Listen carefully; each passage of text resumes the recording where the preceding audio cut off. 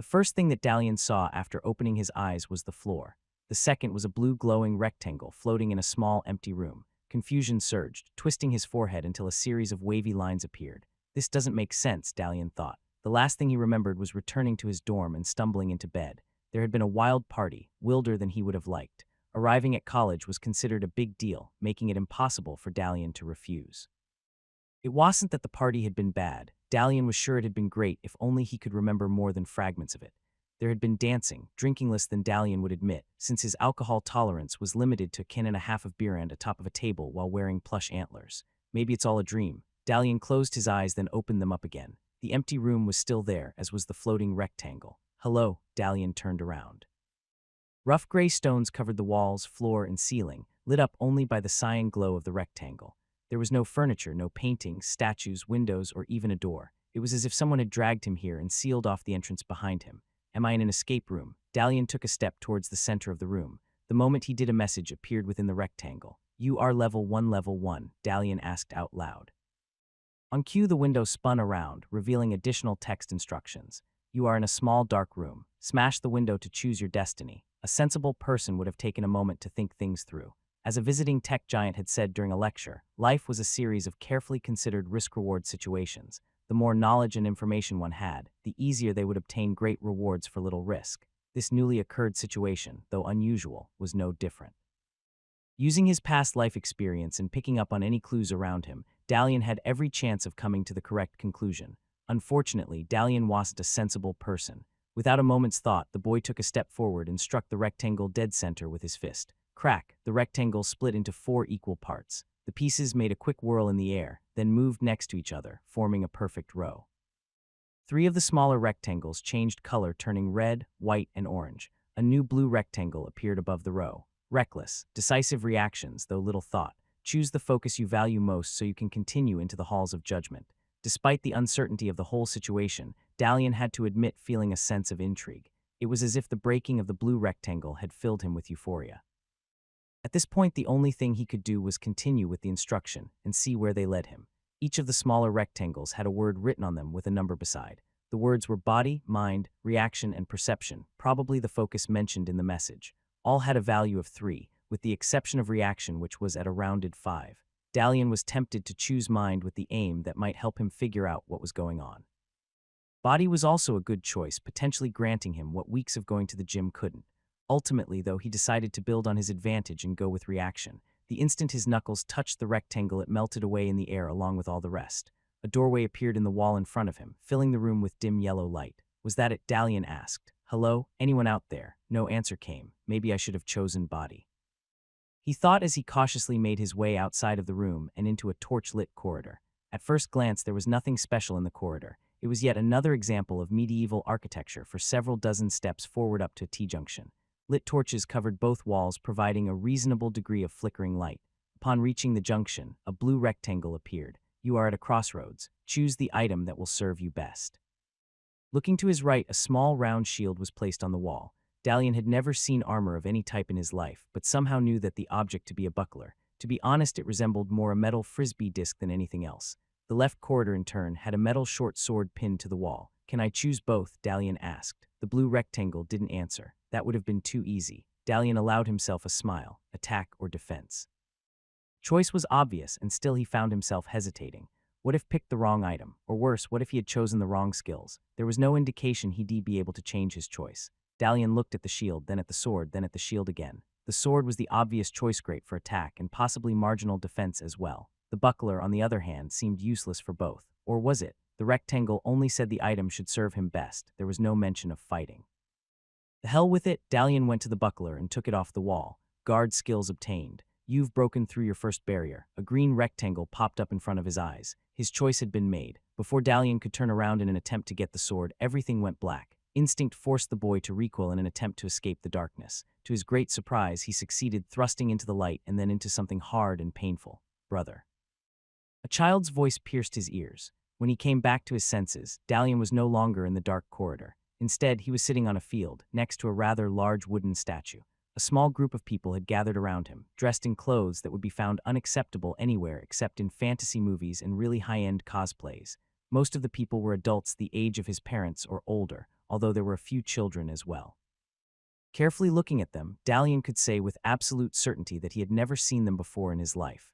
"I knew you'd do it, brother." A blonde-haired boy elbowed his way through the ring of people to Dalian and hugged him like a child who just gotten a high-end console as a birthday gift. "I knew you'd awaken." Yet Dalian replied, patting his brother on the back. "I awakened. What the heck did just happen?" Awakening, as Dalian learned, was a huge deal.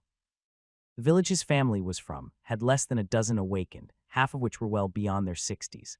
The rest were part of the village chief's family, which made sense come to think about it. Among other things, awakening brought with it a huge status boost. Thus Dalian was enjoying a meal local equivalent of a feast at his home surrounded by family, friends, and neighbors.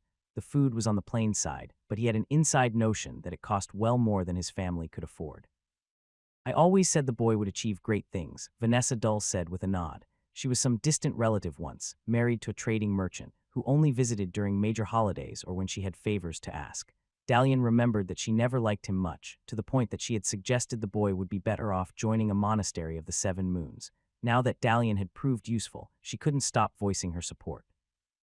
"None of you thought he'd amount to anything, but thanks to my constant support he has," the woman added with the unmistakable expression that she was owed favors. The rest of the people took little notice, anchoring their attention to Dalian. "I'll try not to disappoint you," the boy replied. He never liked people looking at him as he ate. Struggling to maintain his fake smile, he took a bite from what looked like an orange tomato and nodded. "Now that I am awakened, what do I do?" Intense silence filled the room. Dalian felt as if even the insects had stopped only to gape at him. "I shouldn't have asked that question, soul confusion," Krasen said, stroking his beard. A village elder and Dalian's grandfather, he had seen more things than most and even spent some time in a few cities when he was young. More importantly, he was also an awakened, even if he was too old for it now. It sometimes happens after one awakens. No need to worry, it'll pass with time. "We just have to indulge him a little until it does." He gave Dalian a pat on the back, almost making the boy choke. A resounding "ah" filled the room as everyone let out a sigh of relief, pretending they knew what the old man was talking about. "Now that you're awakened, y'all go to the chief to be acknowledged," Dalian's father said. He was a massive man with an even more massive mustache. Most of his days were spent on the field, though sometimes he assisted with lumber gathering for the winter season. "After that, y'all be allowed to exercise your skills at home. And in other homes too," Vanessa Dull chirped. "Okay." Dalian started standing up, when a firm hand grabbed his shoulder, slamming him down in the chair again. "Finish your food first," Krasen said. There was a warm smile on his face, but Dalian got the impression the offer was not up for debate. Can't visit the chief on an empty stomach. As if on cue, Dalian's mother rushed out of the room only to return with another plate of food.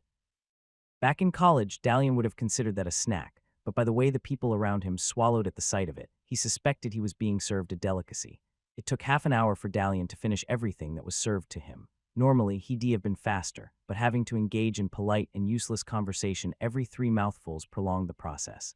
Once the last morsel of food was gone, and even the most pointless came to an end, the people started leaving. To Dalian's surprise, at one point even his younger brother left the room, leaving him along with his mother and grandfather. "You don't have to stay for this, Gertha," the old man said. "I know, but he's my son." Dalian remembered her to be a kind but quiet woman, spending most of her time in the house. For some reason, he had never noticed that in his past life. Now it was obvious there was a lot more in it. "I know," Krasen sighed. "Well, boy, there's no point in delaying." Giving Dalian a stern glance, he cracked his knuckles, then slapped both hands on the wooden table so hard that Dalian expected it to fold in two. Instead, the piece of wooden furniture not only held its own, but seemed somehow sturdier than a moment ago. A faint red glow surrounded the wooden surface, peeling away any cracks, chips, and other signs of wear, until the table was as good as new. This, Krasen said as drops of sweat trickled down his forehead, is what awakening lets you do. The elder abruptly pulled his hands off the surface. The flow disappeared, yet the state of the table remained the same. It was extraordinary, magical, and by the looks of things very taxing. Dalian's mother reached to support her father, but the old man raised his hand in a sign for her to stop. However, just because you're awakened doesn't mean you can't lose your skill. Krasen wiped the sweat off his forehead. Your mother also awakened, but lost her gift during her acknowledgement. He clenched his fists in anger. It's all right, father, the woman whispered with a sad smile. I am used to it. No, you're not, Krasen grumbled. And he doesn't have to get used to it either. I want, Dalian said firmly. While still uncertain as to the nature of awakening, he wholeheartedly agreed with his grandfather. The old man smiled. The village chief will try to provoke you when you get there. Don't let him. He's an envious weasel who'd do everything to ensure that only his family has awakened. He'll try to get under your skin so you choose a perilous trial. Krasen paused. He succeeded with your mother. Is it bad doing something more difficult? No, the old man shook his head. But once you fail while using your awakened powers, you won't be able to use them ever again. The contrast between the village chief's home and the rest of the houses was like between yellow and black. Rising 3.5 floors above everything else, it was larger than Dalian's entire garden, made entirely of polished white granite. A blue tile path led through the double iron door to an inner courtyard where a few people were waiting. In the past, according to Dalian's grandfather, it was traditional for an elder or family member to accompany the awakened. The village chief had changed the practice 20 years ago, reducing the risk of potential challenges to his power. It also ensured that the awakened couldn't rely on any advice during the trial. What do you want? A blubber of a man asked. From what Dalian could remember, he was a distant relation of the Liuer family. What he lacked in skill, he made up for in arrogance and laziness, acting the role of guard. The person beside him was no better.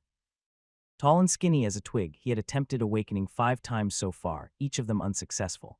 Seeing Dalian, he crossed his arms. The chief is to be disturbed, the skinny man snorted. I was told to come here to acknowledge my awakening. You know exactly why I'm here. You just want to humiliate me. Guess I'll come back later then. He turned around and slowly started his way out of the courtyard. 3 steps later, the guards reacted, as Dalian knew they would. The wheels in their skulls creaked to a full rotation, painting a picture of the punishment they'd get if they allowed their future victim to walk away.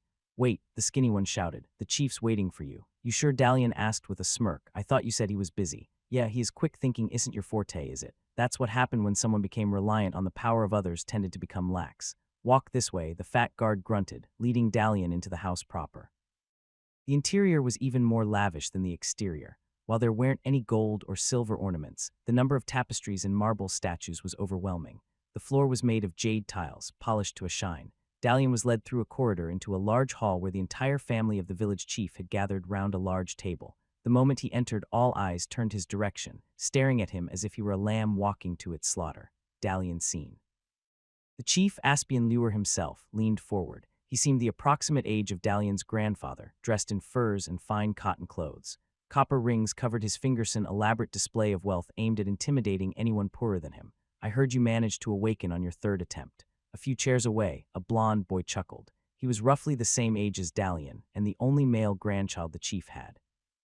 Awakening had made him even more arrogant than the average Liuer family member.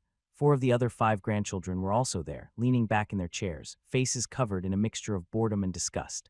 They could pass as beautiful, though definitely not nice. Better late than never. Dalian smiled. Watch your tongue. Alin, the chief's only surviving son, snapped. He was one of those who never managed to awaken, despite all the support of his family. It's all right, Aspian grinned. Arrogance and awakening often come hand in hand, especially among the young. People tend to forget their place. Some even believe they are invincible. You have a terribly annoying voice, Dalian thought. As is the custom, you must display your powers before I can acknowledge you to the ranks of the awakened. The chief leaned back. Any preferences? Dunno. A simple task. I'm a simple person after all. A simple task. Aspian's grin widened. Very well. My youngest granddaughter has been complaining that the ring I gave her for her birthday is too simple. All I ask of you is that you improve it. On cue, a girl took a ring off her finger and placed it on the edge of the table. Improve 1 ring? I'd have thought someone so beautiful would deserve more. The girl's cheeks turned pink, nearly matching the color of her blouse. More, you say? The chief rubbed his hands. Are you sure? When I asked your mother, she told me she'd improve 3 things of my choice, and yet she didn't manage to change even a simple ring. Such a shame. She had so much potential, being Crason's daughter and all. So that's the trap. Despite his grandfather's warning, Dalian had walked right into it. As any novice, he had assumed that size was linked to the difficulty of the task. After seeing the feat of his grandfather, he had assumed the village chief would ask him to improve a statue, the hall's dining table, or even the mansion itself. A small ring had seemed so insignificant that he didn't consider it to be the actual task. Well, Aspian pressed on, his face twisted in cruel delight, as if gloating to his inevitable victory. Shall I bring something else? Dalian went to the side of the table and picked up the ring. It was a simple band of metal, not even gold or silver, without marks or defects. If he were sneaky, he could mend something else, like the table or the chair the girl was sitting on. Back in his previous life, Dalian had enough lawyers in the family to know how to exploit loopholes. So far, he hadn't agreed to the task neither orally nor in writing. Considering the village chief's nature, there was no reason he should. However, some things were stronger than logic. Dalian had been in this world less than a few hours, but even so refused to let this go. Sorry, Grandpa, I have to go through with this. Awaken. Dalian clutched the ring in his hand. Item awakening. A green rectangle appeared in front of him. The hall that Dalian found himself in was very different from the one he had been moments ago. All furniture and people had vanished, leaving nothing but silvery glittering walls behind. The only source of light was a floating blue rectangle, identical to the one he had seen in the closed room earlier today. The ring is level 3, so this is to be awakened, Dalian thought. Curiosity made him look down at his clothes. They were the same as before with one slight difference. There was a metal buckler attached to his left forearm. The blue rectangle flipped. You are in a medium metal hall. Defeat the Guardian to change the ring's destiny. The challenge was clear, though that didn't make Dalian feel better. As a child, he had gone to a dozen different martial arts classes, quitting on each after a few weeks of training. At present, he could say he knew the basics. He could even claim to be somewhat fit for a city kid. However, he had never been in a serious fight since elementary school. I accept, he said reluctantly, tapping on the buckler with his right hand. The rectangle remained in front of him, silent and unmoving. Do I get a weapon? I should have taken the sword. No response. Anything. The rectangle kept on floating, oblivious to his questions. After a while, Dalian got tired and hit it with the back of his buckler. The rectangle shattered into pixels and disappeared into the air, just like pop-ups. Dalian mused. A large arch formed in the end of the hall, leading to an adjacent room. Normally, when presented with an unknown opening, a person's initial reaction was to peek through. Dalian was no different. He suspected that the Guardian might be waiting for him there, but he still couldn't stop himself from moving closer. Just a few steps, he told himself. There could hardly be any harm in that. The few steps became many, then lots. Before he knew it, Dalian was at the threshold, trying to peek beyond the sides of the archway, like a cat pressing its face against a window pane. There was no enemy to be seen, nor anything else for that matter. The room appeared to be an identical copy to the one Dalian was in. Most people would have found the fact suspicious, exerting some caution before continuing further. Dalian didn't, stepping through the archway without a moment's consideration. Combat initiated. A red rectangle emerged, though that wasn't Dalian's main concern. In the middle of the room, a 7-foot bronze statue had emerged. The statue had a distinctly Greco-Roman look, depicting a woman who seemed to have spent her entire life in a bodybuilder's gym. Muscles bulged, stretching the robe she was wearing in fascinatingly terrifying fashion. There were no weapons or armor visible, but given that she was entirely made of metal, even a slap would likely feel like a sledgehammer. What the heck is that? Dalian smashed the red rectangle away. Ring Guardian species, Colossus class, bronze statistics, unknown skills, unknown weak spots, unknown. A white rectangle appeared above the statue's head. In theory, it was supposed to provide information, but the lack of specifics only made the Guardian more menacing. Dalian's instincts forced him to take a step back. The wall that had replaced the archway, however, prevented him from moving any further. So this is it, the boy raised his shield. This was the trial that had caused his mother to lose her awakened powers, and by the looks of it, was about to do the same to Dalian. Determining her target, the Guardian bowed. You're a courteous, at least, Dalian thought. The futility of the situation, combined with decades of watching martial art competitions on YouTube, made him do the same. After all, just because he was about to be pummeled to a pulp was no reason for him to be rude. To his surprise, the Guardian smiled in response. Unlike the village chief's family, there was no maliciousness in her, just a desire to fulfill her task. Moments later, the Guardian rushed forward, her right fist pulled back, preparing for a strike. Dalian braced himself. There was little more that he could do. Even with a sword, he would be hard-pressed doing any actual harm. The thought of bashing her on the head cartoon style crossed his mind, only to be cast away. Just then, a green line appeared, connecting the Guardian's fist to his chest. It was a curved glowing more like a piece of string or a wireframe projection. Not wasting a moment, Dalian leapt to his right. The line didn't budge, now linking the Guardian's fist to the wall. Moments later, the two made contact. A loud resounding clang resounded in the room, as if someone had hit the inside of a bell. 2 new lines appeared, starting from each of the Guardian's fists and continuing to Dalian's chest and jaw. In addition, there also were a series of green glowing footsteps on the floor, as well as semi-transparent disc representations floating in the air. Guard skills activated. Follow the suggested markers for best efficiency. Is this a tutorial? Dalian shouted. The notion was simultaneously strange and insulting. Tutorials were the one thing that everyone agreed was useless and best ignored. Right now, though, the boy was glad to have been proven wrong. Attempting to follow the instructions made him feel like a marionette operated by a very drunk sailor. There were a lot of mistakes and swearing, and even when Dalian succeeded, he did it in a way that seemed as if he had something else planned. The key was to avoid the Guardian's fists, which he did with perfect accuracy. Keeping up with his footwork, though, was like playing Dance Revolution. For every 5 successful steps, he missed 2. The position of the buckler was even more difficult to match. It took over 20 tries for Dalian to get a full sequence right. When he did, time came to a sudden crawl. Nice, Dalian smiled at the unexpected combat advantage. There were multiple ways for him to make use of the situation. The way he chose was to slam his buckler in the Guardian's head. One for me. Ring Guardian species, Colossus class, bronze statistics, health, 75% skills, unknown weak spots, unknown 25% with one hit, Dalian wondered.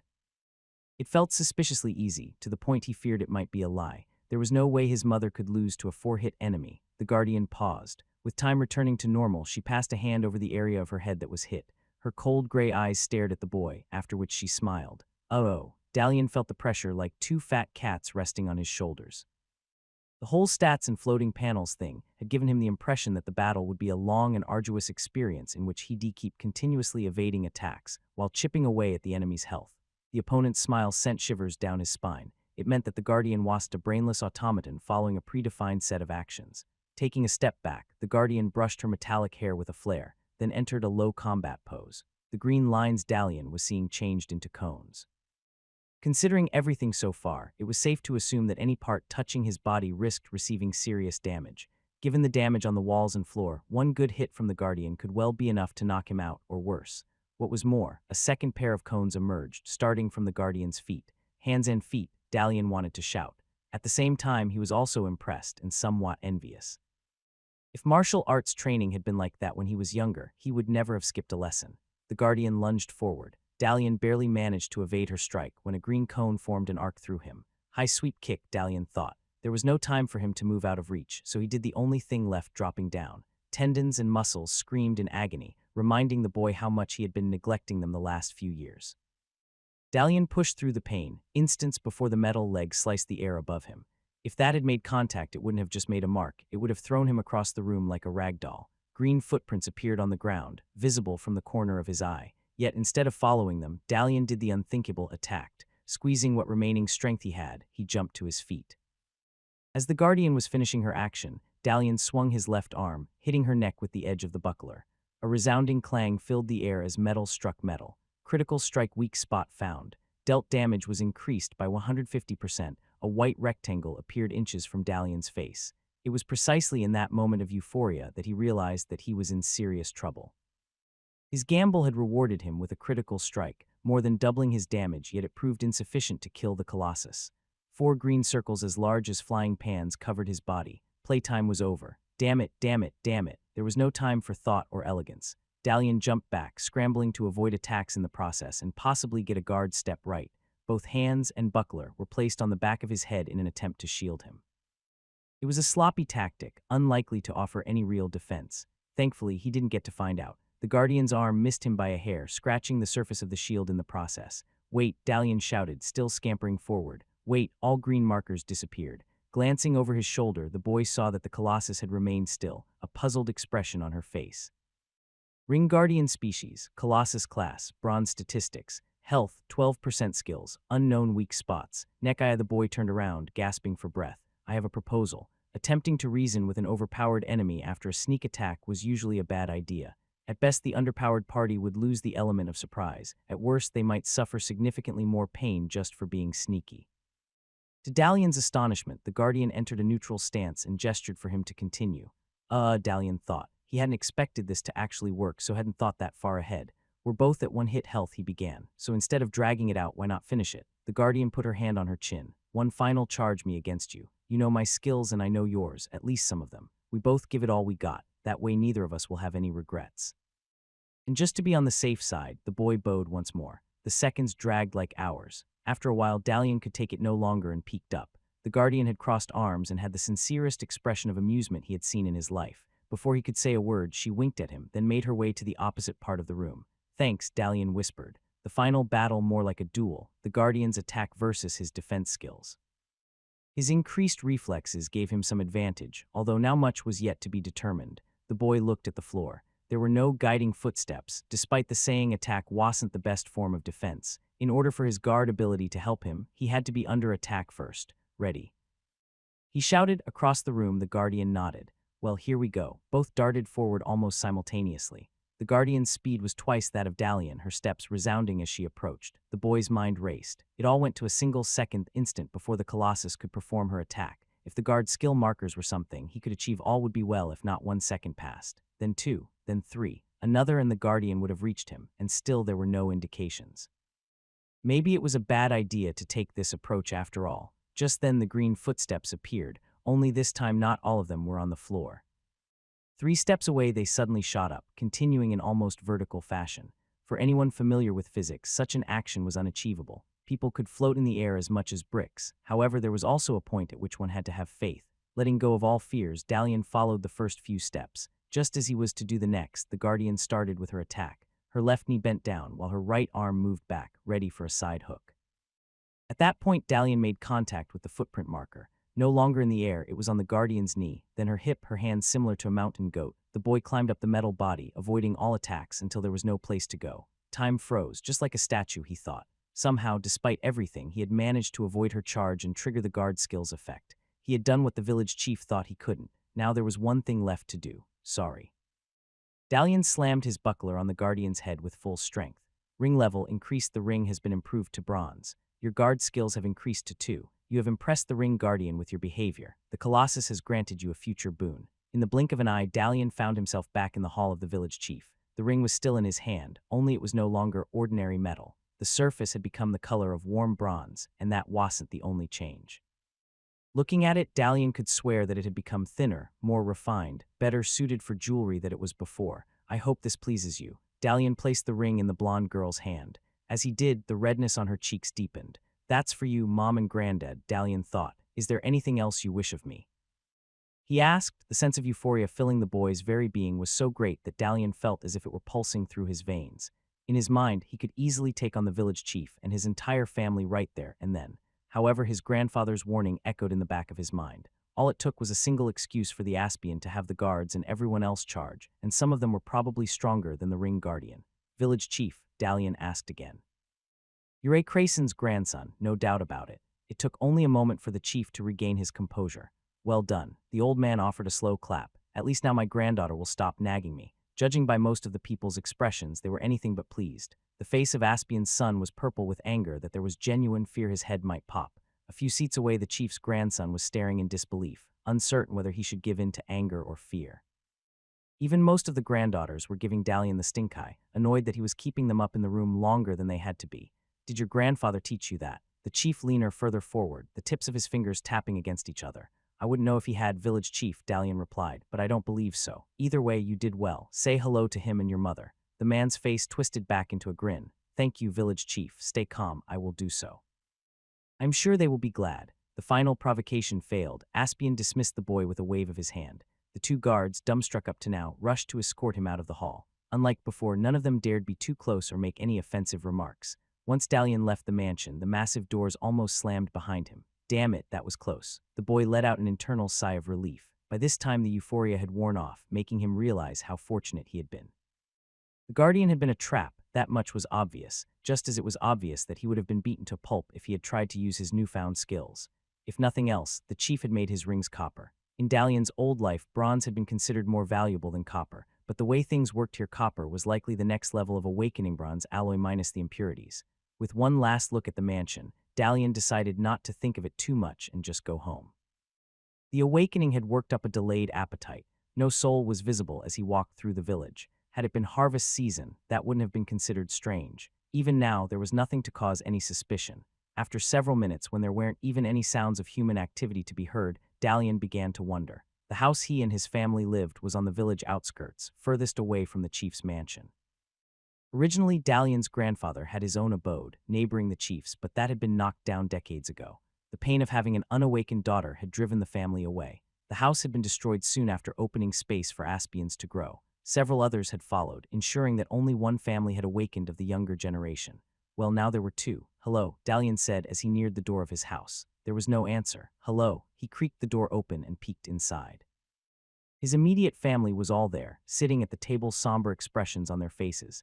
Even Dalian's brother, who usually was so energetic and full of life, just stood there struggling to keep tears from trickling down his face. Did something happen? Dalian blinked. It's okay, son, his father said, with the largest forced smile Dalian had seen in both of his lives. Sit down, there's some food left. Okay, what happened now? Here. His grandfather pushed a mug in his hands.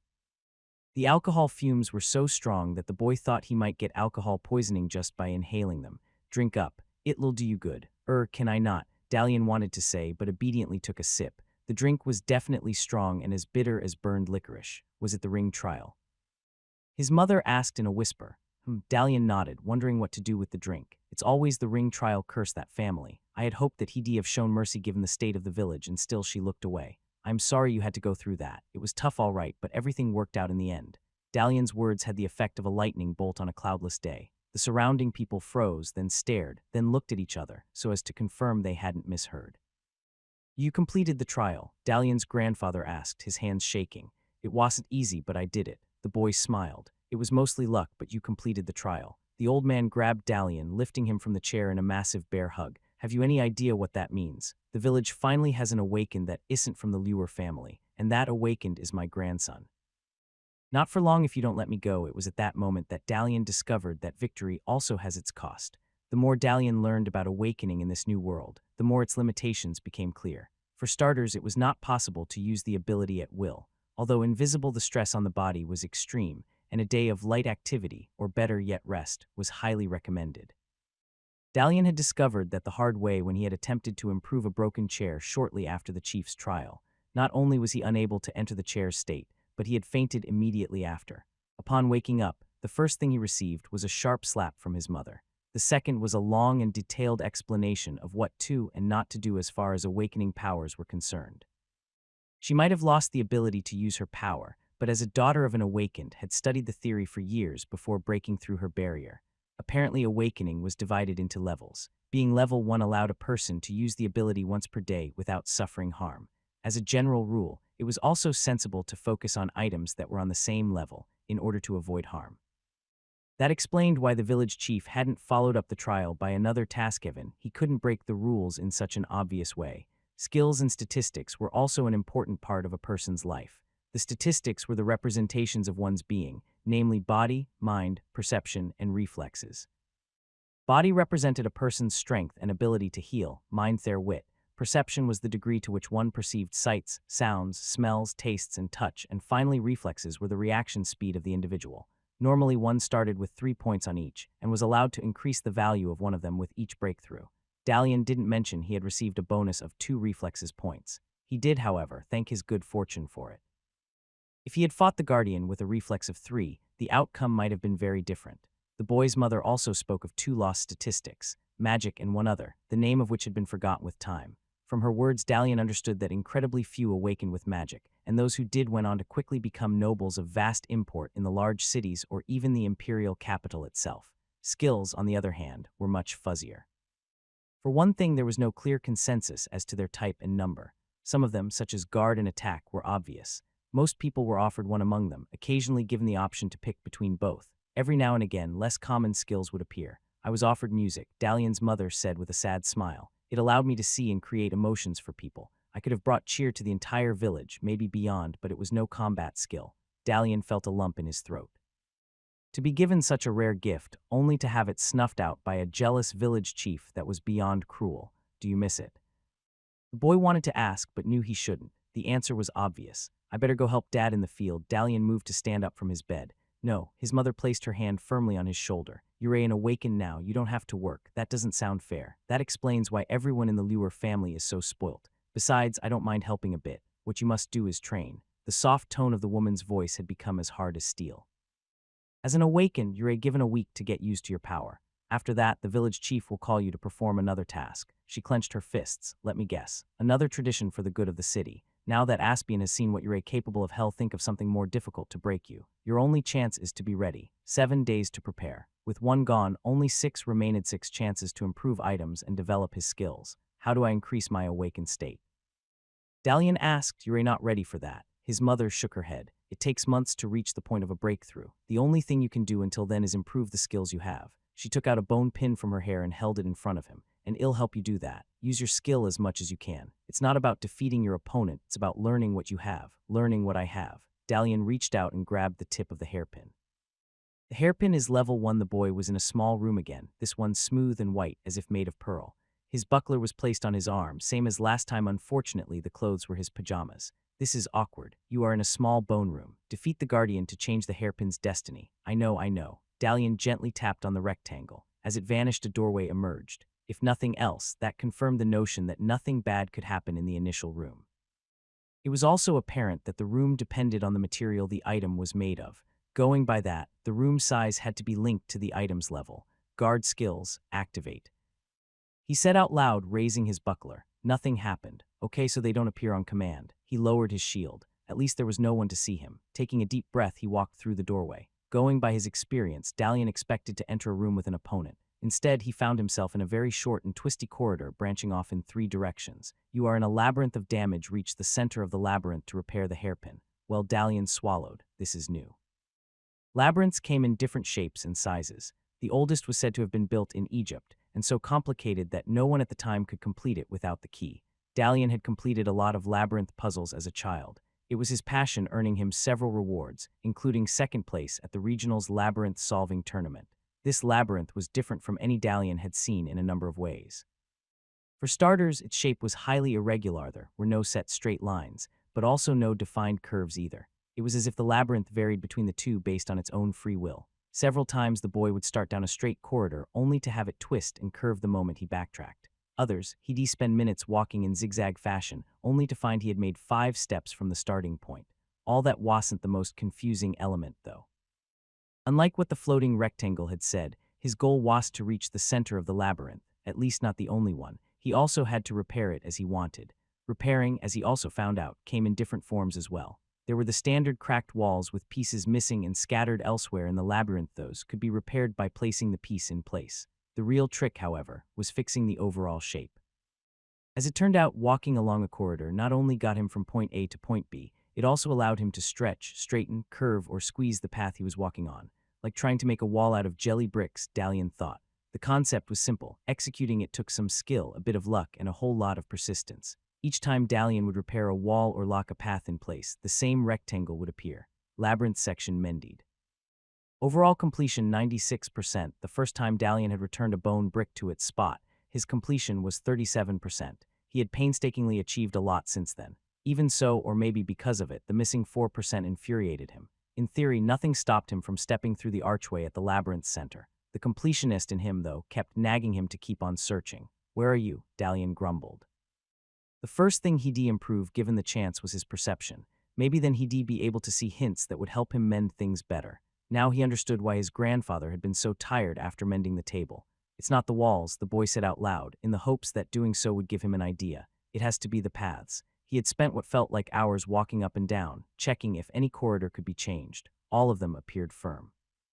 Just to be sure, Dalian went through the labyrinth again, carefully looking for minuscule cracks or holes in the white surface. Yet again, there were none. Okay. He closed his eyes. If it isn't the walls and it's not the paths, is there anything that he suddenly stopped as a bout of inspiration hit him harder than a revolving door? I am an idiot. Dalian rushed towards the center of the labyrinth. There was one element he hadn't checked, something so obvious that he'd gone past it dozens of times and without paying attention, the archway. Upon reaching it, everything fell into place. Looking at it now, the deformation was obvious. The keystone was so low that only a child could pass under it without hitting their head. Taking a step forward, Dalian pushed it up. The top of the archway gave in as if made of putty before finally locking in place. Labyrinth fully mended. The hairpin is now flawless. Dalian could almost hear victory music in his head. A reward would have been nice, but at least he had the knowledge he had repaired the item to 100%. Beaming with joy, the boy stepped through. Instantly, the walls of the labyrinth sunk into the floor, creating a round hall. Combat initiated. The familiar red rectangle appeared, followed by his new opponent. Hairpin Guardian Species, Blade Spider Class, Ivory Statistics, Unknown Skills, Unknown Weak Spots. Unknown. This was very different from the Guardian he'd faced before. There was nothing human in the creature, rather it was a mix between a Boston Dynamics robot and an avant-garde statue.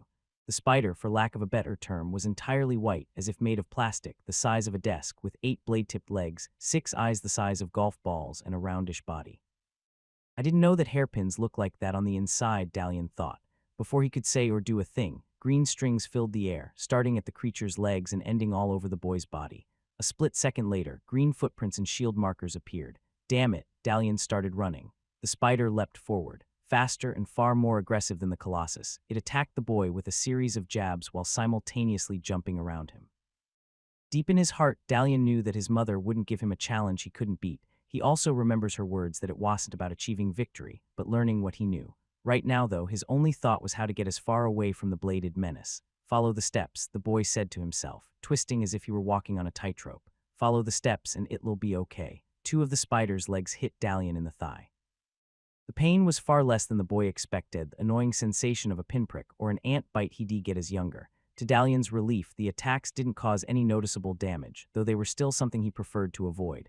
Follow the steps, he focused on matching a set of 8 footprints and 2 shield positions. As soon as he did, time went to crawl. Now it's my turn, Dalian grinned. Time slow, as the name suggested, allowed a person to experience the passage of time much faster than everyone else. Games and movies illustrated that by allowing characters to perform actions within the fraction of a second, while their opponents stood helplessly like statues. In practice, the experience was very different. The time-slow effects allowed Dalian to analyze the situation and make a better decision while not being under pressure. However, they did not make him faster. He had reflexes to thank for that. At this point, it would have been easy for the boy to whap the bone spider on with his buckler and end the fight.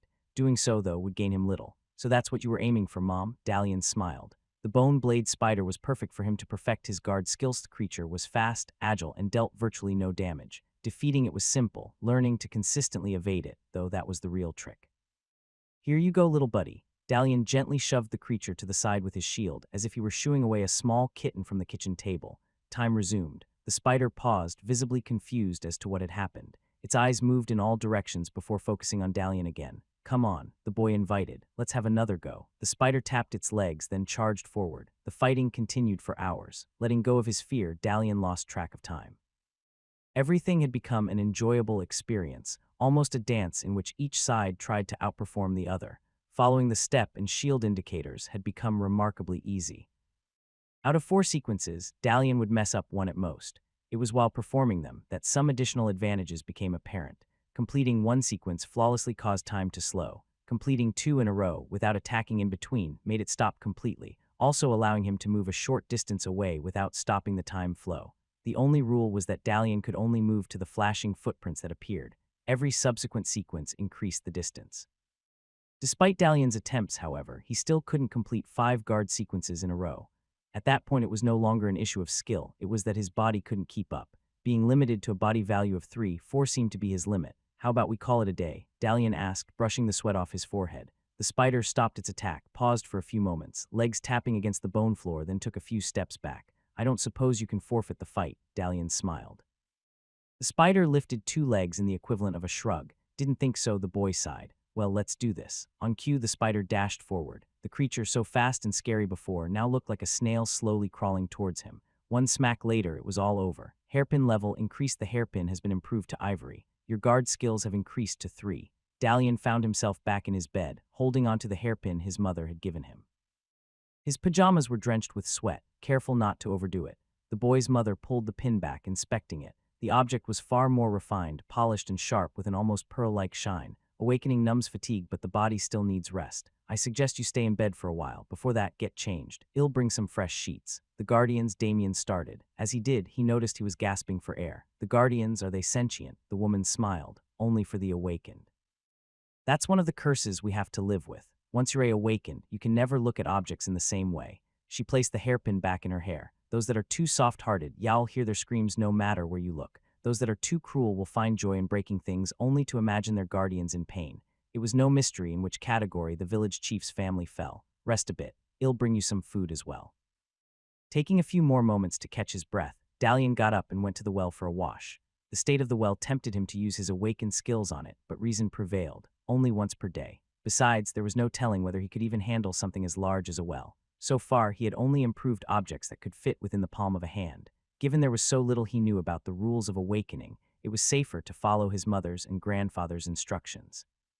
The next few days followed a cycle of rest, practice, rest, washing, as well as lots of eating. Dalian's Aunt Vanessa came frequently to visit, of course, each time bringing a small trinket she wanted adjusted. The first was a simple handkerchief. Vanessa wanted it made into silk, but reluctantly accepted fine cotton as a result. The second was a vase, which Dalian had no problem improving. As for the final one, the woman had brought a copper coin. Upon seeing it, Dalian's grandfather had made it clear in no uncertain terms that the boy was not to meddle with any metals, let alone copper. The message was received loud and clear since Vanessa had stopped visiting. On the 5th day since Dalian's awakening, his parents reluctantly let him choose what to improve on his own. It didn't take long for him to decide on what exactly. Are you sure, brother? Linner asked. You can repair another. I've repaired everything in the house, Dalian interrupted. For the most part it was true had repaired most of the smaller items, as well as a pot, a pan, and a few of his father's tools. Sadly, repairing things didn't improve his skills. At your last birthday I promised I'll improve the best pebble for you and I'll keep that promise. It had been a childish promise, made years before Dalian even appeared in the world. Given his little brother's constant support and admiration, it only felt proper that the boy got his birthday wish in improved river pebble. You remember our deal. Dalian entered the river. You choose the pebble, I improve it. Of course. The child grinned and splashed further in, searching for the perfect pebble. Standing at the riverbank, Dalian couldn't help but wonder what sort of guardian he'd face. So far he had fought metal, bone, cloth, clay, and wood. Stone was definitely going to be a first. Hello, Dalian, a female voice from nearby. Turning around, the boy saw the elder chief's granddaughter, the one for whom he had improved the metal ring.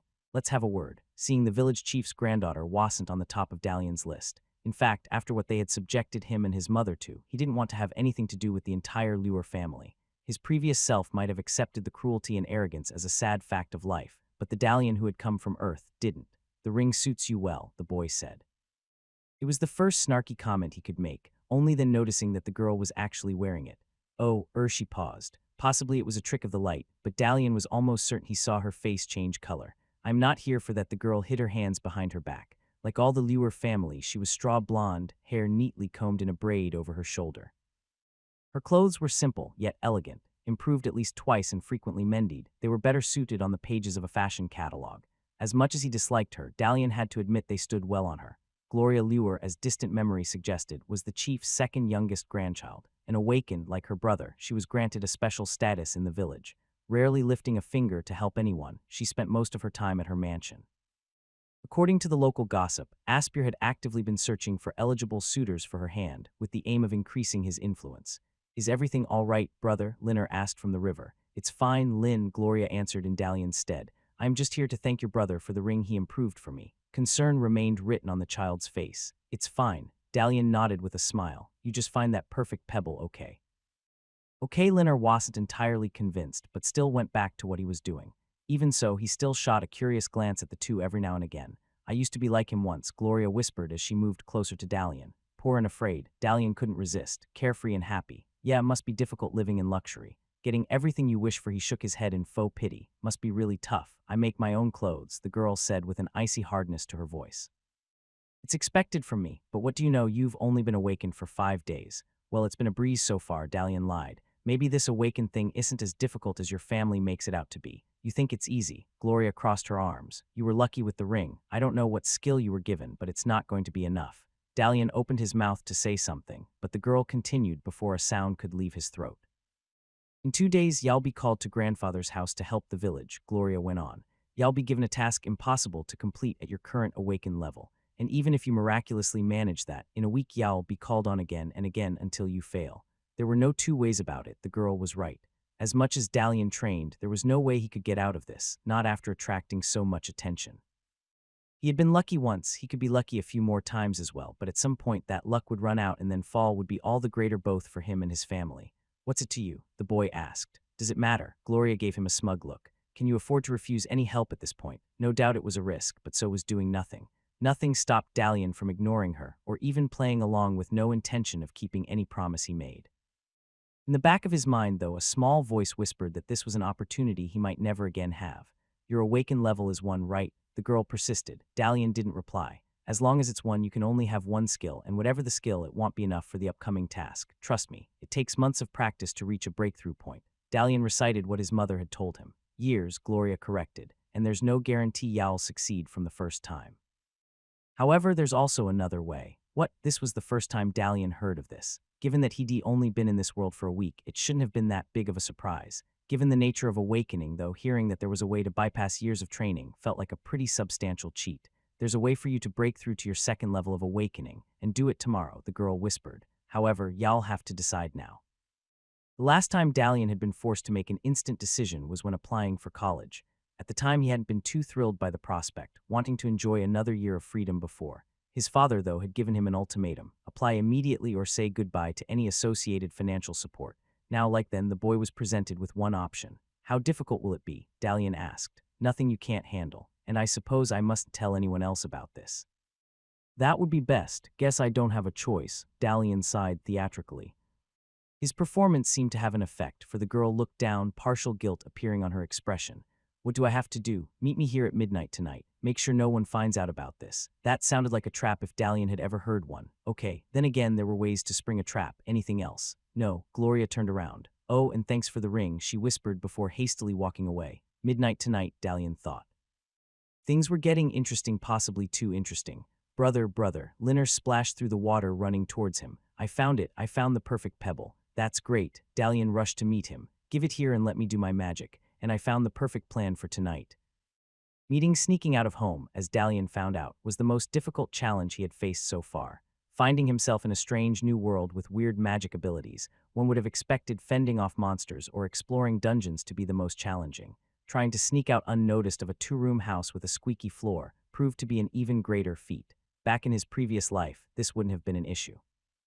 With his parents working late most of the time, Dalian could walk out of the front door and nothing would happen. Even if they were there, all it took was to climb out of the window. Here, he had to work for it. Using the same footwork he had developed through his guard skills, the boy leapt from spot to spot, repairing the board underneath before it could make a sound until he finally reached the door. From there it was a quick pull and twist so he could open the door, then squeeze through the crack before it shut back. Again, unlike the village chief, Dalian's family could only afford a bar to keep it locked at night. Good thing muscle memory is a thing, the boy thought. Gloria had told him to be at the river at midnight. That's why Dalian was there 2 hours earlier. The first half hour he spent seeking out a good ambush spot. Once he did, he hid there and waited. And waited and waited. 20 minutes later, the boy bitterly regretted his decision to appear early. Waiting in ambush, unlike the versions shown in games and movies, turned out to be an utterly boring process. Dalian didn't have a phone or book to pass the time with. The only things he did have was the skill to tell time by the night sky, something taught to him by his father, and a sky to look at. No one came at 11, nor at 11:20, nor at 11:40. 10 minutes to midnight, Dalian was virtually hoping that Gloria would appear with a few people in her household, so the whole thing could be over with at last. She didn't. Instead, the girl arrived at midnight on the dot. Apparently, she had far more common sense. Dalian. The girl said in semi-whisper, looking around. Dalian. At this point, the boy could no longer stand it. Throwing all caution to the wind, he left his hiding place and quickly rushed in her direction. Dalian, Gloria saw him approach. Why are you coming from there? I got lost, Dalian grumbled. The girl's expression suggested that all sarcasm had been lost on her. Anyway, I am here. How do I improve my awakening? We have to get there first, Gloria chuckled. It was nothing but a momentary smile under the moonlight, but it made her seem like a normal person for once.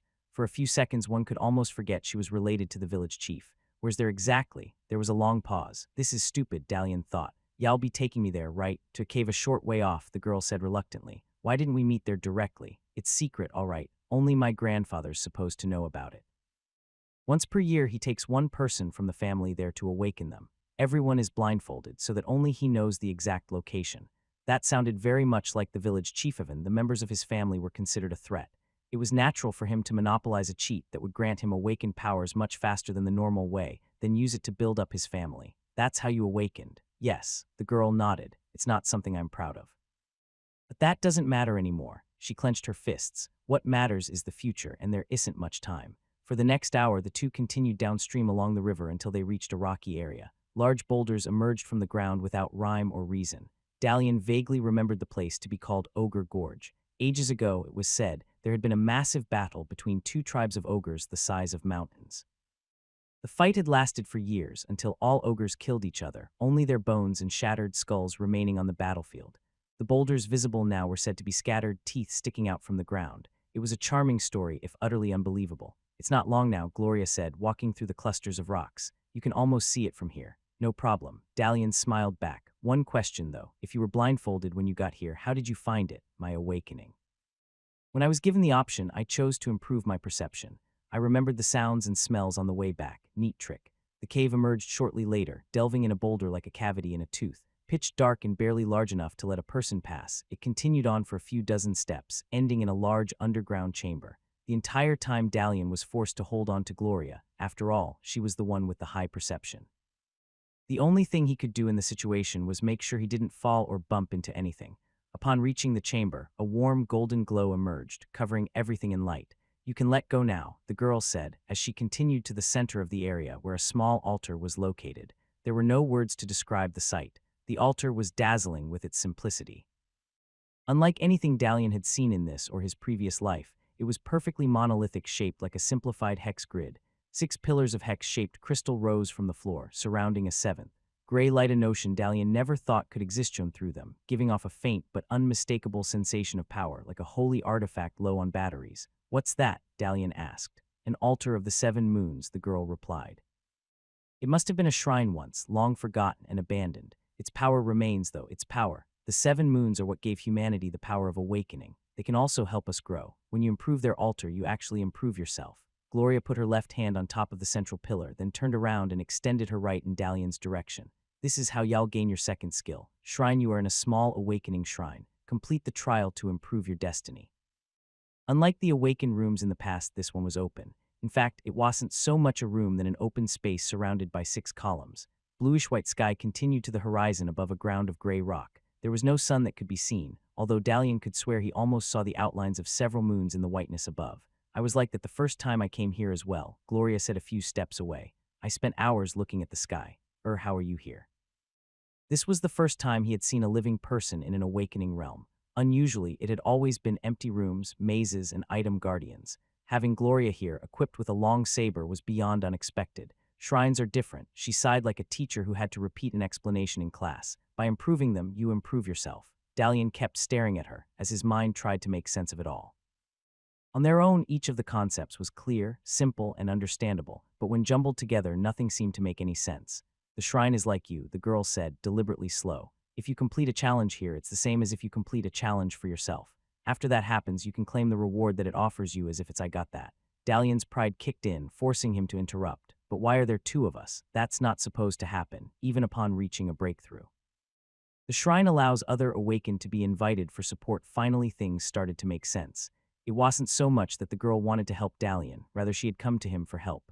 Granted, it was mutual help, was also going to get a free breakthrough as a result, and at a time he needed it. "This isn't your first time here, is it?" "It's my 5th. The last time was 2 years ago. That was quite a while ago. Why did you stop?" "When I failed last time, the shrine suggested I find another awakened to help me." The girl gave Dalian a long, silent look. "Now I have. There wasn't anyone else you could ask. No one I can rely on. Everyone awakened in the village is either old or part of my family. You hate my grandfather and have as much to lose if he found out you know about the shrine." One could only be impressed by her logic and petty mercantile nature. It was obvious she had plans of her own that didn't involve the village chief, or anyone else for that matter. The moment she had approached Dalian had been meticulously calculated to be at the point he couldn't refuse. In the boy's mind, there was no doubt that the village chief had prepared a task beyond his awakening level. Still, Gloria could have simply come up to him with the offer earlier. "What's the trial?" Dalian smiled. "No point in being upset at what could have been. I'm not sure.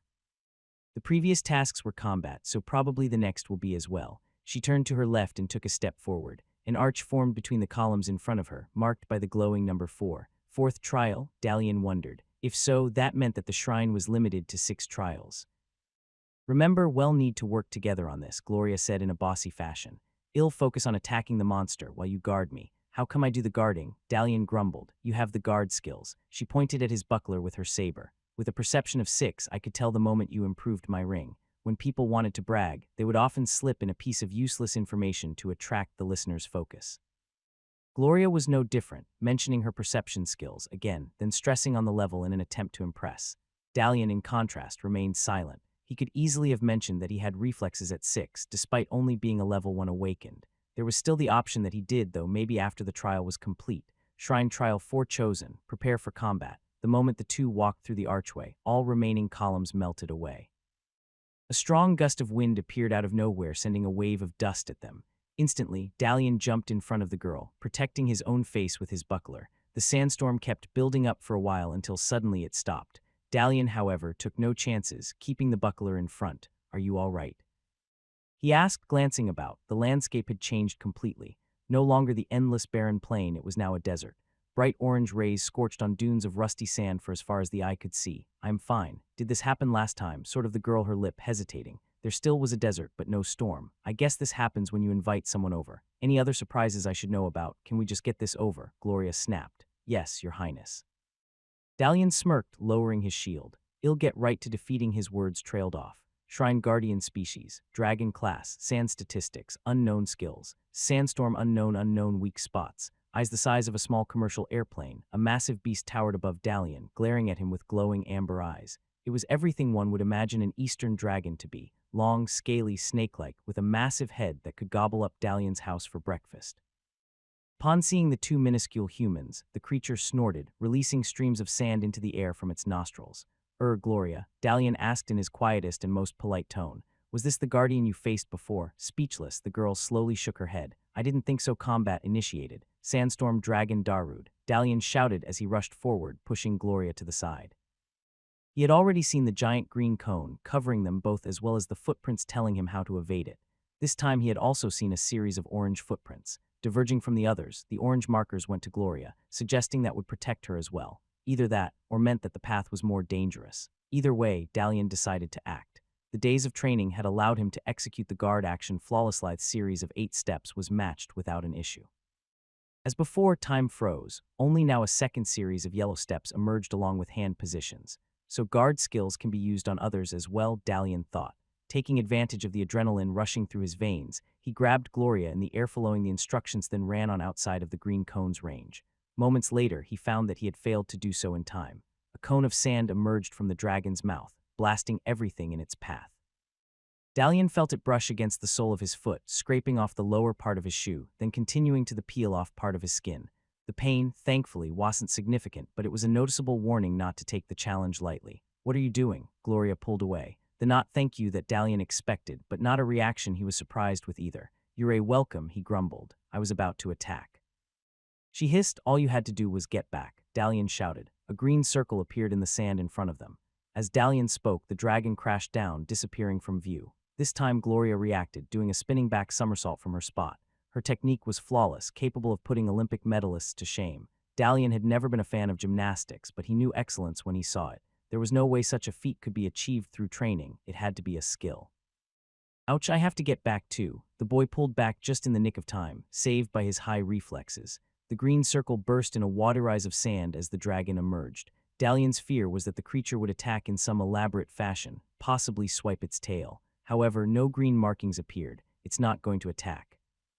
The boy shouted. That proved to be more than enough for Gloria. On cue, she jumped in the air, rising parallel to the sand dragon. In that single moment, it was as if her saber danced through the air. The movement was faster than Dalian could keep track. It wasn't so much that she was faster than him. Dalian had already established that based on her reactions, and yet at the same time she was at least when it came to handling a saber. "Hell, twist around," Dalian shouted as green lines appeared in the air. Instantly, Gloria twisted mid-flight, pushing herself away from the dragon with a gracious kick only to land beside him seconds later. Someone had definitely been practicing, and quite a lot. Wow, Dalian thought. He had been practicing for less than a week, and he could already see the results of his troubles. Gloria had had years to perfect her abilities, as did every other awakened in the village chief's family. Given that and the cheat to increase their awakening level, it was natural for them to be so arrogant. "All clear now," Dalian said as the dragon continued up. "They probably had 10 seconds before the next attack. How many skills do you know?" "2," she said in a smug voice, suggesting that it was a big deal. "Help me defeat this and y'all end up with 2 as well." While that sounded good, it was easier said than done. Dalian's guard skill allowed him to protect himself, and Gloria apparently. However, the attack had done next to nothing. Looking at the white rectangle above the creature, its health remained at 97%. If 3% was the average, it was going to take 33 more attacks to take it down. "Darude Sandstorm," Dalian shouted. "Watch out." As the dragon had turned its head on its way back towards the ground, a green cone only visible to Dalian had emerged. This time Gloria knew how to react, freezing in place. Several sets of footprint markers appeared. 2 sets were glowing orange. "So that's it," Dalian rushed forward. The color did in fact indicate whether a skill was for his own or assisted use. Interesting in what circumstances it would turn red. Hold on. Among the 2 options he had, one was to leap to the side, same as before. The other was far more interesting. Twice as complicated, it involved reaching Gloria, lifting her up, then thrusting her up into the air, before in turn plunging forward beyond the sand column's reach.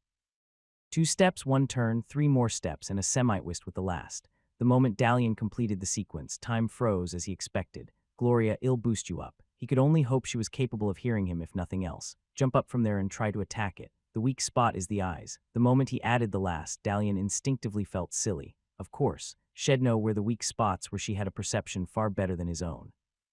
If anything, it was likely thanks to her that he got to see any additional information at all. Here goes. He completed the second sequence. Dalian's hands moved through the air, thrusting the girl up just strong enough to escape the dragon's attack. When she propelled herself further, a smile appeared on his face. The plan had worked. She had managed to understand his intention and was now executing it. From this point on, it all depended on her. The only thing Dalian had to focus on was to leap away. The two successful sequences triggered the guard skill's additional ability, granting him the option to jump safely out of danger. Dalian took full advantage. When time returned to normal, the sand torrent blasted past, less than a step away. Combination attack dealt damage was increased by 200%, critical strike dealt damage was increased by 150%. Two red rectangles appeared in the air. The sand dragon entered the sand with a splash, though not before Dalian could see its status rectangle. 79% of health remained, not bad for a single attack, although after all the damage bonuses he had hoped for more. Without a doubt, this opponent was beyond anything he had faced before. Careful. Gloria landed a few steps away. It's bound to come for another run. Right, he gathered as much. How did you do so much damage? My attack skills are at 10. No doubt impressive, and yet quite low considering the time Shed had to practice. Just by improving small items, she should have been well into double digits so far, if not triple. There had to be some other reason. I don't see him anywhere. Dalian looked around. For the moment there were no green markings in sight. Think he ran away. Guardians don't run away, Gloria said in an indignant tone, though she too looked about. They shouldn't run away, she added moments later. Just before Dalian could complain that the battle felt anticlimactic, a green zone appeared beneath his feet. Step markers soon followed. Damn it, he started running. It's under us. There was no way to avoid the attack. All visible escape footprints rose into the air, telling Dalian unequivocally that even with his reflexes, he couldn't get out of range. What he could do, hopefully, was to end up in a safe enough position to minimize the potential damage. Grab onto me, the boy reached Gloria. When he emerges, jump. What do you mean? There was fear in Gloria's eyes, a feeling she had rarely felt outside of home. As every common person, hearing an explanation would have gone a long way. Sadly, any explanation required time, and that was something neither of them had right now. Two sets of teeth, the size of locks, began to emerge from the sand on both sides of Dalian and Gloria. Apparently, the dragon was smart enough not to try the same attack twice. After losing an eye in its first surprise attack, the creature had decided to swallow his prey outright, saving itself attritional wounds. However, every plan had its weakness. Jump, Dalian grabbed the girl through the waist. There was a moment's hesitation, but she did as she was told, propelling both upwards faster than the dragon. So far so good, the boy told himself. The first step had gone according to plan. Now the tricky part began. It was all a gamble. Dalian's reflexes level allowed him to start an action faster than the Shrine Guardian. He only hoped that Gloria's perception would allow her to notice what he was about to attempt and react accordingly. A moment's delay or hesitation and the whole thing was over. Time froze again, only this time only in the boy's mind. Gritting his teeth, he twisted in the air, then let go of Gloria, placing his buckler between them. Please figure it out. The second stretched for eternity as he watched the girl remain still, doing nothing. Was he wrong about her? Had she frozen up with fear? Or did he overestimate her out-of-the-box thinking? It wasn't like any other action would have saved him, but he had hoped they could achieve a miracle and pull this off. Just as he was about to lose hope, Gloria twisted in the air as well, lifting both legs against her until the knees reached her chest. The girl then extended like a spring. Soles of her shoes hit Dalian's buckler right in the center, repelling both of them from each other like same-pole magnets. It was a reckless idea, absurd even, and it had worked. Out of the box, unorthodox thinking at a moment's notice. A rectangle appeared, only to be punched away by Dalian. As much as he liked praise, right now he wanted to be able to actually see what was going on. The dragon flew up just as Dalian evaded its giant maw. Somehow, he had managed to survive this one. Hopefully, Gloria had done so as well. Given that she was lighter than him, or at least, he assumed that to be the case. Physics suggested that she must have traveled a greater distance, putting her safely out of danger. The red rectangle that appeared moments later confirmed his theory. Combination attack dealt damage was increased by 200%, critical strike dealt damage was increased by 150%. Sweet. Dalian grinned. That had to be another large chunk of life gone. The first thing he was going to do upon landing was to check the dragon's status rectangle. Before that, though, he had to worry about getting as little damage as possible. Alas for him, gravity or the ground for that matter proved not to be an enemy, rendering the boy's guard skills useless. Serious fall. Health has been decreased by 20%. 20 for a bump, Dalian groaned. The pain had been less than he had imagined, almost as if he'd fallen on a pile of hay after a 3-story jump. His pride, on the other hand, had suffered far more. The gamer in him grumbled that he should have managed a flawless execution and not botched the landing especially. Wasting no time, the boy got back to his feet and looked up. The dragon had already reached the peak of its ascent, starting the fall back down towards the sand. Normally that would be a cause for concern. The lack of green markers, though, made it clear that no attack was imminent. Dalian, Gloria's voice came from above. The girl hit the sand about 10 steps away, landing far more elegantly than Dalian. The entire front of her clothes had been splashed with rusty blood. I hope that comes out, the boy thought as he waved. Are you crazy? She rushed towards him. Why in the world did you try something like that? It worked. Dalian shrugged. It's not like you came up with anything. Besides, you got another hit. Now all we have to do is repeat this a few more times and the Shrine Guardian has admitted defeat. Do you accept his surrender? 2 additional rectangles appeared underneath. One had the image of a hand giving a thumbs up, the other had the thumb pointing down. Gloria's hand moved towards the thumb down rectangle. Hey, Dalian caught her hand. Why continue? We won, didn't we? You came here for more skills, right? Defeating the Guardian is the only way to guarantee that. We defeated it. Look, he surrendered. Fine. Gloria pulled her hand back. I'm sure to boost my level. Want to gamble with your future? Go ahead. Was killing the dragon the only way to gain a skill? Dalian couldn't be sure, but he definitely didn't want to keep on fighting the creature unless he had to. Continuing the battle would only become more difficult. Already he felt low on stamina. Combining that with the fact that his adrenaline boost was wearing off, it made much more sense to accept a quick victory.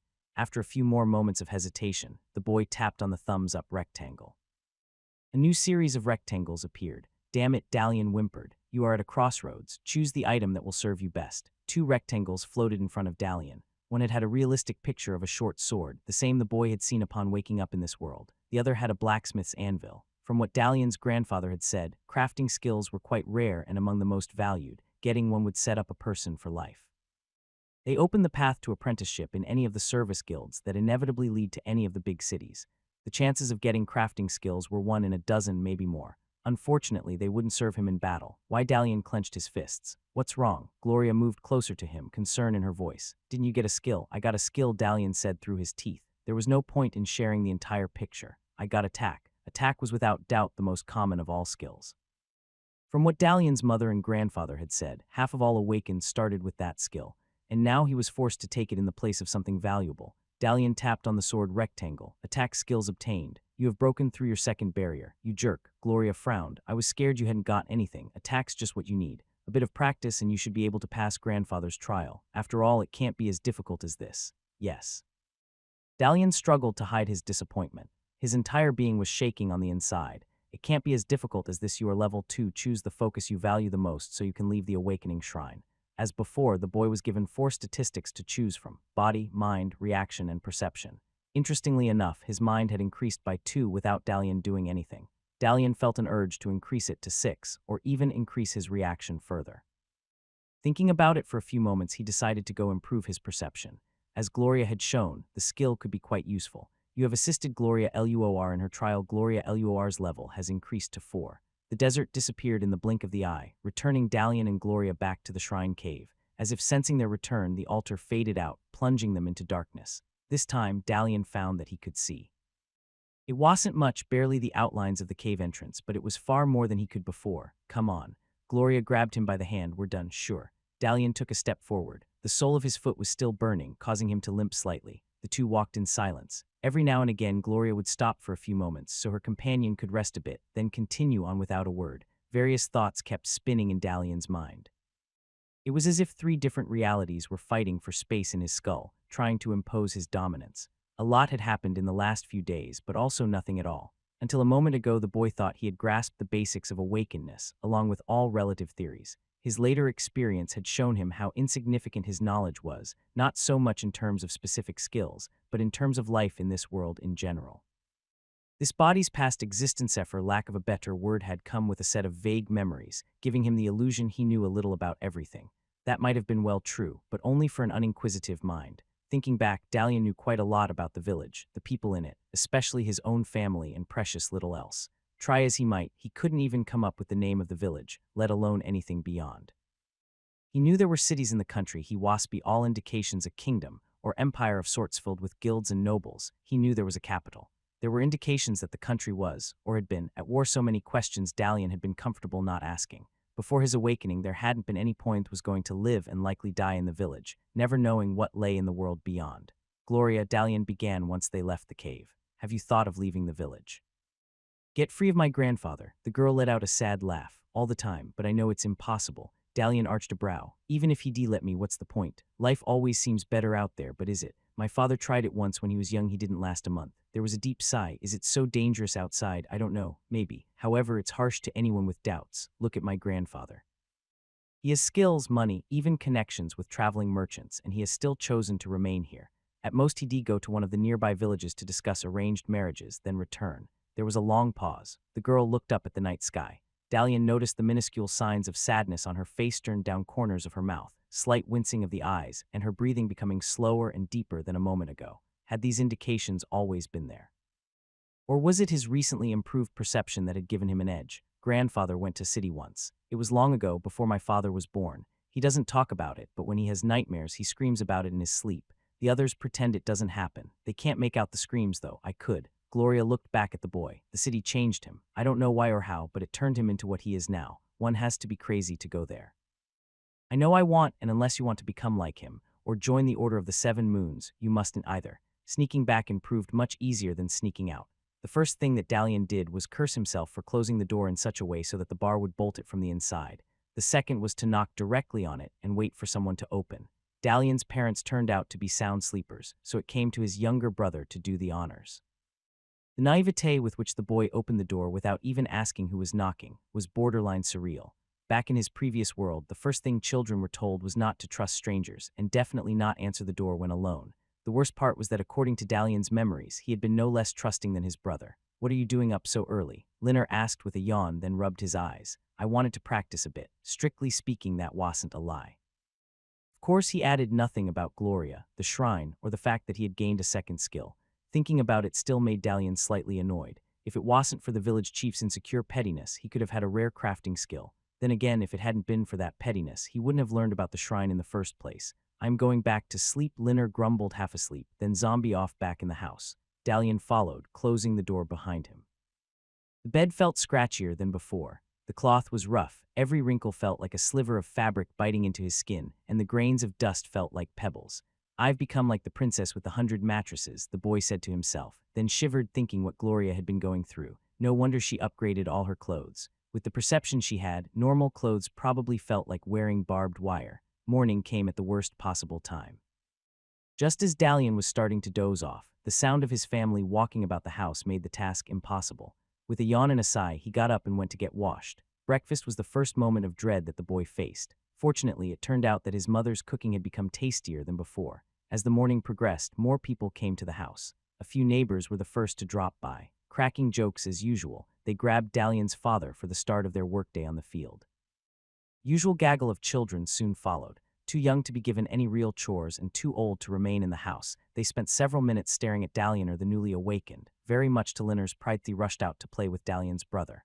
Lastly, elder Scene arrived. Hello, Grandpa. Dalian waved enthusiastically. This was the moment he'd been waiting for had finally come. You're in a good mood today. The old man smiled as he made his way to the dining table. Is your training going well?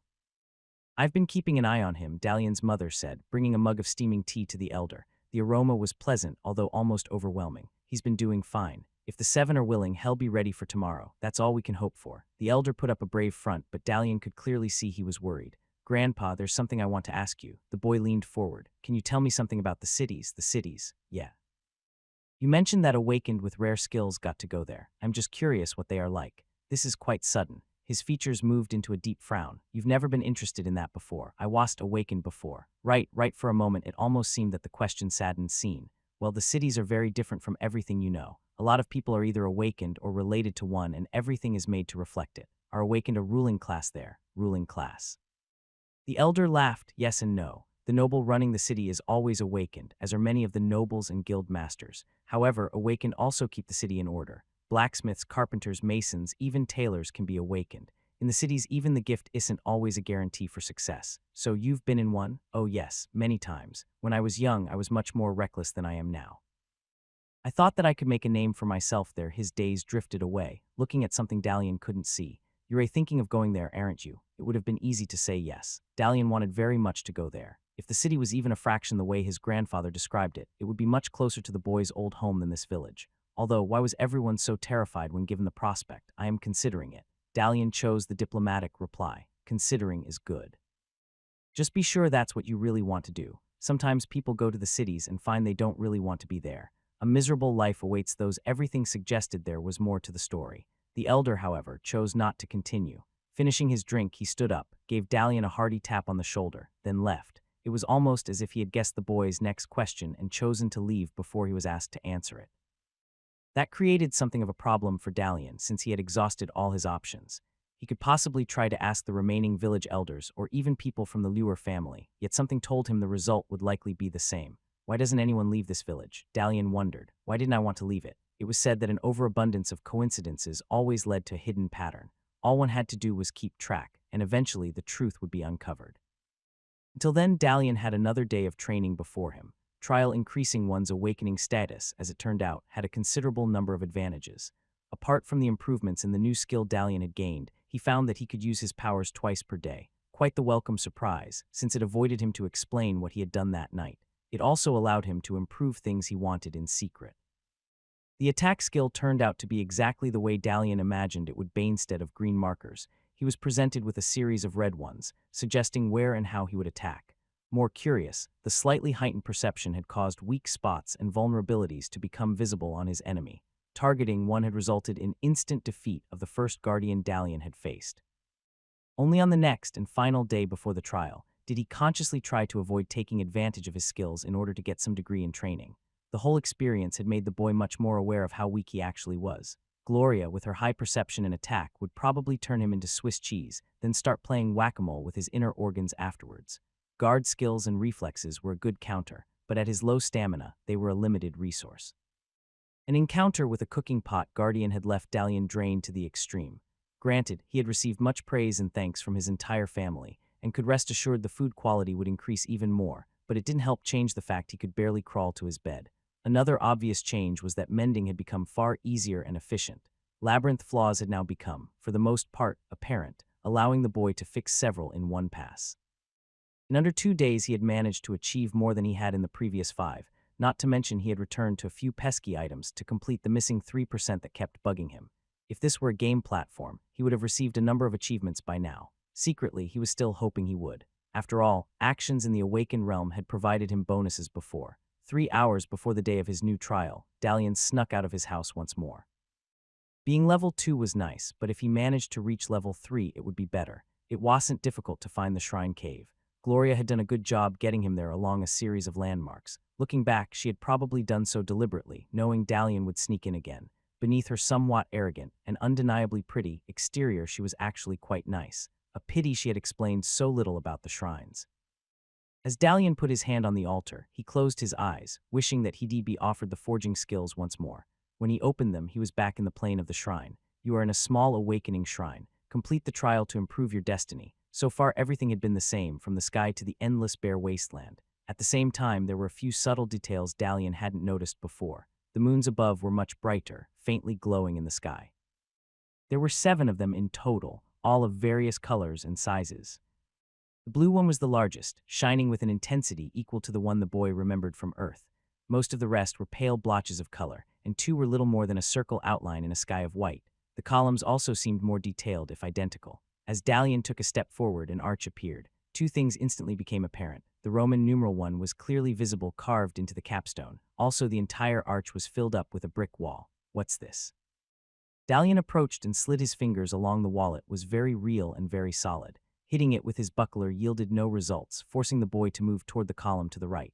As expected, a second archway appeared, this one also barred. Fear crept in. Had Dalian gone through all this trouble for nothing? Possibly there was some other hidden requirement that Gloria hadn't mentioned. That could be why she was so careless when sharing the shrine's location.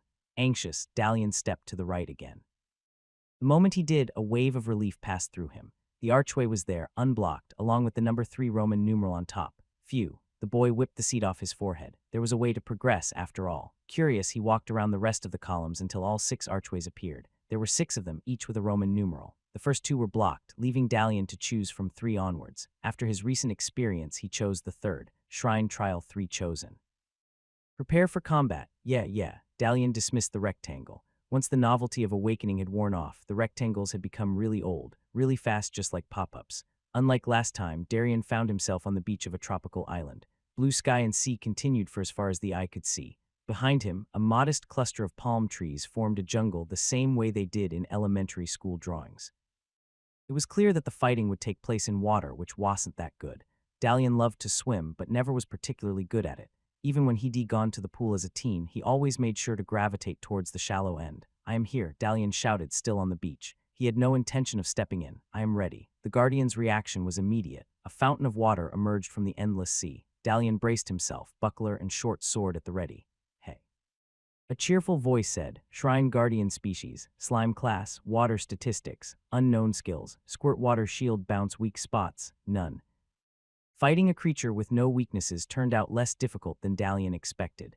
Having to deal with a slime that shot bullets of water, though, was extremely annoying. The projectiles themselves weren't nearly destructive as the boy imagined. They didn't cut through objects, nor did they explode. What they did was smart, like a baseball hitting the thigh. One would have thought that a shield would be enough protection.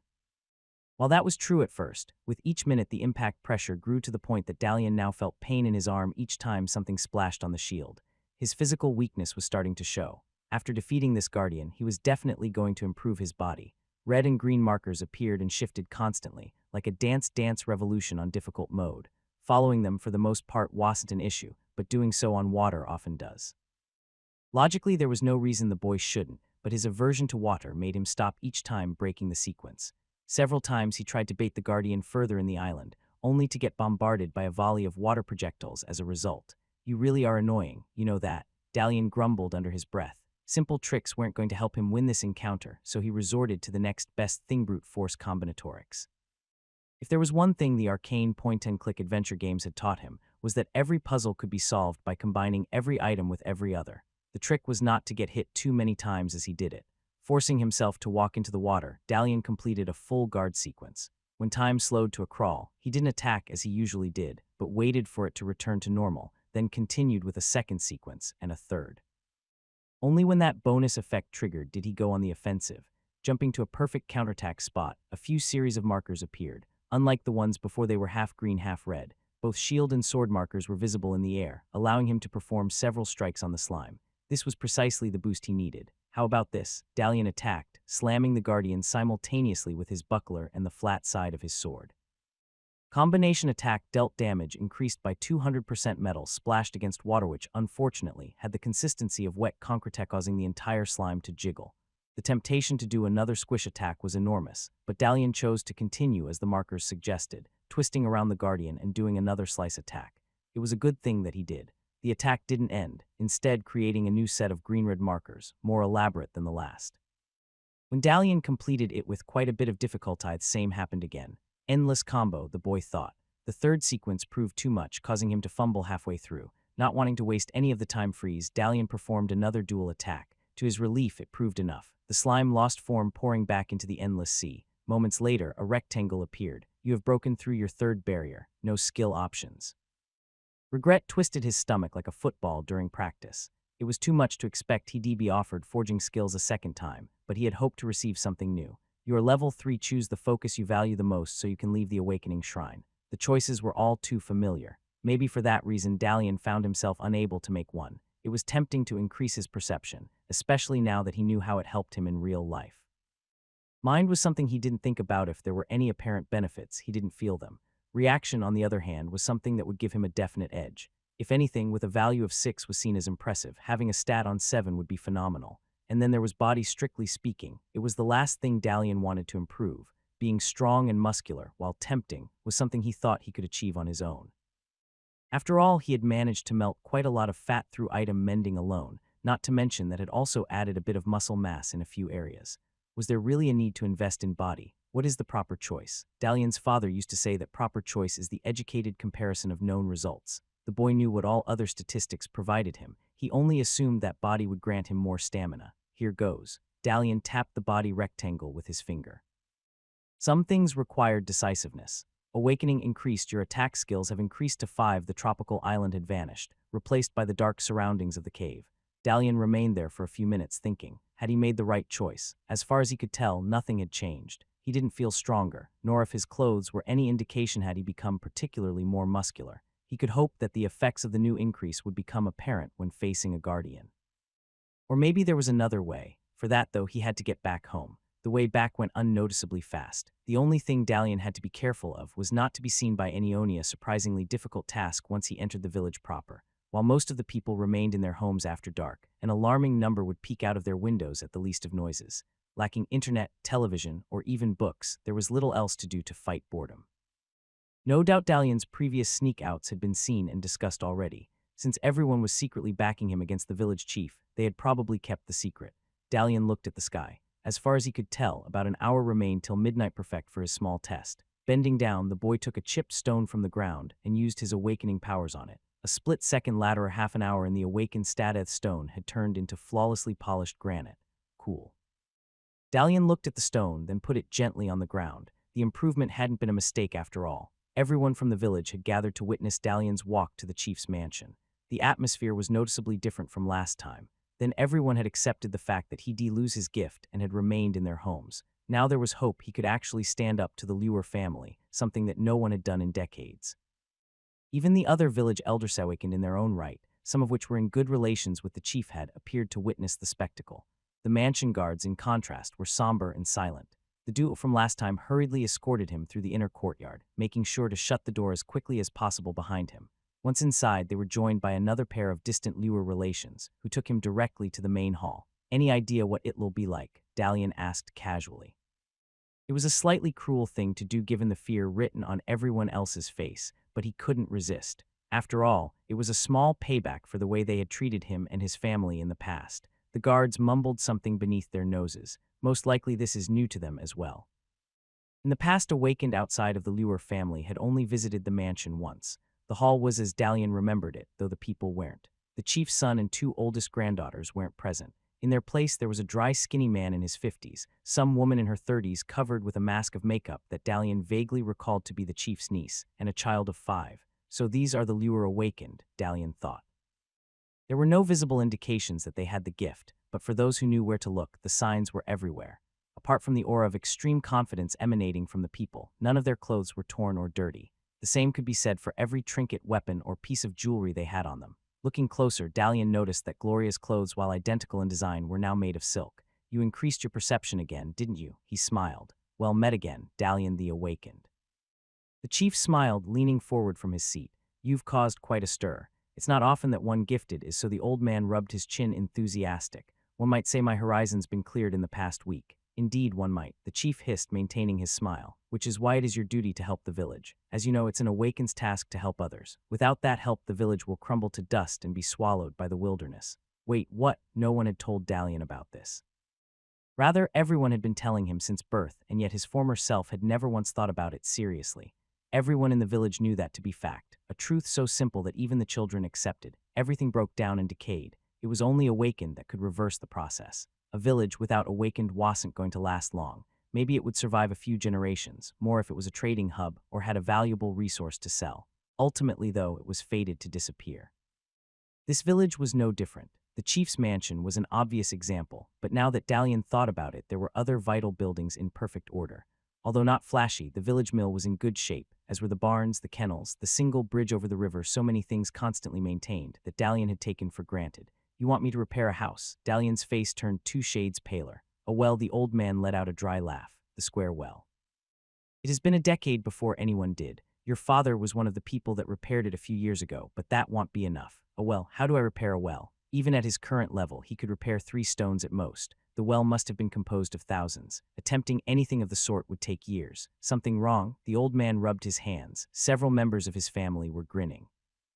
His grandson was the most egregious example, his expression screaming, "Why don't you die already?" Only Gloria looked away, choosing to avoid Dalian's glance. "Weren't you so full of energy just moments ago?" The chief pressed on. "My awakening level doesn't allow me to mend all that. Maybe if I can help in some other, of course it doesn't. That's why I'll help you." Aspian cracked his fingers. "I'll open the awakened realm. All you have to do is mend the well. Simple, right?" Having never done it before, there was no way Dalian could say whether it was simple or not. If the chief's past behavior was any indication, the difficulty would range from hard to impossible. Was that why he had gathered every awakened from his family? Dalian's success last time had already created ripples in the village, ripples the old man very much needed to straighten if he were to retain his unopposed rule. Sure, Dalian bluffed, a smile on his face. As his best friend in high school had said, when in doubt, always act like an ass. "When do we start?" "We start immediately." The village chief stood up. With the confidence of a kind, the old man strode past Dalian and out of the hall. The rest of his family followed, acting as a sort of entourage. Dalian, too, was forced to join in near the end. On the positive side, he was at least close to Gloria. Did you know about this? He whispered the words with the faintest of breaths. No normal person would have been able to hear the words nor see his lips move. Someone with a perception of 7, though, did. The girl gave him a silent nod. Why did you warn me then? For a split second, Gloria's face crumbled in sadness and shame. It lasted less than the blink of the eye, but enough for Dalian to get his answer. She had wanted to tell him, but something prevented her. Either the girl was a very good actress and had set him up, or he was going to have a long talk with her once this was over. When the village chief appeared from his mansion, the entire crowd fell into a subdued silence. While not imposing in figure, an invisible strength emanated from the old man, crushing the spirits of everyone around. Almost immediately, everyone's glances fell to the ground. Even the lure guards trailed a few steps back, trying to distance themselves from their leader. The procession made its way to the side of the mansion, then continued towards the so-called village square. The place was a short distance away from Dalian's house, providing water for most of the people's washing and livestock needs. There were several smaller wells scattered throughout the village, though most of them were only full after a night of heavy rain. As most poorer families, Dalian got their water from the main well and the river outside the village, storing it in large water barrels near their home. How do you improve a well? The boy wondered. Back on Earth, he'd never even seen a well outside of pictures. All he knew about water supply and plumbing was what number to call if something went wrong. Looking forward to it. The village chief asked with sadistic glee. Everyone's come out to follow your exploits, so better not disappoint them. That's a given. Dalian laughed. In his heart, though, he knew he was in deep crap. Upon reaching the square, everyone but the chief stopped so suddenly that Dalian bumped into the person in front of him. Fortunately, the person in front of him was Gloria. Unfortunately, she didn't appreciate it one bit, giving him a discreet elbow in the stomach. Everything all right? The chief casually glanced over his shoulder. Fine, Dalian managed to say, fighting to keep a smile on his face. It was that Gloria's elbow had caused a lot of pain. In fact, the shove felt more like a poke, but it caught him off guard, hitting the precise spot to knock out his breath. Good thing I improved my body, he thought. Even so, it was somewhat embarrassing that his improved mind, reaction, and perception had failed to keep him from bumping into Gloria in the first place. Come along, Aspian ordered in a loud voice. The old man placed his left hand on the well, then extended his right behind him. Let's start this. That's how you invite friends, Dalian thought. Gloria had done the same at the shrine. The only difference was that this wasn't a shrine and her grandfather wasn't a friend. Given the circumstances, the normal thing for a person to do was run far away. Dalian could forget about the challenge, the chief, the entire village, and just head off into the wilderness. With his level of awakeness, he would definitely be accepted in a town or city, maybe hired as a guard of a traveling merchant. Instead, made his way to the well and grabbed Aspian's hand. Area awakening the village square disappeared along with the well, the houses, and the crowd of people. Only Aspian remained in what was undoubtedly a very inhospitable place. The only things that remained were mountains, rocks, and rivers stretching for as far as the eye could see. Gray clouds blocked all but a few rays of light, making it feel like a winter afternoon. You are in the land of well. Defeat the guardian to change the land's destiny. Surprised, Aspian sat on a nearby stone. Area awakening is different from normal awakening. Items have the challenge all set up for you. Here you have to build it yourself. I have to build a labyrinth. Dalian arched a brow. The question must have been delectably stupid, for the village chief rubbed his hands together with such an expression of joy that one would have thought he'd won the national lottery. Yes, in a way, he said, struggling to keep a straight face.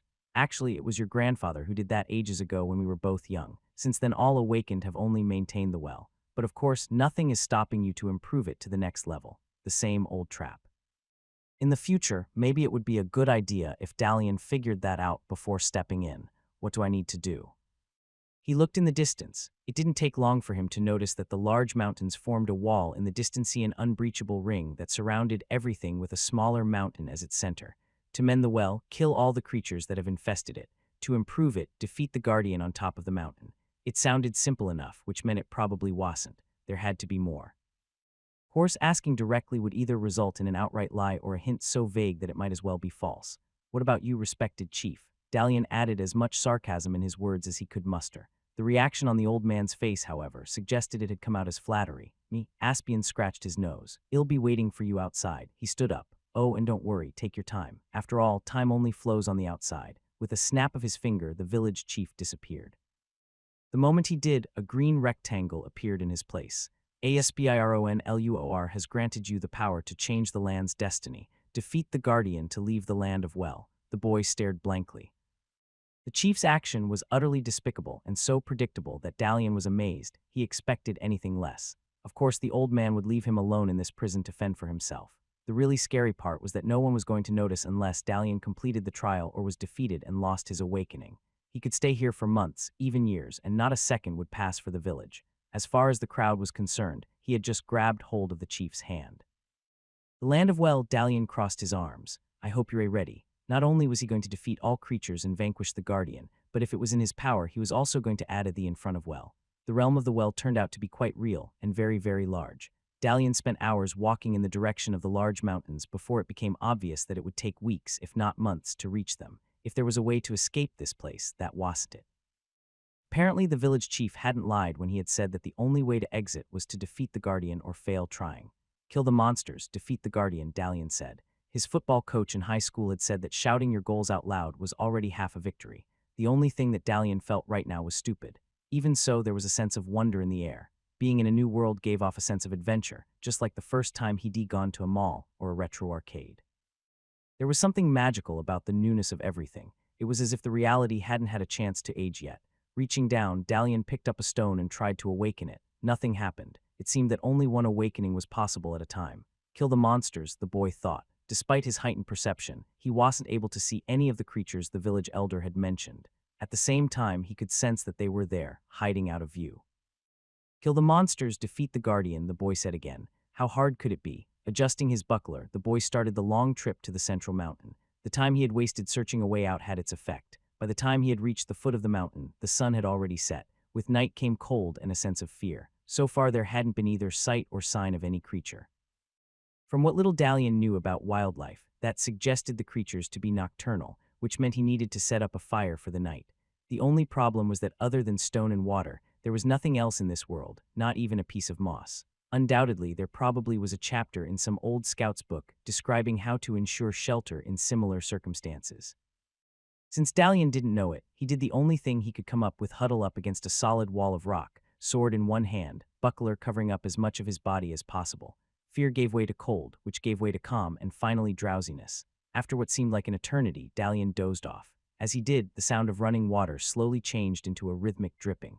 The sequence was familiar, very close to that nightcore song that played nonstop at campus. It was one of the last songs he remembered before waking up in this world. Or had he awakened? The boy could almost hear the melody ring in the distance. He could almost hear the laughter of his friends, smell the alcohol and vape smoke. All he had to do was open his eyes, and a loud roar ripped the mental image in Dalian's mind. His reflexes acted on his own, jolting him up to his feet. The dozens of hours spent training had had an effect, making Dalian swerve just as the green and red combat markers appeared. Like a blader doing a 720 spin, he evaded the attack, then continued the action, landing a slicing attack in the creature's torso. Realm section mended. Overall completion 3%. The creature let out a blood-freezing scream. In the darkness, it was little more than a black animal-like silhouette. While the attack had sliced the beast in two, causing it to disappear in a puff of smoke, Dalian still had no idea what it was. One thing was for certain, though if there was one, there would be more. So much for a quiet night's rest, the boy grumbled mentally. 3% mended, that meant there were at least 30 more creatures he had to defeat. Of course, that assumed that the realm completion level had been 0 before. Thinking about it, Dalian quickly came to the conclusion that he had found one more reason to hate calculus.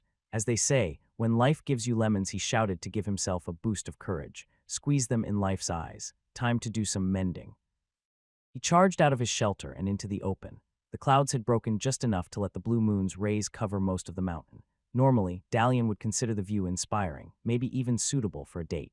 A dozen panther shapes further up the mountain made him revise his estimates. Dalian gritted his teeth. Nearly every strategic advice guide he'd seen, from the somewhat serious to the outright memes, was adamant that they who had the high ground would be victorious. Dalian didn't have it, so his only chance was to get it. The boy took a deep breath and charged forward. The moment he did, red markers appeared, giving him several attack options. The logical choice was to attack the nearest creature, so Dalian took it. Sensing him, the 3 nearest panthers rushed down. One leapt directly in the direction of the boy. The red footsteps turned red and green. The markers shifted. Dalian barely had to glance at them while raising his buckler. His advantage in speed allowed him to greet the creature's claws with ease. The improvement in body helped him stand his ground, and his newly developed skills combination attack dealt damage increased by 200%, combination attack dealt damage increased by 200%, combination attack dealt damage increased by 200%. 2 more beasts had joined in shortly after the first. All three had been easily dispatched with such ease that Dalian almost felt bad for the creatures. The panthers must have felt the same, for they no longer charged at him one by one, instead gathering into one growling pack. In the moonlight, over a dozen of them were visible like shapes of black ink. Realm section manhwaedit. Overall completion 9%, so each of you is 2%. Dalian smiled. Red markers filled the air. Fighting a pack was very different from fighting a group of creatures. An individual creature, even a strong and intelligent one, had one course of action. Thanks to the markers his skills provided him, Dalian could see that action and react in the most suitable fashion. Whether it was 1, 3, or 5 panthers that attacked, he had the speed to protect himself then counterattack, usually resulting in an instant kill. The pack had a wholly different behavior. At this stage, it was no longer a tactical battle. Rather, the boy felt as if he were a general in a war, a general that had to follow his own orders and suffered each time he got things wrong. 4 creatures split from the back, attacking Dalian all at once. The entire space around the boy became filled with green markers, constantly shifting position as the beasts approached. At this point, skills were no longer enough to guarantee him victory. While the boy could see all possible defenses, he couldn't determine which of them to take. Retreating, he raised his buckler arm just as 2 of the panthers leaped at his face. Barely did he have enough time to deflect them off using his force to lift-toss them above his head like pancakes when the second pair rushed on, taking advantage of his unprotected body. Back, Dalian shouted, waving his sword wildly like a feather duster. The blade managed to slice through the leg of a panther, injuring it, but the second managed to get a bite of it, sinking its teeth in his leg before quickly disengaging and running off. Minor injury. Health has been decreased by 5%. The pain was nowhere near as intense as Dalian expected, but that didn't change the fact that they had succeeded in their attack, a painful reminder that he wasn't infallible despite everything.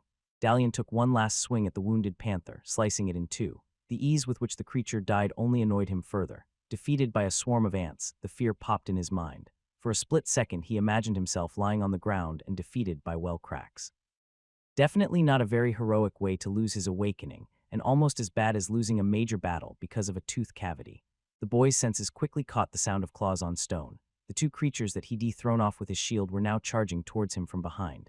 Maybe that too had been part of the pack's plan, a triple attack disguised as a double attack. Not a bad move. Fortunately for Dalian, he still had one advantage they didn't. Ignoring all skill markers, the boy turned around. His reaction speed allowed him to visualize the creatures before they could bite. One clean arc attack and both were defeated, poofing out like a ball of smoke. Realm section manhwaedit. Overall completion 37%, a third of the enemies were destroyed. Any other day he would see this as a good sign. At the moment, he was far too busy scurrying away from the pack to care. Waving his sword out of instinct, Dalian continued backwards off the foot of the mountain. The pack sent a few of its members towards him, growling and barking as they did. At one point, however, they suddenly stopped. What the heck, Dalian wondered. There was no reason for them to stop. Even if he were the better fighter, their tactics were vastly superior. Even as he stood, more and more creatures approached, forming one big blob of claws and teeth less than 10 steps away. And still, no one dared move an inch further, as if they had reached some invisible line. For almost a minute, the boy stood there, breathing heavily, buckler raised, sword in hand.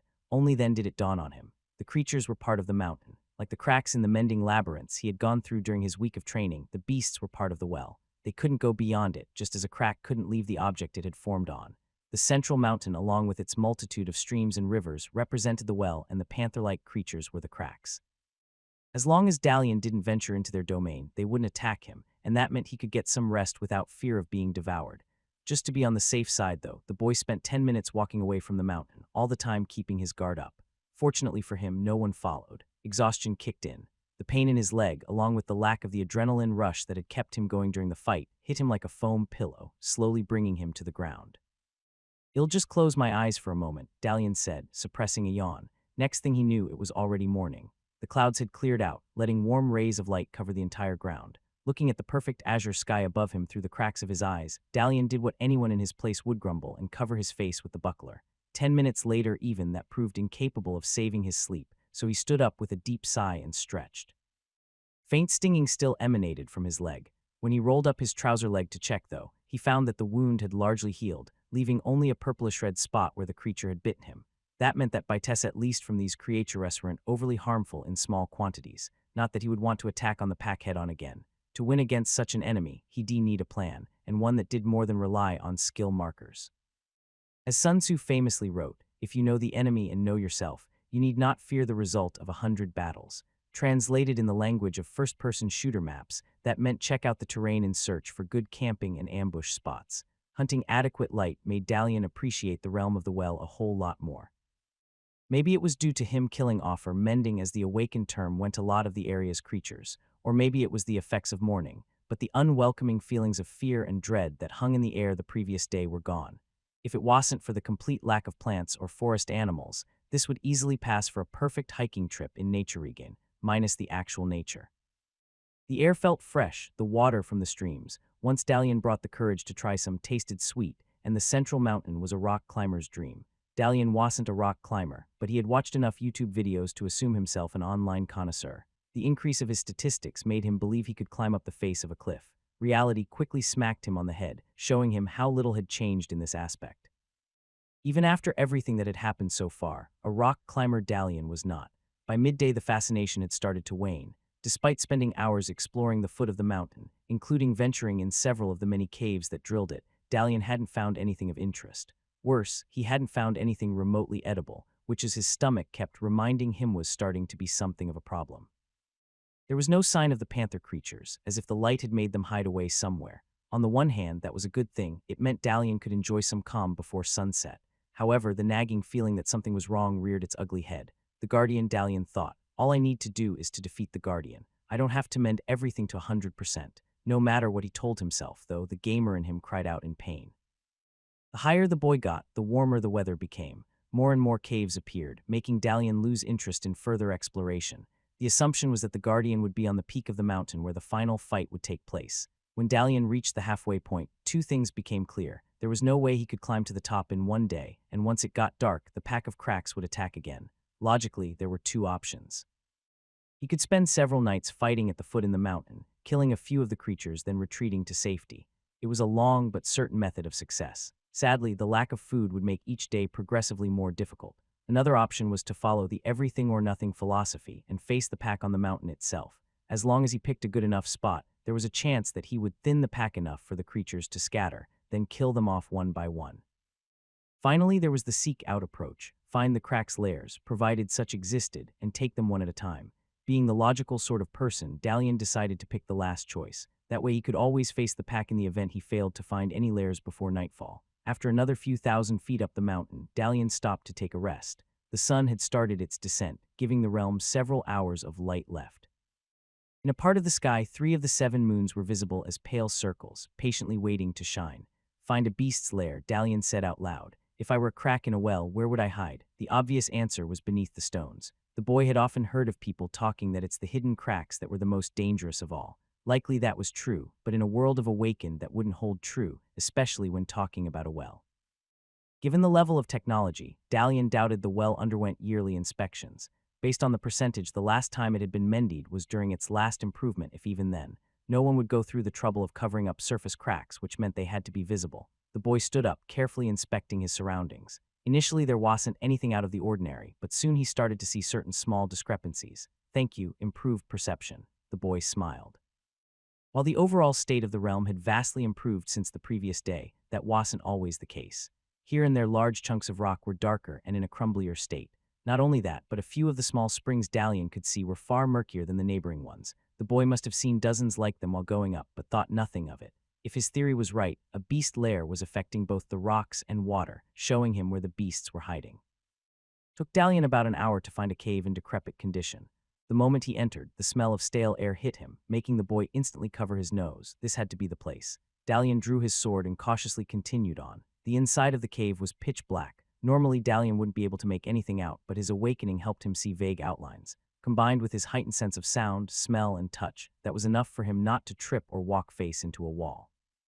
For minutes, nothing changed. Just as Dalian was starting to have second thoughts, a faint growl came from further down the cave. It wasn't an aggressive growl, more like a snore in a cartoon show. There could be no doubt, however, as to its source. Dalian let out a mental sigh of relief. The rules of logic still applied. Now all that he hoped for was that he hadn't bitten off more than he could chew. Moments later, red footstep markers appeared in the darkness, had just been given the opportunity to attack first. The attack footstep markers lead on into a chamber where they split into dozens of options. The chamber was more den than lairth creatures had grouped in one giant blob in the center, snoring away. By crude estimates, there had to be at least 6 creatures there, possibly more. If he caught them by surprise, Dalian could kill at least half of them. 6 if he used his attack skill adequately. And that's what he did, charging forward without a moment's thought. Hothead, charging head-on into dangers could be called brave, but it's not always a smart decision. Dalian ignored the rectangle as he lunged, striking the blot with his short sword. Sneak attack dealt damage increased by 50%. Opponents' options to react are limited. The boy didn't stop following up with his attack sequence. Red rectangles piled one atop the other, each indicating a successful kill.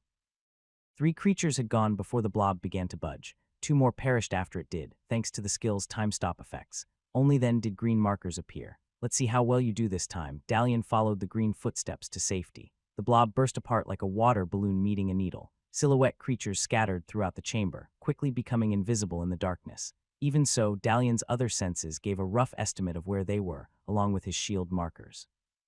A heavy mass with claws clashed against the boy's buckler, only to receive a quick jab before the red markers could appear. The markers must be contextual, Dalian thought while hacking away at another enemy.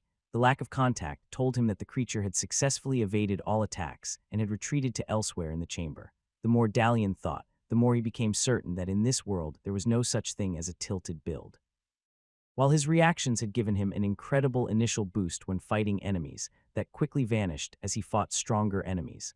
On their own, his attack and guard skills were nothing without the stats to keep him going. Perception was necessary for the markers to appear. Reaction was needed for him to execute them on time. Body was a must for him to maintain them for long periods of time, and to be honest, Dalian still had no idea what mind was for, but he was certain that he would have found out the hard way had his mind level remained at 3. Minor injury. Health has been decreased by 5%. A sharp pain ran through his right arm. One of the creatures had managed to successfully claw him moments before dying itself. Fortunately, it was the last one, though still a painful reminder that Dalian still had a lot to learn. Realm section mended. Overall completion 55%. The blue rectangle marked the end of the fight, giving Dalian a chance to rest. In theory, from this point on things were only going to get easier. To prove his point, a way of sunlight shone through from above, lighting up the chamber. The stench was gone completely, along with all remnants of decay on the stone walls. "Thaw, that's nothing," Dalian said, gasping for breath. "I can take all of you." He waved his sword, though not too energetically, for his arm was still stinging from the wound. Having some bandages would have been useful now, possibly some disinfectant. Lacking either, the boy tore off part of his shirt, then went to the nearest stream within the cave to wash his injury. The water was crystal clean, just as he had predicted. There was no sign of the flow smelling much that had been there moments ago. Just to be sure, Dalian tasted a gulp. There was no trace of bitterness. Washing off the blood, Dalian then wrapped the self-made bandage over the wound. The scar covered a large mark on his forearm, though it didn't seem deep. As long as he wasn't too careless, the pain was manageable. As for infection, he had to resort to organic methods to keep it from getting infected. Not a very dignified approach, and one that he wouldn't do had there been other people around. "I wonder if it'll leave a scar once I get out of here," the boy mused. The only way to find out was to defeat the Guardian and leave this realm. Before leaving the chamber, Dalian sniffed the other cave passages. The air was clean, suggesting that if there were other creatures, they were hiding pretty deep. The only thing left to do now was go back outside and continue the trip to the peak. Sunset had already begun by the time Dalian emerged from the cave.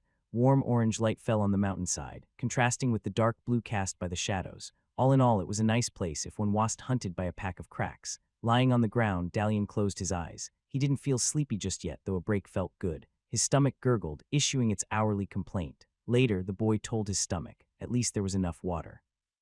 If things got particularly bad, Dalian was going to resort to drinking in the hopes that would trick his stomach into shutting up. According to what he remembered from school, a person could survive for weeks without food. Of course, that was if not surrounded by a pack of bloodthirsty creatures. If his calculations were correct, there were 22 of them left, more than twice as many as he had fought in the chamber. Most likely there were 2 or 3 dens inside the mountain. At nightfall they would emerge and try to shoo him off their mountain, or failing that attempt to devour him. Given that Dalian had climbed more than halfway up, he wasn't sure which of the 2 options was worse. "Once I get through this, I'll have a word with you, old man." Dalian clenched his fist, thinking about the village chief. Then we'll see who's arrogant and who's not. As night fell and Dalian prepared mentally for his inevitable battle against the pack, one thing became alarmingly apparent. While wounds didn't require medical attention while in the awakened state, the pain and discomfort remained. Doing a few mox attacks, even after a bit of rest, remained sluggish, especially the attacks. The annoying creature that had annoyingly managed to wound his sword arm had significantly reduced the boy's flexibility. The boy focused his attention on the mountain peak. Any creature coming from there would be considered a greater threat. With luck, there wouldn't be any. So far, he hadn't seen any dark rocks or mucky streams in that direction. However, he was only able to examine one side of the mountain. A lot of things could be hiding in the back. It didn't take long for reality to prove him right. A faint rattling sound caught his attention, coming from below. With the realm being composed of rocks and water, it was almost impossible for anything to approach unannounced, especially if those approaching had large claws. There were a variety of things that Dalian could have done. He could have taunted the creatures to take advantage of the higher ground. He could have attempted to sneak to them and take them out silently. He could also have charged at them as a reckless hothead. Unsurprisingly, he did the latter. Darud, Dalian yelled, gripping his short sword with all his might. The boy knew that the creatures wouldn't get the reference, just as using said reference made little sense considering the realm was completely deprived of sand or sandstorms. Still, that was the closest thing he could think of as a battle cry and didn't want it to go to waste. The beasts froze. Up to now they had never experienced someone charge at them, let alone shouting. Moments of confusion infected their beings as they hesitated how to react. Those moments proved to be more than enough for Dalian to slice through them like scissors through silk. Realm section mended. Overall completion 63% nice, the boy thought. If all his fights could be like this, mending the well would be a piece of cake. The burning pain in his leg and forearm, though, disagreed. Dalian tried to stop in place, but the inertia of running downhill proved too much. With the grace of a sack of potatoes rolling down a staircase, he went from one defensive stance into another, then seeing that it wouldn't work, turned to the left, changing the direction of his run back up, until he finally came to a standstill. Sweat and shame drenched his clothes. Good thing there wasn't anyone to see. If this had happened on Earth, he could have gone viral as part of YouTube's most embarrassing video clip compilations. I'm definitely not doing that again, Dalian told himself. Not until I get to learn acrobatics. A series of green Linus-7 from what he could tell appeared all over the front of the boy's body. The trial run was over. From this point on, the pack wouldn't let him have any free kills. Damn it, Dalian spun around just in time to see 4 panthers heading his way. They were using the same tactics as before. 2 were attacking low, 2 were attacking high, with the rest waiting in reserve. This time, though, he was prepared. The boy took a sidestep to the right, then slashed at the leaping creatures. The action caught the duo by surprise and completely unable to avoid the attack. Not so confident now, are you? Dalian followed through by matching the red-green footprint markers to spin in place, then slash at the remaining 2 ground attackers. Combination attack dealt damage increased by 200%. Combination attack dealt damage increased by 200%. 2 more enemies poofed into nothingness. As successful as the attack was, though, it wasn't without cost. 2 bolts of pain shot down his forearm, almost making Dalian drop his sword. His leg wasn't feeling all that better either. Combat twists and turns had become among the things he shouldn't do for the rest of this battle. Realm section mended. Overall completion 71%. So, this is what status effects feel like in real life. Dalian looked around. There was no sign of the rest of the pack. It appeared that the cracks were going about in packs of 4. Provided that remained to be the case, he had 4 groups left. Not an impossible task, though no walk in the park either. Breathing through his nose, Dalian waited for the next attack. Moments turned to seconds, then to minutes, yet nothing came. Was it possible that the rest had given up? If a guardian could do it, why not these creatures? Hopeful, the boy turned around, searching for a notification rectangle. Alas for him, there was none. Instead, he noticed a rather large black dot further up the mountain. Initially, it looked like a trick of the light, a cloud shadow, or just a figment of his imagination. Slowly, the dot grew. In several seconds, it had acquired the unmistakable form of a panther, a very big panther, an incredibly big panther. By the time it had come close enough for an attack, Dalian wished he had run all the way off the mountain. Interestingly enough, no green markers had appeared. "Aren't you a big one?" Dalian asked. If the other creatures were an indication, the lack of a white rectangle suggested that the giant panther would die with 1 hit. Somehow, though, Dalian doubted that to be true. "Where's the rest of your pack?" The boy looked around. They had to be here, especially if this beast was their leader. "Are you taking me on alone? That's noble of you. I don't suppose we can call it a draw. It sort of worked in Monty Python." The monster growled, but it was more than a growl, as if a dozen growls had merged into one. 8 pairs of eyes emerged in the creature's body, each with their own set of jaws underneath. Dalian swallowed. The giant panther wasn't the leader of the pack, it was the pack. Whoever said that the larger a creature, the slower its actions, clearly had no idea what they were talking about. As Dalian found out, the pack panther was not only big, roughly the size of an elephant, but also had reflexes rivaling his own. The first time it attacked, the boy barely had the time to evade by following the guard's skill markers that had appeared. What was more, the beast had no intention of letting him make use of his specials, interrupting the boy mid-sequence with further consecutive attacks. How did I get myself mixed up in this? Dalian wondered as massive clawed paws swirled around him. 10 minutes ago, it had seemed like a solution to defeating the pack had been found. Now, the boy was engaged in surviving to such a degree that he didn't even have time to worry what might happen. All his regrets for not choosing the rare crafting skills had also evaporated. "Let me attack," Dalian shouted, slashing at the beast's paw. There was a loud howl accompanied by a shearing sound. Half of the paw fell off, disappearing in a puff of smoke, only to get restored moments later. Apparently, simple attacks weren't going to do a lot. There went the hope that one good strike would kill off the monster. Struggling to suppress the increasing pain in his leg, Dalian hopped several steps back. To his surprise, the panther didn't immediately follow. It was a minor thing, something the boy wouldn't have even noticed before. Now, though, he saw it for the opportunity it was and didn't hesitate to take advantage of it. Green and red footsteps appeared, directing Dalian towards his enemy. A three-step approach, a sidestep while using the buckler to defend against the inevitable paw slam, a crouch twist, then finally a slash in the beast's back. The sequence was complicated and would undoubtedly result in pain, but it was the only chance Dalian had. Taking a deep breath, the boy rushed forward. The monster reacted as the markers suggested it would. It focused on the boy, then attempted to slice him in half with its massive claws. The buckler met the paw head-on, pushing Dalian back in the process. "Crouch twist," the boy said to himself, angling the shield so the attacker's remaining strength didn't affect him. The paw slid off, ripping the air above his head. "Got you." The panther's side was exposed. As tempting as it was to attack immediately, Dalian followed through with his sequence, ending at the creature's back. Only then did he strike. At that moment, several things happened at once. Time went to a crawl. A second set of red-green markers appeared, suggesting how Dalian should follow up the attack. As the boy thrust his sword, though, the panther's body also changed. Two creature heads emerged from the massive monster's back, like creatures leaping out of a pool in slow motion. Two green lines appeared linking the two new heads to Dalian's arm. Damn it, that was the price of overconfidence. All this time the boy had considered his enemies to be brainless mobs that did the same actions over and over again. As it turned out, they too could form strategies and also trick him into following a certain path. The beast had sacrificed part of its health, but in exchange had gotten Dalian's attack arm. Without a sword, the boy had as much chance of winning as a dodo bird flying over the Atlantic. Dalian's reaction level still allowed him to do something, but what? If he went through with his attack, both he and the monster would suffer serious damage. If he didn't, there was no telling whether he'd get another opening. Was this a time to be reckless or to exert caution for once? Options played out through his mind.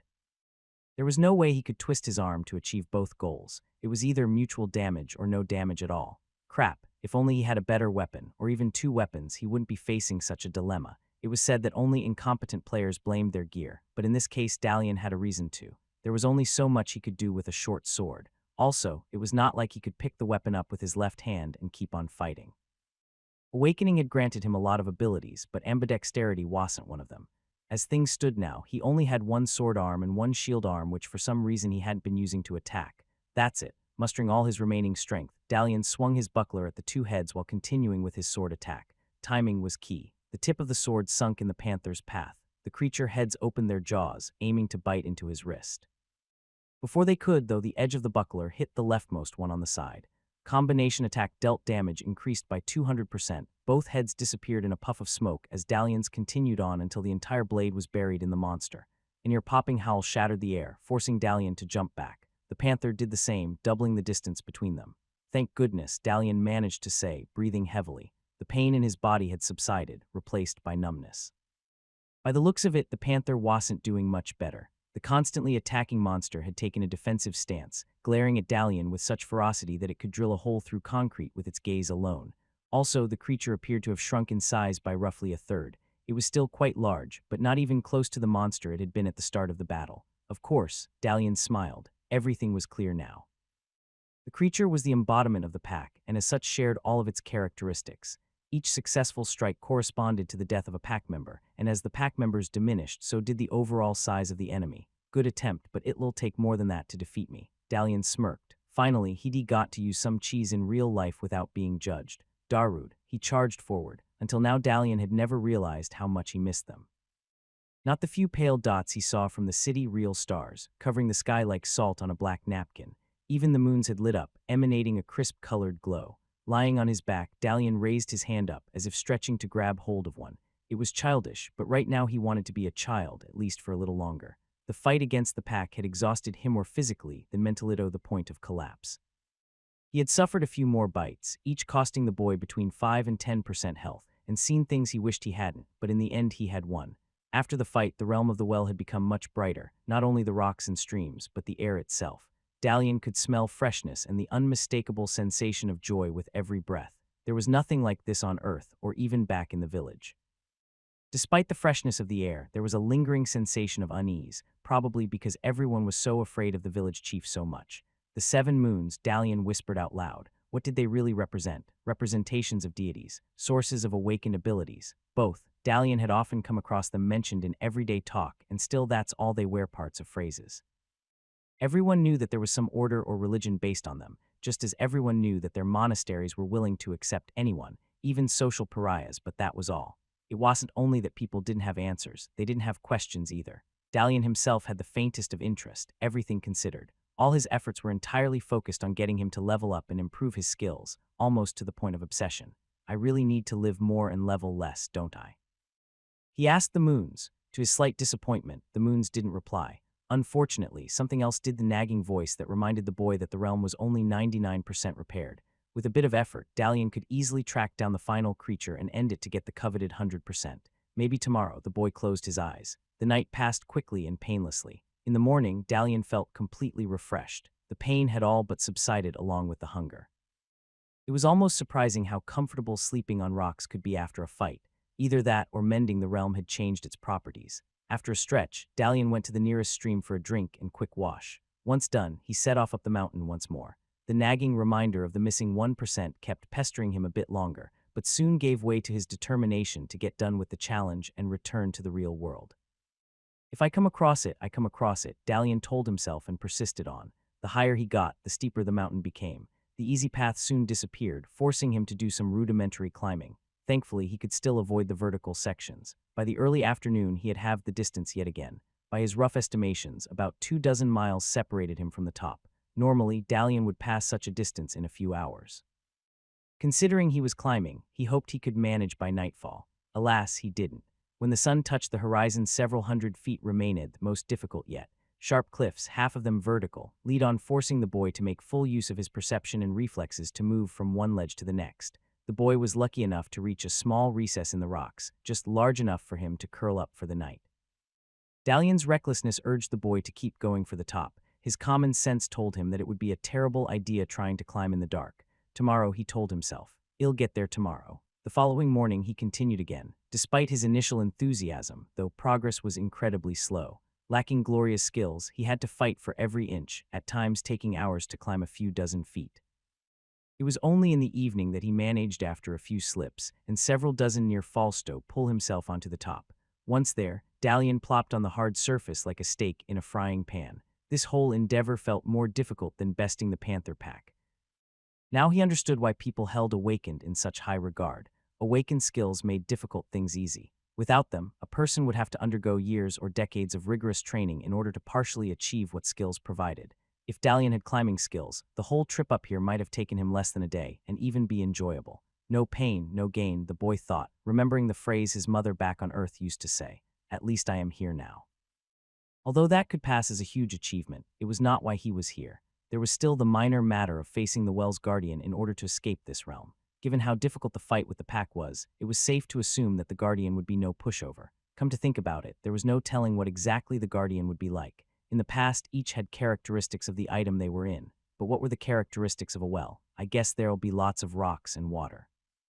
Dalian mused as he stood up. The top of the mountain was roughly the size of a tennis court, only composed entirely of stone. There were no altars, thrones, columns, or anything else indicating a battle arena. What the boy could see, though, even in the moonlight, was a dark patch right in the middle. Could it? His heart skipped a beat. Had he just found the last creature in the realm? The boy rushed to the spot. There was a small hole in the rock, no larger than a punch bowl. In it, curled up, was a small panther-like cub.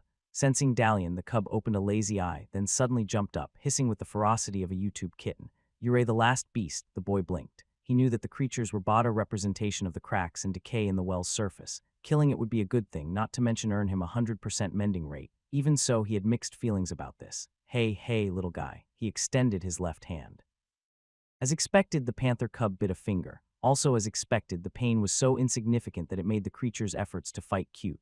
Dons be like that. Dalian petted it with his left hand. 100% or not, he wasn't killing it. "I'm not here for you. Just get back to sleep, okay?" The question made the cub pause. For several seconds it remained still, reducing what little pressure it had on Dalian's finger, then it let go. "That's right." The boy petted it on the head.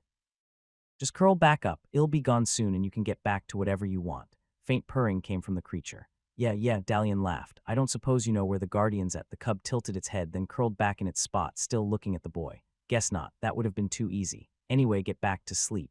I'll deal with this on my own. Just please don't do too much damage when I'm gone. Hardly had he taken a few steps away when a series of mew-like squeaks filled the air.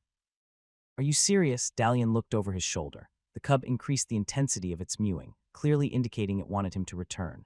Being in a family that had 3 cats and a Labrador, Dalian was well versed in the wants of creatures. This cub might well be a theoretical embodiment of damage in another world, but in many ways it remained a kitten. Fine. Dalian returned to the cub and tapped the top of its head with a finger. Serves me right for not fighting you, right? The purring resumed. Right after everything he'd been through, the last thing Dalian imagined he'd be doing once at the top was to be playing with a panther cub creature. The saddest thing was that this creature was better behaved than all the cats Dalian had, and the vast majority of the ones he'd seen. The only thing it seemed to want was to remain curled up, eyes closed, and be constantly petted. You've never been petted before, have you? While petting, Dalian looked in the distance.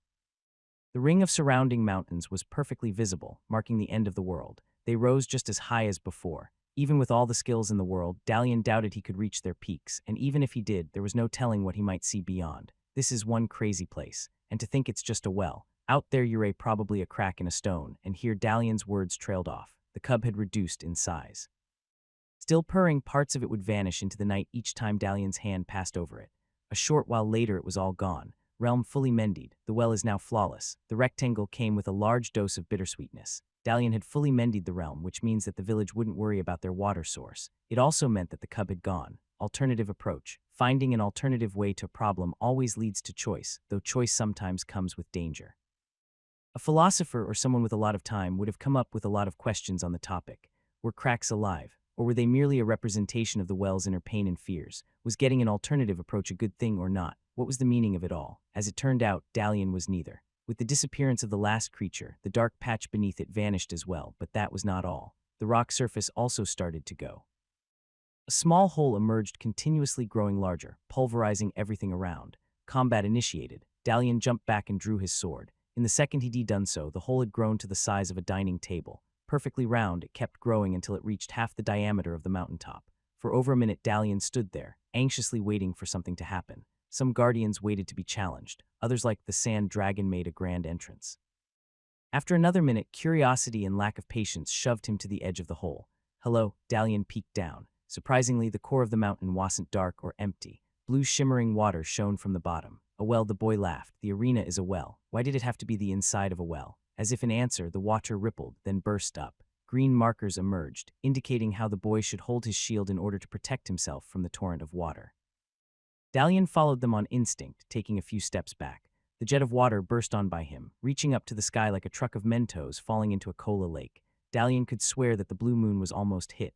As the water fell back into the well, a new creature had appeared right across on the other side of the opening. Well, guardian species, golem class, stone statistics, unknown skills, water jet rock throw, unknown weak spots, tendons. Dalian swallowed.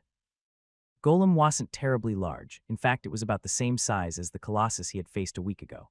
Polished ovals of stone formed its head, hands, and legs, surrounded and held together by glowing blue water in the form of a body. In any game, movie, or miniature store, this would have passed as cool. Having one as an opponent was less cool. Any chance you go for a draw? Dalian asked. The golem shook its head. The village chief blinked as Dalian let go of his hand. That was the only change. The stone well had become completely transformed. Nearly double in size, it now had 2 separate sections, as well as a fountainhead pouring water directly without the need of a bucket. This wasn't supposed to happen. The well challenge should have been the end of Dalian. Even with his second skill, a feat that Aspian had no idea how the boy had accomplished at improving the well, had to be impossible. The chief had personally spent an entire day checking the state of structures in the village to find one suitable for the task. The well had been the perfect choice. On the surface it seemed in mostly okay condition, though it was on the brink of collapse. If it hadn't been for Dalian, the chief would have mended part of it himself in another month or so. Dalian succeeding in the challenge had ruined all that. I've improved the well, Dalian said loudly. Thank you for giving me the opportunity to go through with this and help the inhabitants of this village, the boy said, rubbing his success in the old man's face. The well should be good for decades to come. The boy expected cheers, clapping, or even some sort of excitement, if not for him, for the fact that the well had been improved. Instead, all he saw were tense smiles. What was more, the crowd wasn't looking at him, but at the village chief. Good. Chief's smile didn't drop, although Dalian could clearly see it was fake. I expected nothing less from the grandson of Scene. You've done magnificently, bringing the well to its current state. It must have been quite a battle. It was. In fact, that wasn't exactly the truth. There had been intense interaction between Dalian and the well guardian, but it wasn't what the chief, or even the boy for that matter, expected. Ultimately, the only thing that mattered was the result, although Dalian now had a debt to pay. The boy's stomach growled.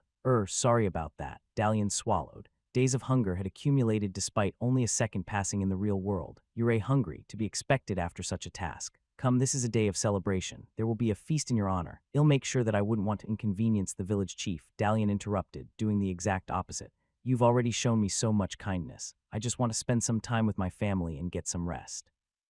Aspian's smile thinned. Anywhere else Dalian would have been severely punished, but the presence of the crowd protected him. The old man had gone through too much trouble to make this a public event, as a warning what would happen to anyone, awakened or not, who stood up to him. However, that relied on Dalian failing. Now that the boy succeeded despite being set up, the chief couldn't just deny his victory. Doing so would only make him appear weak. How do you like them apples, old man? Dalian smiled. As you wish, Aspian said. You are the hero of the day, after all. You have earned your rest. Go spend it with your family. He then briskly turned around, heading to his mansion, hurriedly followed by the rest of his entourage. About half a minute later, once the entire Lure family had left, the square erupted in cheers. Everyone wanted to be close to Dalian, wishing him the best, thanking him, and complimenting him on his success. It was as if the boy had become a superstar overnight. If only people knew what he had gone through to achieve this. Among the thanks and shoulder pats, Dalian felt an arm grab him by the shoulders. I have you, his grandfather whispered. Just stay up for a while longer, it'll take you home. Thanks, Dalian managed to say. The next few minutes were a bit blurry. It was as if the end of the trial had removed a huge weight off his shoulders, signaling his whole body it could calmly pass out. Dalian watched as he was walked out of the square into a room with a bed. As the boy collapsed in it, he saw images of his old room, the desk, the posters, the shelves of books and comics, even the potato PC that was so old it had troubles running most games in the last 3 years. Wow, Dalian blinked. It was some trip, but it seemed so real, the awakening, the fights, even some of the villagers. He had long conversations with people, cracked jokes, even almost punched a few in the face. A pity that none of them were real. Some of them weren't bad. His family had been nice. His younger brother was the epitome of joy and mischief. Even Gloria wasn't that bad in her own unique way. I better cut down on the parties. Dalian sat up. He didn't want to get kicked out of college on his first day. Besides, Dalian suddenly stopped. He wasn't supposed to be in his old room. He was supposed to be in his college dorm. What was he doing here then? Uncertain, the boy went to the door and opened it. He could hear a faint sizzling sound along with the smell of grilled cheese. Someone was cooking in the kitchen. Mom, Dalian went forward. Mom, he entered the kitchen. There was someone at the stove, but it definitely wasn't his mother. Don't forget about your promise, okay?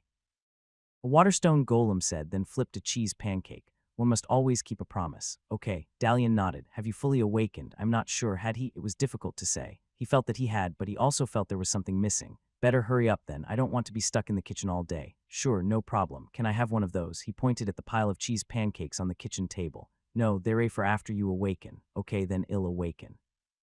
The golem shouted. Dalian jumped to his feet.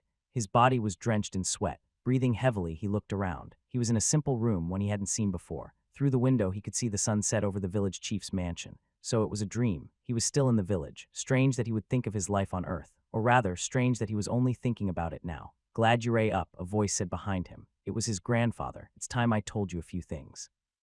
Here, the elder put a bowl of freshly baked potatoes on the table. Your mother made these. Dalian nodded while stuffing his face with the remaining few pieces of bread left. He had been gulping down food with the speed of a vacuum cleaner for the last 10 minutes and was only able to reduce the craving. Up to today, the boy didn't think that such hunger was possible. The experience in the realm of the well, though, had taken a lot from him. She sends you her best, as do the rest of the family.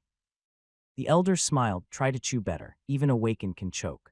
Dalian replied, reaching for the potatoes. In the past, he had always hated them, but in this world they tasted like the best thing ever and would even better if he had some salt and butter to add. You've increased your awakening level, haven't you? The question made Dalian freeze. Suddenly, he felt full to the brim. Don't worry, his grandfather smiled. It's a good thing. You couldn't have completed the well with just one skill. What level are you now? 3. The boy leaned back, leaving a half-eaten potato on the plate in front of him. 3, not bad. The elder nodded a few times. Skills, guard and attack. There was a moment's hesitation. I could have had forging. Dalian paused again. Why didn't you tell me about the tests? You knew what the village chief would do and still said nothing. Didn't I? Everything you and mother taught me were things that I already knew. Strictly speaking, that wasn't true. His grandfather was the one to show him how to mend things and mentioned a few of the other skills in existence. As much as Dalian wanted to fault the old man, without his help, the boy would never have gotten used to his skills as he had. On the other hand, Gloria had helped him far more. You didn't tell me about the awakening shrines or the Order of the Seven Moons, the boy continued. I don't even know what they are exactly.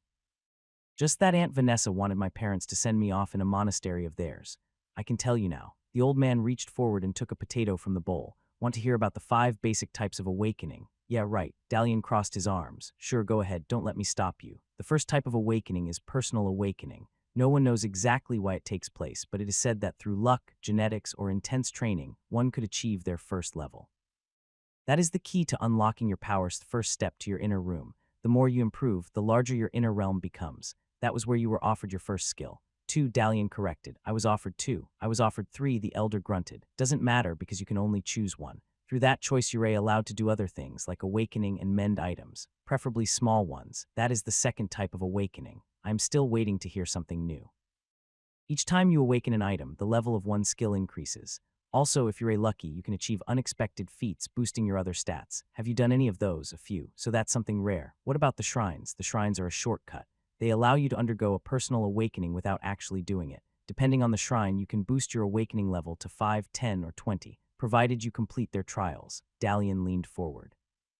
Things were starting to get interesting. The Order of the Seven Moons built them centuries ago. At one point, there were lots of them scattered throughout the land, but with time less and less were maintained to the point they ceased to function. Most monasteries have them, but it takes years before a devotee could attempt to pass their trials. Also, they are almost always for internal use. That was interesting. The one Gloria had shown him was a relic from the past. The shrine didn't look like a shrine in anything but name. What would it have been like centuries ago? Maybe the Battle of the Ogres was more than a myth and they were linked to the shrine's destruction. Lucky that the altar had somehow remained intact. Just like standard personal awakening, there is no punishment for failure. If you don't succeed, you can always try again. That's not the case for item awakening. Fail there and your awakening is locked away for good. The elder sighed, and also worse. Failure doesn't destroy the mind or the body. All skills and abilities you have gained remain, however. They'll continue to help you in everyday life, but you'll never be able to awaken anything else. Each time you try, you'll end up in your starting room, the doorway sealed off a reminder of what could have been. Chills went down Dalian's spine. He remembered how frightened and confused he was the first time he had appeared in the small, dark room. Being condemned to be locked there each time you try to use a skill would probably be terrible. You never explained that to me before. I am explaining it to you now. The elder sighed. The third basic type of awakening is area awakening. It's like awakening an item but larger. Each item is its own realm. Mending is different, and so are the number of guardians. The larger the area, the more guardians. Defeating each one increases the level of one skill. The elder then peeled off the skin of the potato he was holding and slowly ate it. And Dalian said after a while, "And what, Grandpa?" The boy sighed. "Is that all? How can I invite someone to help me improve something? When do guardians give up? How do I leave an awakened realm without defeating the guardian?" Quite a lot of questions, the man laughed. "Tell you what, before I answer, how about you do something for me? Enter your awakening room and go as far as you can. Once you're done, come back here and I'll tell you everything I can." That's it. It sounded suspiciously simple. What's the catch? So young and so cynical. Just do it, all right. Fine. Dalian stood up. How do I enter my room? The same way you awaken everything else. Just think of yourself as an object. Yeah, right. This is the stupidest thing I've. Dalian found himself in a small room. Wow, it really worked. Dalian had managed to enter the awakened state without focusing on an object. The room was just as he remembered it from before. The only difference was that this time there was a doorway, as well as 2 framed items on the wall, a buckler and a short sword. Looking closer, he could see a word beneath each. "Attack 6, guard 9, the boy read out loud. The moment he did, a blue rectangle appeared in the middle of the room. "You are level 3, thank you for the obvious." Dalian laughed and tapped the rectangle away. "Anyway, I can see my stats." Sadly, the room didn't respond. Given that he was presented with a single way to continue, the boy walked through the door. Initially, he expected to find himself in a corridor like last time. Instead, he entered a small library. It wasn't much of a library, rather the same stone room, only full of wooden shelves covered in books. A blonde scribe in bright red clothes was sitting at a large wooden table in the corner, writing something on a scroll of paper with a large black feather. "Hello?" Dalian asked. The scribe didn't pay any notice to him. "I said hello." The scribe looked over his shoulder with bored disgust. "Who are you? Go back to your room," the scribe replied. "There's nothing for you to see here." "Okay, I thought this was my room." "What are you doing, though? Are you blind?" "I am working." "Working on what?" Dalian moved closer. Among the scrolls and pieces of paper, he spotted a map of his village. It looked slightly different from several structures he didn't remember seeing. Wedi province, Dalian wondered. He knew that was the name of the village. Strange that he couldn't remember it until now. Wedi had to be the province belonging to the local noble. Why hadn't he heard of him before, though? Curious, Dalian reached out for the map only to get slapped on the hands by the scribe. Hey, Dalian pulled his hand back. What was that for? I just wanted to get a better look at the map. You don't need to know about the map, the scribe snapped. He appeared to be the same age as Dalian, possibly slightly shorter and definitely far more annoying. Don't you have things to do? Just let me work and go about your business. Well, I just might. Dalian yelled, then turned around and left the library. See if I don't. No one talks to me like that in my own awakening room. I'll go now, but next time I come back, we'll have words. The room disappeared. Dalian was again in the dining room of his grandfather's house, still furious at what had happened.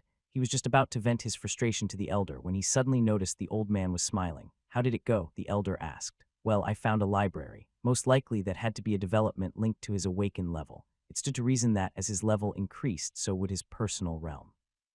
Why a library, though? There was some annoying scribe inside, said that he was busy working and shooed me out. Why did you leave? The question puzzled Dalian, mostly because he had no good answer to it. Because he asked me, that sounded stupid. It'll be different next time. Next time I'll go and tell him exactly what I think of what's so funny.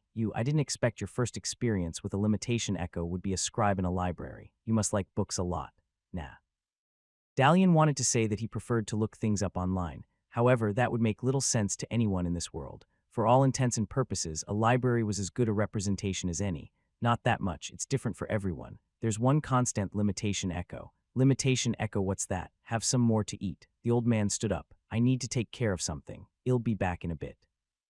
Usually this was the point in horror movies that the person who uttered those words disappeared never to be seen again. Sometimes they'd leave a vague clue behind, or a bloodied piece of clothing. To Dalian's relief, his grandfather soon came back with a bottle of alcohol. Remembering the effect the drink had on him last time the elder poured him a glass, the boy quickly pulled away from the table. Want some? The old man offered, to which Dalian vehemently shook his head. Your loss. He took a swig from the bottle. You've already noticed that people around here don't explain much. Everyone just seems to know the basics and goes along with their life.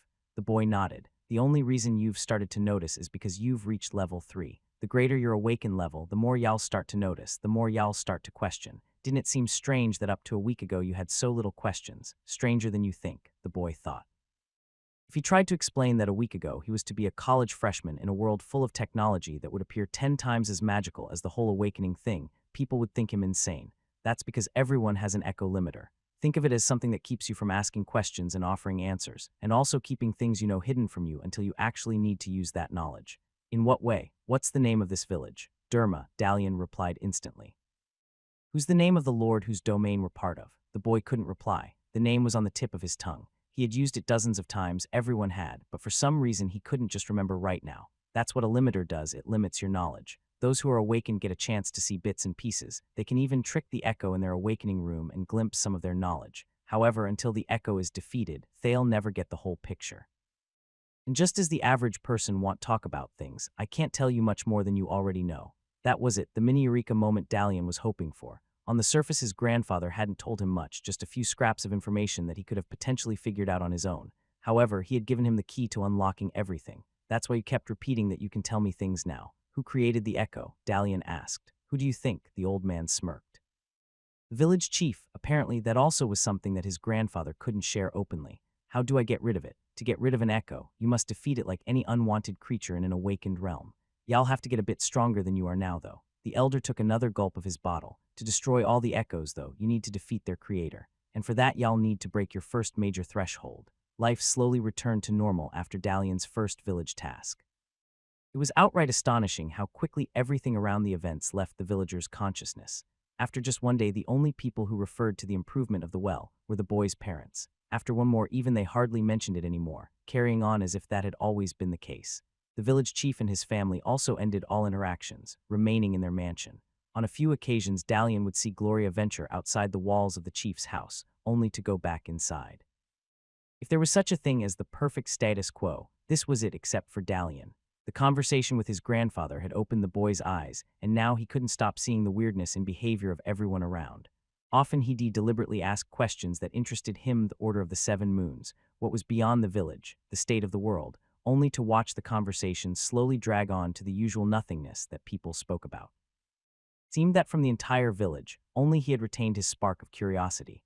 As the days went by, Dalian kept using his awakening powers. Once most of the important items in his house had been improved, the boy then helped out some of his neighbors, some family friends, even his Aunt Vanessa. It was through this fashion that the boy discovered that there was a limit imposed on his leveling activities. Apparently, once he reached level 10 of his skills, no matter of defeating guardians did anything. Improving an area also seemed out of the question. When Dalian tried with a shed, the only thing he was able to do was improve the board he touched. When he tried improving the wall of his house, nothing at all happened, as if he were touching air. Clearly, Dalian had to improve his awakening level. Alas, that had turned out easier said than done. In half a week alone, Dalian had made 4 attempts to complete the 4th trial of the Awakening Shrine, and each time he had fallen short. The sand dragon, thankfully, a quarter of the size of the one he had faced with Gloria, proved to be both faster and smarter on a tactical level than Dalian. It was like playing a side-scroller on highest difficulty with just 1 life. No matter how well the boy did, there always came a moment in which he'd make a mistake and be thrown out of the challenge. In one instance, Dalian regretted being able to see the Guardian's health. Losing when the enemy boss was at 2% life was probably the most gut-wrenching experience he'd experienced since the first time he'd had his heart broken in high school. After Dalian's 7th failure, the boy felt he had reached his limits. The last few times had been abysmal. Not only didn't he reach his record of 2%, he had been eliminated while the dragon was at half health. If he had learned anything from his experience against the Well Pack, it definitely wasn't fighting dragons.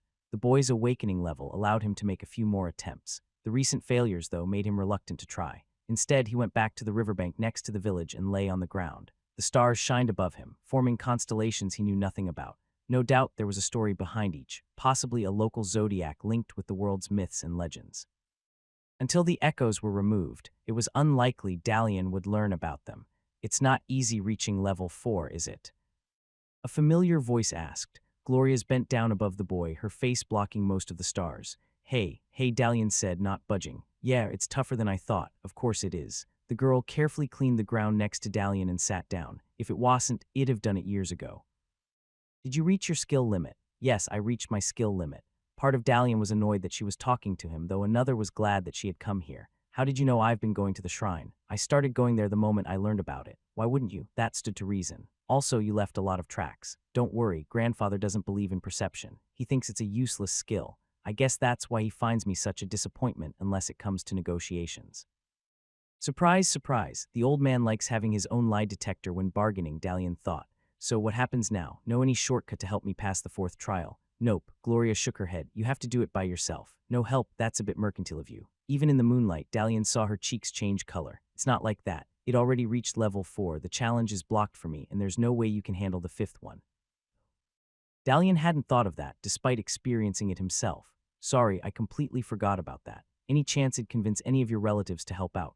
Gloria stared at him for several long seconds, then burst out laughing. For some reason that made Dalian feel better as well. Only you could ask such a thing. No, I don't think they'll do that. My brother hates your guts, and the rest don't want to get on grandfather's bad side. Not that they'll be any help, she added in near disgust.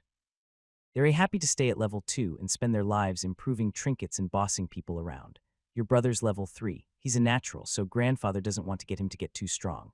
If he knew about me, it'd probably remain locked at home. There was another long pause. Sorry I didn't warn you about the trial. I wanted to, but grandfather would have found out it's okay. No one else warned me either. That was a bit harsh, but Dalian wasn't in a charitable mood right now.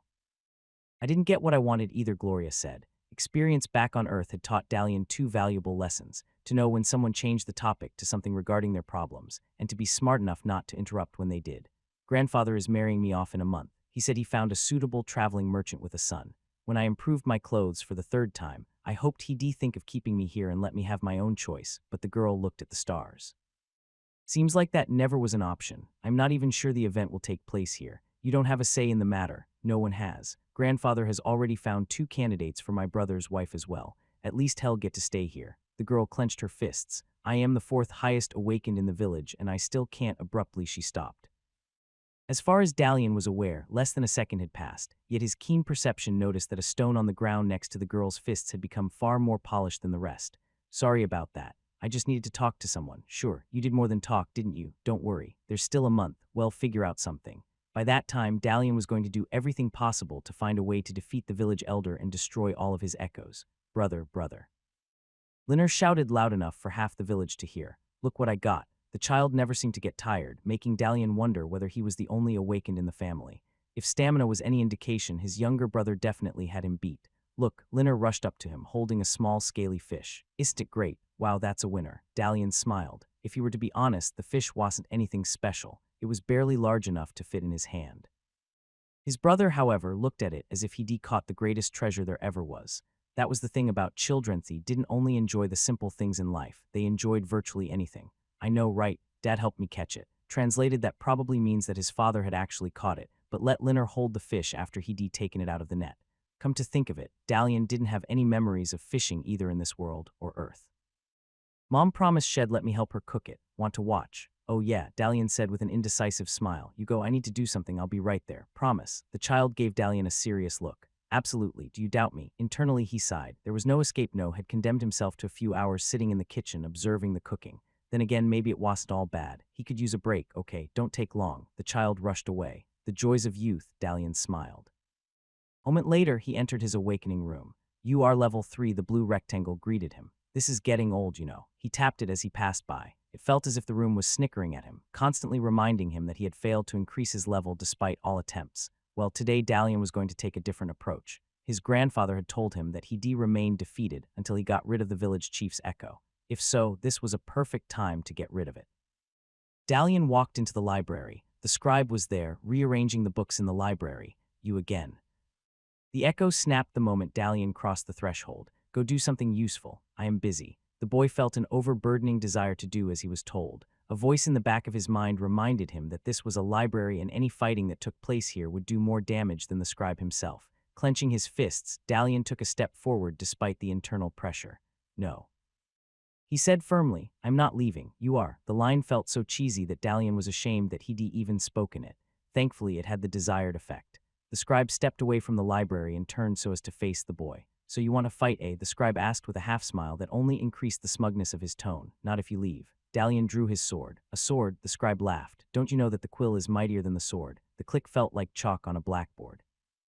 Dalian winced, then opened his mouth to voice a suitable reply. Before he could, dozens of green lines appeared from all over the room, all ending in the boy's chest. What the heck? Dalian's reaction was immediate, but so were the dozens of quills that appeared out of nowhere, darting at him like a barrage of arrows. Dalian jumped to the side, buckler in front of his face. Guard markers appeared on the floor, but even they weren't enough to fully save him. Combat initiated. Now you tell me. Gritting his teeth, Dalian knocked down the table, attempting to use it as a second shield. Alas, the only thing that did was to cause the quills to change trajectory. Quill wound. Health has decreased by 5%. Quill wound. Health has decreased by 5%. Quill wound. Health has decreased by 5%. Quill wound. Health has decreased by 5%. Seriously. Dalian rolled to the side. Less than a few seconds had passed, and already he'd lost a fifth of his health, not to mention that he remained constantly on the defensive. The scribe had barely moved from his original position, observing the whole thing with mild sadistic amusement. There was no white rectangle above his head, suggesting that the echo would likely die in one hit. However, neither Dalian nor his skills saw any way of reaching the blonde menace. Not a single red marker had appeared, and charging head-on was likely going to transform the boy into a porcupine. Quill wound. Health has decreased by 5%. Quill wound. Health has decreased by 5%. More quills poured down from above. At this point, there was only one thing left for Dalian to do. I am leaving. He shouted, rolling towards the door. I am leaving. A few quills followed, scoring another few hits, but the brunt of the attack had stopped. The next thing Dalian knew, he was back in his house, looking at his brother running towards the kitchen. As most people who'd gone through such an ordeal, Dalian's first reaction was to check his body for wounds. The good news was that there were none. The bad news, it didn't look like he'd defeat the echo anytime soon. If nothing else, he'd have more luck with the sand dragon. Stupid ranged attacks, the boy grumbled to himself. They're way overpowered. It's practically cheating. Dalian, his mother, called out. The tone of her voice sounded urgent. I'll be there in a moment. Might as well watch them cook. Not like I'll achieve anything else today. The boy did one final check of his legs and backs, then finding no sign of blood, went to the kitchen. When he got there, he found both his mother and brother standing near the window, still as statues, looking at something outside. Is Dad back? Dalian asked casually. Did he bring more fish? It's not your father, his mother said, her voice barely a whisper. Outside, at the edge of the village, a small group of people were approaching. They were nothing like the local villagers. All of them were dressed green and yellow medieval tabards with chain armor visible underneath. The leader of the procession was a tall, muscular woman riding a brown horse. From what Dalian remembered of his D&D sessions, she probably was a noble of some sort, complete with helmet, shield, and a suit of half armor. As she approached closer, Dalian was able to see the crest on her shield, 7 different colored spheres on a black background. The Order of the Seven Moons, Dalian whispered. Envoy, the arrival of the order was accompanied by the calm type of confusion that Dalian had grown to expect. For the most part, the people seemed vaguely intrigued, just as someone would be if a distant relative suddenly showed up on the door. On her part, the members of the order had annoyed contempt written all over their faces. I am Dame Vesuvia, here by order of His Grace Archduke Lanatal, the woman said loudly. It was impressive that her horse didn't budge an inch as she did, as if it were made of marble. Who is in charge of this village? Immediately, a couple of people set off in the direction of the chief's mansion. The rest of the crowd started whispering amongst themselves, all the while keeping a safe distance from the soldiers. What are they doing here? Dalian wondered. As far as he could remember, this had never happened before. The boy had some vague recollection of a temple monk passing through a few years back, but never before that there were soldiers, and certainly not a noble. Eager to learn more, the boy took a step forward. As he did, his mother grabbed him by the arm. Mom, the boy arched both brows. Don't go, the woman whispered, gripping his sleeve tightly. Why, what's the matter? Don't go, she repeated. I am Aspian Lure, the village chief said. His voice was twice louder than Dalian had heard him, though compared to the woman he sounded like a kitten trying to roar at a lion. How may we serve the Archduke's envoy? At the mention of the Archduke, several of the soldiers smirked. A mixture of amusement and disgust covered their faces, not the dame's though. If anything, she remained on her mount with the determination of one who would see the world melt in flames before showing any emotion. Just looking at her made Dalian feel cold chills run down his spine. A chainling has been seen somewhere in this area. We are to hunt it down and kill it. The woman's eyes narrowed. How many awakened do you have? Awakened. Dalian's heart skipped a beat. Not many. Aspian's hand trembled. Conscious of the fact, the chief quickly hid it behind his back. This is a simple village, dame. Most of the awakened are old without the necessary skills to how many. The dame's voice sounded like granite being squeezed into a cocktail. The village chief wavered. Dalian watched him transform from the majestic, all-powerful, undisputed ruler of the village into a weak, trembling old man. A dozen, the chief whispered, looking down at the ground. Close to a dozen. How many are fit? 2, maybe 3. 3, the dame audibly sighed. It was clear she was hoping for more. Get them armed and ready. We'll be heading out within the hour. But envoy, none of us can leave the village. How will they accompany you? There's a cleric from the Order of Seven with us. Hell, see to that. All you need to do is bring them here, and bring some provisions and hay, enough to last a week. Yes, dame, Aspian bowed even lower. Wow, to say that Dalian was impressed was an understatement. In his heart, he always knew that the nobles had to be more powerful than the chief, but even he didn't expect such a difference in levels. What he wouldn't give to have the ability to determine a person's level by sight. Maybe he could ask directly. After all, he had to be one of the 3 Awakened's chief wouldn't shy away from putting him in danger. Also, most of the other Awakened knew were either too old, too young, or unsuited for fighting. Dalian, his mother, whispered, Please don't go. It'll be fine. The boy smiled. As much as it pained him seeing his mother in such a terrified state, he didn't see himself as having a choice. His mother didn't either. She slowly released her grip, letting her hand slide off Dalian's sleeve. I promise it'll be all right. I know y'all try. The woman forced a smile on her face, though tears were still sparkling in the corners of her eyes. Don't put yourself in danger. Dalian nodded, then quickly followed the rest of the crowd as the soldiers made their way to the village square. In total, there were 21 of them, most equipped with proper swords, not the oversized dagger Dalian had to use in his awakened Staten chainmail armor. Near the end, though, there was a small group clad in leather armor. Judging by their somewhat confused state and cheap clothes, it could be assumed that they had been taken from other villages to help out with the hunt. There was one person, however, who was dressed in a dark blue robe. That must be the cleric if it ever seen one, Dalian thought. The hood kept the cleric's face hidden, making it impossible to tell anything about him. The only other thing that stood out was that, unlike everyone else, he didn't seem to have any weapons, armor, or other gear. Hey, you. One of the soldiers shouted at Dalian. What are you looking at? I'm an awakened, the boy replied. Despite the impressive fashion in which the soldiers had arrived, Dalian still had some pride left. The soldier didn't even pause to reply, only snorted with a shake of his head, then kept walking on. Unperturbed, Dalian did so as well. A spark of arrogance had lit up in him for some reason, pushing him to show that he was no worse than anyone here, with the exception of the dame, of course. What about you? The boy asked loudly, short of yelling. It's not worth it, a large red-haired man in worn leather armor said. Y'all be traveling with them for a while. Best not get them mad this early. If there was someone who could be described as a walking red bear, this man definitely was it. Not only was he 1 length taller and 2 wider than Dalian, but his head, face, and arms were covered in bright red hair as if he had implanted a furry crimson hoodie to his skin. Name's Havoc, the man said. Havoc. Long story, my parents had a sense of humor. Others didn't approve of it much. How about you? Dalian scene. Dalian. Havoc made a serious expression. Guess your parents had a sense of humor as well. What's your level? 3. Saying out loud made Dalian feel instant regret again that he hadn't managed to defeat the sand dragon. You used to be more, but I'm down to 4 now. The boy gaped at Havoc. Long story. Anyway, a piece of advice. Never pick a fight with a soldier. You'll end up regretting it. Also, stay away from him. The man glanced at the cleric. You never know how humorous the 7 are feeling. As time passed, interest in the soldiers began to wane. While the children and some young adults remained on the edges of the village square, most of the rest had gone back to their everyday chores. Bread, fruit, water, and what little other provisions the villagers had were brought to the soldiers only to be grumbled and accepted with such disdain, one would think the soldiers were doing the locals a favor. Even the horse had initially ignored the hay given to it with a series of snorts. A quick glance from its owner, though, quickly changed its mind. Fill all flasks and water sacks, the dame ordered, as she splashed some water on her face. Unlike her troops, she didn't seem in the mood for food, water, or even rest. A few steps away, the cleric stood silently, like a shadow defying the sun. Dallianance, he had revealed he was one of the awakened, had been placed a half a dozen steps away and told to remain quiet. Soon, he was joined by the remaining 2 village volunteers. It was no surprise that Vale, the village chief's grandson, had been sent, but Dalian didn't expect Gloria to have been as well. "You're all I got?" Dame Vesuvia asked. For once there didn't seem to be annoyance in her voice, rather a hint of regret.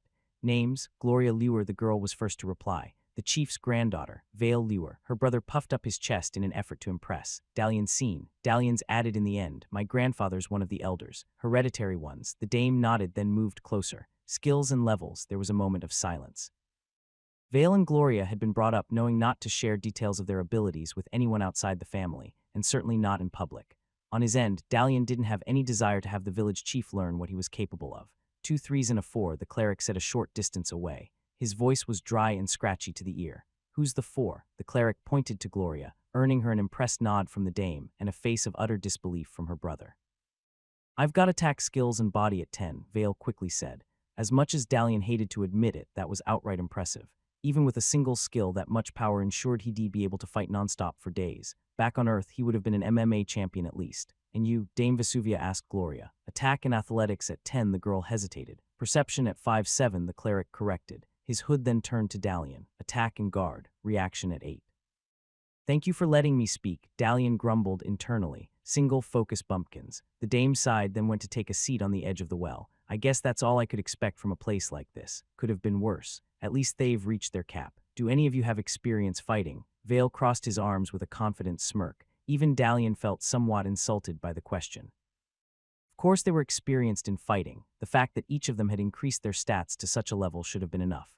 Dalian alone had defeated over a dozen guardians, not counting his experience in the well. "Actual fighting," the dame clarified, "as in against other people. I've been hunting many times." Vale gave Dalian a quick glance. The glance screamed, "I'm far better than you," scum, as if he'd said it out loud. "I've killed deer, boar, sometimes wolves." "And you too," Gloria shook her head.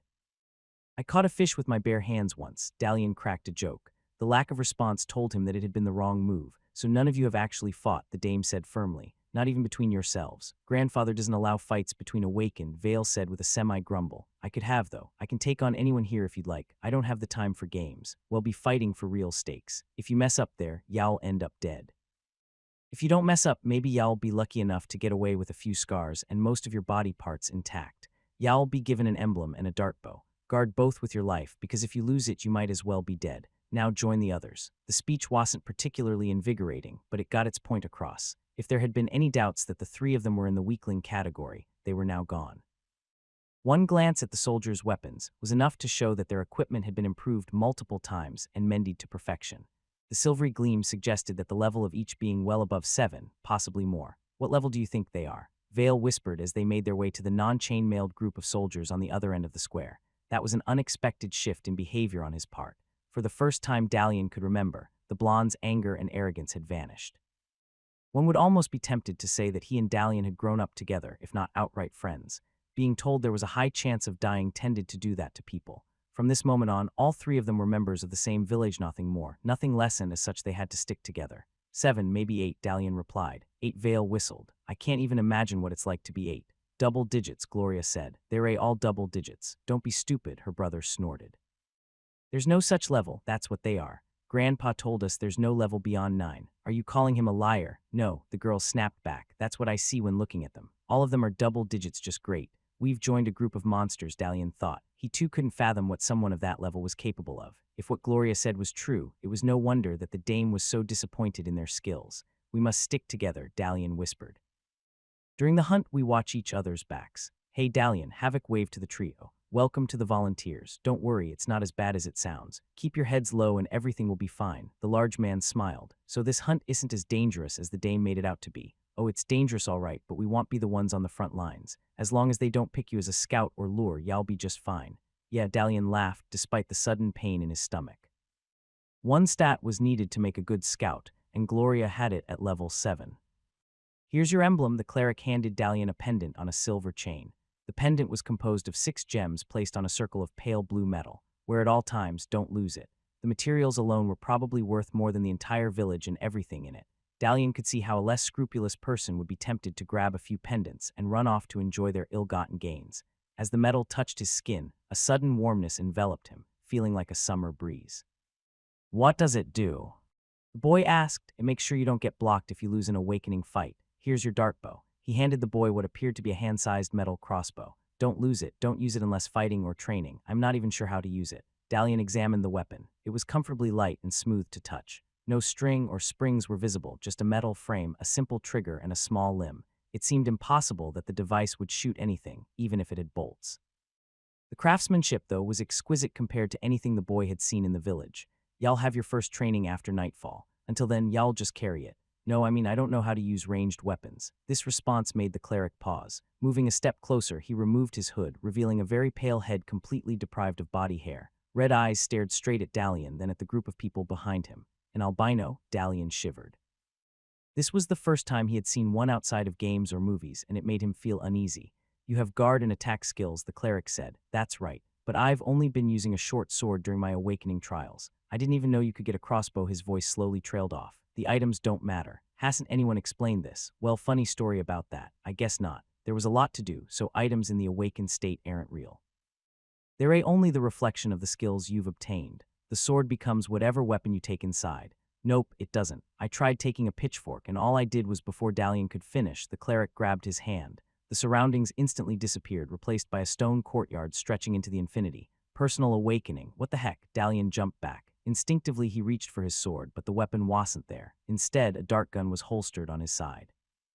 Draw the dart bow, the cleric ordered. Dalian hesitated. It was clear that he was in an awakened state, but why wasn't he in a room? This didn't look like an area, and it definitely wasn't the usual room he started in. The closest thing he could compare it to was the inside of an awakening shrine. Draw it. Right, Dalian did as he was told. Inside the awakened state, the weapon looked slightly different. A metal string had appeared connecting both sides of the limb as well as a single metal bolt on top. Now the weapon looked much more like a miniature crossbow. Aim at me. Are you sure? The cleric sighed, then gestured to Dalian to go ahead. Okay, then the moment Dalian raised the dart bow, a series of red markers appeared. 2 footprints had formed near the boy's feet, indicating what stance he should take, along with a line from the tip of the bolt continuing forward like a laser pointer. That was new. Dalian moved the weapon about. It was just like the cones he saw when guarding against attacks, only reversed. There were no words to describe the sudden sensation of power that came with ranged combat. No longer would Dalian have to dance about in order to do an attack. The sensation was dwarfed by the greater realization that awakened skills were in fact groups. It was so obvious, and yet Dalian had never thought about it. It didn't help that his grandfather was incapable of telling him. Aim, the cleric repeated. The moment the red line touched the cleric's shoulder, though, he froze. This Dalian from this place didn't particularly care, perceiving everything as normal. The Dalian from Earth, though, felt a deep reluctance to continue. The logical part of his mind told him that there was no danger, that the pendant would protect the albino from the bolt. All he had to do was get on with it. Before he could, the cleric drew a dart bow of his own and fired an arrow straight at Dalian's chest. Fatal attack. Health reduced by 100%. Awakening failed. What the? Dalian leapt back, only to trip and fall on his bottom. He'd just been cast out of his awakened state, defeated with such ease as if the cleric had swatted a fly. Laughter could be heard nearby, including Vale's. You're no longer playing games. The cleric pulled his hood back up. Get some training. Improve or you won't be coming back from this. What did you do? The boy asked, but the cleric had already started walking away. Why had no guard markers appeared? They had always done so when he was under threat, even when half asleep. This time there had been nothing. Dalian never had a chance to react. You showed him. Vale approached with a laugh. Maybe teach me how you did that, okay? Confused, Dalian looked around, trying to make sense of his surroundings. To his surprise, Vale helped him up, then walked him to the others. "Don't worry, we've all gone through this," Gloria whispered as the two approached. "It takes a bit getting used to." "He's the only one that fell on his ass," Vale snorted. Clearly, he wasn't going to let that go anytime soon. He was fast. Dalian swallowed. "I could barely see him attack. That's what it's like fighting a double digit. Good thing well be in the back. Any other day, that would be a relief. Considering the number of soldiers and the fact that they were gathering additional soldiers only raised questions. If a cleric of the order could do that to Dalian, what was the creature they were chasing capable of? "Pack up and get ready," Dame Vesuvia shouted. "We're leaving. Volunteers, follow the line." Walking turned out to be far less fun than expected. Initially, the trio was fascinated by everything, as if they had stepped across an invisible barrier at the village limits and earned themselves a taste of freedom. As time passed by, the sense of wonder faded away.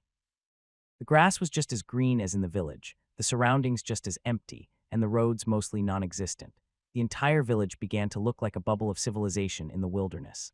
Another interesting thing, as Dalian found out, was that the group wasn't exactly from the Order of the Seven Moons. The main group was composed of soldiers and volunteers from the Archduke's lands that were doing their job eliminating nuisances in his domain. The cleric was of the order, obviously, and in part the dame. According to Havoc, she was first and foremost a noble, but had spent enough time in one of their cathedrals to be made an initiate. That gave her certain privileges within the organization, including a personalized pendant. Dalian had no idea what exactly personalized meant, though he suspected it was more than having a different casing. In the evening, the group paused for a rest. On Earth, the process would have involved putting up tents, building a large campfire, as well as setting up guard patrols to protect the area while the rest slept. Here, the dame let everyone know they had half an hour to eat and rest before continuing. What was more, Dalian, Gloria, and Vale were told they would have to undergo basic training in that time as well. "You three," a bulky soldier grumbled. "Gather round." Initially, the request seemed weird. It didn't take long for Dalian to see that the rest of the volunteers had also gathered in small groups, each with a soldier.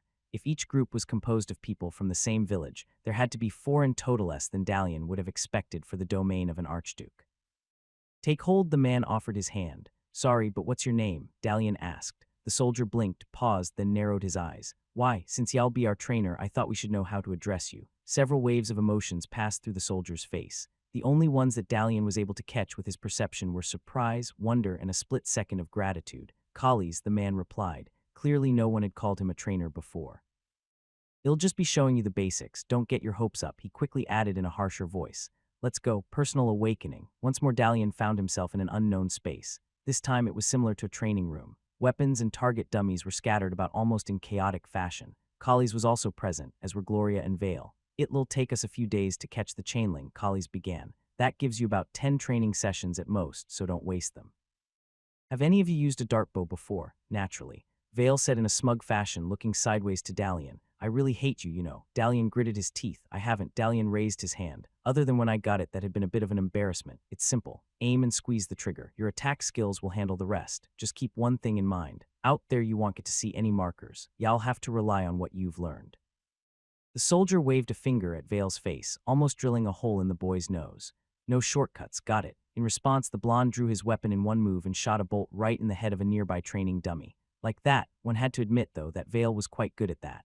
Maybe he didn't have the perception of his sister, of the reflexes of Dalian, but he had spent a large part of his bored life fighting, in and out of awakened state. Passable, Collies turned to Gloria.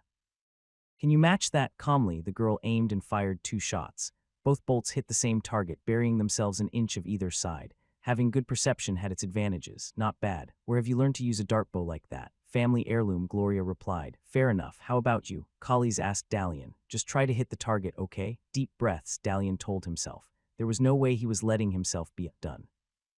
Gripping the weapon as tightly as he could, he aimed just above Vale's bolt and slowly squeezed. The projectile darted out almost instantly, hitting its target dead on. "Daru," Dalian whispered with a smile. "Okay." The soldier nodded a few times. "You're not a lost cause after all. At least I won't have to explain the boring stuff. Training is over." Vale frowned. "I was expecting something a bit more challenging. Can't we get a moving target at least, or fight against each other?" "Who told you training is over?" The hard edge in the collie's voice made all 3 of them freeze in place. "I just said, well, skip the boring stuff. The real training starts now." All weapons and target dummies vanished in the blink of an eye. A large cage emerged in the far end of the room. Only darkness was visible inside, as if the cage contained the night sky. "Combat initiated. In 1 minute the cage will open," Collies said with a wicked smile. "It's up to you 3 to survive for 5 minutes." Those that don't want get any food. Use any skills you have. That's it. Droplets of sweat had appeared on Gloria's forehead. Don't we get any advice? Work together, don't get cornered, and try not to die too fast. What if we kill it? Dalian asked. Without a doubt, the challenge wasn't going to be easy, but having a specific goal in mind tended to help Dalian focus better. And who knows, there was always the chance the three of them could actually pull it off. Back in the Awakening Shrine, neither he nor Gloria could defeat the Sand Dragon, but together they managed in one try. Kill it, the soldier laughed. Kill it and it'll give each of you a silver coin. It was the level increase Dalian had been hoping for, but a silver coin was nothing to sneeze at. You're on. Dalian cracked his neck. He had one huge advantage the soldier hadn't taken into account, had a buckler and the skills to use it. Practice Guardian Species, Unknown Class, Unknown Statistics, Unknown Skills, Unknown Weak Spots, Unknown. The cage burst open, releasing the darkness within. Black strands whirled through the air, giving form to the unknown creature. This was the first time that Dalian saw something unknown. Even when his perception was low, the white rectangle still gave the species name and class. It was as if the creature had somehow surrounded itself in a shroud of invisibility. All three trainees came to the same realization in less than a second and reacted in an entirely different fashion. Gloria used her acrobatic skills to leap back as far as possible, holding the dart bow tightly in front of her. Vale shot 3 darts at the forming silhouette. As for Dalian, he took a defensive side stance, raising his left arm just enough to cover the upper part of his torso with his buckler. Where are you? Dalian kept his eyes on the creature, waiting for defense markers. He knew that the creature would attack anything that had to be kept in a cage, so Sturdy had to attack the first chance it got. 3 black strands emerged from the silhouette, grabbing hold of the 3 darts before they could hit their target. Dalian swallowed. This wasn't a good sign. 2 glowing red eyes emerged in the darkness, then a series of sharp blue teeth, very large blue teeth. Green markers appeared, though not the usual markers. In the past, defense markers had always provided options against attacks, yet this was the first time Dalian was given a choice between 3 different attacks. 3 green lines started from the creature's mouth, linking it to Dalian's left leg, Vale's right arm, and Gloria's throat. Look out, Dalian shouted, while his mind frantically made an attempt to analyze the situation. It had to be a pack creature. That's the only thing that made sense. Within seconds, it was probably going to split in 3 and attack each of them. A second later, Dalian was proven wrong. The creature leapt forward, ignoring Dalian completely, heading straight for Vale. The blonde managed to fire one more bolt before the blue teeth sank into his throat. Fatal wound. Vale Luor's health has decreased by 100%. A red rectangle appeared just as Vale went out of existence. By now, he was probably back in the real world and without supper. That wasn't Dalian's main concern, though. 2 sets of defense markers remained. Gloria, get here. He shouted, aiming at the creature. The moment the red pointer touched the monster's back, Dalian squeezed the trigger. As with Vale, the bolt never reached its target. The creature simply jumped to the left, avoiding the attack with ease. That wasn't supposed to happen. Dalian shot again, then again, and again. Bolts flew along the trajectory line like a stream, each missing by a few inches each time. It was almost as if the creature was toying with Dalian, directing most of its attention on Gloria. The girl seemed to be perfectly aware of that, for she continued to retreat backwards towards the wall. It wouldn't be long until she ran out of room. Once that happened, the creature would finish her off and go for Dalian. Time appeared to slow down. Dalian's mind went through the options. His speed couldn't match that the creature, and all of his attacks were easily avoided. I need more time. If he charged the creature, there was a chance that he'd create a good enough distraction for Gloria to attack. With her stats shed, probably strike at the creature's weak spot. Just give up, a voice whispered in the back of his mind. There was no point in trying so hard. This wasn't the real thing, it was just an exercise. No one was going to get hurt, at most they'd skip a meal. And even if by some miracle Dalian managed to defeat the Guardian, what would happen? A silver coin was a lot, but it wasn't like he could buy anything he otherwise couldn't. At best he'd have to wait a few seasons until a traveling merchant passed by just to get some useless trinket. No. Dalian shouted, I'm not giving up. Dalian glanced at his weapon. It was impossible to improve anything while in a awakened state. He had tried improving his buckler, sword, even clothes enough times to know it was impossible. However, there was one thing he hadn't tried. Please work. Dalian grabbed his right hand with his left. The creature snarled, leaping away from the nearby wall where a doorway had suddenly appeared. This definitely wasn't what Dalian had in mind, but he took what he could get. Get ready. He shouted and removed the buckler from his arm. I want to do a defensive attack, he thought. A single set of green and red markers appeared, a dash of footsteps forward, followed by a twist and release of the shield, just like throwing a discus. Dalian had never thrown a discus in his life. He had barely seen it done at the Olympics. Now was the time to try it out. Without hesitation, he ran forward. His feet matched each step perfectly. After the 10th step, time came to a stop, a real stop. not just a trick of his mind. After another 4, Dalian held the buckler as the marker in the air indicated, twisted his body and released it at the precise moment. The shield split the air, following a trajectory towards the beast's head. The attack didn't stop there, though. One more set of markers, manhwaedit markers indicating how and from where Dalian should shoot his dartbow, and Dalian did just that. Time returned to normal, along with a loud thump as the buckler struck the monster in the head. Head wound. Has been dazed. All actions will be performed at 50% speed for the next 10 seconds. Best choice of first item ever, Dalian thought. The bolt once again missed its target, as Dalian suspected it would, but it didn't matter. The distraction had been long enough for Gloria to join the fight. Combination attack dealt damage was increased by 200%. Critical strike dealt damage was increased by 200%. The creature snarled, leaping away from Gloria. Without the status information, there was no telling how much health it had remaining, but the damage was obvious. The beast's movements, although nearly as fast as before, were less precise, as if it had to think and guess where to go before it did. The left side, Gloria shouted as she leapt off the ground, doing a wall run that would make most action heroes envious. Shoot at its left side. On cue, red markers appeared in the relevant side of the creature perfect targets for Dalian to take advantage of. Bolts filled the air, coming from both sides. This time, every second one hit its mark. While most of Gloria's were deflected by the strands emerging from the creature's morphing body, Dalian's weren't. Just a little bit more, Dalian thought. As strong as the creature was, it wasn't invulnerable. For a moment he caught a glimpse of his buckler.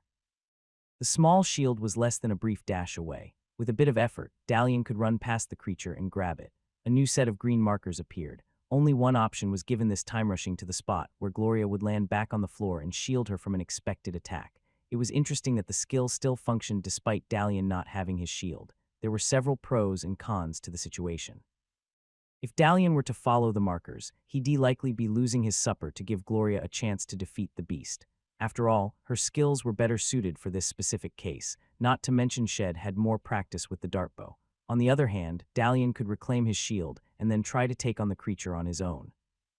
This could potentially create some short-term tension between him and the girl, although a silver was nothing to laugh at, and who knows, maybe he'd even impress the rest of the group. The decision merited a few seconds' consideration, which Dalian did while rushing towards Gloria. Upon reaching her, the only conclusion he'd come to was another question. Why not both? Stay behind me. Dalian grabbed her in a hug-like embrace, then turned his back in the direction of the creature. There was no way his back could match the sturdiness of a buckler, but for all intents and purposes, it would hopefully be enough to cushion one blow. To Dalian's surprise, Gloria also had a plan of her own. Initially, she moved in lockstep, allowing Dalian to position himself between her and the creature. At the same time, she also managed to take the dartbow out of his hand. Since he wasn't going to use it either way, Dalian let her have it. Having two weapons was better than having one. The girl's action didn't end here, however. Instead of waiting patiently for the creature to slash Dalian out of his awakening state, she extended both arms forward on either side past him. Each hand held a dartbow. Each dartbow was aimed at the creature's head. Moments later, 4 bolts flew forward. Multi attack dealt damage was increased by 400%. Critical strike dealt damage was increased by 200%. Talk about damage. Dalian smiled. With so many multipliers, there was no way the monster would last for much longer. In a worst-case scenario, Gloria would slowly bleed it out, running, jumping about, and firing the occasional bolt. A pity he wouldn't see it happen. Guardian defeated, I stand corrected, Dalian thought. Next thing he knew, he was at the camp again. Him, Vale, and Gloria were all still holding the soldier's arm, who now was looking at them with an entirely different expression. He was obviously pleased with their victory. Even more was impressed. I could have gotten him. Vale pulled back his hand with a grumble. Let me have another go. I'll get it this time. You only get one go in real life, Collies snapped. You get bread for supper. Mess up next time and you get less. Vale let out a faux laugh, trying to appear that such things were beneath him. Dalian could clearly see the blonde was furious at his defeat. It was written all over his face. Y'all get a silver. The soldier said to Gloria, making her blush slightly.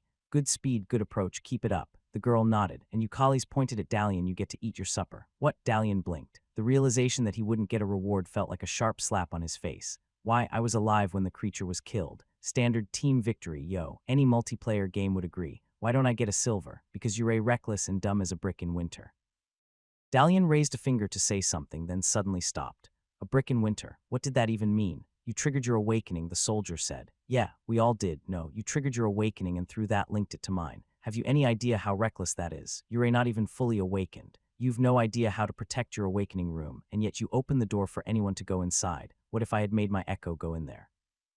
You might as well give back your pendant and save us all some time and agony. Dalian didn't say a word. It had seemed a good idea when fighting the beast in truth. It was the only idea he had. Looking back now, it wasn't the best. Collies was absolutely right. Doing something without knowing the consequences was worse than doing nothing at all. Look, the soldier put his hand on Dalian's shoulder. You got the right idea.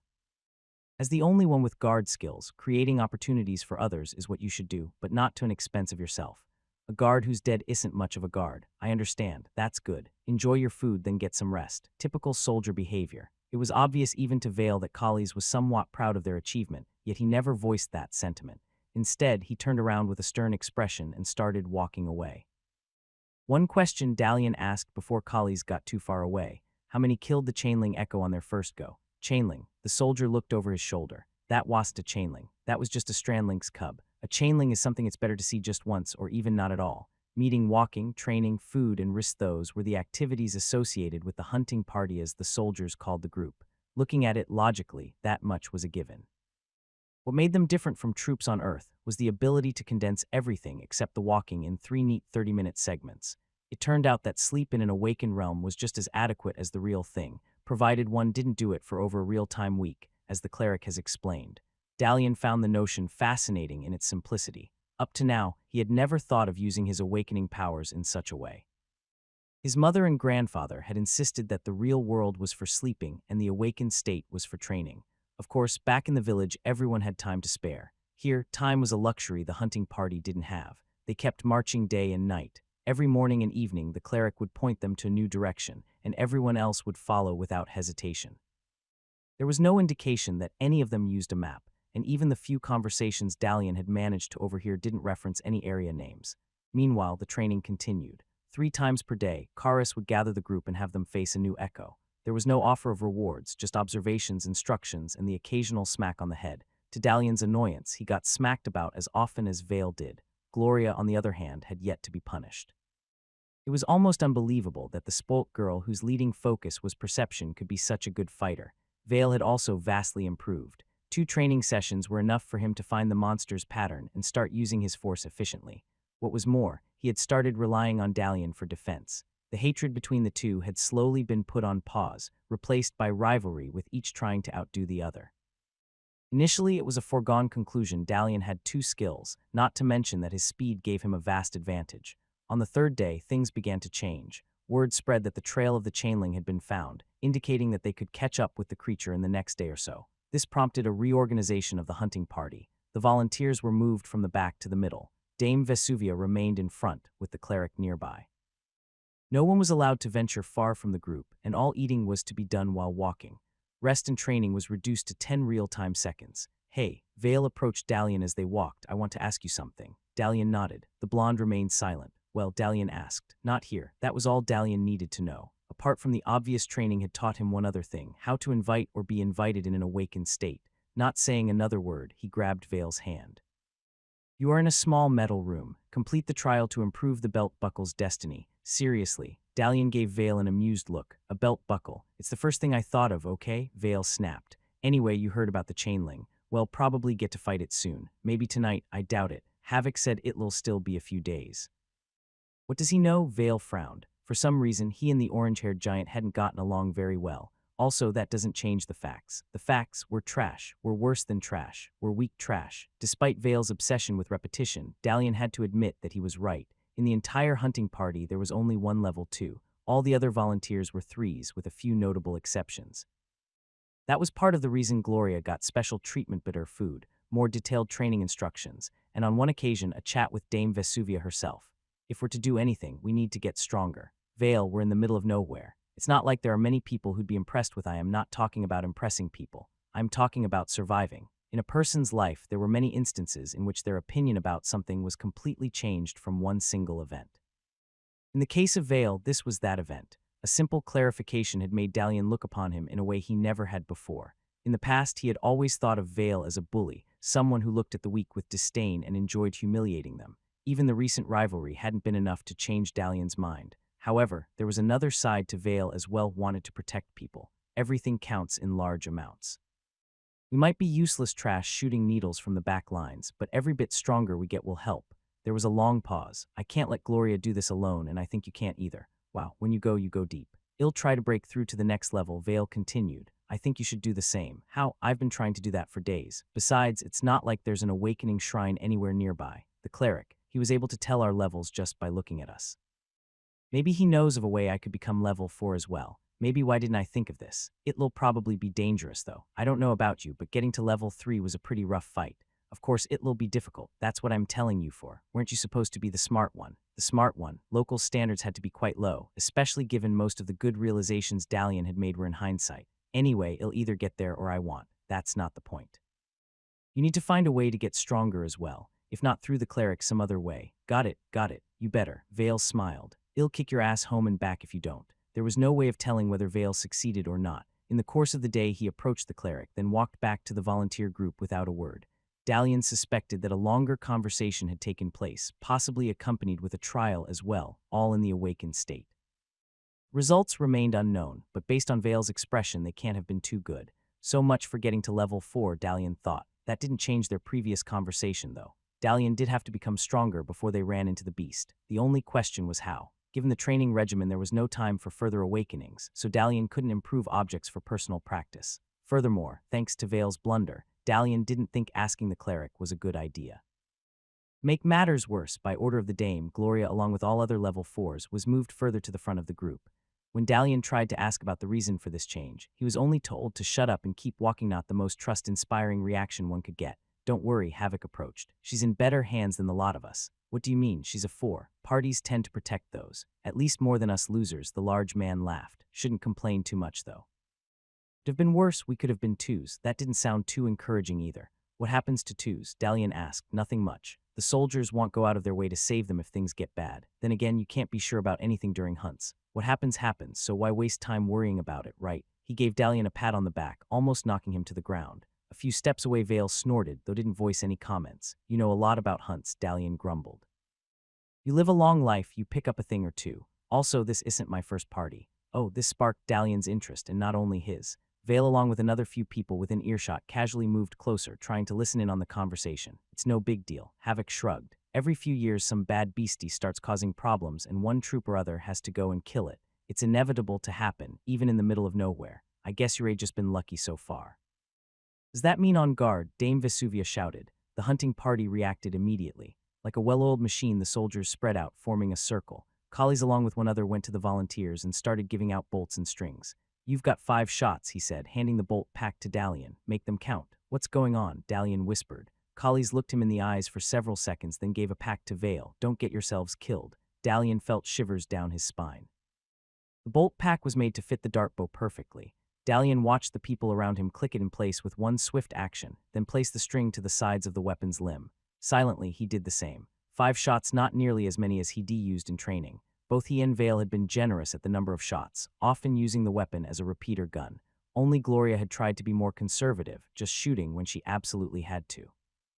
Even so, Dalian doubted she'd be able to manage with such an amount. Don't waste your bolts, Collies shouted for all to hear. Shoot only if your life is in danger. Don't charge out or try to help us. More clicks followed as the group prepped their weapons, followed by silence. Dalian stood up, trying to see over the circle of soldiers. With the exception of a few hills nearby and a chain of snow-covered mountains in the distance, there was nothing remarkable in the area, just cold, grassy plains continuing on and on. There has to be something, Dalian thought. A city, a village, or even smoke. It took him a while to notice it. Little more than a black thread, it rose into the sky, originating from relatively close by. Dalian rose on his toes to try and see more, but Havoc grabbed him by the shoulder, slamming him back down. Don't, the red-haired whispered. Y'all see it soon enough. The entire group fell silent to the point that steps, even the occasional movement of chainmail, could be heard. How close is it? Vesuvia asked, drawing a 2-piece sword. Back on Earth, the weapon would be pegged as a cheap movie prop and completely ignored. Here, though, Dalian could feel its power even from this distance. The 2-blade parts shaped like a tuning fork were never meant to be the cutting part. They merely held the real blade, created from what could only be described as hardened air. Half a day, the cleric said, removing his hood. 15 hours at most. It did its thing and moved on. By the crippled's luck, that's the last thing I needed. The dame scowled. Did it heal? Maybe. I'll need to check the spot to know more. Either way, if we don't hurry, it'll get stronger. You're sure it's not hiding? There was a long pause. Dalian, like many others, held his breath. He didn't know the specifics of the conversation, but his imagination did a pretty good job of filling in the blanks. It's nowhere near, the cleric replied after a while. "I'll go and check." "No, we all go. I'll need you close in case we lose the trail again. We can't waste time, initiate. I'll go see. You need to continue on its trail. If it finds more health bags, you might not be able to take it down. That is not your decision to make, cleric." The woman's voice had a force behind it that could make steel snap. Dalian felt as if a dust of wind had hit him in the chest. By the reaction of the people nearby, he wasn't the only one. "Yes, initiate." The cleric bowed only. "By the 7 moons, by the 7. The dame sheathed her sword. Double march forward.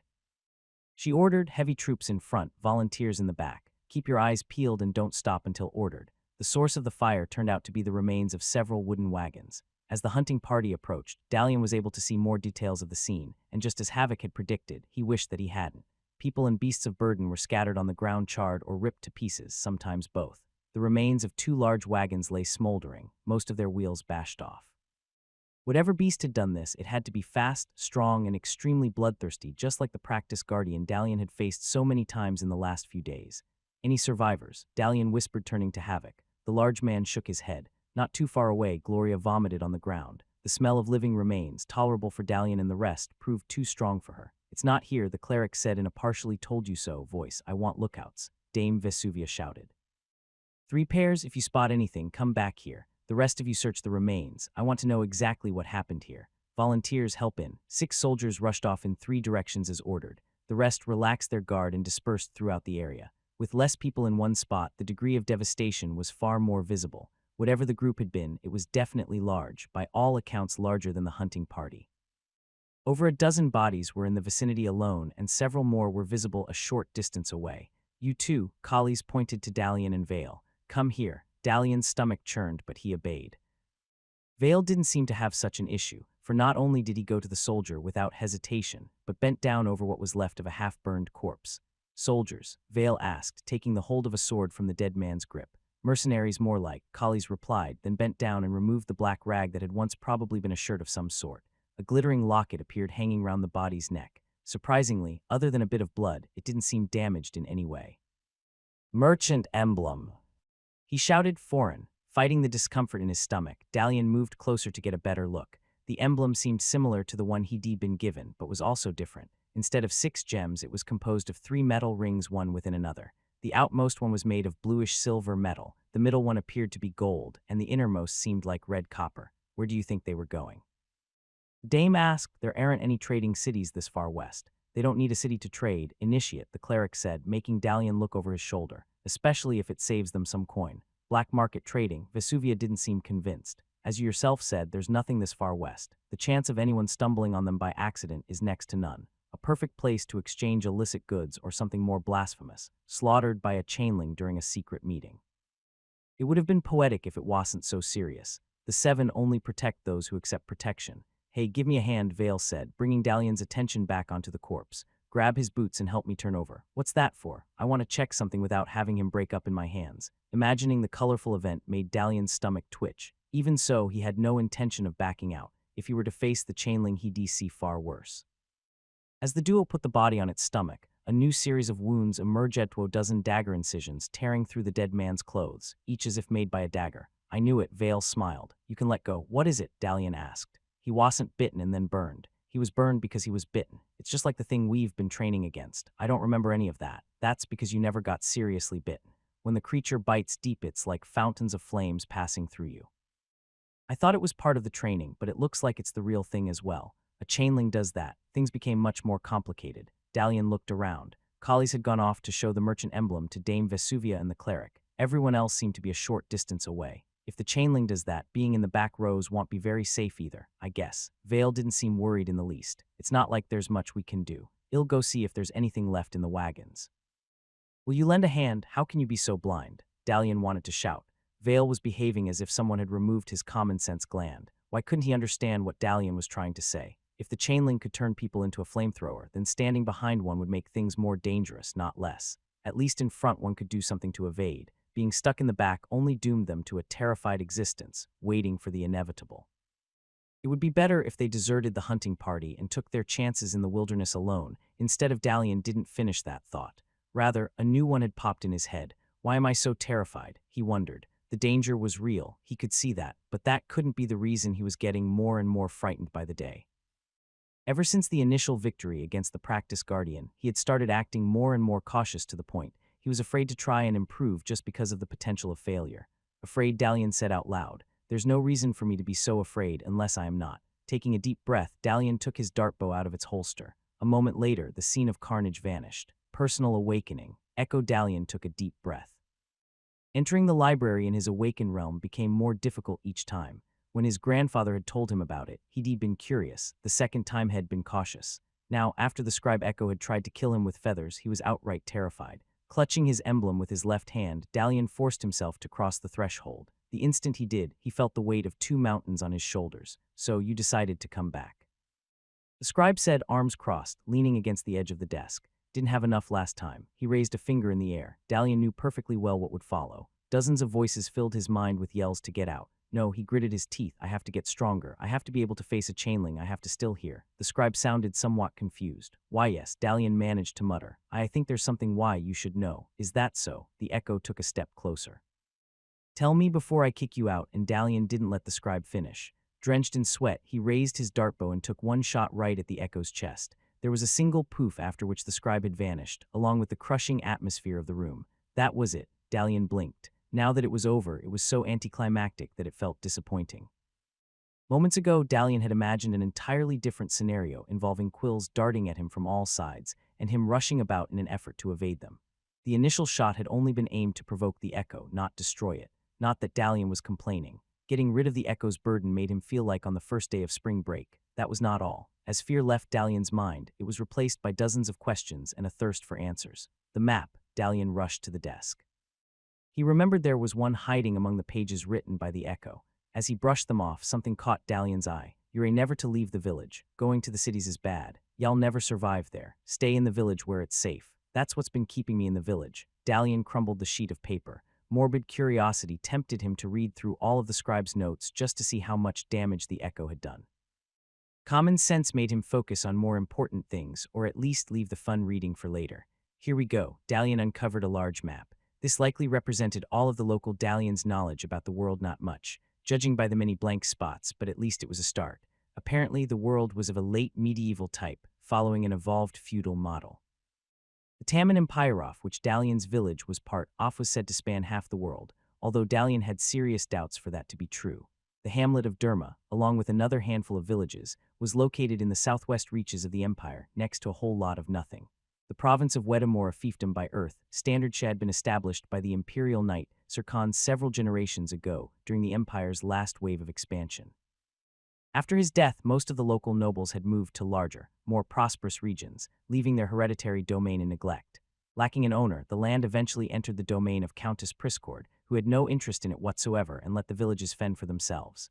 Ever since, the local villages had been self-governed. That explained a few things. For one, Dalian now knew why the village chief was so obsessed with echoing everyone and keeping them from leaving the village.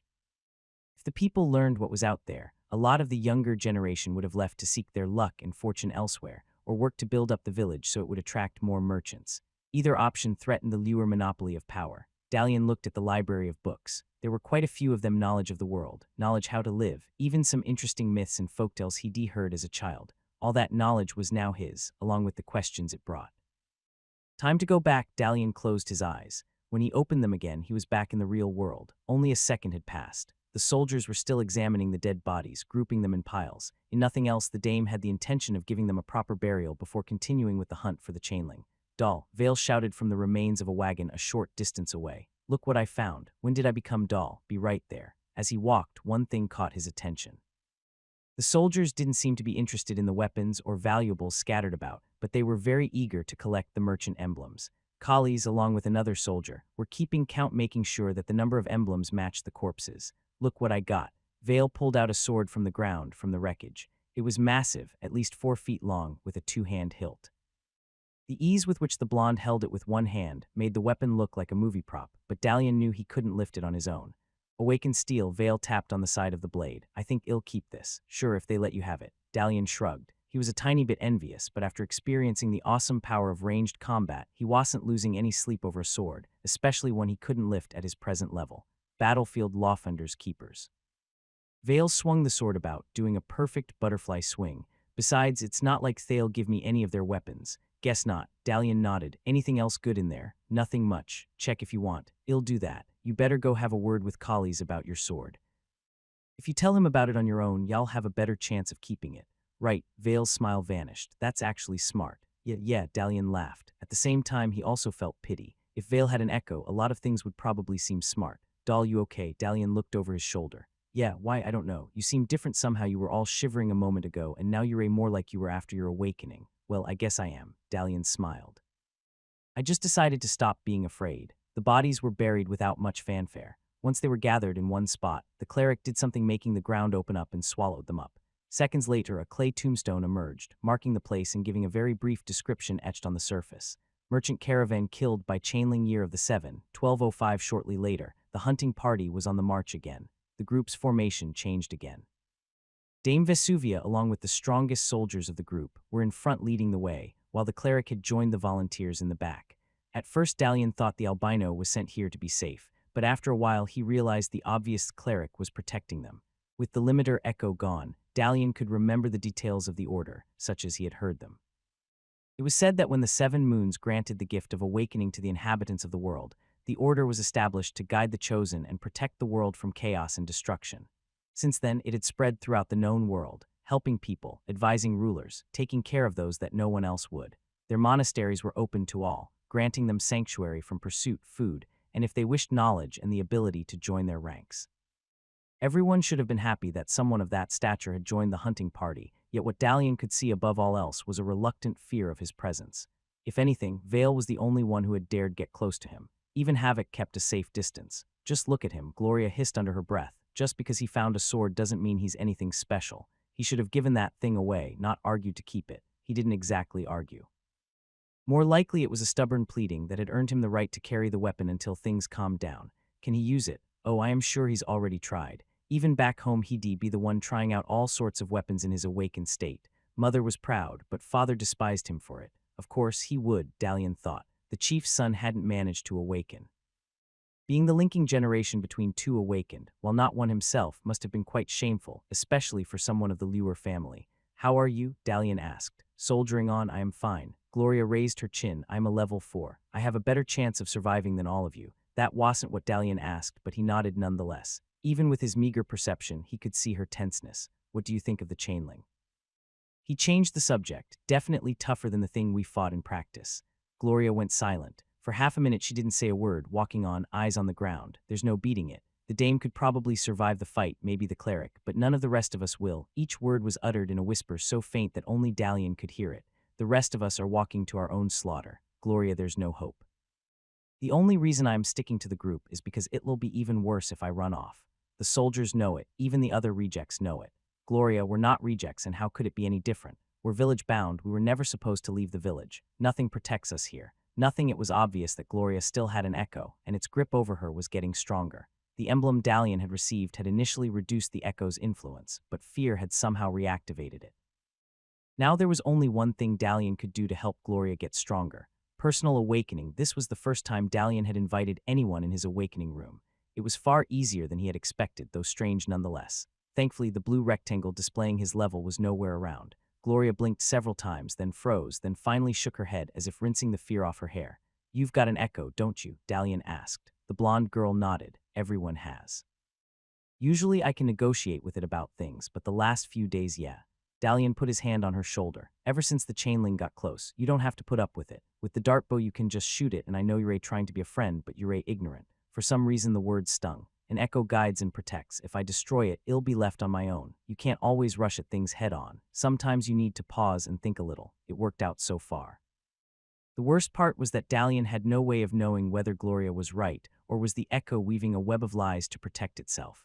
Also, you won't be alone. I am here. If anything happens, I'll take care of it, just like we did in the Awakening Shrine. This is more serious than an awakening trial. Gloria's voice softened a bit. Here we can actually die, only if we let it happen. We've been doing pretty well in training lately, and that was just 3 of us. There will be a lot more. The caravan had a lot more. Look what happened to them. Not all of them were awakened, Dalian lied. There was no way to know for sure. So far only part of the weapons had been special, but that was far from a guarantee. You don't need an echo to help you. Once you get rid of it, the world will be a whole different place. Trust me on this. Gloria didn't say a word. The struggle was written all over her face. She wanted to believe him, but also didn't dare to. You can trust me on this. Here. He put his dart bow in her hand. Use this, just like you did to get my silver coin. When in doubt, resort to humor. I'll be waiting here. No. Gloria pushed the weapon back in his hand. I need to do this alone or not at all. If I am to be the group's scout, I can't rely on others. The pair went out of Dalian's awakened state. Gloria didn't say a word after returning to the real world. Her panic had subsided, but there was no telling whether the talk with Dalian had calmed her down, or she was simply good at hiding things. Not too long after, the group slowed pace. Gloria was called by the dame and sent off with another soldier to scout on ahead. Everyone else was ordered to stop and real rest, not the awakened replacement they had done so far. The volunteers, feeling that they might not get many chances after this, took the opportunity to relax a bit. The soldiers, on the other hand, were tenser than ever, keeping their eyes peeled. Interestingly enough, Havoc was also quieter than Dalian remembered him. What happened? Vale approached. I saw you with my sister. What did you chat about? Oh, worst time to get overprotective, Vale. She was a bit stressed out, so what did you talk about in your awakened state? The blonde interrupted. Did you think I wouldn't notice? We've been training like this for days. Of course I'll know when you pull something off like that. That was untypically smart of Vale, so much so that it had caught Dalian completely off guard. It wasn't that he had anything to hide well. There were a few things, but not related to Gloria, but rather that he didn't expect Vale of all people to notice it happening. So much for being discreet. Well, Vale pressed on. We were talking about echoes. Judging by Vale's reaction, Dalian was right on the money. The one your grandfather put in the entire village. Funny how there was no malice in his words as he said that. I got rid of mine and told her to do the same. She didn't seem ready. Idiot. Vale snarled, making it impossible to determine whether he was referring to his sister or Dalian. How did you get rid of yours? The echoes, no problem. He tried bossing me around, but I beat him up. That was years ago. Now he helps me when I need to figure things out. An unexpected approach, without a doubt. Dalian could almost imagine the scene. Apparently, if someone was all brawn and adrenaline, playing mind tricks wouldn't take on. If anything, this could well be the single case in the entire village in which the echo was more miserable than its host. Anything else? No, nothing much. Why the sudden concern? We agreed that we need to get stronger, and getting rid of the echo definitely does that. Well, maybe not in your case. It's not like you managed to reach level 4. I did. Dalian's smirk vanished. What? When? You didn't say anything when you went to the cleric, so I thought I got it done on the first go. Part of Vale's natural smugness shone through. It wasn't even difficult, but you were ready to chew someone's head off. I saw your face. And I wasn't the only one. That wasn't because of the trial. Vale's expression suddenly went dark. It was what the cleric told me. Looked over his shoulder. He said that even with that level we won't be able to escape our prison. Our prison, an interesting choice of words. Could it be he was talking about the village? Or was there something else in play? What did he mean by that? No idea. All he said was look out. Havoc yelled, then grabbed Dalian and Vale by their shirts and pulled them back just in time to avoid a flaming wagon wheel that came crashing down from the sky. A wave of fire burst, throwing everyone nearby to the ground. Chowinling. Someone yelled. Dalian felt the heat wave, along with the weight of Havoc on top of him. The large man's armor was scorched, letting off the familiar smell of burned leather. Battle instincts kicked in. All the hours spent fighting the echo made Dalian react. Before he knew it, he was back on his feet, dartbow in hand. It was only at this point that he noticed something was missing. There was no buckler on Dalian's left hand. You okay? Vale stood up, offering a hand to Havoc. Watch the sky. There might be more. Havoc let out a groan. Bloody leg. That's what happens when you get bumped down to a 3. Chaos was erupting. Soldiers were running forward, forming a defensive line. Half the volunteers were in shock, the other half looking wildly about for other flaming projectiles in the sky. This was the point at which a rectangle would appear, warning Dalian of imminent danger, along with a whole range of markers. Only now did he realize how much he missed them. Fighting in an awakened state was easy. There were so many tools to aid him. Here, he had to rely on his gut and senses. Thankfully, those were improved. Can you fight? Dalian glanced over his shoulder to Vale. I am fine. Vale replied, holding a sword in one hand and a dartbow in the other. Where's Gloria? Up ahead. Let's go get her. Are you crazy? Havoc shouted. There's a chainling out there. You won't last a minute against it. Is it safer here? As if on cue, another flaming wagon piece landed, this one half a dozen steps away. Besides, we don't need to fight it. We just need to find Gloria. Next to Dalian, Vale nodded. Let's go. Wait. Havoc tried to get up on his feet, but the pain in his broken leg made him crash back down. Damn it, he yelled, fighting the pain. Listen, the weak spot is in the chest, right under the throat. Got that? Under the throat, got it. Dalian caught a glimpse of an abandoned dartbow nearby. Whoever its owner was, they were either dead or in no condition to use it. Grabbing it quickly with his left hand, he then rushed forward. In the distance, more flaming balls of fire appeared in the sky, but that wasn't an issue. Dalian's only concern was Gloria. It didn't take long for Dalian to dash past the protective line of soldiers. All the awakened training he had done had improved his body and behavior to the point he could almost see the guide markers without them being there. His body strafed and swirled almost on its own, passing by people and obstacles alike. Of course, it was a plus that no one actively tried to stop him. Skilled soldiers had the goal of keeping the chain link from reaching the heart of the group. They weren't concerned with people getting out. To the left, Dalian shouted as he turned. Behind him, Vale followed. While not as nimble as Dalian, the blonde's physical development allowed him to keep up with ease. If anything, in more cases than not, Dalian was slowing him down. You sure this is a good idea? Vale asked as a burning yak splattered on the ground no more than 50 feet away. Game theory. Dalian grinned, running on. In truth, it was more a case of gaming theory, but the logic held true. The hunting party and the chainling must be evenly matched, so just as we're afraid of it, it's afraid of us. The entire reason it's bombarding us with chunks of burning wagons is to cause enough chaos so it could then run in for the kill. The soldiers know that, so they're standing their ground, bombarding. Vale asked, confused, throwing. Dalian made a mental note to stick to local terms when talking. An entire wagon roof appeared in the sky, flying directly towards Dame Vesuvia. The woman didn't budge. Remaining on her horse like a statue, she drew her sword and waited. When the mass of flaming wood came near, she performed a single strike, slicing the thread out of existence. Whoa, Dalian thought, would he ever be able to reach her level? Even from this distance, he could tell the strike wasn't one, but a multitude of attacks, moving faster than his senses could perceive. He had only been able to catch the slight, unnatural blur, but not the actions themselves. There's no way I can do that, Vale said. He too was impressed, though clearly had a much higher opinion of himself. What if the chainling throws that at us? It won't even notice us. If anything, that only ensured it'll pay even more attention to the dame from now on.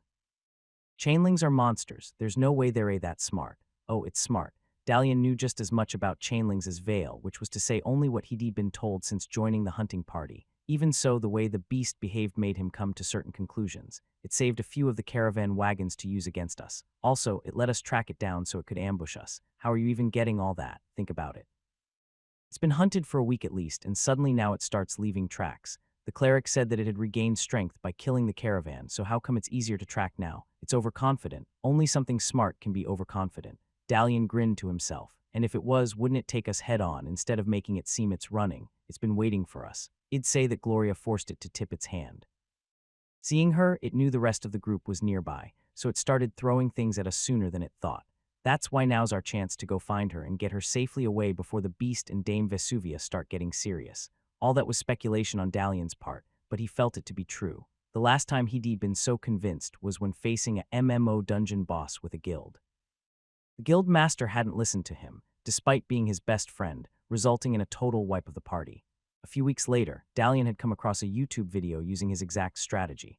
Still, he'd come to the conclusion almost too easily. Getting rid of the echo was one thing Dalian had felt like he'd broken free from a full-body plaster cast, but the way the ideas had popped in his head at a moment's notice was next to surreal. So this is the benefit of mind, Dalian thought.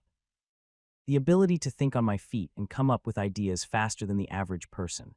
Good to know, just trust me, okay? Dalian expected some sort of verbal confrontation from Vale, or at the very least an attempt at sarcasm. Instead, all he got was an approving grunt. Vale had accepted him as a leader. Based on the trajectory of flying objects, Dalian had a pretty good idea where the chainling was located.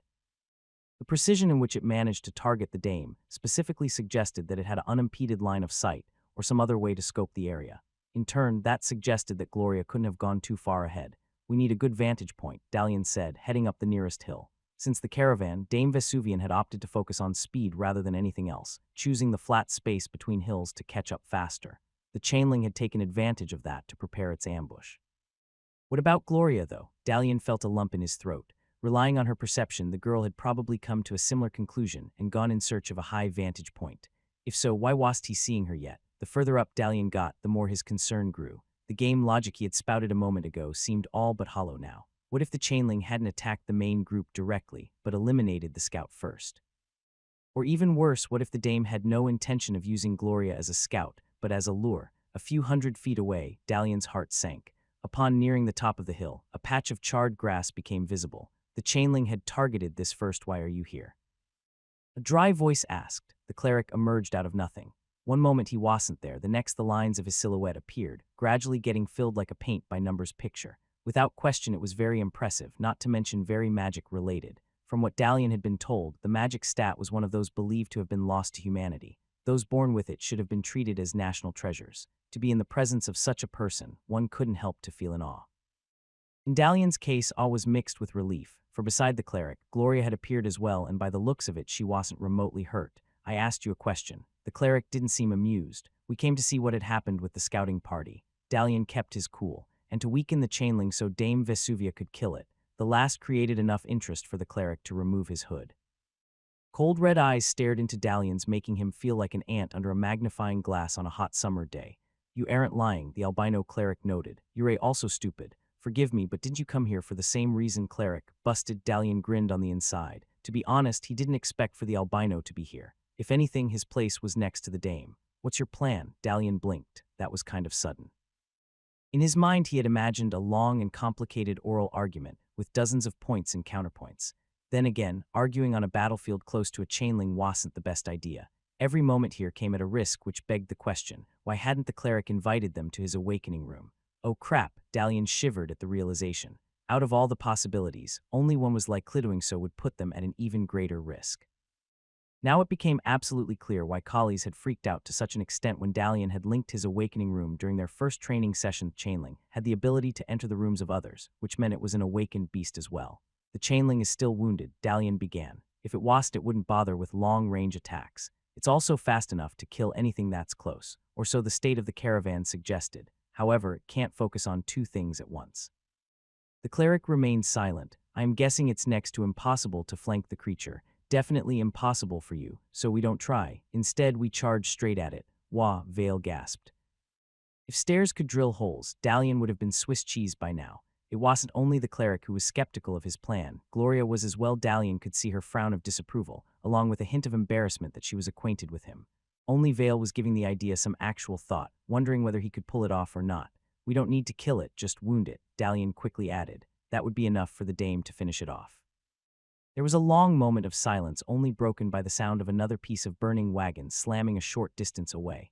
Apparently, Dame Vesuvia had decided to shorten the distance to the monster. It's now or never, Dalian urged. Maybe it was because of the echoes, maybe it was part of this world's society, but from what he had seen so far in this world, people rarely bluffed. How do we wound it? The cleric asked. So far so good, Dalian thought. Now the complicated part begins.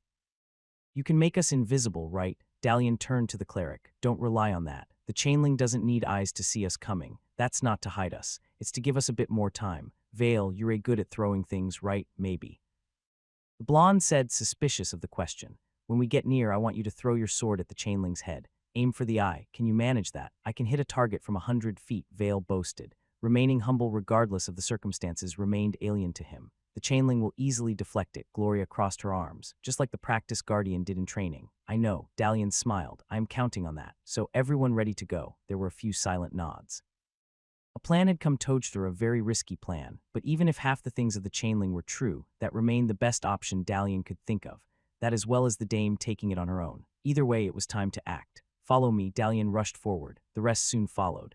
Dalian could hear the steps of Vale and Gloria as they ran close behind him. The cleric's presence had vanished, as if he had deserted them. The semi-transparent quality that Dalian's legs and arms had acquired, though, suggested that he was nearby. The group reached the top of the hill, then continued down. Seconds later, Dalian got his first view of the chainling. All this time he had speculated as to the nature of the creature. Large, small, scaly, bony, furry, each whisper he'd heard added a new element, making it grow in size and ferocity. From experience, Dalian knew there was no way for all the rumors to be true. However, even he wasn't prepared for the sight that emerged. Standing next to a half-wrecked wagon, setting objects on fire and hurling them in the air was something. There was no way to consciously describe it, as if the creature was nothing given silhouette form. It had an elongated body with several legs, the number changing each time Dalian tried to count at least a dozen tails, and a single eye the size and shape of a bowling ball. When a creature's leg came in contact with an object, the object instantly became part of it, then burst ablaze, moments before it was hurled in the distance. It was as if the creature was throwing parts of itself at the main force of the hunting party. Dalian's stomach churned as he imagined what might happen if any part of the chainling came in contact with him. Maybe he was a bit overly optimistic about this. We're in deep crap now, Dalian thought. Modification. Dame Vesuvia charged forward. A large group of soldiers followed, running on foot. What little remained of the volunteers was long forgotten. Neither as disciplined nor as prepared as the main force, they had suffered the greatest number of wounds and casualties. This was going to be the final confrontation. The chainling realized it as well, for it spun around, gathering as much of the wagon remains as it could and throwing them all at the incoming group like an artillery barrage. Looking at it from a distance, Dalian was able to appreciate not having to be the one leading the charge.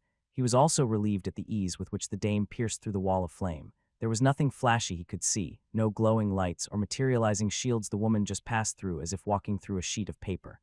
"Vale, can you hit it?" Dalian asked. Even if the chainling wasn't looking in their direction, Dalian had gotten far closer to it than he would have liked. A bit more. That wasn't the answer Dalian was hoping for. They were still about 100 feet away. According to his theories, the chainling was unlikely to pay attention to them until it had dealt with its greater threat.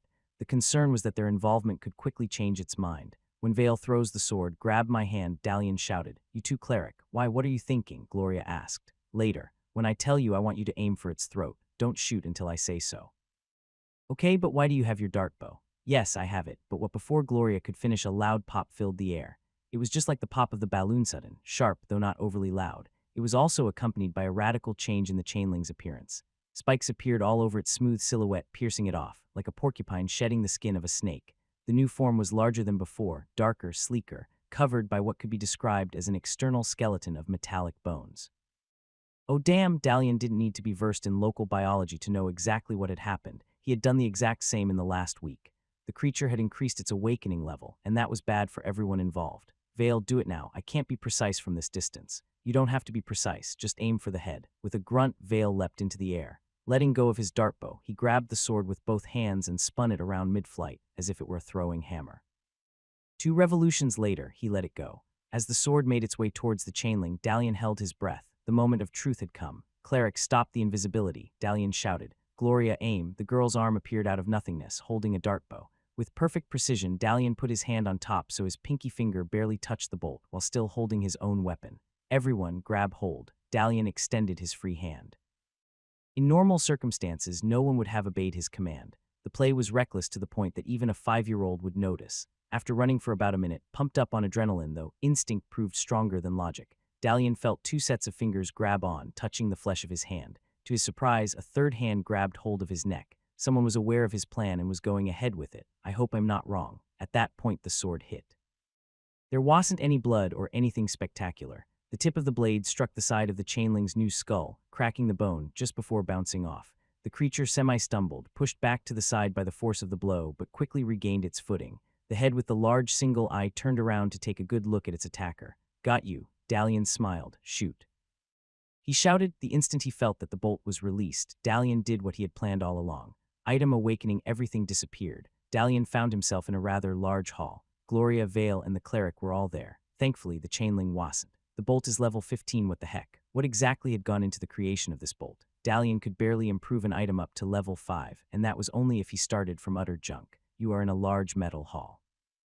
Defeat the Guardian to change the bolt's destiny. This was your plan," Gloria all but shouted. "Getting us here so we could improve the bolt." "Pretty much." Dalian grinned. Something suggested that Gloria wasn't taking this all too well. Actually, the only reason she wasn't outright furious was that she was still trying to wrap her mind around the idea of it all. "Have you any idea what it takes to improve Sky Silver?" "No, but I am about to." This was the first time he had heard the term. "Sky Silver is one of the most stable elements there are. Why do you think weapons are made of it? If it was normal metal, anyone could turn the weapon to rust the moment it touches their skin." "Oh, that actually was a pretty neat trick." Dalian had to remember it for later. Not that he had the skills to modify metal yet. "Did you seriously think this through?" Gloria crossed her arms. Her face was red with anger. "You look cute when you're angry." "Yes, actually. I suspected that the bolts had to be solid enough so they'd take down the creature we're hunting." Gloria frowned, refusing to acknowledge his logic. "That's why we won't be improving the bolt." "Well, just modify it." "Modify?" Vale arched a brow. "Isn't that the same as improving?" "Is mending the same as improving?" Dalian smiled. The question made both Vale and Gloria, though only Vale made the sound out loud. "If we can mend things of a greater level, we can also damage them to some extent." Dalian turned to the cleric. "Also, the bolts aren't made of Sky Silver, only the tips are. The rest is common metal. That's what we'll be changing. You want to modify the metal shaft of a bolt." For the first time, there was a softer tone in the cleric's voice. Dalian could tell he was intrigued by the idea, possibly eager even. "Precisely. And you're going to help." Walking through the bolt was different from what Dalian expected. While sharing a lot of similarities starting point, the Guardian room, the mending Maziach, had its own set of peculiarities. The Guardians tended to be a reflection of the item's owner, or owners. Gloria's ring Guardian was strong, but also fair and kind. Those of the items in Dalian's home were simplistic, but encouraging, and the rocks he had taken from the river were wild. However, it was the mazes that were the greatest difference. Each had a different shape, incorporating the item's true form, and as Dalian had found out, there was a direct connection between the damage on the outside and that in the labyrinth. The labyrinth of the bolt turned out to be a tower composed of multiple smaller labyrinths placed on over the other. Initially, there wasn't even an indication starting room led directly to the Guardian Arena. Yet when Dalian had shot at the connecting archway with his dartbow, the archway had transformed into a stairwell, shifting the Guardian room to the top. "How did you think of this?" Vale asked, impressed. "It's something my mother told me," Dalian replied. To be honest, hadn't given the matter much thought thanks to the echo, not that he had many opportunities to do so up till now. The entire time in the village had been spent learning skills basics in preparation for the chief's tasks. Looking back, Dalian was almost annoyed at the time he had wasted doing mundane things instead of experimenting and pushing the limits of his skills. She said that some people like to damage items for the fun of it. "Well, I've damaged a lot of things," Vale said with pride. Dalian felt like shaking his head. "Some things never changed. I've never done it from the inside, though. It'd just chip off a part of the thing then go into the labyrinth to do more damage. Well, I'm not touching that topic. Since they are connected, you can do it on the inside as well. You just need to know the exact spot. Having some perception helps." That shut Vale up as he darted an annoyed glance at his sister. Noticing it, Gloria raised her chin in a smug expression. Typical sibling rivalry at its best. "What is your plan?" The cleric asked. "It's simple. All we have to do is cause enough damage in every third floor so that the bolt holds together, but the bolt is on the brink of shattering.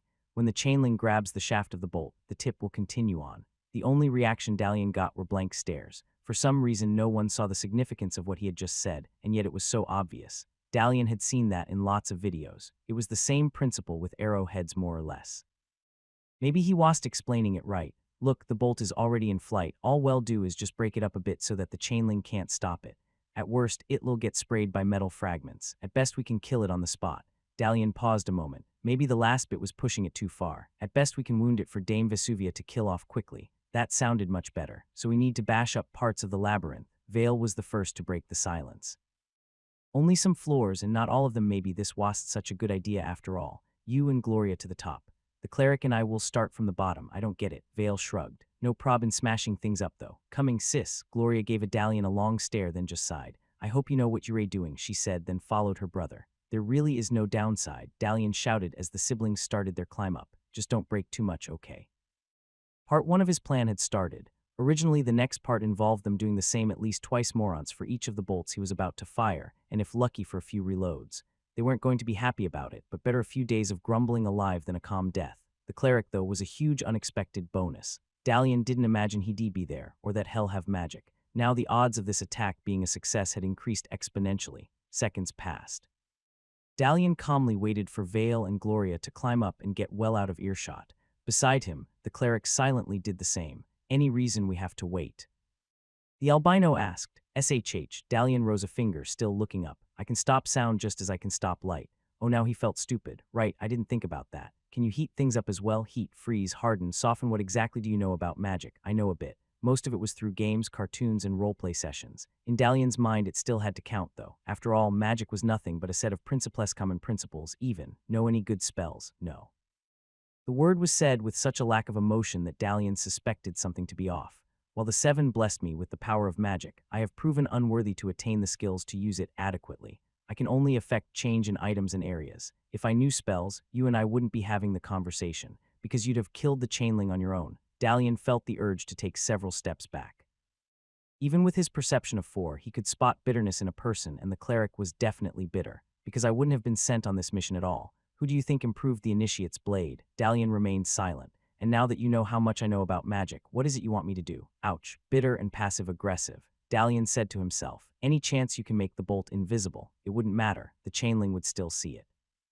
Any chance you could make parts of the bolt shaft heated, like superheated? Easily. Why? I want to make the bolt into a rocket." It's a how the heck do I explain the idea of a rocket? The idea is that if you suddenly heat up part of something in a specific shape, it will make it fly faster. During his life, Dalian had heard a lot of terrible explanations, but they paled in comparison to what he had uttered just now. Trying to simplify something complex that he took for granted sounded like a drunken gibberish. I know what a rocket is," the cleric interrupted, saving Dalian from his misery. "How do you know, though? Other than the Order and the Imperial family, only a handful of nobles know the secret." "Are you saying you know a way that would change a dartbow bolt into a rocket?" "Maybe. What mess did I get myself into now?" Maybe having a limiting echo wasn't that bad after all. I mean, it should. This one is sort of a test. We have a few more shots to get it right. No big deal, right? He let out a fake laugh. At worst, Itlil, how old are you? The cleric narrowed his eyes. In true years, Dalian hadn't heard the term before. 22. Give or take, 22. You know a lot for a person your age. The faintest of smiles appeared on the albino's face. What exactly do you need me to do? Labyrinth section damaged. Overall completion 37%, one more to go, Dalian said in an attempt to cheer up the rest of the group. The plan, innovative as it was, had been received with a lot more enthusiasm a few hours ago.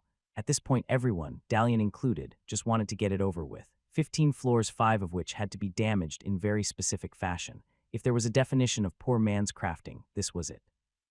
So far all of the sections had been modified according to specifications, including the cleric's temperature adjustment. Dalian was completely sure that a sudden heat source within a bell shape would create the equivalent of an explosion, although according to his internet knowledge it was supposed to. Having something heat up so much almost instantaneously had to have the same effect. Either way, they would soon find out. I definitely hope I don't have to make everyone go through the same without any results. The final labyrinth was located just under the bolt's guardian chamber. While Vale was destroying certain walls of the labyrinth with alarming speed and efficiency, Dalian took a peek. As expected, the guardian wasn't there. How certain are you this will work? Gloria asked. Fairly certain, Dalian lied and instantly regretted it. For a moment it had slipped his mind that the girl was a walking lie detector. Somewhat certain, he corrected himself. Gloria's expression remained unchanged. Hit or miss, we must be ready for what's to follow, Dalian went on. Once we return to the battlefield, stay close. I might need you to modify my other 2 bolts. There was a loud groan, I am just saying. If things get bad, I'll take care of things, the cleric said with a pensive expression. You just run and don't look back. What about you? The 7 won't allow me to be killed. That wasn't encouraging. There's a 4 in 5 chance that this would work, Dalian told himself. Given what the dart bow was capable of, there was a 50-50 chance that the modified bolt hit the creature in its weak spot.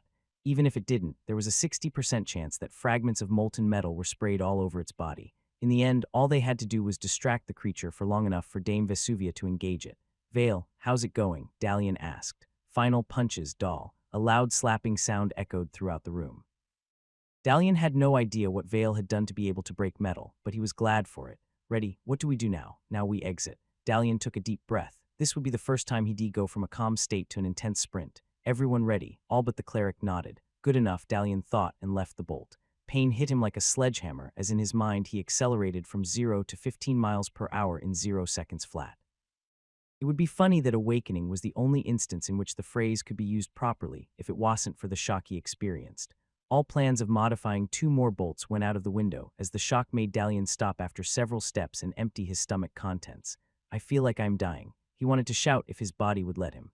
A loud roar filled the air, sounding like a cross between a lion and a rusty chainsaw. Despite his pain, Dalian looked up.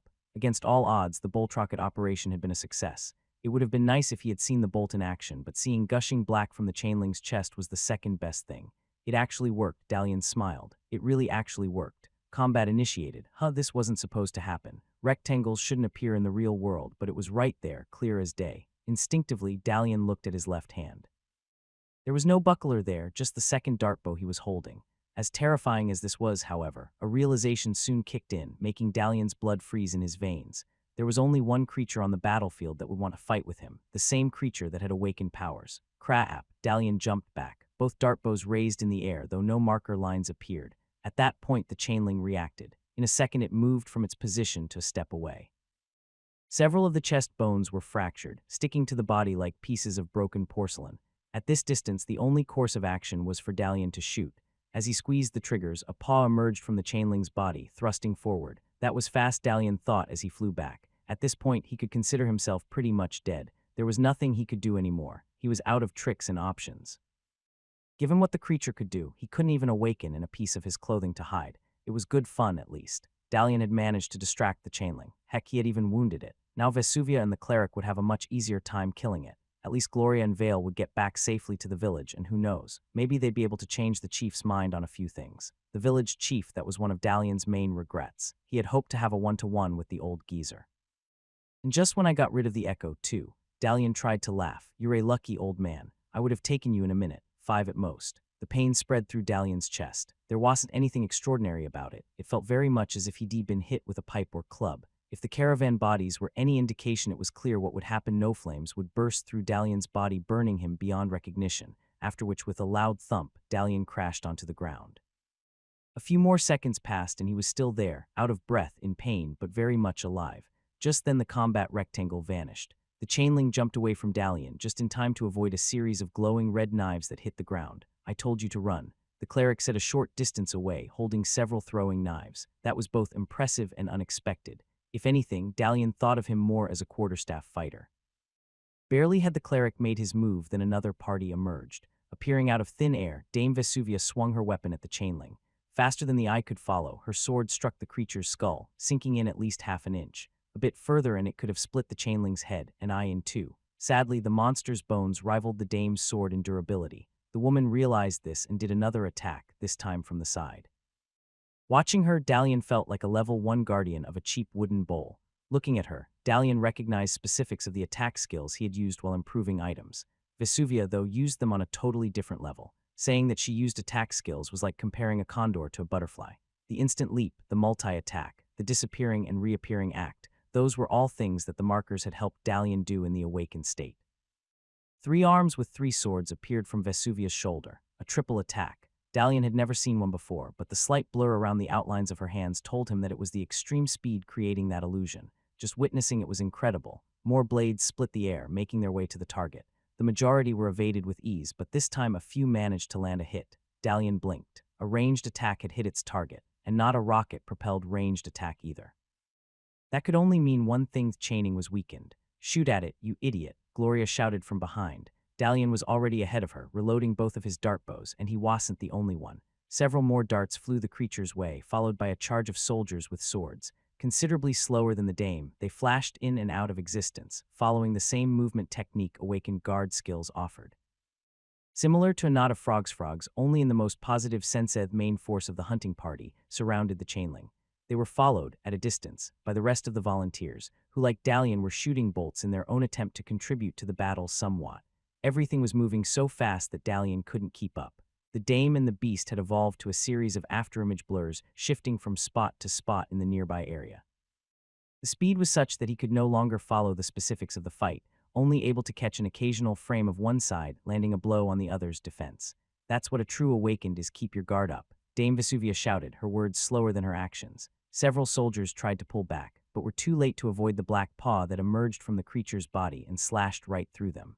Initially, it looked like a few rips on their tabards. A ball of flame followed, engulfing 3 people, then knocking them on the ground. Neither the massive chain mail armor nor the cleric's emblem had done anything to save them.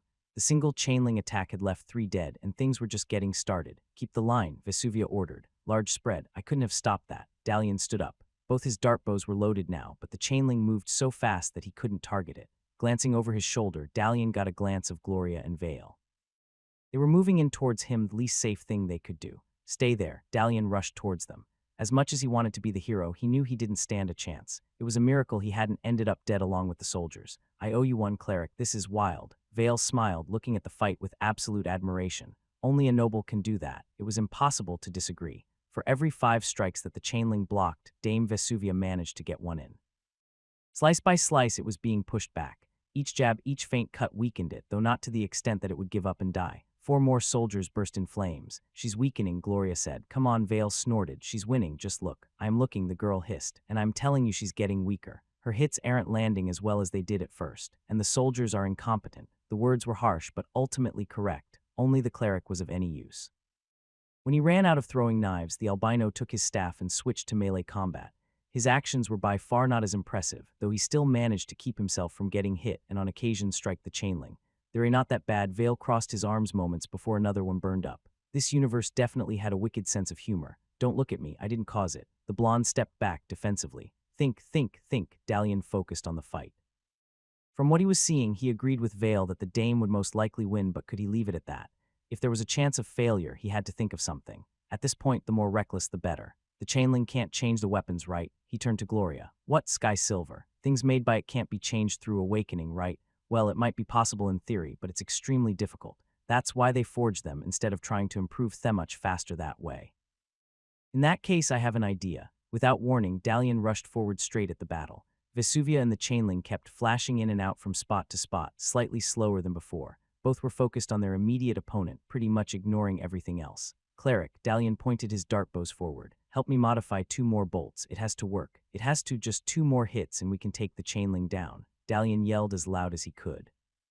Quarters of the surviving soldiers glanced in his direction. For a single moment their curiosity bested years of training, diverting their attention to see what the commotion was about. So did the chainling. For a split second it turned its head towards the boy, giant eye meeting those of Dalian. It would have taken a thought for the creature to reach him and slice his head off, finally punishing the human that had hurt him. Before it could, Vesuvia thrust her sword deep in its throat. You lose, Dalian smiled. The creature was highly intelligent, as he suspected, and it also held grudges. Now the grudge was gone, along with its life. You're a lucky you aren't part of my troops, Dame Vesuvia went on, rushing towards a chainling with that level of training. If it wasn't for the cleric, you'd have been a pile of charred flesh. Dalian kept quiet. He'd only been part of the hunting party for several days, and already he felt like some things never changed. After the fighting was over, several people had received praise from the dame as well as some monetary rewards. It came as no surprise for Gloria to be in that group, though Dalian was somewhat annoyed that Vale was part as well. In contrast, Dalian got another earful. Then again, things could have gone far worse. 11 soldiers had been killed during the fight, as well as 5 volunteers crushed by the flaming debris. That composed roughly half of the party. Among the survivors, a third had sustained from minor to serious injuries. What did you think you could achieve? I already achieved it, Dalian wanted to say. Common sense, though, kept his mouth shut. There's a saying where I come from. Vesuvia narrowed her eyes. Luck goes to those that least deserve it. Dalian thought not to snort. This was supposed to be good luck. Dalian was supposed to be starting college, a blissful life of learning and partying. Instead, he ended up in a forgotten medieval village with a mini-tyrant set on sealing the powers of everyone who lost immediate family. Not to mention that he had been temporarily drafted to hunt some unknown monster with the ability to set people and objects on fire. Yes, lucky indeed. You better not be expecting any reward. No, Mom, I am not. The woman arched a brow. I meant no, Dame.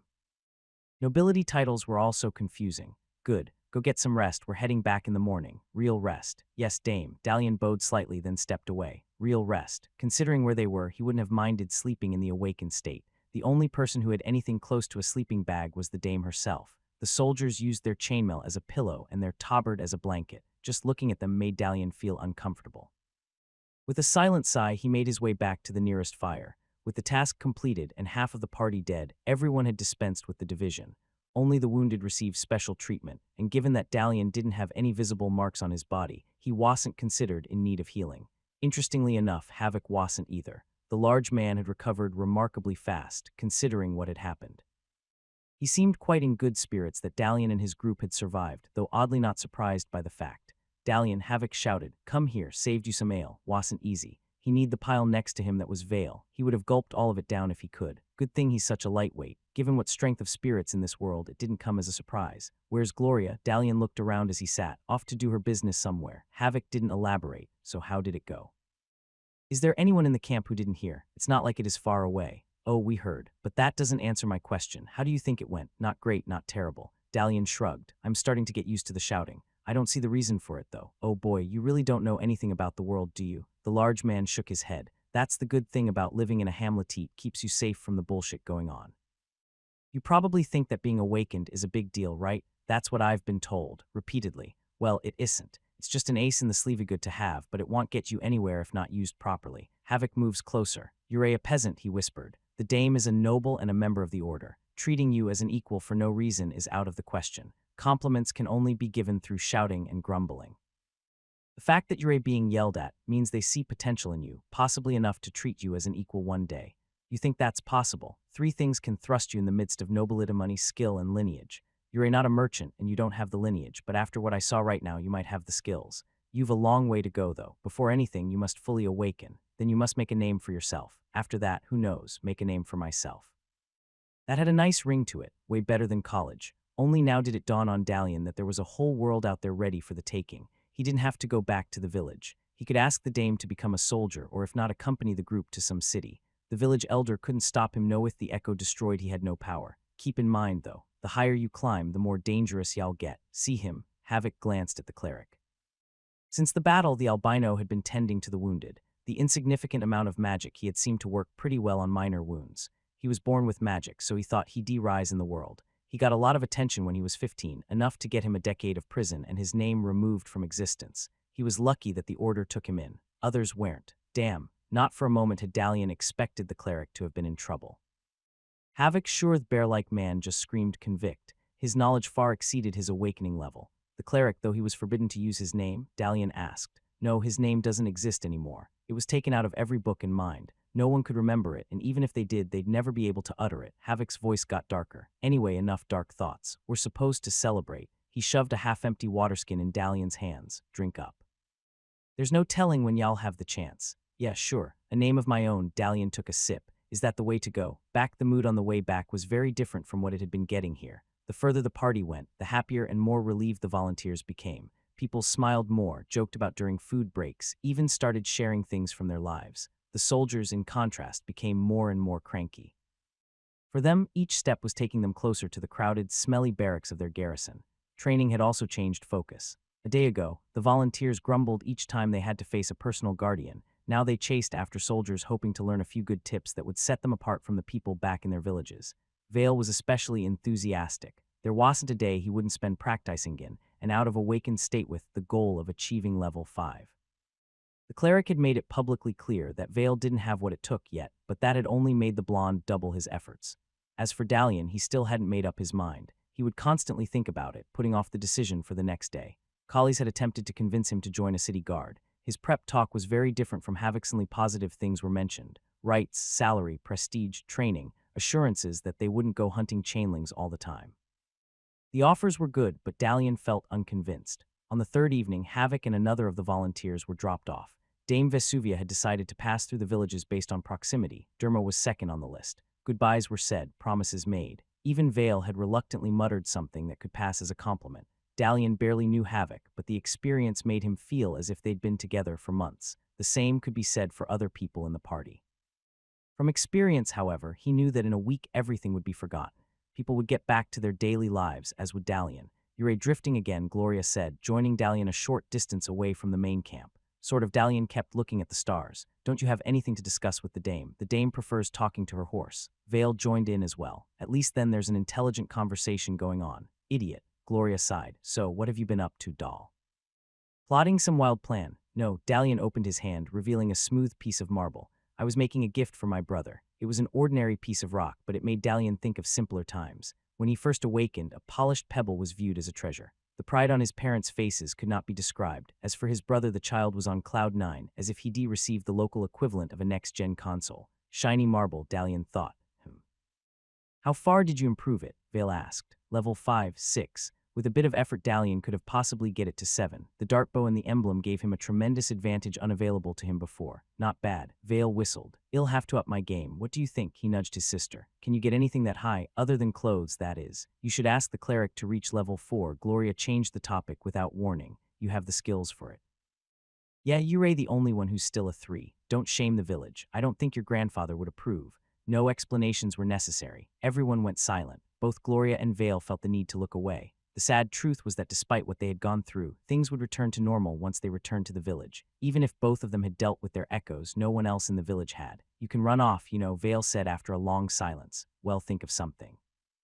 Heck, we can say that you died a hero killed by the chainling. Isn't that far off? Gloria gave her brother a warning glance. What? It can work. Granddad will chase after him in the city. Will that change anything, though? Dalian asked. Life in the village is crap, even you know that. Everyone is half awake in a sort of dream. The only difference between you and my parents is that your dream has a bit more colors in it. Also, you didn't have your power sealed like my mother. Dalian, Gloria whispered. Don't do this, Dalian just smiled. He had delayed his decision up to now, but he finally had made up his mind. Going to the city and making a name for himself was definitely something he wanted, but before that there were a few loose ends that needed tying up. He's not joking. Vale's expression had become deadly serious. Grandpa won't be happy about this. If he asks me, I'll have to fight you. Yeah, you probably would. I'll lose. I don't think so, Dalian smiled. Did the dame let you keep your sword? Yeah, Vale arched a brow. Well then it'll be a fair fight, you maniac. Vale laughed. A fair fight, eh? Better remember that when I pound you into the ground. Idiots. Gloria turned around and walked off towards the campfires. Clearly, she didn't share the humor. Would I have to fight her as well? Dalian wondered. As things stood, she presented a greater challenge than Vale. Fighting against brute strength was one thing, against precision and acrobatics was a different matter. Don't worry, she's always been like that. Vale shook his head, still thinks she can chase her dreams. That's the real reason she's the family's little princess, almost as reckless as you. The worst part is that she believes things can actually change, as if a medal from the dame would make Grandpa change his mind. Want it. The dame is a noble, so that won't matter. Grandpa already has plans for her.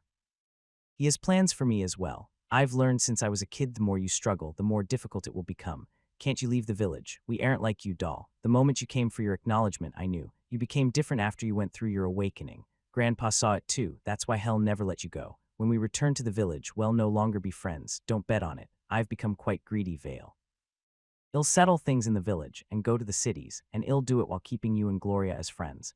Return to your village with the Archduke's thanks, Dame Vesivua said with the dignity of a bored city official. Just like at the previous village, there was no fanfare, no trumpets or speeches, not even any medals of recognition. The only reward was a purse of coins for the village chief, given to Vale. The notion that the chief had gained more out of this than Dalian himself burned the boy up inside. What calmed him down was the knowing that there wasn't anything much to spend the money on until the next traveling merchant arrived.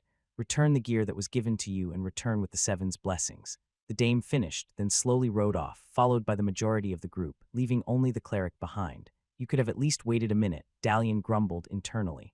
Dart bows and emblems, the cleric said. Gloria and Vale handed theirs over without hesitation. Dalian did with 50% hesitation. It would have been nice to keep the emblem. With it, the village chief would have no hold over him. Dalian could fail 1,000 times in an awakened state, and still he wouldn't have his power sealed. Just holding it filled him with power. I don't suppose I can keep this as a reward, Dalian asked, looking at the pendant in the palm of his hand. It was just a piece of jewelry, a decoration like a game achievement back on Earth, and at the same time it wasn't. No. The cleric grabbed it. Emblems belonged to the order. Well, it was worth a try. Dalian let out a forced laugh. You two head back, the cleric said to Vale and Gloria. I have something to discuss with Dalian. First name basis. Dalian didn't know whether to feel honored or worried. The Lure siblings were of a similar opinion, for they left with as little as a wave. It was better for everyone that way. For one thing, it avoided the awkwardness of meeting the village chief. As far as the Lure family and the village itself were concerned, they were still supposed to hate Dalian's guts. You never said who taught you how to make rockets. The cleric pulled down his hood. It's a long story, Dalian smiled. Not this again. I was lucky it worked. No, it wasn't luck. The cleric put a dartbow in Dalian's hands. Emblems belong to the order, but weapons don't. It's common that some get lost or damaged, especially when fighting something as dangerous as a chainling. No way. You're giving me a dartbow. That's almost as good as getting an emblem. Yeah, lost, Dalian nodded, unable to keep the grin off his face. No bolt clip, but that shouldn't be a problem while in the awakened state. Keep it hidden when you enter the village. You don't need to tell me twice. Dalian tucked it under his shirt. Want you get in trouble. Who am I to go against the initiate's orders? Besides, the hunt was a success. In the eyes of the Archduke and the order, that's all that's important. Well, I don't know what to say. Thanks, cleric. Using a title instead of a name felt weird. You take care of yourself. Thank you, Dalian. The cleric pulled his hood back up. Blessings of the Seven. This was entirely unexpected. Dalian couldn't contain his joy. Part of him wanted to rush back home and show everyone what he'd received, as well as mention that he was the one who had killed the chainling, of course. Sadly, he couldn't do any of that. After a serious conversation with Gloria and Vale, the three had decided to keep the events a secret. On the one hand, that would help hide Dalian's actual strength from the village chief, and on the other, the Lure family would get all the glory from the hunt. In no way was it fair, but it was practical. Okay, time to head home. Dalian took a deep breath and walked on. The village seemed in a far worse state than when Dalian had left. Objectively, that wasn't true. Everything remained in the exact same state as it had been a week ago. The knowledge Dalian had gained by destroying the Echo, though, made it look an even greater dump. Back when Dalian was a child, the houses had been in much better shape and didn't have to rely on awakened challenges to get mended. Brother, Linner rushed at him. The boy's energy and enthusiasm appeared to be among the universal constants. You're back. Hey, Lin. Dalian scooped his brother from the ground and put him on his shoulders. Ever since he had improved his body stat, the child had felt as light as a feather. How have you been? Behaved well, I hope, of course. Lin grinned. Of course, Dalian knew that was hardly the case. His brother was a constant handful. So what happened? Were there monsters? Did you fight a lot? How about we leave that for a bit later, okay? Dalian laughed. I'm sure Mom and Dad also want to hear. Okay, but not too long. Dalian's parents greeted him in a much more reasonable way. His mother, visibly relieved at his safe return, managed to hold back her tears. Meanwhile, his father itched to give him a bear hug, only deciding against it since Linner was on Dalian's shoulders. As it turned out, sometimes carrying one's brother came with unexpected benefits. Where's Grandpa? Dalian looked about. He and the other elders were called to the chief's house when the young Master Vale arrived. Dalian's father explained. Young Master Vale, reality smacked Dalian in the face. Here, every member of the Lure family was viewed as nobility. We were scared that you hadn't survived, Dalian's mother explained. Bless the young master for telling us you're coming. He even gave us a copper coin to celebrate the occasion, giving my own reward to my family as charity. Dalian knew that it was the only way his family could get anything out of the situation they were in, but even so couldn't help but feel slightly insulted. Yeah, he's all heart. Did the chief call for me? No. Dalian's mother shook her head. The elder convinced him to delay that for tomorrow. You have today to spend with us. Great. That means I'll get to hear everything that happened while I was gone, and also I'll tell a few stories of my own. Yathy, Linner yelled with joy from Dalian's back, and when we're done talking, I'll go do some practice with an old friend. Return the day passed in the medieval equivalent of partying, very much like the time Dalian had first awakened. There was lots of food by local standards, a healthy number of people, as well as lots of talk and laughter. However, it also seemed different. Lacking the echo, Dalian could feel the fakeness of it all, as if he had been put in a TV drama in which everyone played their own roles. The smiles seemed fake, the questions seemed shallow, even the people's reactions appeared predictable, almost rehearsed. Dalian's mother was the only exception. Only now was he able to see her actual degree of sadness. When he left the village, he thought that she was just being quiet. Now he could see the truth beyond that. What happened to the beast? Dalian's father asked. Did you skin it? Others did, not me. Dalian had long since stopped correcting that he hadn't gone hunting some wild animal but an awakened monstrosity. Ultimately, there was no point. The echoes had done their task, changing the perception of events in real time. The massive hunting party became a group of neighboring villagers, the Damia village chief's sister. As for the chainling itself, it varied between a wolf, bear, or a really large wolf. In the eyes of Dalian's family and neighbors, he had merely helped out the Lure family deal with a local nuisance outside the village. I liked the story with the monster better, Lin pouted. For some reason, he was one of the few who remembered the original story. Maybe it had to do with his age, or the child really had an active imagination. Yep, the creature was a great monster. Dalian winked. And tomorrow I'll tell you about it more, but now I must go out for a bit. Go out. All the cheer suddenly stopped as everyone stared at him. What do you mean, son? Oh, I just wanted to walk about the village a bit before I went to bed. Nothing to worry about. I feel as if I haven't been here for so long that I want to get to know it again. Right. The large smile returned to his father's face. Yeah, I remember when I first went on a hunt to catch a boar, it felt like it'd been gone for days. Most likely you were, Dalian, though keeping the smile on his face. You probably went to a neighboring village, but have forgotten. I'll make sure you remember soon. From what Dalian had learned during the hunt, Derma was the only village to be so isolated. It had been decades since people frequently went from one village to another. At present, that luxury was reserved only for the Lure family and their counterparts. It came to no surprise that the other village chiefs were in control of their villages, but only Lure had turned into a petty tyrant. Yeah, Dalian let out a clumsy laugh. Leave some food for me. I might have another bite when I come back. Of course, Dalian's mother nodded. Just take care of yourself, okay? It's after dark. I don't want you to come back too late. You suspect something, don't you? Sure thing, Mom. Dalian got up from the table. Lin, I promise to tell you more stories tomorrow, okay? Yay, thanks, brother. You're the best. That's what big brothers are for. With a smile and a wave, Dalian quickly left the room. Once outside, he could finally let out a sigh of relief. At least he didn't have to pretend anymore, and if all went well by tomorrow evening, no one else would have to pretend either. Making sure that no one was watching him, Dalian made his way out of the village and to the river. From there, he sprinted to the cave of the Awakening Shrine. All the way, he wondered if he'd find Gloria there. The girl was good at sneaking out of her home just as much as he was. Unfortunately, when Dalian entered the chamber, he found that he was the only one. Maybe it's better this way, Dalian thought, and placed his hand on the altar. You are in a small awakening shrine. Complete the trial to improve your destiny. I am back, Dalian said out loud. He had no idea what would happen, but he just felt like doing it. The awakened space of the shrine felt simplistic compared to the gyms he had been training at. The difference was more than apparent. This was a low-level awakening shrine that didn't even reach double digits. Even so, there were a few levels to be obtained here. Dalian took the dart bow out from his holster, then turned around and walked towards the pair of columns in front of him. A very familiar archway with the Roman number 4 appeared. Time to see how much I've improved, Dalian stepped through. Shrine Trial 4 chosen, prepare for combat. Sand dunes formed around him as far as the eye could see. All that remained was for the sand dragon to appear. Darude Sandstorm Dragon, Dalian chuckled to himself. Back when he had helped Gloria defeat it, it had seemed like such a vast achievement. Since then he had made many attempts to best the Guardian on his own, none of them successful. Shrine Guardian Species, Dragon Class, Sand Statistics, Unknown Skills, Sandstorm SANDSWAM SANDWAVE Weak Spots, EYES. A white rectangle appeared over a sand dune. Moments later, the massive form of the Sandstorm Dragon emerged.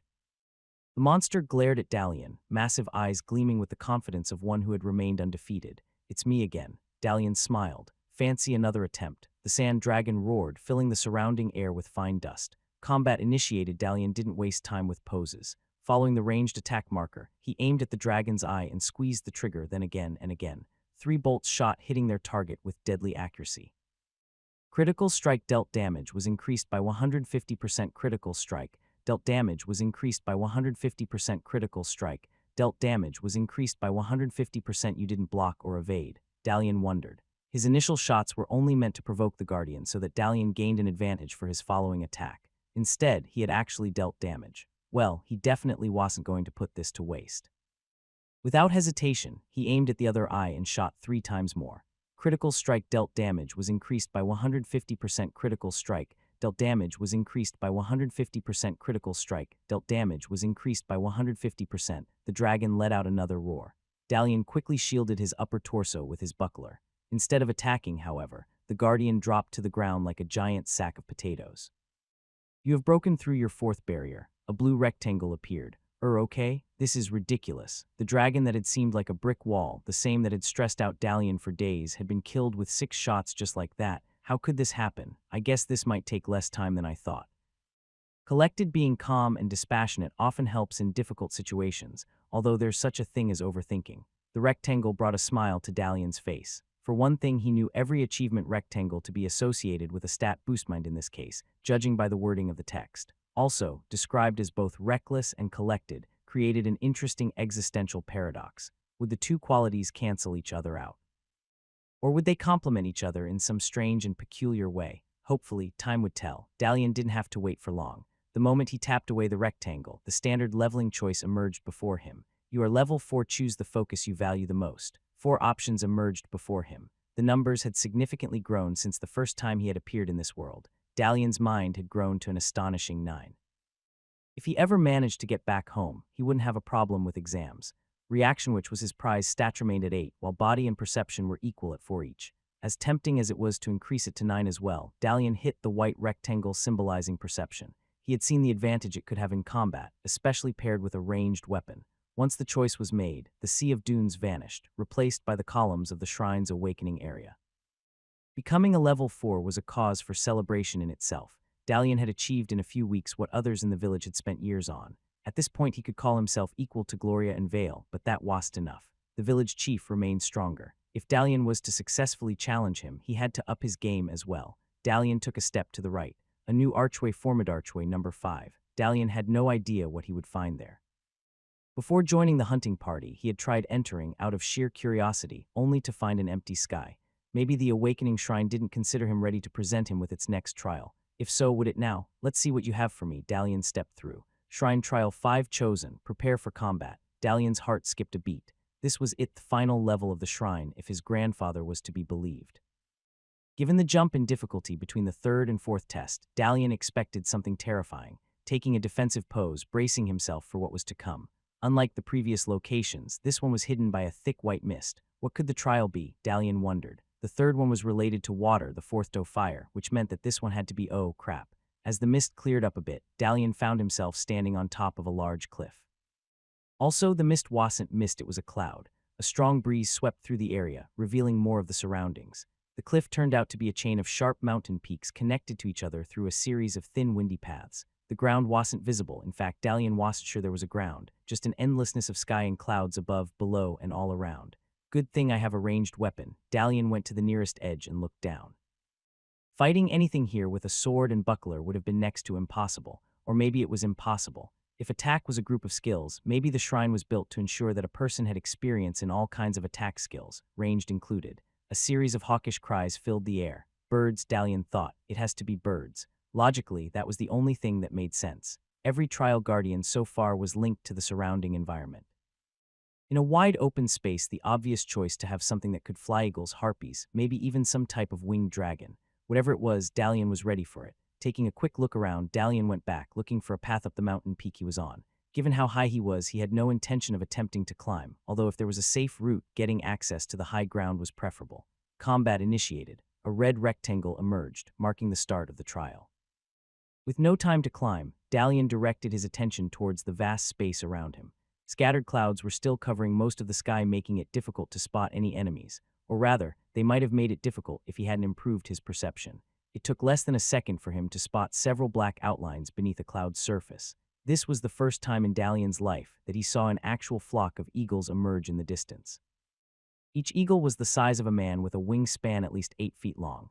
Without hesitation, Dalian drew his weapon and took a shot. With a screech, one of the eagles dissolved in a puff of feathers, disappearing from view. Several more soon followed, shot out of the sky with extreme precision. At this distance, most people would be hard-pressed to see the target at all, but thanks to Dalian's attack markers and improved senses, hitting them felt as easy as playing a computer game. In some aspects, maybe that's what Awakening was, in a very magico-fictional fashion, of course. Less than a minute later, the flock had been reduced in half. Initially, there was a moment of silent rejoicing on Dalian's part, but soon it was replaced by concern. There had been over a dozen hits so far, and yet not a single rectangle to show for it. Dalian lowered his dartbow. The flock of eagles continued rising up, then flew away, completely disinterested in his presence. That was mildly surprising, though definitely not as surprising as what followed. A giant hand of stone appeared from beneath the clouds a short distance away and grabbed one of the mountain peaks. Another hand followed, and another, and another. A giant statue emerged, dispersing the clouds with its mere movement. What is this? Dalian blinked, unable to look away at the monstrosity that was emerging. It was as if he were facing the Statue of Liberty, or rather her slightly bigger sister. Trial Guardian Species, Grand Colossus Class, Granite Statistics, Unknown Skills, Quad Arm Attack Earth Shaker Stone Cutter Weak Spots. Now it became clear why so few people in the village had completed the 5th trial. Fighting a mountain on top of a mountain, Dalian thought, shooting bolts at the head of the giant colossus as quickly as the dartbow would let him. There had been a time, back on Earth, when he had wondered what it would be like playing the main character in Shadow of the Colossus. Now he had his wish and regretted it. Size really wasn't considered a factor in the awakened state. Dalian had fought large creatures, enormous creatures, large creatures that could become enormous upon merging in a group, and no gigantic creatures. The challenge limitation made so much more sense now. Without a ranged weapon, there would be no way to defeat the Guardian, although maybe Gloria might have a chance with her acrobatics skills. If I don't get any new skills at the end of this combat, there's no justice in this world, Dalian shouted, in the hopes that the shrine would take note. That was a problem for another day, though. At present, he still had to actually defeat the Colossus. Bolt after bolt hit the giant head only to bounce off, or sink in the stone of the Guardian's face like a fashionable piercing. According to the large white rectangle above the Guardian's head, the weak point was supposed to be ears, but so far Dalian had received no indication that to be the case. Maybe the goal was to shoot in the ears. That made sense, even if it complicated the task to the extreme. Suddenly, the Guardian raised its upper left arm. A massive green cone surrounded Dalian, along with part of the mountain behind him. Immediately, he reacted by sprinting towards the ledge path that connected this part of the mountain to another peak. It was this complete lack of hesitation that saved Dalian from certain defeat. With one strike, the giant hand sliced the mountain in two. Just because a creature was large didn't mean it was slow. Dira mniit, Dalian shouted, running along the ledge. He had no idea how he was keeping his balance, and he didn't care. Red markers appeared as he ran, indicating the angle at which he had to hold the dartbow to hit his enemy. Dalian didn't even aim, matching the markers as best he could and squeezing the trigger. He was even tempted to throw his buckler if he believed it would be of any use. He glanced at the Colossus. The recent attack had removed most of the clouds, revealing the creature's upper torso, as well as several peaks in the area. Dalian knew that there was a way to defeat the Colossus, otherwise the Awakening Shrine wouldn't have allowed the trial. The answer wasn't brute strength, so had to be agility and precision. From what Dalian could see, the peaks were connected along an arc. More than likely, they formed a ring round the Guardian. Another interesting fact was that despite the Colossus' speed, he remained in exactly the same position, still facing the peak that he had just destroyed. The answer was to run to the side of the head and shoot a bolt inside the ear. The only problem was that in order to do that, Dalian had to avoid the Guardian's 4 arms. Maybe if I can whirl the dartbow while I shoot, it'll get the bolt to curve. It was an absurd concept, but considering the logic of this place, it might well turn out possible. One attempt later, it became obvious that some things remained impossible even in a realm of magic. As he reached the second peak, Dalian expected the Guardian to react. To his surprise, there was no immediate attack. The massive face had shifted slightly, looking at Dalian with a faint smile. Of course, Dalian, though, annoyed at himself. He was facing a sentient entity, not a robot that repeated a set of instructions. All the Guardians he had faced so far had been sentient. Why should this one be any different? Mental images of the realm formed in Dalian's mind as he continued to search for possible solutions. He could try to evade the next attack, then try to leap onto the Colossus' hand. If he had acrobatic skills, he might even succeed to run to the Guardian's head. Another option was to keep shooting at a distance in the hopes that the bolts would wear the creature down or possibly provoke it to move closer. What if two green cones surrounded Dalian? Quite sneaky on the part of the Guardian, and it would have ended up fatal if Dalian didn't expect it. Rushing forward as fast as his legs would take him, he managed to escape to the next ledge path. The sound of shattering rock filled the air as a second peak crumbled to rubble beneath the clouds. There was no way to defeat something like this. There wasn't even a way to reach a stalemate. Eventually, Dalian would be left out of strength or out of mountain peaks. To run tone, then the Guardian would squish him like a bug. And to think that the sand dragon was considered a challenging threat. How can I defeat a giant as tall as a mountain? Dalian asked out loud while running. Surprisingly, the answer came to him moments later. There was no guarantee that it was the right answer, or even a particularly good answer, but something told Dalian it was worth the risk.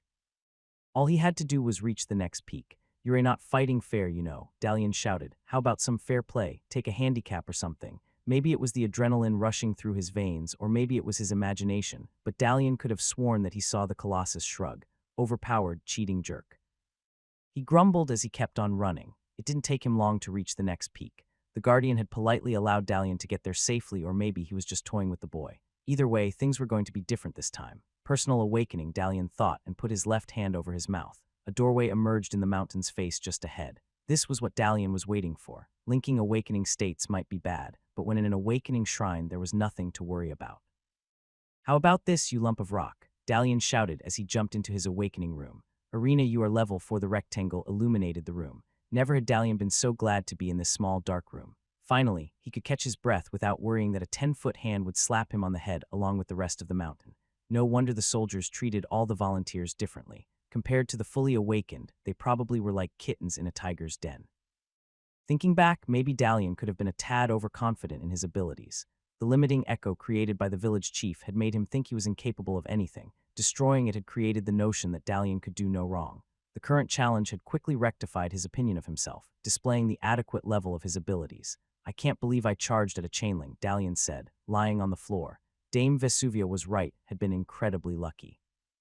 If the chainling hadn't been wounded, if the cleric hadn't been there to protect him, or if there hadn't been a group of double-digit awakened, he might very well have ended up dead and charred to a crisp. Remaining idle for several seconds, Dalian glanced about the room. A number of changes had occurred. For one thing, it was slightly larger than before. Smooth walls replaced the previous medieval look, not to mention that his ornaments had increased. In addition to the sword and buckler, there now was a dartbow placed on one section of the wall, right beneath a plaque reading "Attack Skills." That was an interesting twist. It showed that Dalian had a choice of what weapon to use in his awakened state. Granted, there was no point in giving up the dartbow. However, Dalian went to the attack area and took the short sword from the wall. Then he took the dartbow as well. The sword disappeared from his hand, appearing back on the wall. So much for dual wielding, although maybe when he became fully awakened he might be able to do that. Two doorways had emerged in the room. One led to where the echo had previously resided, and the other linked the room to the mountain realm of the fifth trial. Dalian could see the Colossus glaring at him from the distance. "I bet you feel stupid, don't you?" Dalian crossed his arms. A mischievous voice in his brain dared him to move a few steps closer. The more reasonable part of him decided to delay that option for a bit. A short rest after all. That running and jumping wasn't such a bad idea. Besides, if this room had changed so much since him reaching level 4, maybe other rooms had as well. Tacking the buckler from the wall, just in case, Dalian left the entry room. The corridor outside, almost identical to the corridor of judgment he'd seen upon first arriving here, had grown longer. The library room, now lacking a door, was in front of him. However, Dalian passed by it with as little as a peep inside. He was more interested in what was to be found at the far end of the corridor. Dartbow and buckler at the ready, he continues forward. After 50 feet of columns and torches on the wall that lit up the moment he neared them, Dalian reached a bolted wooden double door. When presented with something unknown and potentially dangerous, Dalian did what virtually anyone else would, put his ear to the door's surface and started to listen. For seconds, nothing happened. Even with a perception of 5, there was nothing to be heard on the other side. Normally, when a door was barred, there was a reason for either keeping something in or keeping it out.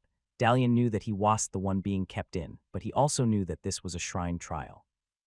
If nothing here could harm me, why not take the chance? Dalian removed the wooden bar and opened the door with a single swing, aiming the dartbow forward. The new room was round, large and round, sharing characteristics of the gym that Collies had trained Dalian in. "So this comes with level 4. Dalian walked to the center. It was a nice place, but not that nice, not yet anyway. There were no targets or practice dummies, just a wide open space surrounded by stone walls. Combat initiated. 3 sets of green footprints appeared on the floor. Dalian didn't hesitate, rushing backwards. The moment he did, a figure emerged in the center of the arena. That in itself was unexpected. What was more unexpected was that the figure was a guardian, a colossus guardian that looked remarkably like the one who was smashing mountains a moment ago. The only difference was that this one was only 7 meters high. What the heck? Dalian shot 3 bolts at the guardian's head. 2 of them were caught by the colossus' spare pair of hands, and the third bounced off its head without leaving a mark. The creature glared at the boy, then threw the bolts back at him. They were slow enough to deflect, but proved that the colossus had both high speed and intelligence. What are you doing here? Dalian kept his guard up. Maybe this was what Collies had warned him about. Linking one awakened room to another allowed things to move between both. No, not things, creatures. Did you follow me? The guardian frowned. Out in the mountain realm, it had shown nothing but smug smiles. Here, cold fury emanated from its expression. Or maybe I brought you here. Cool. If he could bring guardians here to fight, his chances for victory improved considerably. Of course, it also meant that he had to be careful what he brought here. In any event, he had to learn much more about what it was to be an awakened before he did this again. Before that, though, he had a guardian to defeat. How does it feel to be a fraction of your former self? Now it was Dalian's turn to smile. Fighting the colossus with a dart bow and buckler turned out more difficult than Dalian thought. The more he tried to increase the distance, the more the guardian shortened it, moving as fast as Dalian himself. For every shot that hit the guardian, 3 were deflected. For every 4 that hit, only 1 dealt actual damage. Why didn't your ears remain big? Dalian grumbled internally as he followed the markers to avoid yet another attack. To make things even more tense, the guardian, deliberately or not, would perform multiple attacks, always breaking Dalian's sequence.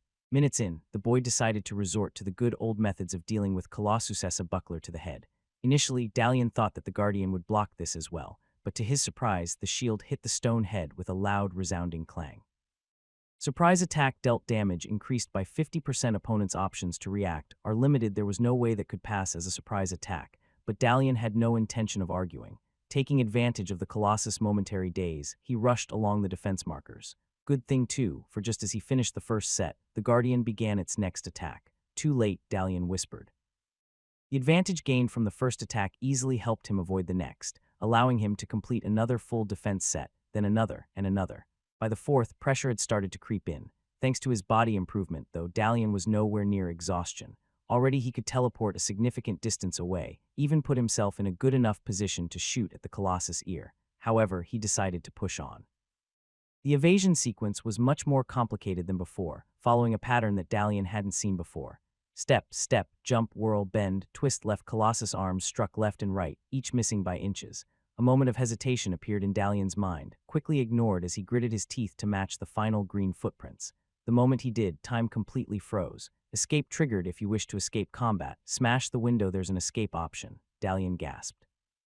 That changed everything. It pretty much meant that he could leave a battle unharmed and didn't even have to rely on a pendant. The guard's skills were unimaginably good. If people knew about this, they would probably not choose anything else. Of course, being able to take advantage of this option required that a person had a reaction level to match the marker sequence, and the body to withstand the exhaustion. All in all, it wasn't an obvious cheat. Dalian looked around. Green footsteps continued to cover the floor. By his speculation, the moment he took a step anywhere, the offer would end, and he'd return to his battle. However, given that there wasn't a timer anywhere on the rectangle, Dalian could also remain still for a while to catch his breath and rest. Weak spot ears, Dalian thought, doing his best to look over his shoulder at the guardian. Given the standard time freeze that his guard skills provided, it was possible for him to jump into position. However, before he did, a question came to mind. What bonuses did ranged attack streaks get? When he was with a sword, things were simple. He had to follow the red markers and would eventually get a multi-attack. Since he'd been using the dart bow, though, nothing of the sort had happened. There was the laser sight marker, and that was it. Possibly he needed to increase his level more to be able to make use of that, which meant he had to get rid of the level cap. Here goes, Dalian whispered. Twisting his body in a 180 jump, he jumped from green marker to green marker until he was a few feet away from the guardian. From this angle, the Colossus' ear was perfectly visible. It also had a faint red marker on it. The weak spot, Dalian thought. The reason he hadn't seen any markers was because he couldn't see the weak spots. That also explained why Gloria was so good at hitting the training guardian back in the hunting party. With her perception, she could easily see all the weak spots and maybe more. Taking advantage of the time freeze, Dalian aimed. When the 2 red dots aligned, transforming into bright orange, he squeezed the trigger. Critical strike dealt damage was increased by 150%. Barely had the rectangle appeared when Dalian shot a second bolt. To his surprise, that hit as well. It was almost like with the sand dragon. 2 more critical hits followed before the Guardian managed to jump back. After each successful shot, a momentary time freeze occurred. It was different from the guard skill freeze that Dalian had experienced. This one was far shorter fractions of a second, doubling in speed and only seemed to affect the target. Trial Guardian Species, Grand Colossus Class, Granite Statistics, 17% HP Skills, Quad Arm Attack Earth Shaker Stone Cutter Weak Spots, Ears 17% remaining. A few more good shots and Dalian would be the clear victor. Given the new combo, it was pretty much a foregone conclusion. There was nothing the Guardian could do but prolong the inevitable. The combo that Dalian had uncovered was as lethal as the Colossus in its original realm. "Want us to stop here?" Dalian asked. "There's no point in going on. You can't win." The Colossus frowned, although didn't move from its position. That was good. At least Dalian wasn't going to face a sudden charge again. "I know you can give up," Dalian continued. "I know that I'm not sure what the difference is, but it'll still get me to advance." There was no reaction. "I really have no problem repeating my attack. I just thought that a surrender would better." The features on the Colossus' face softened slightly. The Guardian lowered its arms, then started slowly walking towards Dalian in a relaxed fashion. If this were anywhere else, Dalian would probably have performed his combo attack and finished it. Since this remained an Awakening Shrine trial, though, he decided to take the chance. Step by step, the Colossus approached until it stood in front of Dalian. At this distance, one could appreciate how formidable it actually was. 7 feet of solid granite with 4 arms and the speed of a cheetah. 2 of the Colossus' hands moved up, covering its ears completely. Dalian swallowed. Had he tipped his hand, another of the Guardian's hands extended forward. "You want me to shake on it?" Dalian wondered. Sure, why not? If he had decided to trust the creature, he might as well go all the way. With next to no hesitation, Dalian shook the hand, or did as much as humanly possible. It was a piece of stone after all. "Thanks," the boy smiled. No sooner had he done so that the Guardian disappeared. "The Shrine Guardian has admitted defeat. Do you accept his surrender?" "Yes," Dalian said. "You have impressed the Shrine Guardian with your behavior. The Colossus has granted you a future boon." There was nothing glorious in the way Dalian had become level 5, hadn't bested the mountain, nor had he achieved a bone-crushing victory. Even so, he was remarkably pleased with the result. Reaching this level had proved to be far more difficult than he had expected. It definitely wasn't as simple as computer games back on Earth had made it out to be. Now, finally, he almost had what it took to challenge the village chief. Only one last step remained. When given up the choice of what to improve, Dalian chose to improve his body. Despite the clear advantages of a single focus of development, being balanced seemed to be the key. At least at this point, he wouldn't be worried about the chief outlasting him on stamina. Done, Dalian went back to his starting awakening room. The gateway to the shrine was still there, although it no longer led to the mountain realm, but the circle of columns instead. That wasn't the only change. Dalian's room had also grown to the size of a meeting hall. A pity that it remained so empty. Having 2 weapons and a buckler in such a vast space was quite noticeable. Time to go for broke. Dalian took a deep breath and left the room. The moment he did, all 6 columns shimmered a bright blue. 5 of the archways connecting them had become solid walls. Only the 6th remained open. It did not have a Roman numeral, nor any other symbols written on it. Was this part of the test? Now was the moment to find out. Surprisingly, Dalian wasn't in a new area as he walked through the archway. Instead, an altar emerged from the ground. Moments later, a figure of blue light emerged behind it. Hello, awakened. The figure shifted, taking the appearance of a woman dressed in a combination of long cyan robes and metal armor. If there was a way to describe her, it was a cross between the Greek goddess Athena and a Valkyrie. "Congratulations on passing your initial trial on the path of greatness."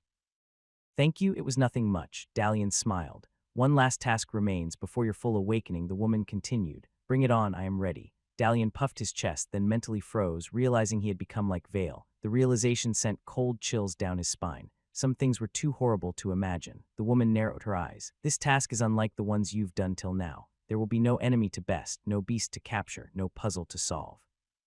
No, now it is time for you to face the thing people fear the most. Before that, can I ask a question?" Instinct made Dalian raise his arm as if he were back in school. Thankfully, the woman found that acceptable enough, for she nodded. "Who are you?" The question was so quick that Dalian expected a sarcastic response at best. However, the features on the woman's face shifted in surprise. "You are the first to ask me that in quite a while," she said in a pensive voice.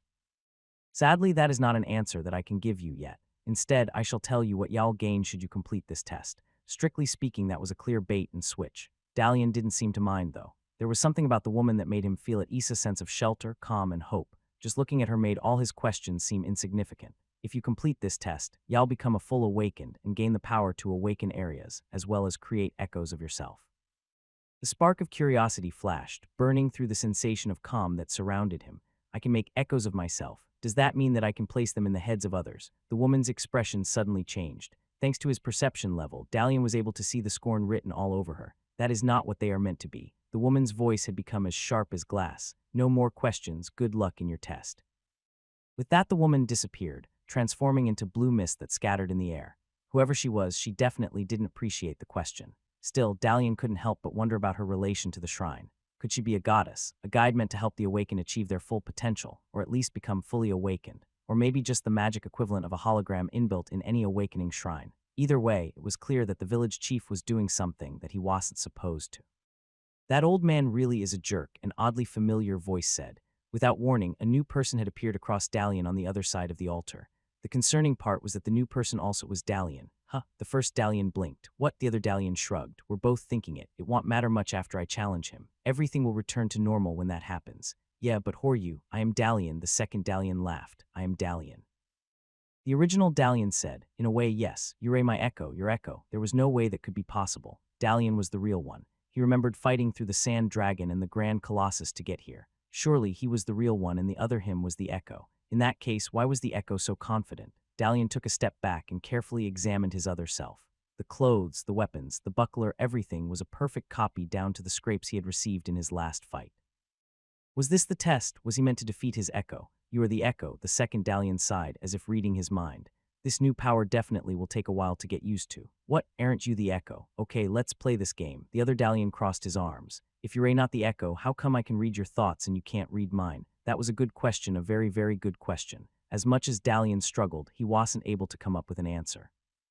The logic was ironclad, but it had to be false. There was no way for him to be the echo, or was there? Echo, the prospect of being an echo of himself terrified Dalian. As much as he was certain that he was the real him, there was just enough doubt for him to reconsider. If he was the original, nothing stopped him from leaving the awakening shrine. The echo would remain here, or alternatively vanish, and he would get back to challenging the village chief. However, if he turned out to be the echo, then attempting to leave would make him disappear. Yeah, it's a tough one. The other Dalian nodded. Don't know what to suggest, man. If you want, I can leave. That way y'all stay here, or vanish, Dalian thought. What's the name of my first alabaster, though it was my mom's poodle and not my own? The other finished the sentence. Look, I can read your mind. Asking questions won't get you anywhere. Even if I am the echo, I'll know the answer as you ask it.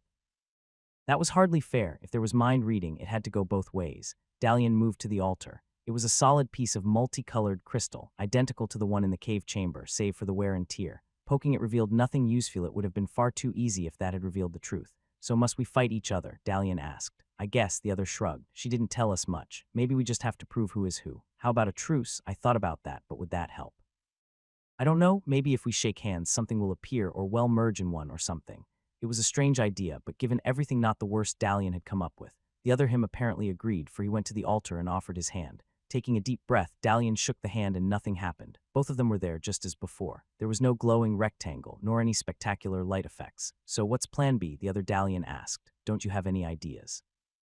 I'm not the one that needs convincing what I am. I thought it would be better if you come up with your own plans. It's not like you can keep them a secret from me. The logic was flawless, just as Dalian would have come up with, although the other him was wrong about one thing, would have trusted an idea that hadn't come from him, as long as it was a good idea.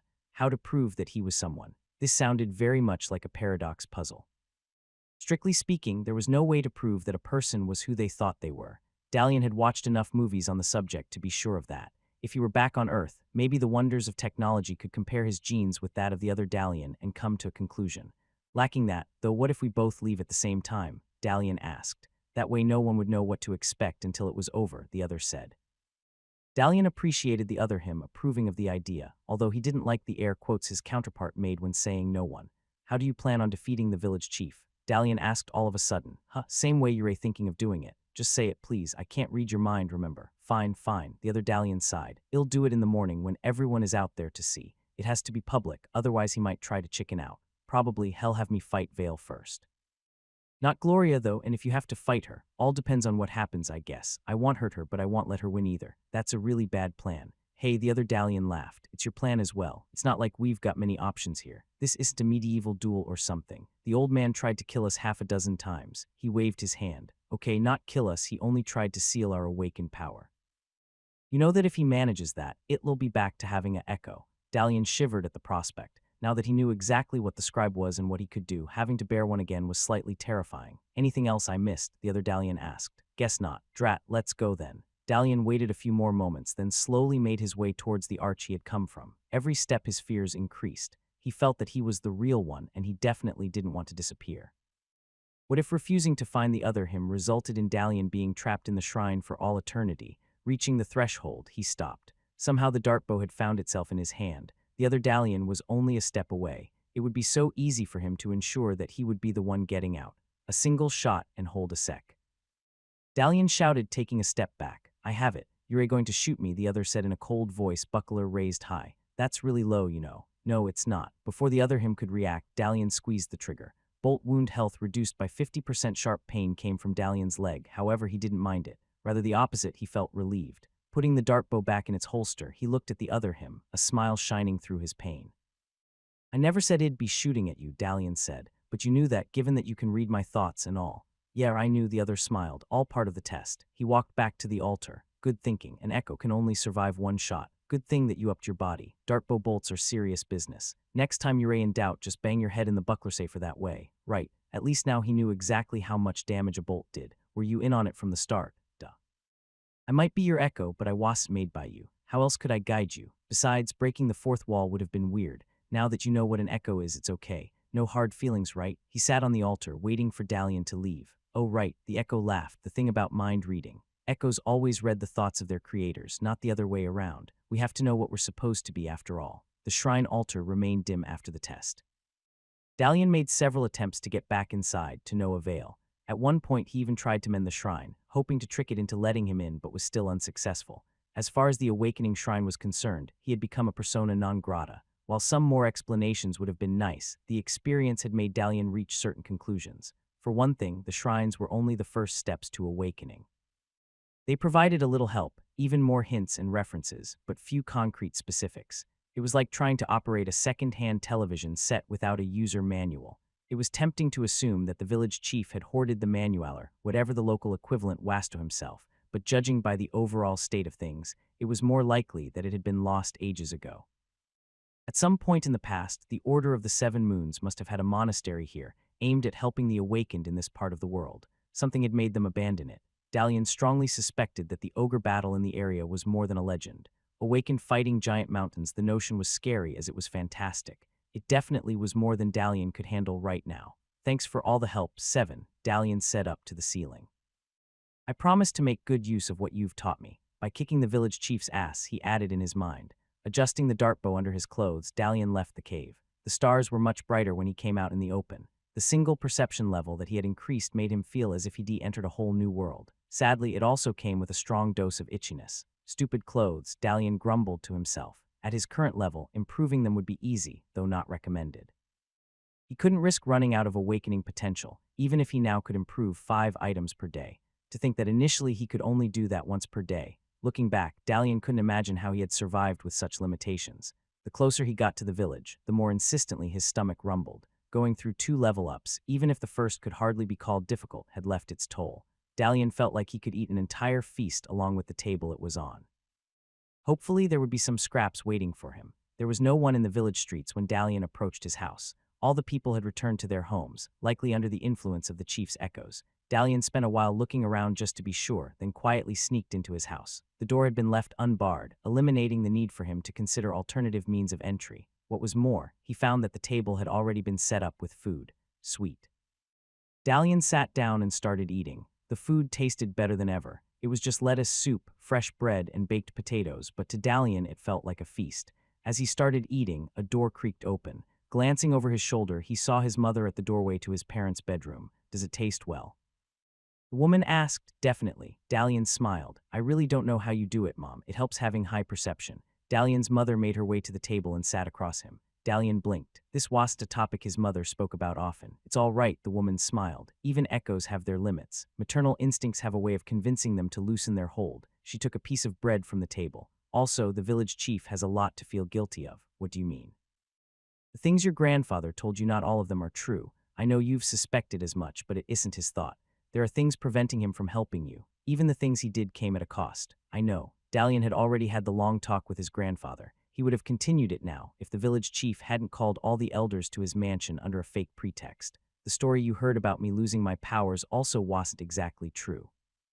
It wasn't a lie, not exactly, but there were things omitted that made it false. The woman took a deep breath. I didn't get tricked into improving the ring. Rather, that wasn't the only reason. When the chief learned of my skills, he immediately had grand plans of his own. Knowing how rare music skills are, he offered me to join his family by marrying his son. I refused, and that is when he made his second offer. Dalian couldn't say a word, listening intently to every word his mother was saying. His mother was offered to marry into the Liuer family. He hadn't even considered the possibility. The entire notion seemed so medieval that was beyond comprehension. He took a metal ring and told me it was to be my wedding ring. Dalian's mother continued. It was up to me to choose. Either I put it on and have him turn it to bronze, or I could improve it myself and give it to anyone I wished. It was painfully obvious that it was a trap, but the echo made sure I didn't see it. I was young and had just enough of pride and arrogance to think I could manage on my own. The woman stopped, looking away from Dalian. That bastard. The chief had offered her a choice between two impossible options. Either choice was bad, and ever so Dalian's mother had been strong enough to choose the option she wanted. Ever since he could remember her, Dalian had seen her somewhat sad but also happy. Or was she? If she hadn't lost her awakened powers, it was a given she would have left the village. Dalian and Linner never would have been born. I just wanted to tell you that I am proud of what you've achieved. The woman smiled, looking back at her son. I won't tell you what you must and mustn't do, but please follow your heart. Don't get dragged down by others. Life is too wonderful to be bottled away for someone else's sake. I understand. His mother smiled. Thank you, she whispered. There was nothing left to add. There was something different in the air when Dalian woke up. A few short weeks ago, he would dread this day, desperately trying to move beyond level 3. Now Dalian was looking forward to it, the day that everything would finally be settled. The house was eerily empty, which was odd even if it was an hour after Dalian's normal waking time. Nonetheless, he went to the kitchen to get some breakfast. Looking among the pots, he found one with freshly steamed potatoes, as well as a small bowl of fresh butter. Good thing it hadn't gone bad. Considering that the village didn't have any refrigeration technology, this was a miracle in itself. Taking his time, Dalian peeled the skin off several potatoes and put them on a plate. Halfway through, he added the butter on top, as well as a pinch of salt, before returning to the peeling. A pleasant smell tickled his nostrils. There was nothing better than potatoes. Pity that he didn't give them as much respect back on Earth. Nothing better than food early in the morning, eh? A voice asked nearby. Morning, Vale. Dalian didn't stop peeling. He had heard the chief's grandson approach, although he had to admit the blonde had gotten better at sneaking. Being a level 4 had its advantages as well. Want a bite? Vale looked at the steaming potatoes, then shook his head. Nah, Grandpa's mad as it is. Eating with the enemy will only make things worse. I won't tell him if you don't. Dalian took a bite. Delicious. Maybe afterwards if you're still in the mood. The warning was clear. Just as Dalian had prepared for a fight, so had the village chief.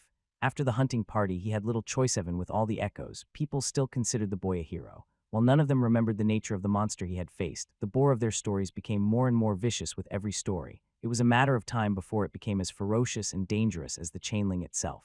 Can I finish this at least? Dalian asked with his mouth half full. No, Vale smiled. Just make it quick, okay? Way to ruin breakfast. Dalian chomped down on several more potatoes, then poured some water from onto his hands from the water bucket. Okay, let's go. The entire village had gathered in one spot. Dalian expected that to be the main square or the chief's mansion. Instead, Vale took all the way to the other side of the village, where nothing but a few abandoned houses remained. This was slightly confusing. There was nothing of importance there, only fields of wheat and potatoes stretched into the distance. What purpose could the village chief have of calling Dalian there? Was he going to ask him to improve the fields? As he approached, Dalian saw that the crowd was separated into 3 groups. There was the Liuer family, standing tensely near one of the abandoned houses. Gloria was among them, putting on a brave face as if she wanted to be present. A short distance away, seated on makeshift wooden chairs, was the village council Dalian's grandfather, 5 more elders, as well as Aspian Liuer himself. The last group was composed of the common people, waiting quietly for the announcement to take place. You definitely pulled out the stops, old man. Dalian frowned. All the better. Dalian, the village chief, stood up from his seat. So good to have you back. My grandchildren have told me a lot about how you helped in the hunt of the boar. The old man's smile widened. No prob, Dalian smiled. Without the echo, the chief's attempt seemed pathetic. How would anyone fall for something as obvious? Glad to have helped. Aspian's smile faded. As is the duty of any awakened, the chief continued. And while you've just returned from a glorious occasion, we must get back to your obligations to this village. Let me guess, you want me to repair that building. Dalian pointed to one of the crumbling structures. 2 of them. You were away for a week, so you have 2 obligations. 2 weeks, huh? Dalian rubbed his chin. Guess there's no arguing with math. It'd have to say no, though, huh? The chief's expression froze. This was the first time that anyone had refused an order in decades. Don't feel like it. Dalian shrugged. Don't get me wrong. I'd love to help out in some other way. Maybe do something that everyone in the village will appreciate, not just a few families. Oh, Aspian's smile had vanished completely. There was no point in keeping up appearances at this point. It was clear that Dalian had got rid of his limiting echo, which he couldn't have done if he was as strong as before. Actually, that was a lie.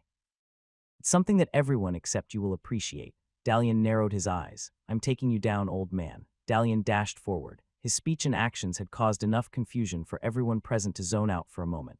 Right now, the chief's echoes were working in overtime trying to suppress the fact that someone had refused a direct order. All that Dalian needed to do was take advantage of those few moments to complete his attack. A single punch would be enough, was all it would take.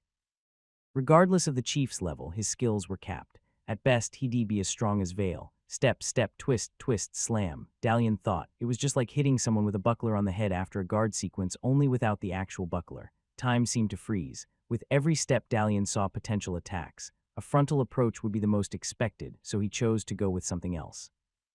Following the defense sequence, he had been repeating dozens of times in the awakened realm. He dashed past the village chief. Upon completing it, the world froze still. Got you, old man. Dalian attacked with his fist. Dalian stepped back. The chief was still standing in front of him, eyes glaring with hatred. The village itself, though, had changed. The crumbling structures had not only miraculously repaired themselves, but had grown to the size of towers, drifting apart from one another.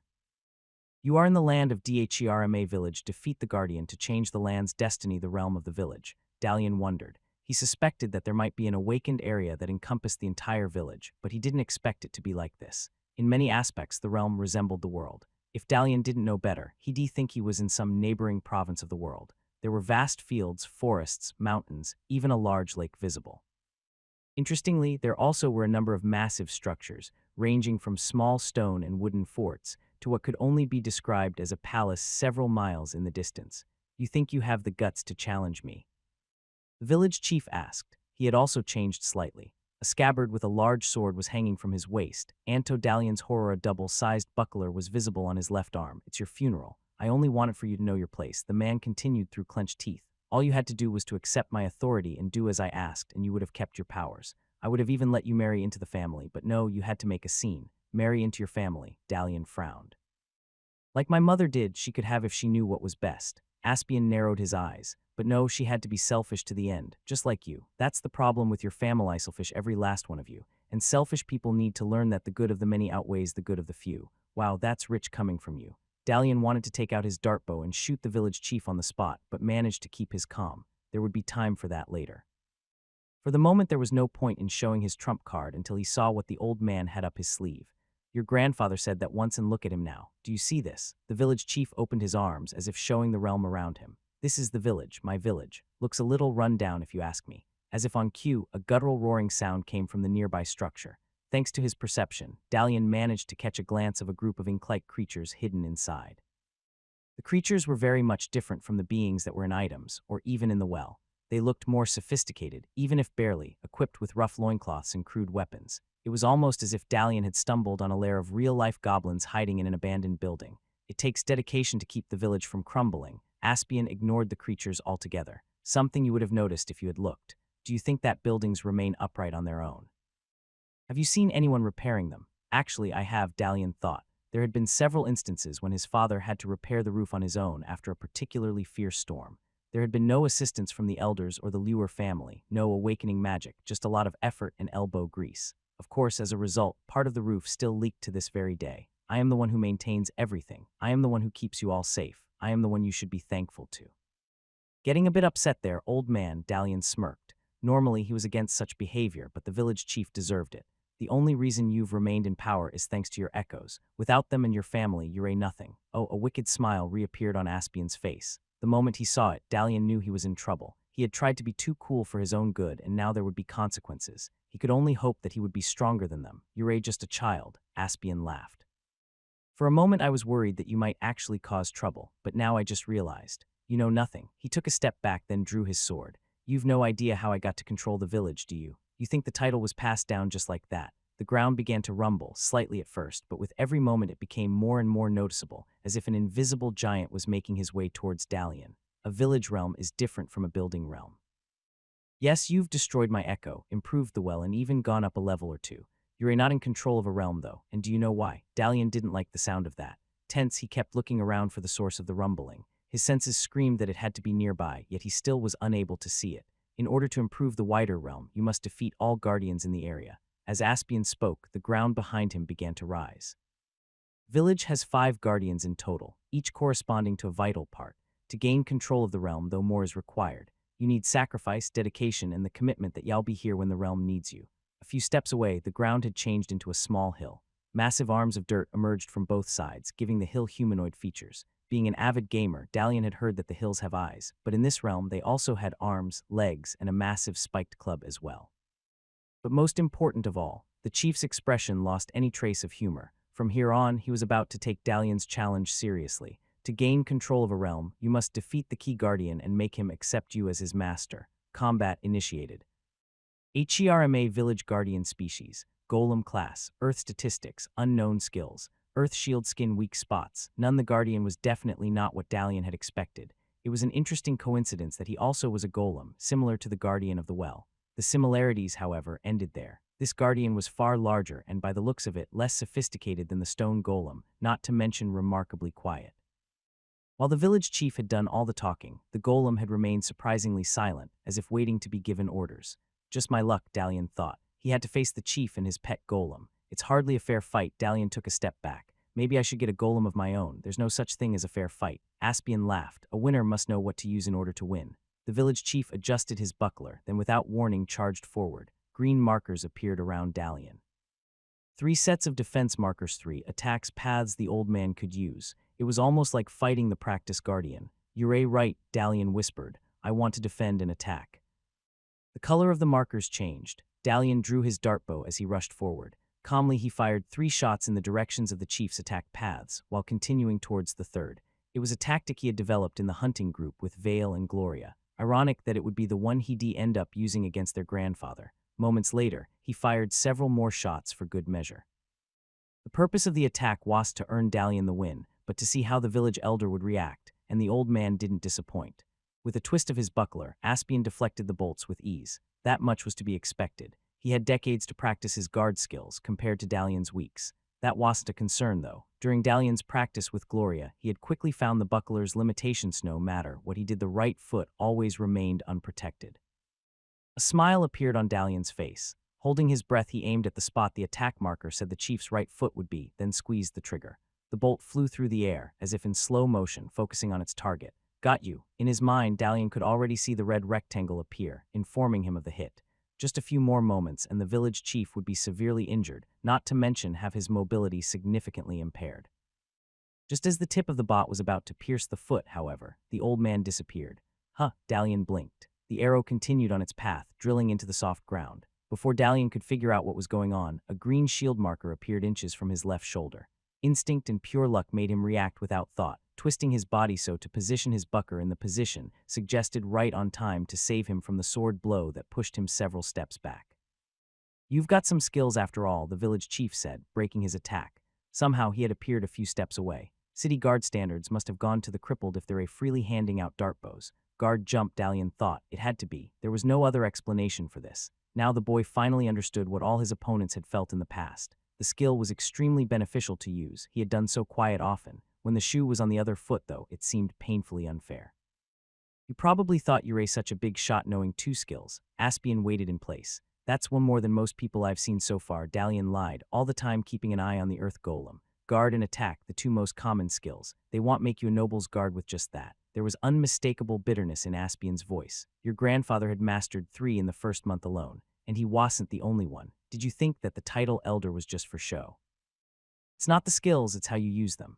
Dalian shot 3 bolts, then rushed forward. All that he needed to do was hit the chief on the head with his buckler. It wouldn't be an elegant move, but it had served him well. Before that, however, he had to provoke the old man to do a counter-attack. The first 2 bolts were deflected in quick succession.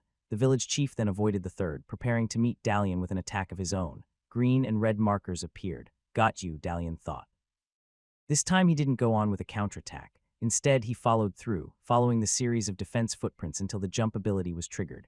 One quick leap and he was on the other side of the village chief. Looking at the old man, it was so tempting to shoot a bolt right off. It was virtually impossible for the chief to react on time, let alone deflect it. However, that wasn't the goal. In order to get this right, Dalian had to follow through. Twist, twist, forward, forward. A second defense sequence was complete. Then a third and a fourth and a fifth escape triggered if you wished to escape combat. Smash the window, victory at last. From here on there was no way for the village chief to do anything. Dalian could leave the realm here and now, or he could jump to the old man's blind spot and attack. Either way, he would escape. Option cancelled. A new window popped up, putting an end to the time freeze. What was more, Aspian didn't seem remotely affected or even impressed. His sword held low, he gave Dalian the look a chessmaster would give a toddler who had just learned how to move the chess pieces. Nice trick you've picked up, the old man said, but nothing can exit this realm without my permission. You've learned that if you'd bothered to ask, as if you'd have told me. I'm not talking about me. I'm talking about your grandfather. Rejected my grandfather. Dalian hesitated. Most of the things that Dalian had learned about awakening were from his grandfather. Could it be, though, that certain details were omitted? He was the one who first obtained control of this area, the village chief said. I guess he's not as reliable as you thought. Yeah, things like echoes tend to get in the way. At the moment, Dalian's concern was how to continue the fight, rather than any information his grandfather might have kept from him. Without the escape option, he couldn't make use of his ultimate surprise attack. To make matters worse, the bonuses of his entire defense sequence had been completely negated. You're not leaving here unless I let you. He doesn't know what I was aiming to do, Dalian thought, so he had a chance after all. As long as he did the final jump as soon as the moment the escape rectangle appeared, the old man wouldn't be able to react in time. Give up, Aspian said. You don't even suspect your worth. The people need the awakened. As long as you don't oppose me, you can stay in the village. If you join my family, y'all never need for anything. Options flickered through Dalian's mind. Direct attacks had proved inefficient, but what about a ricochet shot? Combination attacks were a thing. If a melee attack could be combined with a defense action, why not a ranged one as well? As long as you promise me, I won't even ask you to admit defeat. No one can see what's happening here. In the real world, y'all continue with your attack, and I would think of some nonsense of your bravery proving you suitable for my granddaughter. My echoes will take care of the rest. Anything so long as I don't cause a ripple. Dalian tested his theory, discreetly aiming at the buckler with his dart bow. It only lasted a fraction of a second, but Dalian was able to see the red line bounce off the metal surface like a laser off a mirror. Part 1 of the new plan had gone without a hitch. What if I want to leave, go to a city? I heard that they are the places to be. We all have to make sacrifices. Y'all stay here. Whatever you want will be brought to you. Merchants like the awakened. Several members of my family earn their keep by improving an item or two each time one of the traveling peddlers passes by. I see. What about him? Dalian pointed at something behind the village chief. It was the oldest trick in the book. No one on Earth would have fallen for it. However, this wasn't Earth. Whether through habit or curiosity, Aspian turned around to look. And that was the precise moment that Dalian went on with the second part of his plan. Taking advantage of his high reactions, he angled the buckler in such a fashion so a shot would hit his target, then squeezed the trigger. The bolt bounced off exactly as the line suggested it would. The only time Dalian had seen anything of the sort was when playing virtual billiards. That was only part of the plan, though. A single attack, even if successful, wouldn't amount to much. Moments after firing the shot, Dalian sprinted forward. Aspian tuned out in time, just as Dalian expected he would, buckler deflecting the bolt in the very last moment. The action, though, had been close enough to trigger the appearance of a series of green markers. Here we go again. Step, step, turn, step, twist. The pattern was easy to follow. Dalian went on segment to segment. The village chief didn't seem to catch on, continuing with his attempts to slice Dalian with his sword. Several times the blade passed inches wide from the boy's face, a scary, yet surprisingly invigorating experience that only made Dalian all the more determined. Escape triggered if you wished to escape combat. Smash the window finally. The rectangle appeared. Dalian didn't even bother waiting, immediately leaping to a spot on the side of the chief. From there it was one simple swing to do one of his golden classics shield to the head. Sleep tight, old man. Dalian grinned, a loud ringing noise followed like metal hitting on metal. There was a moment of confusion. Could it be that the village chief had a head of steel, or maybe being awakened for so long had caused him to gain abilities Dalian wasn't aware of? As it became obvious, the answer was very different. Dalian's buckler had clashed against nothing else but the chief's own shield, resulting in the unusual noise. How? Dalian asked, leaping back. I told you, Ray, just a beginner in this. There was no hatred on the chief's face, only disappointment and possibly even pity. Even the gifted need time to develop. You were lucky being selected by the hunting party, but nice weapons and a 1-week training course aren't enough to defeat me. Without warning, Aspian jumped into the air. The action was elegant, precise, almost graceful. Looking at it, Dalian had the distinct feeling he had seen it before, only last time it was Gloria who had performed it. You're good at combining your skills, just as your grandfather was. The chief landed back on the ground a short distance away. But there's only so much you could do with attack and guard. I can do that as well, but also combine them with acrobatics. He leapt forward, swinging the sword as he did. A series of green lines appeared on Dalian, changing location faster than the boy could keep up. There was no avoiding such an attack. The only option was retreating while deflecting what he could with his buckler. Minor wound health reduced by 5%, minor wound health reduced by 5%, minor wound health reduced by 5%, minor wound health reduced by 5%. The attacks continued like a whirlwind of swords. This was no normal combo. It was something the village chief had trained to do. Halfway through, he paused, letting Dalian take a breath. One single attack and he had already reduced the boy's health by a fifth. Last chance, Aspian said. Give in or lose your powers. I think I'll pick option 3. Dalian gritted his teeth. Suit yourself. Fighting was never supposed to be fun. The awakening state had made it feel too much like a game. There was next to no pain, fatigue was slow, and wounds were reduced to a floating notification rectangle.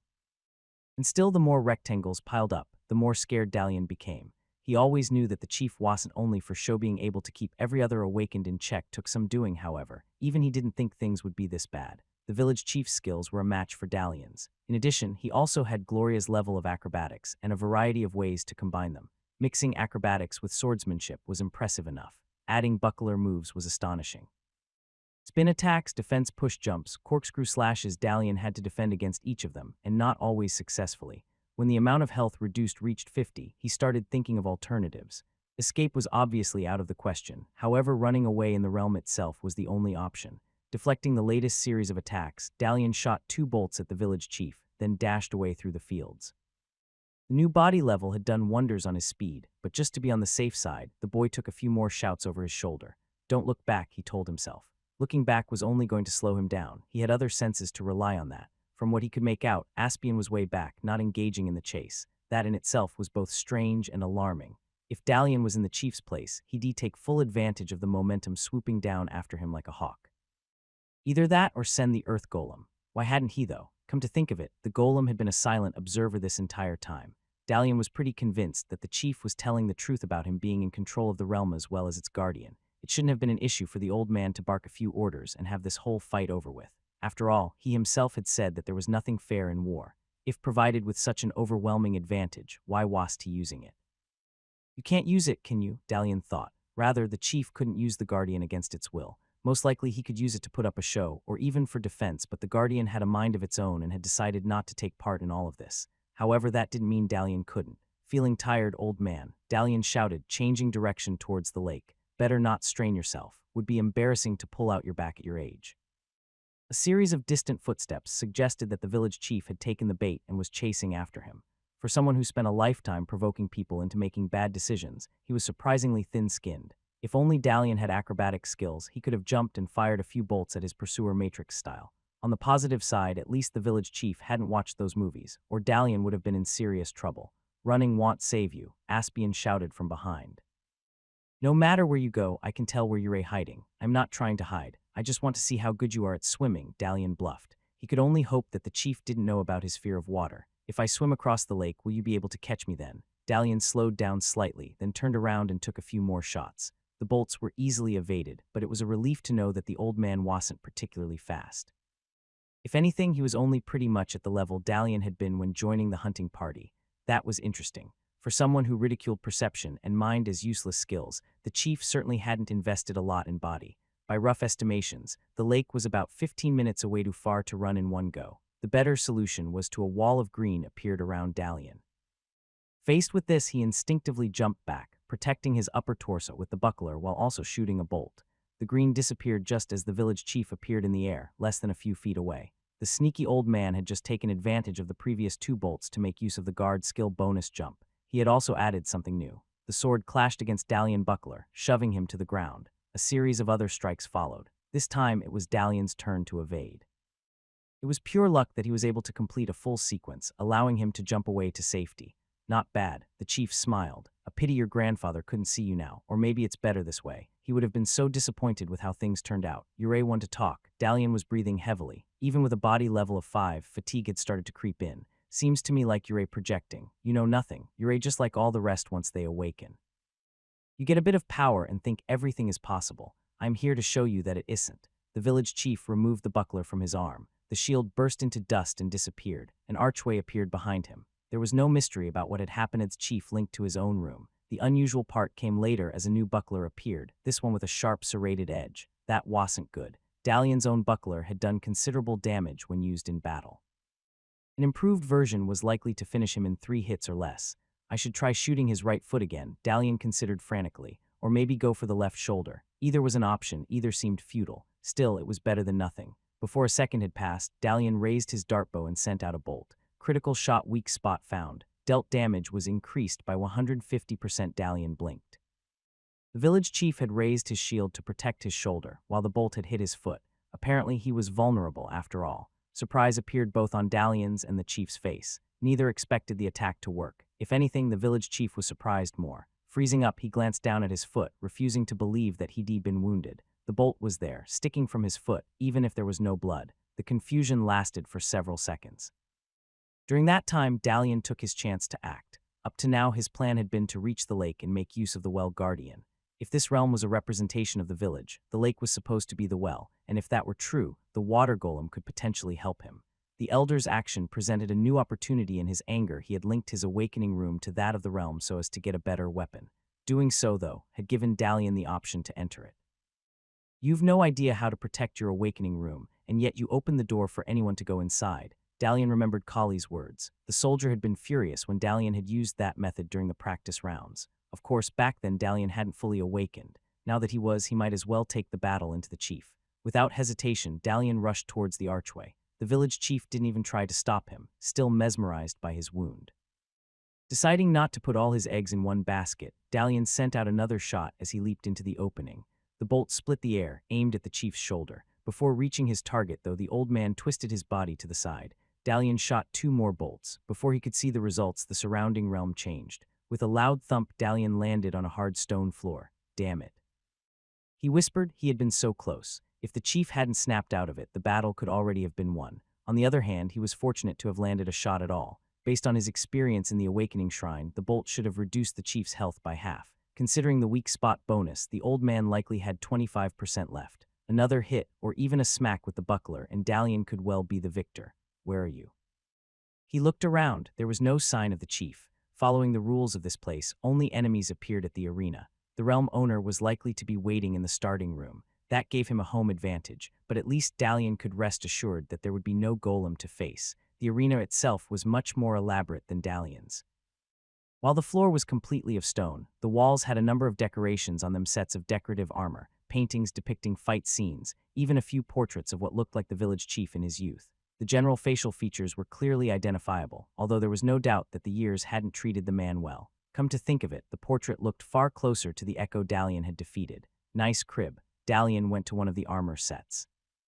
A lot of modern artists would have gone crazy about it back on Earth. The armor was made entirely of pressed paper, like a delicate papier MCH. The set itself depicted a cross between Norse and Greek design, Roman Viking, if Dalian was pressed to come up with a name.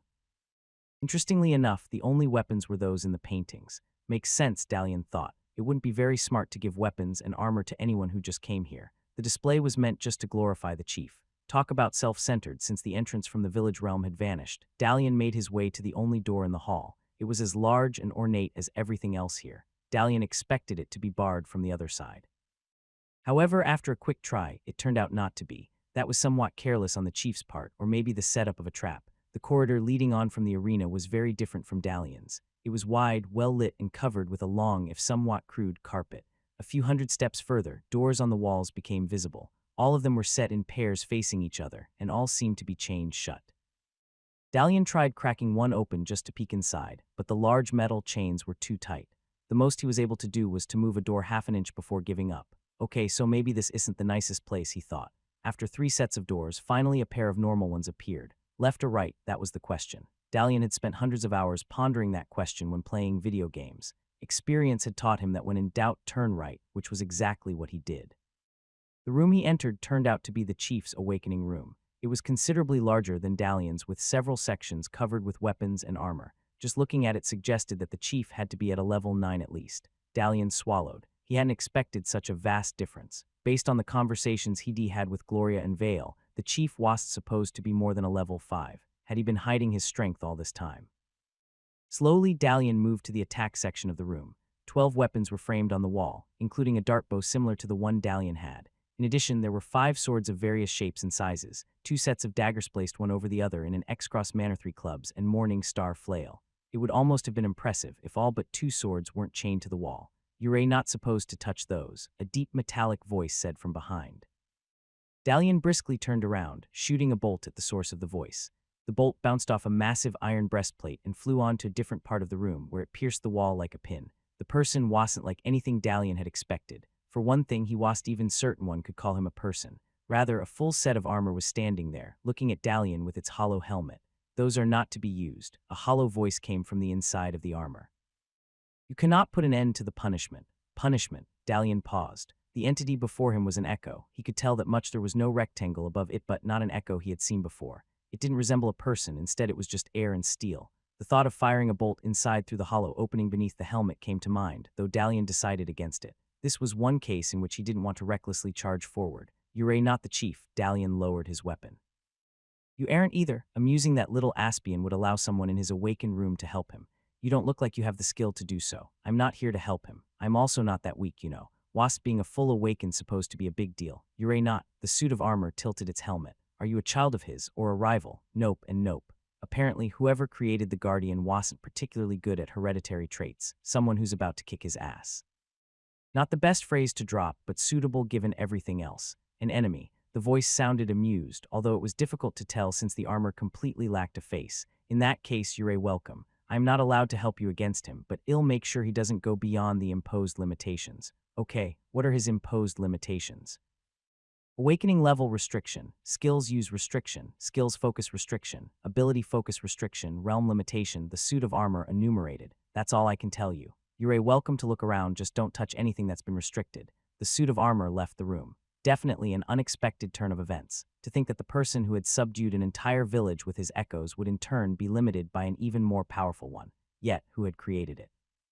As far as Dalian knew, suits of armor couldn't be awakened. It had to be someone else. Making sure that the echo wasn't around, Dalian reached for one of the weapons on the village chief's wall. Metal thorns emerged from the chains, piercing his hand. Light wound health reduced by 10%. Ouch. Dalian quickly pulled his hand back. The echo wasn't kidding. 10% just for touching a weapon he wasn't supposed to. That was definitely one way to ensure that the limitation held.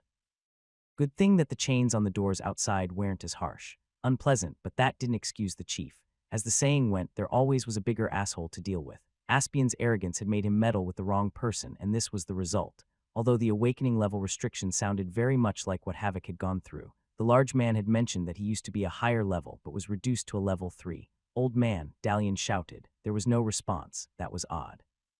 Where could he be? Dalian looked at the doorway. One unchained door remained in the corridor. Taking a deep breath, he headed towards it. "One shot," Dalian said to himself. One shot was enough to win, then this awakened realm would be sealed and the chief wouldn't cause problems for anyone anymore. Carefully, Dalian took hold of the door's handle, then opened it with one swift action. The moment he did, a green shield marker emerged in front of his face. Damn.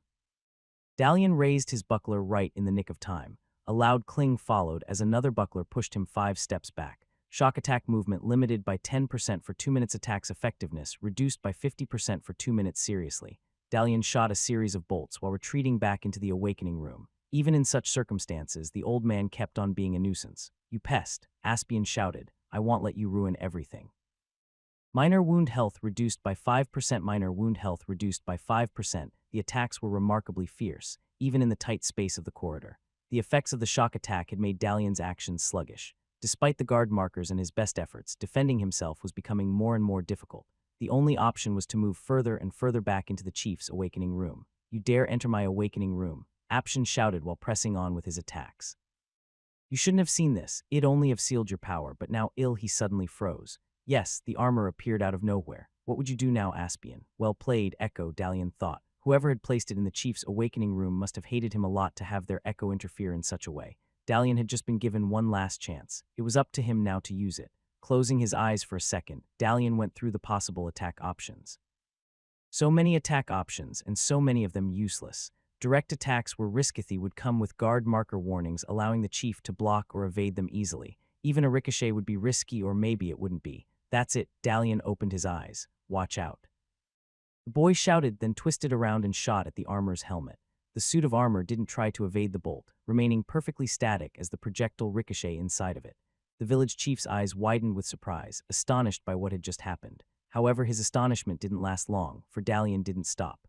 While the dartbow remained fixed on the suit of armor, his body continued on, crashing into Aspian and shoving him right into a chained weapon. The old man's entire body writhed in pain's protection had done its thing. Daru, Dalian whispered, "Got you. You lose." Dalian kicked the chief's sword out of his hand. Instantly, the weapon vanished from the floor and reappeared on the attack skill wall. This could hardly be called a fair fight. Dalian had resorted to many things to gain the upper hand, but finally it had paid off. The terror of Derma village, the person who had sealed the awakened skills of his mother, the tyrant that had echoed every person in the village, had finally lost. At this point, even a sharp kick was enough to reduce his health to 0. If anything, it was a wonder that the old man hadn't lost his abilities altogether. One more hit and all the limiting echoes would be gone. No, Aspian raised a shivering hand in front of his face. "Don't do it. You don't understand. I'm sure I don't." Tyrants were just like bullets the moment they lost. They started coming up with excuses to defend themselves. "It's not what you think. I just wanted to protect you all. This was the only way." Yeah, Dalian aimed at the chief's torso. A hit anywhere would do the trick. I'm sure that the echoes were for their protection as well. That was the only way to make sure that no one had anything to do with the cities. You've never been there. You have no idea how dangerous those places are. The chief moved up slightly, only to get reminded by the dartbow that Dalian wasn't inclined to listen. "Just because you've defeated me doesn't mean you're a match for the awakened in the cities. Your grandfather was like you. He thought that being gifted gave him an advantage. Instead, it made him a target." "Grandpa," that gave Dalian some pause. Thanks to his perception, he could tell that the village chief wasn't lying. Was it worth hearing him out, though? The goal of the entire exercise was from the old man to keep his awakened power. Aspian Lure has admitted defeat. Do you accept his surrender? Apparently, people could surrender as well as long as they were in their own awakened rooms. Dalian considered learning how to do so as well at some point. It seemed like a useful ability to have. "What happened to my grandfather?" Dalian asked. There was no way he would accept a surrender without getting some answers. This way he could be certain that the chief would keep his promise, and depending on what he said, Dalian was free to refuse. "Dreams, arrogance, and aspiration, that's what happened," Aspian said bitterly. When he awakened, it was considered the greatest day in the village. He had tried so many times before that, all of them unsuccessful. His parents had all but given up, but the idiot was stubborn. No one believed he could make it. Then when all of a sudden it happened, he said that he had been offered 3 skills. That sounded about right. Dalian remembered his grandfather telling him he had 3 skills to choose from. The elder also implied that he had got to learn them as well. Attack, guard, and forging, the chief continued. "I was so envious at the time. Not only had he beaten me by 1, but he had acquired forging skills, while I only had acrobatics. It was the difference between day and night." "No wonder everyone flocked to him. That's why you hated him," Dalian interrupted. He had seen too many animes to know where this was going. "You despised the fact that the village chief preferred him to you, so you, of course, the chief preferred him. The chief was his father." Dalian blinked. That was unexpected. Trying to think back to his earliest memories of this world, he couldn't recall that being mentioned. As far as everyone was concerned, the Lure family had been in control of the village for generations. Although if both Aspian and Dalian's grandfather had been in their teens when the change happened, no one of the younger generation would know. As for the people who had been alive at the time, the echoes had probably made sure that they forgot the truth of things. "And I didn't betray him. I was his friend." A note of sadness crept in. The fact that both of us had become awakened only made us closer. And that is when he shared his dream. The chief paused for a while, then moved a bit, sitting comfortably on the floor. The awakening had made the village too small for him. In a matter of weeks, the things that had seemed fun before tired him. We'd spend the days improving what we could throughout the village. We even made a competition of it. When that became old, we snuck out in the old temple to level up in the awakening shrine. Dalian's throat went dry. So far, the story sounded somewhat familiar. He and Gloria had pretty much done the same. She had been the one reluctant to leave the village, while Dalian had kept inquiring about the cities. If circumstances had been different, if Dalian hadn't been in the chief's crosshairs, and the limiting echoes didn't exist, could have even convinced her to join him on the outside. His father forbade it, but that didn't stop Crayson. "I used my awakening skills to break into the mansion and find a way out without anyone noticing." Then one day he asked the question, "What do you think the cities are like? Scary?" That would have been exactly what Dalian would have done if he were in his grandfather's place. "And what did you say?" "What could I say?" The chief let out a dry laugh. "I knew nothing about the cities. All I knew was that I'd work in the village for the rest of my life. However, I wasn't the only one who was there when he asked. My sister was as well." Dalian's pulse hastened. Now he definitely knew where this was going. "Derma village 40 years ago, have you ever wondered what it's like?" Crayson asked from the top of the village bell tower. The place had been declared out of bounds ever since it had nearly crumbled in a storm 3 years ago. Unknown to most, Crayson had used his awakening power to mend it months ago. Now it was only the outside that looked decrepit. On the inside, the structure was as strong as granite. The cities, Aspian shrugged. Probably boring. What could they have there that we don't? He crossed his arms. Besides, it's not like we can get there. Uncle Firion went to join the Count's guard last harvest, Kira said. She was the only one of the group who wasn't an awakened, though tagged along either way. Idiot, Aspian smirked. He was recruited. Big difference. Recruits don't go there because they want to, and it's not like he liked the place or anything. That much was a lie. While their uncle had been recruited, he had sent several letters back to the village, including a pouch of copper coins and high-grade lumber. The mere fact that he had enough to hire a traveling merchant to travel all the way to Derma showed that being a guard paid well. I am thinking of going there. This wasn't the first time Crayson had said something of the sort. In the last several months, the only conversations the three had been having were about awakening, doing on trips outside the village as well as the cities. This time, though, there was something different in his voice, and Yon could tell that his mind had been made up. Right, Aspian whispered. He wasn't like his friend. The son of the village scribe, it fell on him to take over from his father. Writing was considered a rare gift, almost as rare as awakening, so his fate was set since birth. Neither awakening nor having a sister that was a better scribe than him was able to change the will of his father. In that aspect, the man was as unshakable as Crayson's father had been. If I find a way, will you two come with me? Crayson asked. Sure, Kira said almost instantly. Aspian, however, hesitated. They had all heard stories about the cities. Going there meant a new beginning. All ties with the village would be severed. As an awakened, they would be looked after. With luck, they might even reach a moderately high position. As an awakened forger, Crayson would be snatched up by an artisan's guild on the spot. Thanks to his two skills, Aspian could potentially find work as a guard. Kira, though, had nothing. If she didn't awaken, she would have to be left behind. Aspian, Crayson nudged. It's not like you to be humble, and it's not like you to be reckless. The blonde snapped. At least it didn't used to be. You've changed a lot since your awakening. I suppose so. Crayson smiled. You know how it is. Once you unlock the room, there's no turning back. No turning back. Aspian's awakening had been drastically different. For him, he had gone to the village awakening spotas he had been doing every year on his birthday, then suddenly felt the power of the 7 moons bloom inside of him. There was nothing spectacular about it. He had remained the same person he had always been, only this time his parents were much prouder of him, and also all sorts of relatives came asking favors. In Crayson's case, the change had been dramatic. Always quiet in the past, he had suddenly become wild and reckless. In the first week alone, he had broken more rules than Aspian could think of. It had been fun tricks they'd played, the dares they'd gone through with, the secret trips to the awakening shrine. Lately, though, Crayson's obsession was becoming dangerous. Why do you want to go to the city so much? It's not like it's bad here. The way things are going, your father will step down in a few years. That will make you the village chief. Kira laughed. Even with Crayson's awakening, it was difficult to visualize him as chief. It was an unimaginable thought, yet Aspian knew firsthand what the chief's plans were. He had used his increased perception to listen in on a conversation between the chief and his father. Apparently, the old man had been bitten by crippled spawn and was already starting to show signs of the illness. In a few years, he would barely be able to walk without help. After another 5, he wouldn't be able to get out of bed.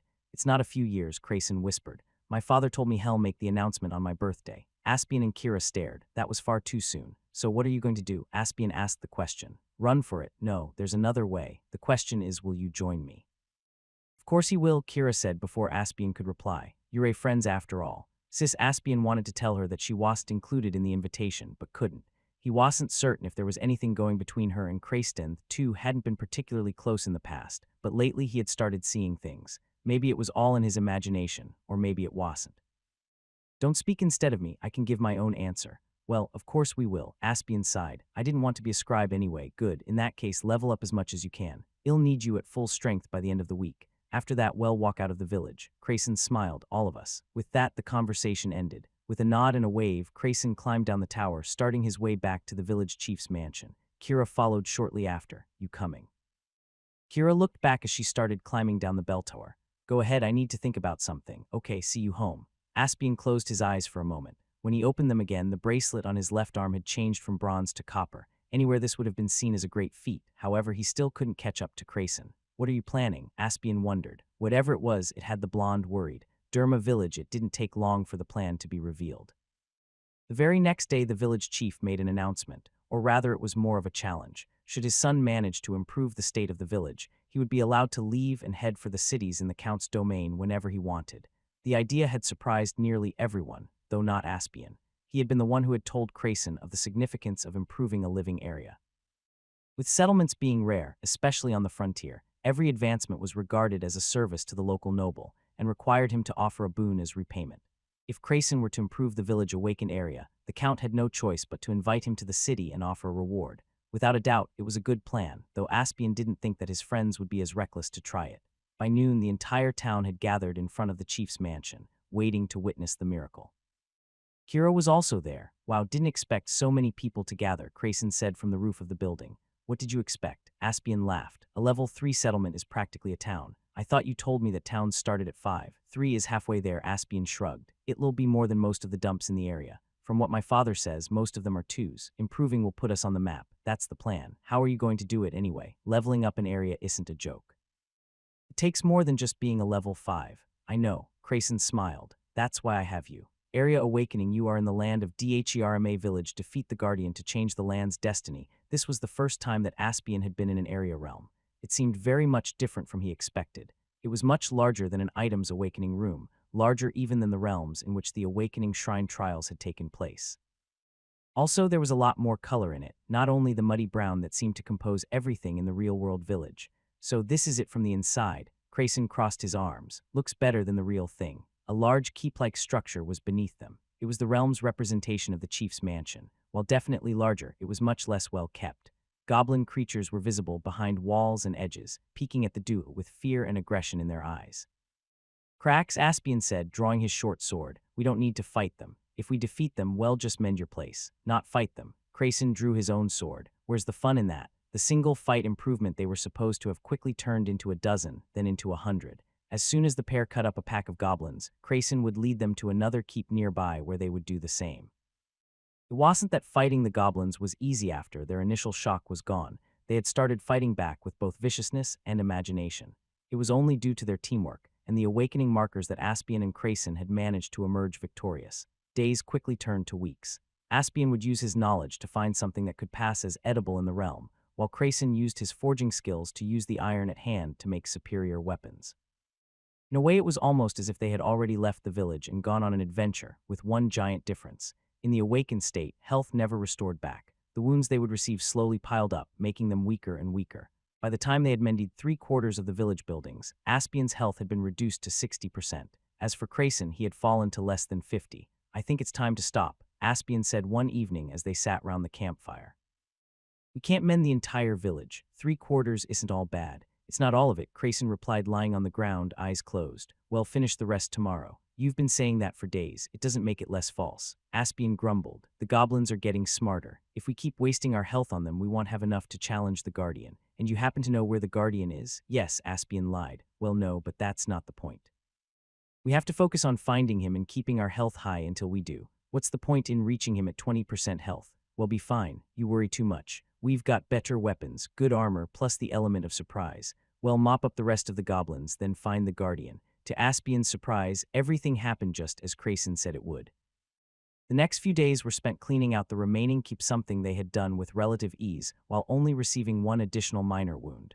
Then, on the 4th day, once the last goblin had been reduced to smoke, the village Guardian had emerged.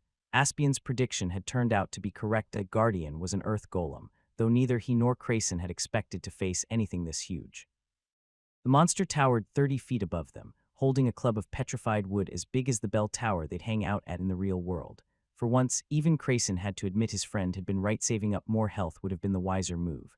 Then again, wiser didn't automatically mean better. The fight had lasted over an hour. Combining their skills and attacks, the pair slowly chipped away at the golem's force. Sometimes Crayson would blind it. Others, Aspian would use his acrobatic attacks to distract the monster enough so that his friends would have an opening. Percent by percent they would toil on, until the final Crayson made the final blow of 5% critical that crushed the Guardian to pieces, but also reconstructed him. The next thing they knew, the two were back on top of the village chef's mansion, only now it had grown larger, as had all the other buildings in the village. Drafted news of the leveling of Dherma spread throughout the entire county. Within days, an envoy of Count Harlow came to the village to mark the event. A celebration never before seen in the village was held, bestowing the title of Vice Knight on the village chief. According to the new status, the village was allowed to become an official trading post where caravans could stop. The people responsible for the area improvement were declared heroes, as well as given 10 coins of silver, a travel emblem, and permission to enter any of the Count cities. The reward was enough to make any person happy, but Crayson wasn't content. Despite Aspian's best efforts, the only thing his friend wanted was to leave the village. Why are you being so stubborn? Kira asked. It's not like it's the end of the world. Crayson only wants to go to the city for a few weeks. After that, he'll be back. You don't know what you're talking about, Aspian grumbled. It's not like I'm stopping him. That's a lot of crap and you know it. His sister crossed her arms. He won't go without you. And I know you well enough to see that you want to go as well but are refusing just because we're asking you. That wasn't true at all. The only reason Aspian didn't want to go was because he knew that if they went, Kira would come along. 2 emblems and 3 people. Walking through the world would be dangerous, even if Kira had awakened. Besides that, wasn't the only reason. The people from the cities scared Aspian. He had only seen them a few times. Only 3 outsiders had ever visited Derma, each of them with a terrifying air around them. Think about it. When you say that, you really mean no. I don't want to spend my life there, okay? Aspian snapped. If Crayson wants to spend the rest of his life there, he can do so without my help. No one's talking about living there. It's just a visit, a few weeks at the most. You don't know him as well as I do. He doesn't want to go there to visit. He wants to go there to stay. The argument continued for several more hours. The more Aspian tried to convince his sister to drop the topic, the more insistent she became. If there was a way to use his awakening powers to make her to shut up, he would have done so. In the end, Aspian gave up. The very next morning, the 3 of them left the village. No one saw them when they left. As much as Crayson liked to be in the spotlight, he also wanted to be sure no one would try to stop him. Aspian and his sister did the same, taking clothes, food, and a few essentials before sneaking out of their home and joining him. It was said that only the lucky and those with protection could wander the world without harm. Beasts, monsters, and dangerous cultists serving the crippled star roamed the land between areas. Only the Order of the 7 Moons and the traveling emblems were able to provide protection. It was decided between Aspian and Crayson that they would let Kira have one of the emblems, while they would take turns wearing the other. The first few days passed slowly. Aspian would jump at every sound, fearing a monster from the wilderness. After a week, the fear had given way to boredom. Everything they could have said between themselves was said, and as much as Kira wanted to ditch her brother to spend some alone time with Crayson, all of them knew they couldn't afford the risk. 11 days were needed for them to reach the first town, Nerozal. By any imperial standard, it was small, barely worth the mention. To Aspian and his sister, though, it seemed enormous. Just looking at it, there had to be thousands of buildings continuing as far as the eye could see, all surrounded by a wall thicker than the village chief's mansion. For once, Aspian thought that there might be some truth in Crayson's words. Just as the city was majestic, so were its prices. A silver coin was only enough to last them a week in a second-rate tavern. Even when pulling all their funds together, it was clear that they wouldn't last over a month. In a way, Aspian was glad. That means that they might have to leave in a few weeks after all. However, even he had to admit falling under the town's spell. Everything was so much better than in Derma. The shops alone had more than any traveling merchant he had seen. The food was better, the clothes didn't feel like sawdust, and everyone seemed free to do anything they wished. Finding work had turned out surprisingly easy. After learning that Crayson had forging skills, he was quickly snatched by the town's blacksmith guild. Aspian had to spend a few days asking about, but ultimately he too was hired by a mending shop. The work was the most interesting hours of mending per day, but at least it paid well, and he had gotten a proper weapon to do it with. All in all, things were looking well. You know, Aspian said, sitting at the town's main fountain. This place isn't that bad. Told you, Kira whispered to Crayson. Shut up, Aspian grumbled. Okay, you were right. It was worth it coming here. Not that I ever saw myself as a full-time mender. It's just temporary. There are better things in store. Easy for you to say. I heard you were promoted to journeyman. The whole neighborhood was making a big fuss about it. Guess that head of yours isn't only for show. Shows what they know. Crayson smirked. They made the offer, but I turned them down. There's a faster way to get noticed. The man paused for a few moments. There's talk of a war going on.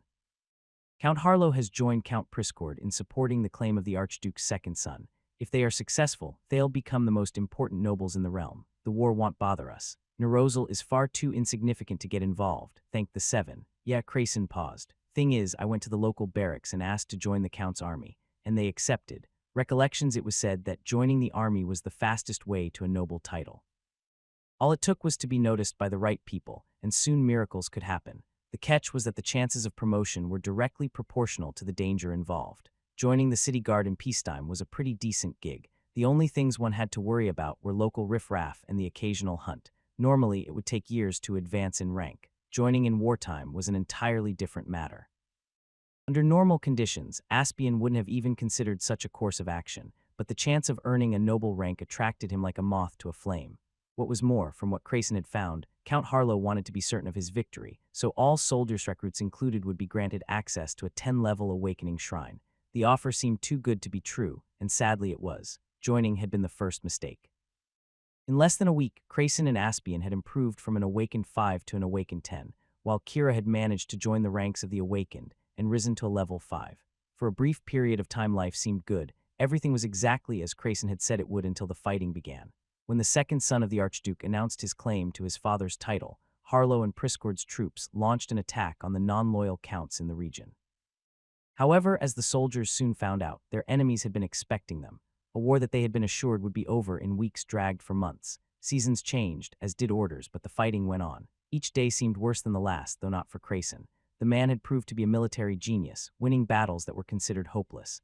Aspian and Kira were there as well, following behind, but soon it became obvious that they couldn't keep up. The shadow of their friend was too large. Half a year after the start of the war, a new opportunity emerged. Crayson had been offered the chance to become a division commander, and along with that, to earn the title of knight. The only condition was that he capture the Warzen stronghold. That had been the second mistake. 7 attempts had been made to take the stronghold, and none of them successful. Crayson, however, had a plan. "I won't lie to you, it will be risky," Crayson explained to his soldiers. "Before we start anything, we'll need to go hunting. The weapons we currently have won't do a thing, so we'll have to go bigger." "Just how big are we talking about, Captain?" Aspian asked. He knew how low morale was, so he took any chance he got to try and lighten the mood. "As big as it gets, and then some." Laughter filled the tent. While most of the people were still tense, the joke had created a momentary semblance of calm. "To win this, we must get a chainling." The laughter suddenly stopped. There wasn't a person alive who didn't know the significance of what had been said. Chainlings were monsters of the crippled star. Their only reason to exist was to kill and corrupt anything they came across. Killing one was extremely difficult, catching one was impossible. "Not to worry, that's the easy part," Crayson continued as if nothing had happened. "We must then climb up the cliffside of the stronghold until we reach the base of the walls. There we must release the chainling and make sure it goes inside. Once it's there," the man smiled, "we'll become the heroes of the war." Seldom were scarier words spoken. 36 people stared at Crayson, wondering whether to believe their ears or not. They had seen him do the impossible, yet this was too much even for him. "I told you it won't be easy, and I understand if anyone doesn't want to take part in this. However, there's no other way. How do you think we'll get a chainling, Captain?" One of the soldiers asked. "I'll take care of that, don't worry. As I said, that's the easy part. You lot better focus on the rest. The stronghold area will no doubt be watched. You could be pulled into an awakening duel at any point. I expect you to win if we are to succeed. Remember, if one person fails, the whole thing will go crumbling down and we won't get another chance at this." "Clear." Grumbles of acknowledgement filled the tent. The prospect of failing in an awakening fight managed to put the fears of the chainlings at bay. No one knew how exactly Crayson planned to catch the creature, and no one cared. It was bad enough that they were going against the teachings of the 7. As long as all ended in victory, they were willing to turn a blind eye. Bit by bit, the soldiers left the tent until only Aspian and Crayson remained. "You handled them quite well," Aspian said. "A bit over the top, but it's certain they'll follow your orders. Now tell me the real plan." "That is the real plan. It'll take a chainling to destroy that place." "Are you serious? Those things can't be controlled. And even if they could, where will we catch one? The last chainling was seen years ago. And even if one was roaming about, it would take weeks to find it. It simply can't be done. You surround yourself with books, yet have so little imagination." Crayson smiled. "We won't be hunting a chainling. We'll be making one." A flash of light blinded Dalian for a moment. After he blinked, he was back in Aspian's awakening room. "What the heck?" Dalian took a step back, still aiming the dartbow at the village chief. He had no idea what had happened just now. It was as if he had lived through a memory so intense and so real, as if he'd just been there. "Painful recollections," the old man sighed. "A gift that came along with the echo. It keeps reminding me what was, the choices made before everything went wrong. You were friends with my grandfather." Dalian found that hard to believe. After everything the village had been subjected to at the hands of the chief, it seemed ludicrous. "I was," Aspian spat out the words with disgust. He craved attention, and in the end he got it. "The Order of the 7 Moons doesn't like people meddling with the crippled star, but that's nowhere near as bad as what your grandfather did afterwards." A bolt bounced off the floor inches from the chief's leg. "I think you should shut up now." Whatever the past was, whatever reasons the old man had, he had done too much harm. There was no way he would get away scot-free, although maybe he didn't deserve to be condemned to the fate he had put upon others. The surrender rectangle was still there, conveying the offer. All Dalian had to do was to accept, and he would have one. "If I accept the surrender, will the echoes disappear?" Dalian asked. "Yes. It's the same as if you've won the battle," Aspian replied, still keeping an eye on the dartbow. "I wasn't asking you." There was no way he'd trust anything that man said. "No," the armor echo replied. "You would gain control of the village area, but the echoes will remain. You can make your own and send them to fight them." I should have known, Dalian frowned. Even at the end, the old man tried to pull a fast one. What if I shoot him? Aspian's power would have been sealed. All echoes he's created will disappear, and the village of Derma will lose its area owner. Seemed straightforward enough. Wait. Aspian reached out. Don't, I can still help you. There's a lot you don't know. Your grandfather can't tell you, but I can. Become village chief, take my mansion if you wish, just don't seal me. Did you give my mother that option? Or me when you imprisoned me in the well? Imprisoned. Aspian's eyes flashed with rage. You call that imprisoned? You have no idea what the word even means. I was imprisoned in a realm for 20 years for what your grandfather did.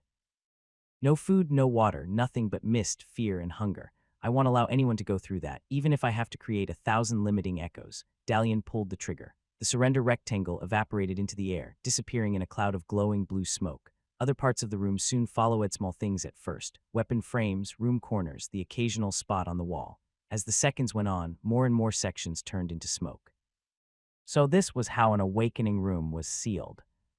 It was not at all what Dalian had imagined. Sorry, old man, I just can't let you. Dalian stopped. The village chief had frozen motionless on the floor, not even blinking. Hey, you okay? Despite himself, Dalian moved closer. Part of him was ready for another dirty trick, but none followed. The chief was completely out of it. That's what happens when one loses the connection to their awakening room. The suit of armor moved closer. It'll all seem like a dream before waking. The next time he tries to go here, it will be all gone. The only thing he'll be able to see is a small empty room. You are level 1, Dalian said. He would be lying if he didn't admit feeling a grain of pity. If there was any truth in the memory, Aspian had been good once. Maybe in his own way he even did what was best to keep the people of Derma safe. Will he remember what happened? He'll always remember. That's part of his punishment. I could make the memories less vivid, or I can increase them. As the one who sealed his power, you've earned the right to choose. Dalian nodded. The village chief had been right about one thing: there were scarier people out there. Whoever had done this wasn't joking around. For one thing, the echo had been in Aspian's awakening room for decades. Numb them down. Dalian walked away. As he did, parts of the village chief were turning to smoke as well. He was terrible to everyone around him as an awakened, but maybe as an ordinary person he could find some peace. I very much doubt it, the armor shrugged, but it's your call. When he goes to sleep, he'll no longer have night terrors. Thanks. What happens to me now? Do I need to find a way out of here before everything collapses? If you want, makes no difference. Once the awakening realm crumbles, y'all be back in the real world. Sounds a bit anticlimactic. The suit of armor laughed. Any chance y'all tell me who you are or what the old man's crime was? No, thought so. Dalian looked at the room. Most of the walls and the entire ceiling had turned into smoke, making the floor feel like a piece of ice in a boiling pot of water. Anyway, thanks for the help. See you around. You better hope not, the suit of armor whispered before the last solid fragment of the village chief's realm was gone. Aspionluor's destiny has been sealed. Time stopped, then continued again. In a blink of the eye, Dalian was back in the outskirts of his village, flying through the air towards the village chief. Crap. He had totally forgotten about that. All the fighting in the awakening realms had made him lose track of where the battle had started. Putting in all the effort he had, Dalian twisted himself in the air, narrowly avoiding a direct collision with the village chief. That had to be the clumsiest approach ever. It was only thanks to Dalian's guard skills that he managed to find his footing. Immediately, he jumped back, expecting the village chief to take advantage of the situation and counterattack. Instead, the old man fell to his knees. Utter silence filled the air. Not even the wind dared make a noise. The entire population of Derma, hundreds of people, young and old, stared at the scene, unable to believe their eyes. It wasn't only the common folk, it was the elders, the guards, even the members of the Liuer family looked around, as if they were seeing the world for the first time. Dalian smiled in relief. He knew exactly what they were going through: sensation of life without a limiting echo.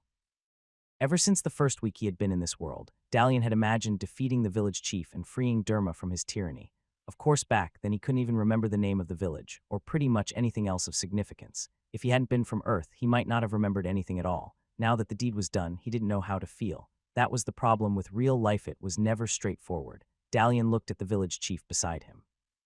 Without the echoes and his awakening powers, the aura of authority had vanished, making him look like a weak old man. So you really did it, Vale approached. Should have guessed if anyone would manage it would be you. Guess so. Dalian took a deep breath. While he appeared no different from he had a moment ago, the battle against the village chief had left him exhausted. The last thing he wanted to do now was fight. Given a choice, he wanted to go back home and spend the rest of the day sleeping.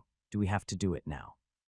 Not feeling like it, there was no smile on Vale's face. There's no fun taking an easy win. However you won in public, the entire village knows. If I don't defeat you now, the Liuer family name will be dragged through the mud. That was an absurd thing to say. As far as Dalian was concerned, the Liuer name had become pretty bad already in the last few generations. Other than Gloria and Vale, to an extent, he couldn't think of a good thing to say about any of them. I don't suppose you'd accept a surrender.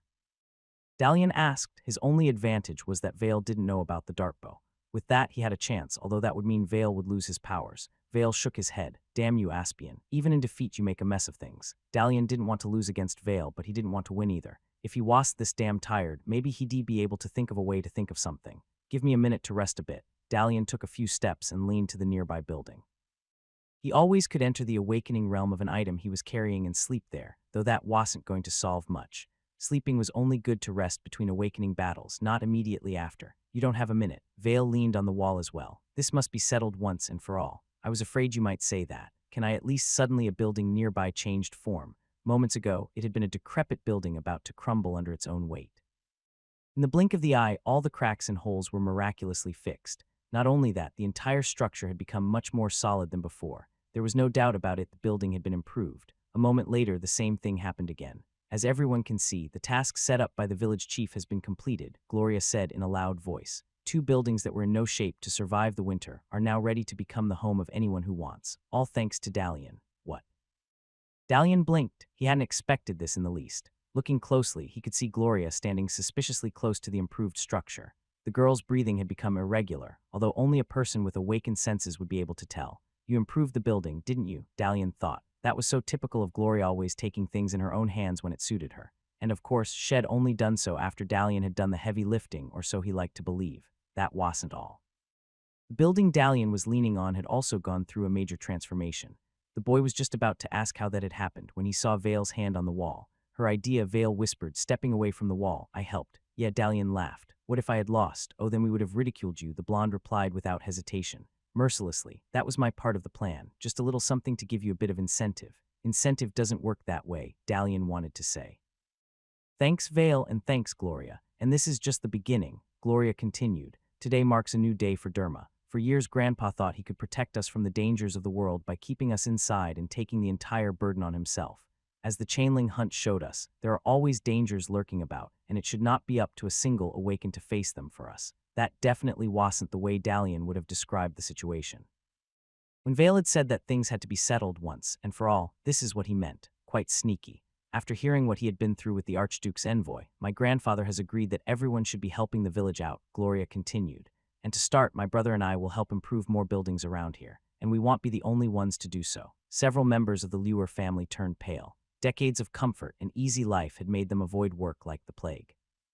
Even with their awakened powers, all they had done was improve a few simple items by a level at most.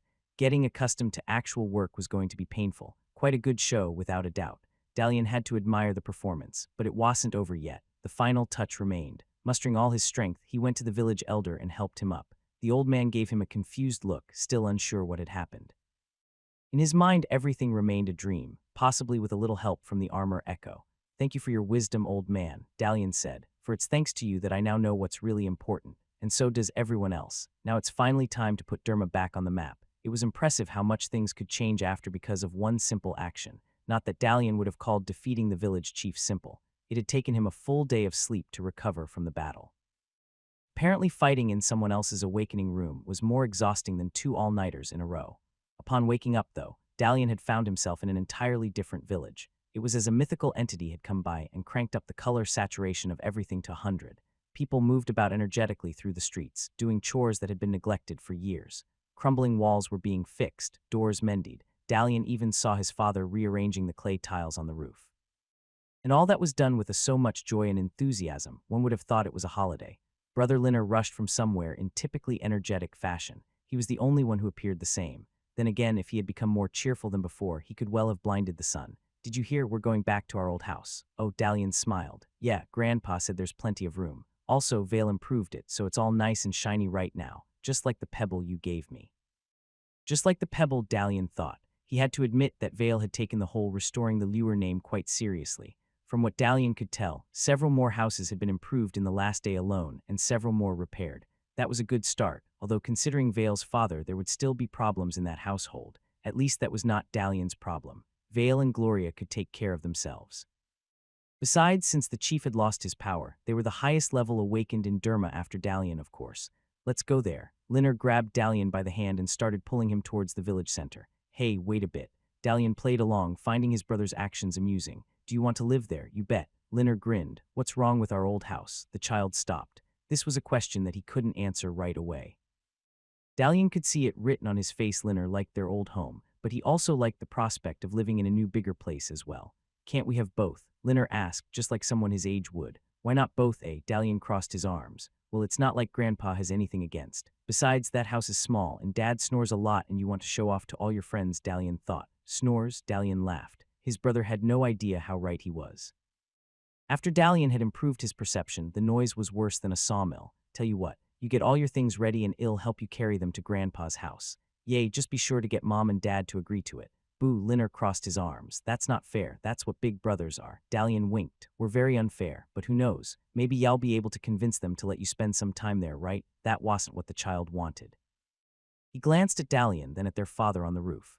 The large man was doing a remarkable job of pretending not to hear a thing. Being a parent involved a lot of that. Thinking back, he had always been there to support everyone in the background. He hadn't meddled any of Dalian's decisions, hadn't given him any advice concerning awakening issued, and yet there was always food on the table, and the house was kept in fairly good condition. What was more, he made Dalian's mother happy. Fine, Linner mumbled. I'll go talk with Mom and Dad. I knew you would. Meanwhile, I'll go have a word with Grandpa. I can't let you have the best room after all. Brother, Linner pouted. I wouldn't do that. Not until I kill my first beast outside the village. I know. Cool it there, kiddo. It's a bit too early to set off killing monsters. Enjoy life a little. See you in a bit, okay? Dalian waved and set for Crason's house. The status of the elders was another thing that had changed in the last day. In the past, the council had no real power. The village chief only kept them for appearances. Now he had turned into the figurehead. Officially, nothing had changed. Everything continued to be done in Aspian's name. The village elders only acted as advisors to the Luer family. Whatever the actual agreement was, it seemed to be in everyone's interest. A short distance before reaching his grandfather's place, Dalian stopped and looked at the sky to the west of the village. That's where the bell tower had been. He had only seen it twice on the charts in his awakened library, and once in Aspian's memories of regret. The sky's not falling down, the familiar voice of his grandfather said, although it might rain in a week or two. The weather patterns are usually stable here, but you never know. Yeah, one never knows, Dalian nodded. I guess congratulations are in order. You're fully awakened now. Does it show? Usually not, but I have a nose for those things. The elder moved closer. Defeating Aspian also gave me a hint, and here I thought that getting rid of the echoes would be the thing that gave me away. Dalian smirked. Oh, I am sure you did great, though you didn't remove all the echoes. Dalian felt a chill down his spine. Was there something he had overlooked? His grandfather had told him that as long as he defeated the village chief, everything would return to normal, and it had. Proof could be seen all around. In that case, what echoes were remaining? Don't be so glum. Crason slammed Dalian on the shoulder like a bear. You did fine. Not all the problems in the world are your responsibility. All I meant to say is that I won't be of too much help. Aspian wasn't the one who invoked my punishment. There's still a great deal I cannot tell you, but there are a few things that might be of help. The elder's house was just as improved on the inside as it had been outside. Every item and piece of furniture within view had been carefully mended, including a large carpet Dalian remembered ripping as a child by accident. The thing had been so old that just walking on it had caused a tear. Now it appeared brand new. You've been busy, Dalian said, impressed. A bit. Crayson went to the living room table and their new addition, made entirely out of stone, and sat down. Others did most of the work. I can't improve much these days. Can you still craft? Dalian joined the elder. So you've heard that? I saw a few things in the chief's awakening room. A suit of armor told them to me. He paused a moment. He told me you were the reason the way things turned out around here. Is that right? It is, the elder replied with a sigh. Aspian did a lot of crap, but he's not wrong about this. I made the mistake that set things in motion, all because of a noble. A noble? Dalian thought that the Order of the Seven had punished them both. Well, all three of them. There was the matter of the chief's sister, although by the way everyone referred to her she was likely dead.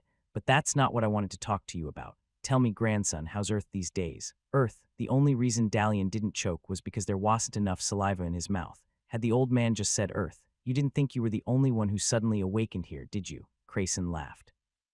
I thought you'd have figured it out by now, especially with the hint I dropped last time we had a talk.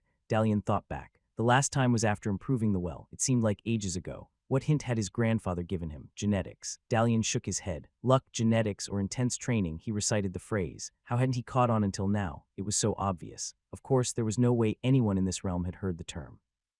The realization felt as if a huge weight had been taken off Dalian's shoulders, a weight he didn't know he had. He was no longer the only earthling in this realm. Now he knew for certain that his memories weren't a dream. Even better, there was someone with whom he could freely talk to about back home. Or could he? Crayson had awakened in this world over 50 years ago. Back then, Dalian wasn't even more heck. There were probably dozens of countries from that time that no longer existed, not to mention the leaps in technology, yep, genetics. Crayson smiled. A nice loophole. The echo limitation only lets me talk about things others already know, but it had difficulty catching certain terms as long as I am subtle about it. I knew you were from back home from the start, just as I know there are more like us. There are, yeah, though I've only met one other ages ago. Look for people who were confused after their awakening. It usually takes a few days for the mind to clear up. The order calls it soul confusion. I tried asking them more about it, but they keep to their own. The only way they'd provide information to an outsider is if you join them, and that's something I'd advise against, because they'll punish me if they learn that I am not from here. I can't tell you. The elder frowned. There are many reasons, but that's a conclusion you'd have to come on your own. That was sadly convenient. At least Dalian knew for certain that there were others like him, and that meant, is there a way back? He asked to Earth if there is. No one has found it. You really want to go back there? Don't know about you, but I wouldn't. Even after everything that's happened, I prefer it here, and by the look of it, so do you. Crayson rubbed his hands. You've felt it right, the power of awakening, the call of adventure, all the possibilities this world offers. Aspian couldn't stomp it out of you with threats and echoes. He tried, but you ended up on top. Is that what you told him? Dalian thought. All those decades ago, his grandfather had something similar to Aspian. There was no way of knowing what went wrong. Crayson either couldn't or wouldn't tell him. What about you? Dalian asked. Will you leave the village? The chief is no longer stopping you. He's not the one stopping me, but no. The elder shook his head. I've no intention of going. I've grown to like Derma. Now that Aspian's grandkids have taken over, we might even improve it a level or two. Y'all leave, though. Oh, why so certain? Because you won't find your answer here. What's the question? What lies beyond? Crayson smiled. That's what makes us different. The question that drives us to reach the top just to take a look. My way didn't work, but maybe yours will. Either way, it will be one heck of a ride getting there. The question that drives people to reach the top just to take a look. Dalian had never considered it this way. All he wanted to do was see what it was like in the city. He had no intention of joining the city guard, despite his experience in the hunting party, nor did he want to become a noble. He just wanted to see what it was like outside the village. Maybe that's how it had started for his grandfather as well. The memory he'd seen made it appear that way, but Dalian wasn't his grandfather, even if both of them came from Earth in a manner of speaking. So finish everything you have to, say your goodbyes and get out of here. Carry only what you must, sleep in the awakened state as much as you could, be always ready to fight, and never trust anything with a dark star on it. The last sounded particularly specific, but Dalian nodded nonetheless. Thanks, Gramps. He stood up. I think I'll learn a few things about this world, and when I get back, we'll have a proper talk about it. More people from Earth, Dalian thought as he made his way to the village square. It was already an incredible coincidence that his grandfather had turned out to be one. Maybe there was something linked to genetics after all. What do you think? Familiar voice asked nearby. It was Vale. Dalian had to admit the blonde had improved quite a bit as well since their last fight. Judging by the way he had suddenly appeared, he might have gotten a second skill as well. I fixed up the place nice, right? You did, Dalian smirked. I thought Gloria was doing most of the work. Some of the work, Vale grumbled, although that confirmed that Dalian wasn't too far off. Anyway, what are you still doing here? I thought you'd be out of this place the moment things were over. Didn't you keep talking about it during the hunt? Can't wait to get rid of me. Should I start calling you Chief now? Give it a few years. Also, don't think y'all be ahead for long. Sis told me of your little secret, so don't count on me staying level 4 for long. He laughed. Seriously though, what are you doing here? I came to have a talk with the well, Dalian replied. A while back he had made a promise to the Guardian, and now it was time to deliver. Seriously, Vale arched a brow. Dalian made his way to the center of the square and placed his hand on the well. Seriously, he said. Area awakening, the surrounding landscape changed, taking him to the realm of the well. In part, it could have been his imagination, but the place seemed much more cheerful now, and not only because it was mended to 100%. A golden sun shined upon the mountains, making the streams and rivers glisten as its rays bounced off. You are in the land of well, defeat the Guardian to change the land's destiny. Just like last time, Dalian thought. Of course, back then the well was almost crumbling, causing a pack of puma-like creatures to attack Dalian every chance they got. There was none of that this time, though unfortunately the climb to the top of the mountain remained. Or did it? Hey, Guardian, Dalian shouted. I've returned as I promised. Are you ready to duke it out? Silence. The Guardian wasn't budging from his arena. It would have been too easy if he had. Then again, Dalian was not one to complain. If the battle had taken place last time, there was a large chance he would have been defeated. Instead, the Guardian had made him an offer take the victory, but promised to return and level up the well again. That had been the first time that Dalian had actually heard a Guardian speak. He had accepted. Of course, he would have been a fool not to. Even so, there was a sense of dissatisfaction about it. The victory was a hollow victory, offered only because of their common hatred of the village chief. That was one thing to note. Never treat an object or area poorly. for you never know when its guardian might have enough of its owner. Well, I guess it's back to climbing. The rest of the day was spent going up the mountain. The increase in body stat made the experience much easier, although Dalian still wasn't able to reach the peak of the central mountain by nightfall. This time he could rest calmly knowing that there was nothing to attack him, and even if there was, the dart bow granted him a huge advantage. At the crack of dawn, the climbing continued. In a matter of hours, Dalian achieved what had taken him nearly a day before. It wasn't even mid-morning by the time he reached the top. What was more, he didn't feel remotely tired, if slightly hungry. "Hey, Guardian," Dalian said. The air felt remarkably sweet. "I am here, I am ready." On cue, a hole emerged in the center of the stone arena. Moments later, the stone golem appeared as well. Well, Guardian species, golem class, stone statistics, 100% health, 25 stone armor skills, waterjet rock throw, water blade weak spots. Tendons. Dalian still had no idea how the classification was made, since the creature was as much water as stone. If he were to be pedantic, it should have been stone and water guardian. "You returned," the guardian said in its echoing voice. For a moment, Dalian could swear he could see gratitude and confusion on its face. "I said I would. Besides, that last fight wasn't a real fight, or any fight for that matter. Others claimed the same, and they never came." That sounded ominous. Was it possible that the guardian was talking about Dalian's father? More likely it was referring to Aspian or someone from his family. "The village chief isn't an awakened anymore. Those that are will be sure not to neglect you. I know, I saw you in the greater realm. I would have helped when I heard your call, but you were too far away. It happens. At least that meant that Dalian's plan had been good. So do we start? I know I've been itching to, just a word of warning." Dalian took out his dartbow. "I have a ranged weapon now." In response, the guardian shot a stream of water several feet from the boy. Apparently, Dalian wasn't the only one with an advantage. Well played, he thought. Maybe this was a good point to try to make an echo. Dalian hadn't had any practice in that area. In truth, he only had a vague notion how it was done. The awakening shrine seemed to have planted the concept in his brain, but had done little in the terms of actual demonstrations. Two Dalians would definitely be able to fight much better than one no, Dalian told himself. This was supposed to be a fair fight. He owed the guardian that much.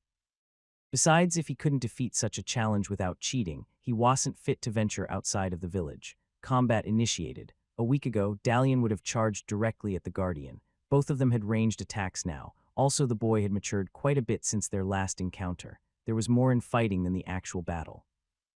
As he looked at the golem, Dalian saw many of his options could shoot a bolt directly at him. He could wait for the guardian to make the first attack, or he could start walking calmly forward.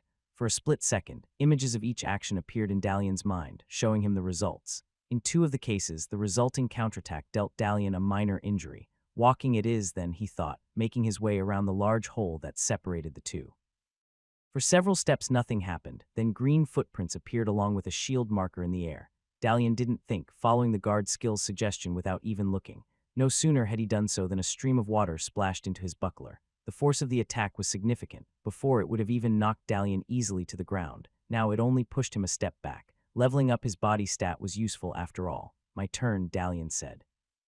Following the guard markers through to complete a full set, Dalian then aimed at the watery area between the guardian's arm and torso. A weak spot marker appeared. Once the aim was spot on, Dalian squeezed the trigger. In his past experience, slashing and piercing attacks had little effect on Water. Third Guardian in the Awakening Shrine had shown him that much. Dalian expected he'd only achieve a minor wound, taking 5% off the golem's health, if that. Instead, the water exploded as if someone had triggered a depth charge. Critical wound. Dealt damage increased by 200%. Lacking its connection, the large boulder that composed the golem's arm dropped off, slamming to the ground. Arm-severed enemy will no longer be able to make use of its left arm. Now Dalian understood why the dartbows were considered so important. If there was such a thing as a military-grade weapon in this world, this was one of them. The bolts had the same effects on water as they did on a solid surface, or even more by the looks of it. The golem looked at its arm, then back at Dalian. The crack of a smile appeared on its large head. "Want to give up?" Dalian smiled. "Or do we call it a draw?" Instead of an answer, water flowed towards the golem's missing limb. Within moments, a new arm was formed. While it lacked any rocks, in shape it very much resembled the one that the guardian had lost. That didn't seem particularly fair. When the rectangle had made its announcement, Dalian had expected it to mean that the golem would continue the fight with one arm less. Apparently, all it meant was that the golem couldn't use that specific arm, but there was nothing preventing it from regrowing a new one. As Dalian aimed at another of the creature's weak points, the golem twisted its body, hurling the fist of its right arm towards him like a giant flail.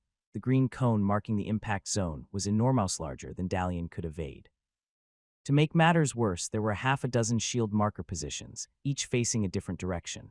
Dalian had seen that before with the training guardian, though never with a normal one. Was that the difference between an area guardian and an item one? If so, it was a huge stroke of luck he hadn't tried to fight the village guardian.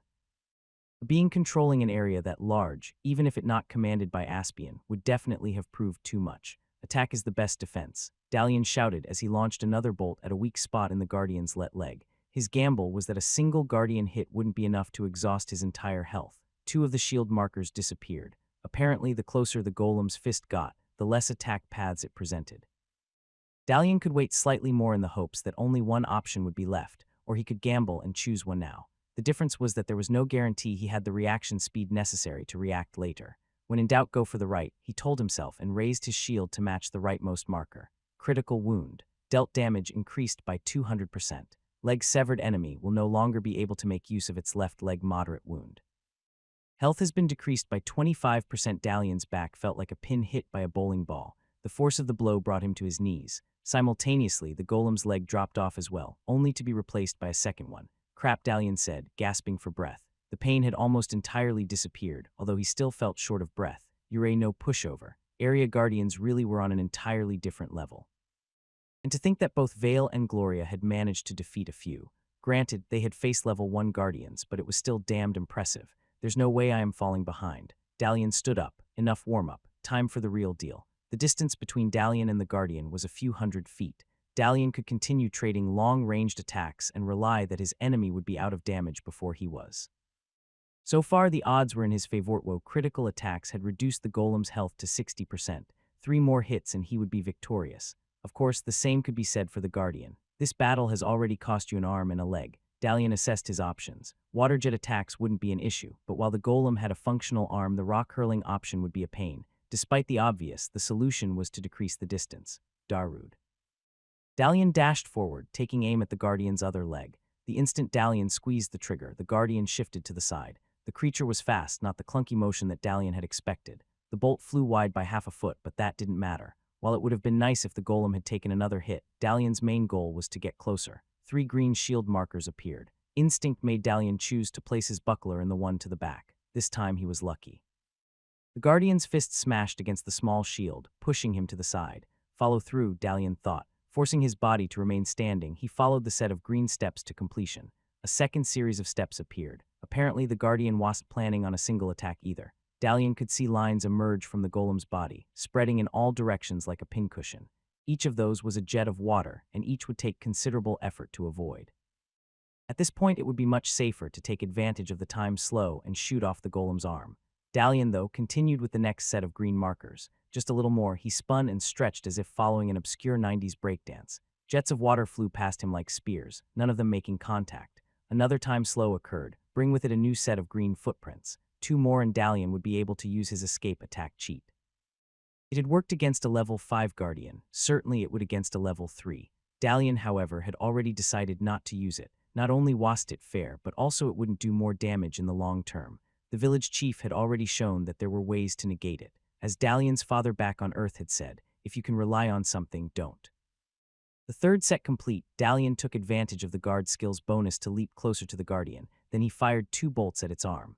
This time there was contact. Critical wound. Dealt damage increased by 200%. Arm severed enemy will no longer be able to make use of its right arm. Yes, that took care of the strongest attack the golem had. It was all water jets from here on, or maybe not. Barely had time returned to normal when the guardian rushed at Dalian. The sudden role reversal caught the boy unprepared. Without its massive ranged attacks, the golem had no choice to engage in close combat. Dalian could see 3 instances of his enemy rushing towards him. In each, both watery arms of the golem transformed into blades striking at him. In one instance, they went for his head. In 2 more, they slashed through his torso. 3 choices, Dalian thought as defense markers appeared once more. 3 choices. There was no time to defend against all. His chances of success were 1 in 3, not terrible odds, considering this world. However, there was one option that guaranteed 100% victory. Dalian lowered his buckler arm, raising the dartbow straight in front of him. Stop.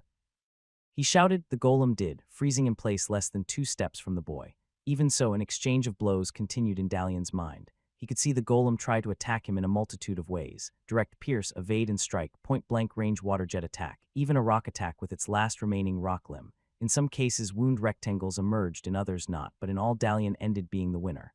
Draw, Dalian offered. The guardian shook his head.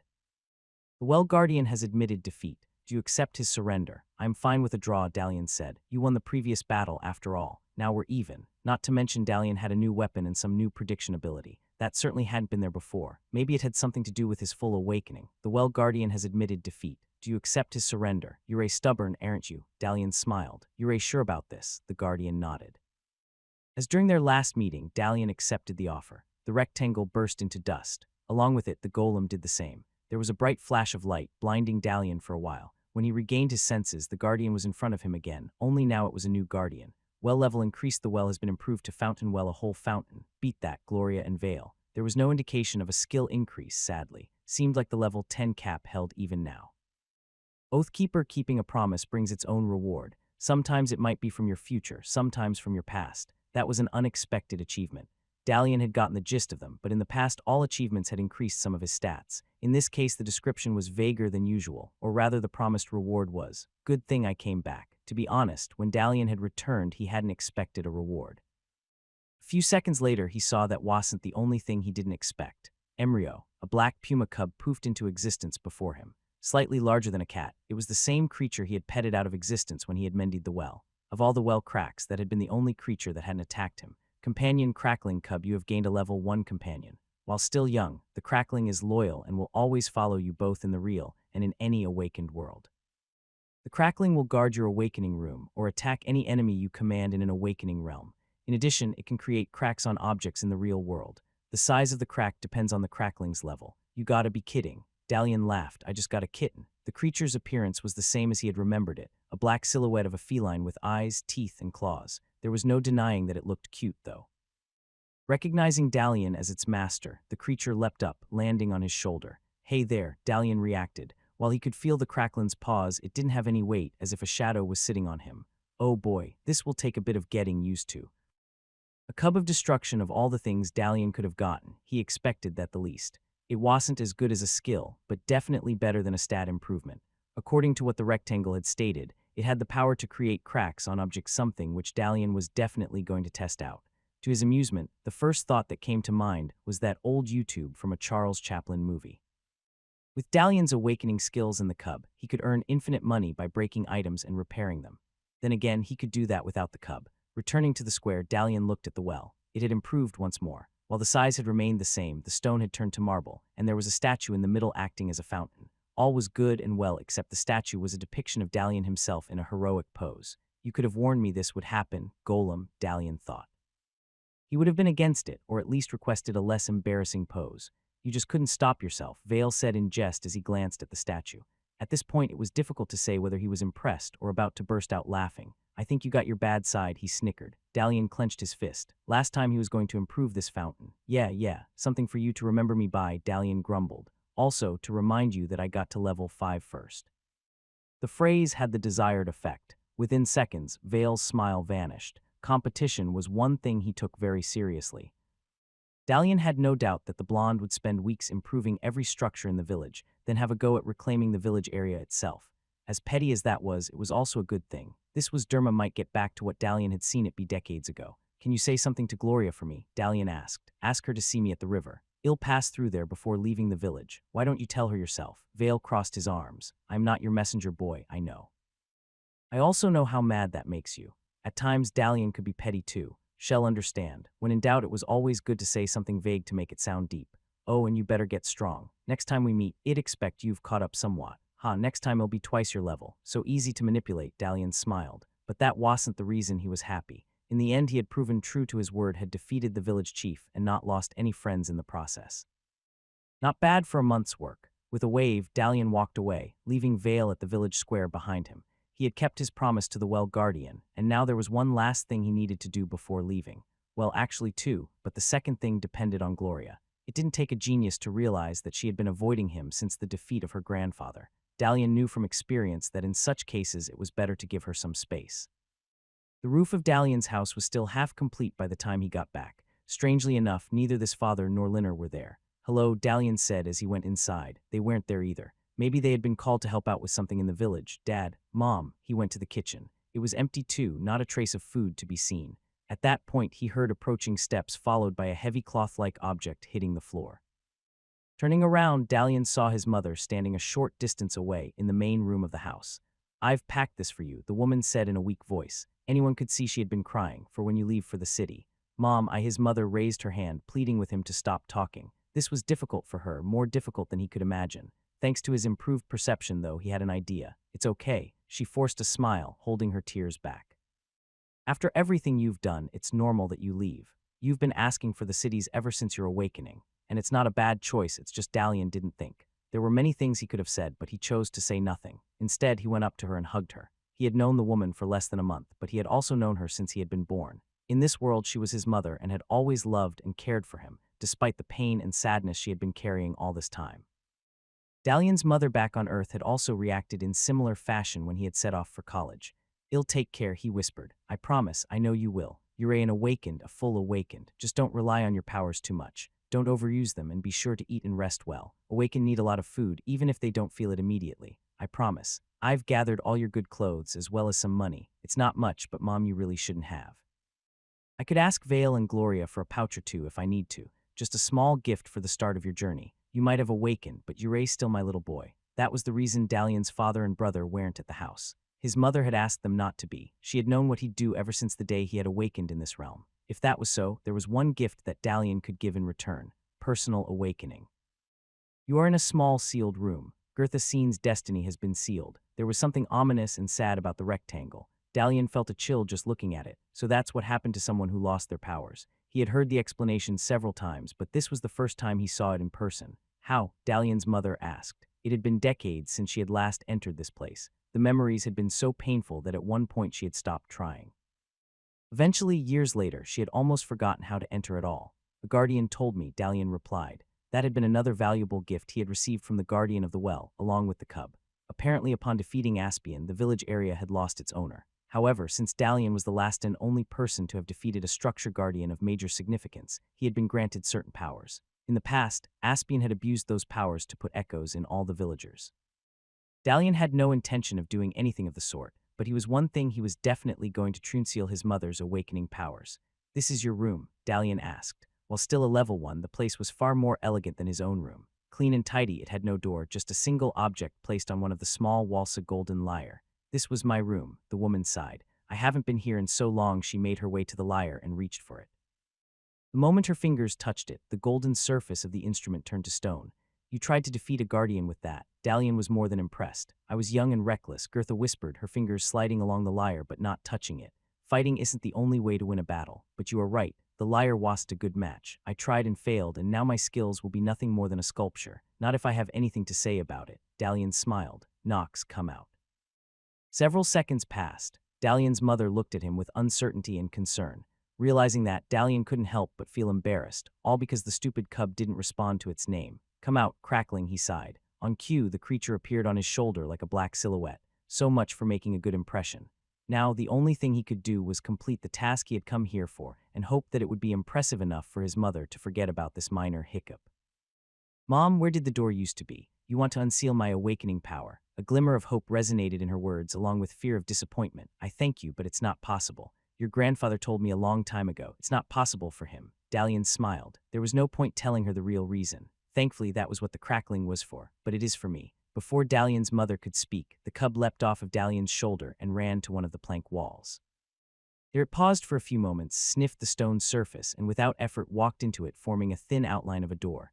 "Useful cub, aren't you?" Dalian thought. Now it was all up to him. "I want to attack," he whispered. 3 red markers appeared on the wall, each on a spot of the outline. One weak spot for each level. Dalian wondered. From what he could remember, the Ring Guardian had been level 3 the first time he had faced it.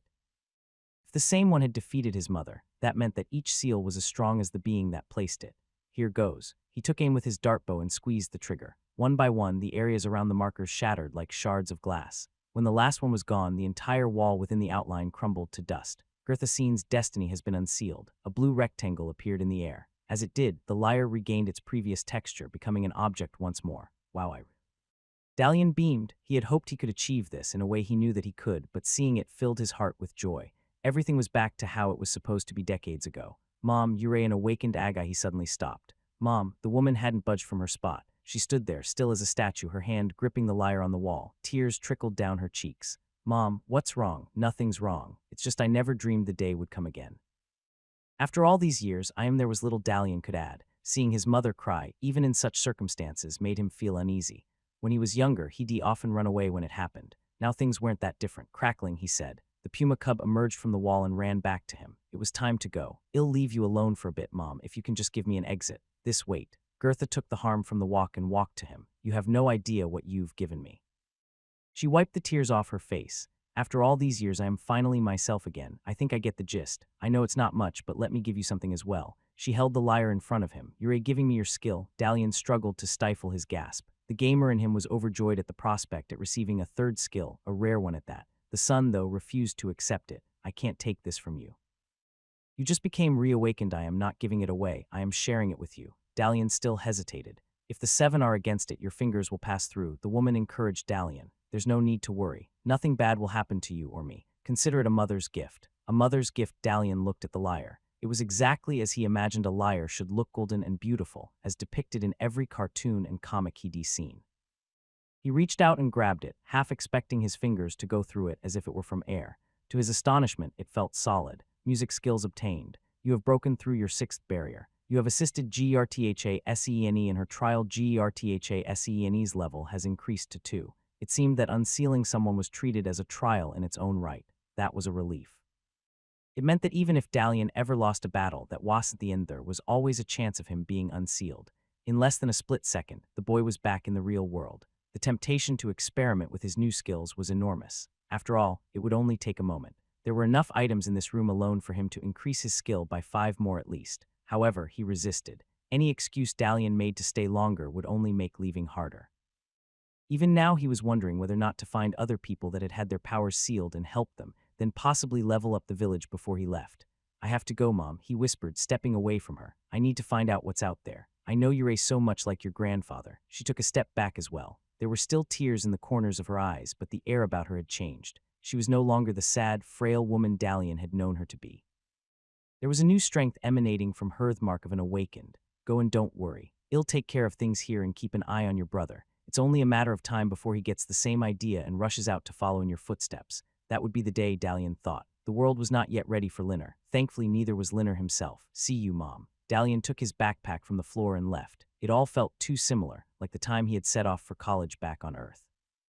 Thinking about it, college was an amp comparison. Once he stepped out of the village area, he would also leave its protection. From then on, he'd have to rely on himself to set his path forward, not on area guardians or misguided tyrannical rulers. For all his faults, there were manhwaedit village chief had kept all the people safe. Outside, there would be no such protection, and while it was unlikely Dalian would face creatures as dangerous as chainlings, there would be considerable threats. Did you finish what you had to do? A female voice asked. Gloria was leaning on a building nearby, looking at Dalian with an amused smile on her face. Now that she no longer feared her grandfather, the girl had improved her clothes to the point it was obvious they were level 5 at least. Dalian also noticed that the building she was leaning on had changed since the time he had entered his home. Yes, all finished. Dalian walked to her. And you've been doing your best to impress me. Idiot. There was a barely noticeable blush on her face. I just wanted to remind you that you're not the only one with skills. I'm sure, so will you join along? Excuse me, Gloria blinked. The question had caught her completely by surprise. Will you join me out of the village? Any way you look at it, it doesn't have much to offer. Even if you improve it, it will remain a small village at the end of the known world. The cities will be much more suited for your skills. Besides, Vale could handle things fine in Derma, and he wants to. Always thinking about yourself, Gloria sighed. No, doll, I won't be joining you. And no, it's not only the things my grandfather feared. Everyone knows the world is a scary place, you just don't care. Well, I do, and I also care what happens here. It's not about fixing a few houses, it's about making this village mean something, the village I was born in. Sometimes I feel you take all that for granted. That was the truth, and more than Gloria could know. Dalian never saw Derma as his home. Strangely enough, he didn't see Earth as his home either. In his mind, both places had become temporary lodgings that were nice while he remained there, but not the place he wanted to be. It was difficult to explain, so Dalian didn't bother thinking about it much. All he knew was that something was waiting for him out there, and when you place it on the map, what then? There was no spike or bitterness in his words, just unbridled curiosity. Will you find a husband and become the next village chief? Who knows, maybe, maybe not. The point is that it will be my decision. Everything you've done was always your decision. Dalian chuckled. Back from the day you got me to help you pass your trial in the Awakening Shrine. Yes, Gloria held firm. I guess it is. I guess this is goodbye then, the girl nodded. Take care, Gloria. Maybe we'll see each other again somewhere. He started walking. If you ever get tired of the cities, you can always come back, Gloria shouted behind him. We'll be here for you.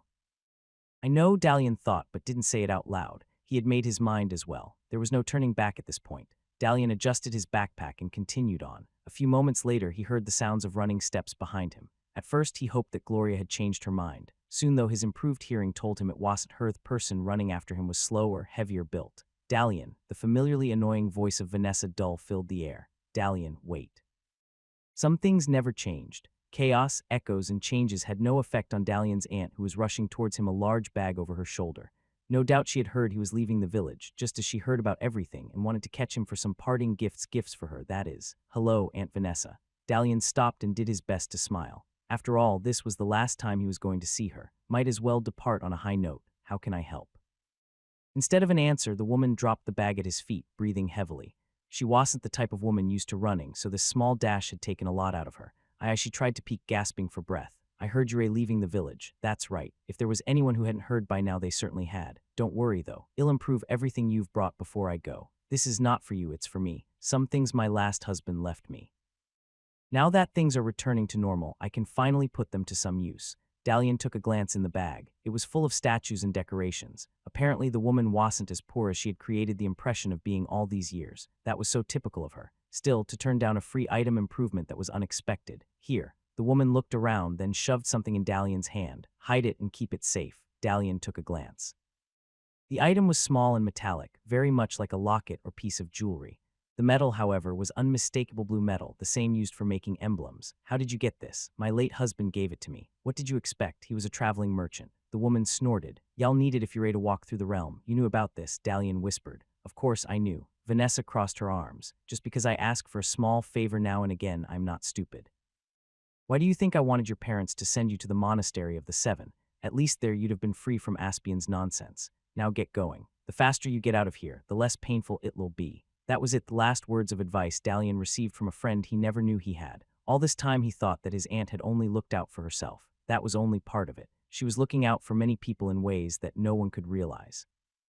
All the selfish requests, the random pieces of advice, they had all been subtle nudges to get this or that person moving in the direction that would be best suited for them. She had been a distraction to Dalian's mother, keeping her from thinking about the past. She had done her best to keep her family's spirits up in her own way, and she was the only one to have found a traveler's emblem which she had now given to Dalian. See that, Nox? Dalian said more to himself than to his cub.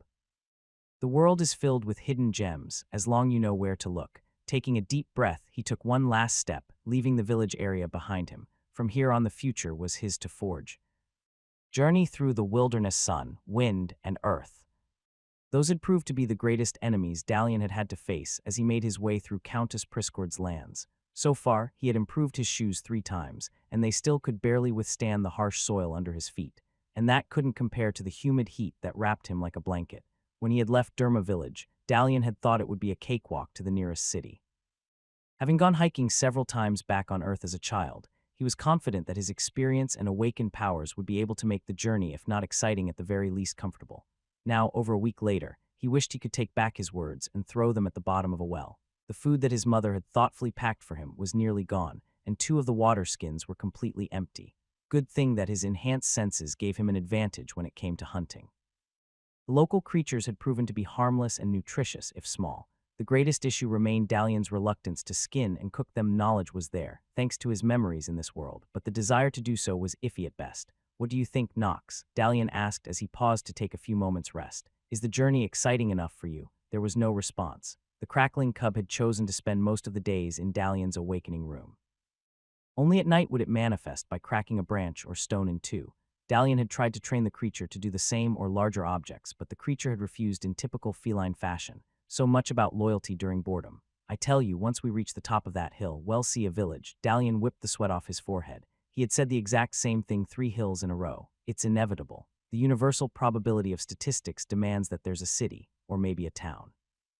He looked up at the sky. The sun was scorching down without a cloud in sight, a hamlet at the very least. If nothing else, Dalian stopped. His improved perception let him catch the sound of wheels and hoof steps approaching from the distance. Turning around, he could make out what seemed like a wagon making its way between the hills. No guards, the boy wondered. From this distance, there was no telling how many people were on the wagon, but there was no one escorting it, that was for sure. Get ready, Nox, he whispered. Things might get interesting. Rendering himself as presentable as his clothes would let him, Dalian waited. When the wagon got close enough for him to be sure that the driver could see him, Dalian waved. Fortunately for him, the driver responded in kind. Finally, a bit of good luck, Dalian smiled. Maybe he was going to get some proper food and rest after all. Hey there, the driver shouted as he stopped the wagon a few steps from Dalian. Are you lost? It's not safe walking along in the open. There was a note of fear masked by curiosity. Just traveling. Dalian smiled, trying to get somewhere. Don't worry, I have a traveling emblem. He showed the locket round his neck. That seemed to get the driver to relax somewhat. Looking at him, he was a carbon copy of an Earth trucker as much as this world would allow, or at least according to Dalian's interpretation.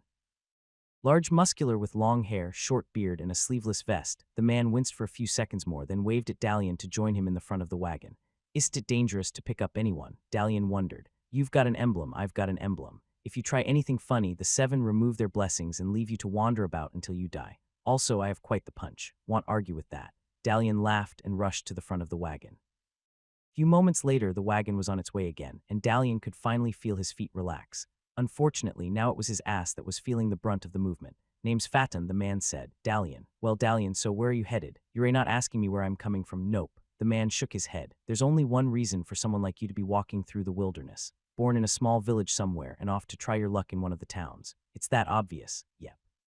I've seen a lot like you throughout the years, young, reckless, and awakened. Hearing the last, Dalian tensed up. Hey, nothing to get worried about. With those clothes and those shoes, what else can you be? Dalian paused, then looked at his shoes. All in all, there wasn't anything special about thema mix between high shoes and low boots. They were made entirely of hard leather. Most people in Derma village had similar. The only difference was that Dalian had used his awakening powers to mend them to perfection.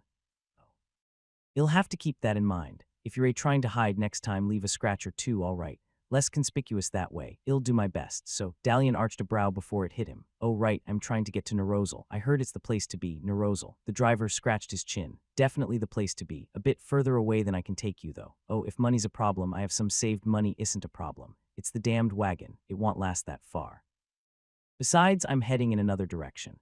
I can drop you off 3/4 of the way to the town of Angel. It's not as big as Nerozal, but it's definitely something. It has to be Nerozal. Sorry. Dalian felt excitement rush through his veins. Finally, after all this walking, he had found proof that he was on the right track. The city that his grandfather had gone to still existed, and by the sound of it had grown to become a major center. Now that he had finally so close, he wasn't going to give up. What if I mend your wagon? Dalian asked. What? Fatan narrowed his eyes. If I mend your wagon, will you take me to the city? The driver didn't say anything, but Dalian could already see the mercantile nature of a trader glittering in his glance. The entire wagon, the entire thing. I can even upgrade it too if you want, as long as you're offering. A grin appeared on Fatan's face. Tell you what, do that and it'll drive you directly to the gates of Nerozal. It's a deal then. Area awakening Dalian's surroundings suddenly disappeared. Instead, he found himself in the middle of a leafless forest. Massive trees rose up into the air like pillars of wood, and a short distance away in the middle of it all, a gigantic ring-like tree pierced the heavens. It was all very impressive, and definitely not what Dalian would have expected. You are in the land of Wagon. Defeat the Guardian to change the land's destiny. I guess I need to climb to the top of that, Dalian said. What do you think, Nox? The panther cub silhouette emerged on his shoulder. Without a moment's warning, it rushed through the forest and up a nearby tree. No sooner had it done so than a large black snake darted its direction, aiming to bite it with its fangs. Before it could get remotely close, a metal bolt pierced the serpent, pinning it to the tree. Realm section mended. Overall completion 67%, 67%. Compared to what Dalian had dealt with recently, the wagon was virtually brand new. A second shot later, the percentage increased to 70. Mending this was definitely going to be much easier. Nox, let's catch some snakes, Dalian said and rushed after his familiar. Finding the cracks in the wagon proved to be quite fast. From what had seen, depending on their size, areas tended to create their own populations of cracks and deformations. In this case, those were silhouette snakes, dark, long, difficult to see, and deadly if they were allowed to grow for too long. Nox had no trouble sniffing them out, and thanks to his dartbow and high perception stats, Dalian found dispatching the creatures just as easy. 10 dead snakes later, the coveted blue rectangle emerged before him. Realm fully mended. The wagon is now flawless. You okay, Nox? Dalian asked, putting his weapon back in its holster. The cub looked at him with its large eyes, then yawned. That's fine, get some rest. I'll take care of the Guardian. Making his way to the central tree, Dalian couldn't help but note how small this realm was. Granted, a wagon was nowhere as large a well or building, but the realm was ridiculously small. In many ways, it almost seemed as if he were in a large object. Even so, the place was kind of calming. Now that the snakes were dealt with, The only persistent sound was that of the wind passing through the forest. So a wagon is wood and wind, Dalian thought, amused. No doubt a peculiar way of describing it, although there were plenty of dogs back on Earth that would probably agree. It took Dalian several hours to reach the ring tree and several more to climb to the top. The tree had 4 large sets of branches, each forming a circle around either side of the massive wooden ring. The bark was quite smooth, but thankfully there were a multitude of smaller branches linking the various branches like spokes of a bike wheel. Finally, after a lot of grunting and a few swear words, Dalian made it to the top. "Where are you, Guardian?" he asked, looking around. If memory served, the Guardian had to appear the moment he reached the heart of the realm. "I've mended your realm, now all that's left is you." That had sounded much better in Dalian's mind. Thankfully, it proved enough to make the Guardian take form. Initially, Dalian thought that he'd be facing some sort of wood golem or a variety of Tolkien ent. Instead, the figure of a dryad appeared before him. Wagon Guardian species, Dryad class, Pine statistics, 100% health skills, splinter arrows, entangle weak spots, joints Ure the Guardian, Dalian arched a brow. He had heard that sailors considered their boats to be female, but he hadn't expected the same logic to be used for wagons. "Want to surrender?" Combat initiated. Dozens of green circles appeared on Dalian's body, along with 2 sets of footsteps. Apparently not, he jumped to the side, protecting his face and upper torso with his buckler. Half a dozen wooden vines emerged from the Dryad's hands, hitting the shield like arrows. Several more vines wrapped themselves round Dalian's legs, rendering him unable to move. Entangled, you are unable to walk or run for the next 5 minutes, or until you remove the vines. "Cute," Dalian said, then drew his dartbow and shot 2 bolts right at the Guardian's knees. Critical wound. Dealt damage increased by 200%. Critical wound. Dealt damage increased by 200%. What do you say about that?" Dalian asked as he aimed at the Guardian's shoulders. Before he could squeeze the trigger, though, a green rectangle emerged. "Wagon level increased. The wagon has been improved to birch." That was it. It was difficult to believe, almost as if all this was a joke. For several seconds, Dalian stood there motionless, expecting the rectangle to turn around, revealing this was nothing but a big joke. It never did. "Have I become really that strong?" the boy wondered. His first area guardian after leaving the village, and he had defeated him just like that. Heck, if he had been a bit more careful, he could have done this without even getting entangled. No point in complaining, I guess. Dalian reached forward and smashed the rectangle to pieces. Done. Fatin said back in the real world, completely unaware how much time had passed for Dalian. "So when do you start?" "Look around," Dalian mumbled, eyes half closed. "And wake me when we get here. I think I'll take a nap till then." It was said that there were things in existence that were indescribable. Nerozal wasn't one of those places, but it was pretty close. Dalian had been in some pretty big cities when he had been back on Earth. Some of them were crowded, some of them were wide, but none were exactly like what he was looking at now. Clusters of towers shot up from clusters of houses separated by parks, forests, hills, lakes, even a lone mountain in the distance. Near one of the lakes, on top of the tallest city Dalian could see, a castle, or rather a collection of very tall, very large interconnected towers rose above everything else, almost shining in the most perfect white ever seen.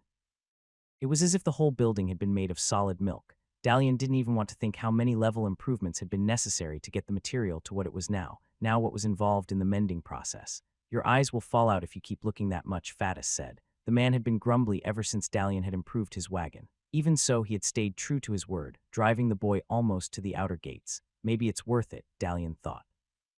He hadn't seen anything of the sort in Aspian's memory of the place.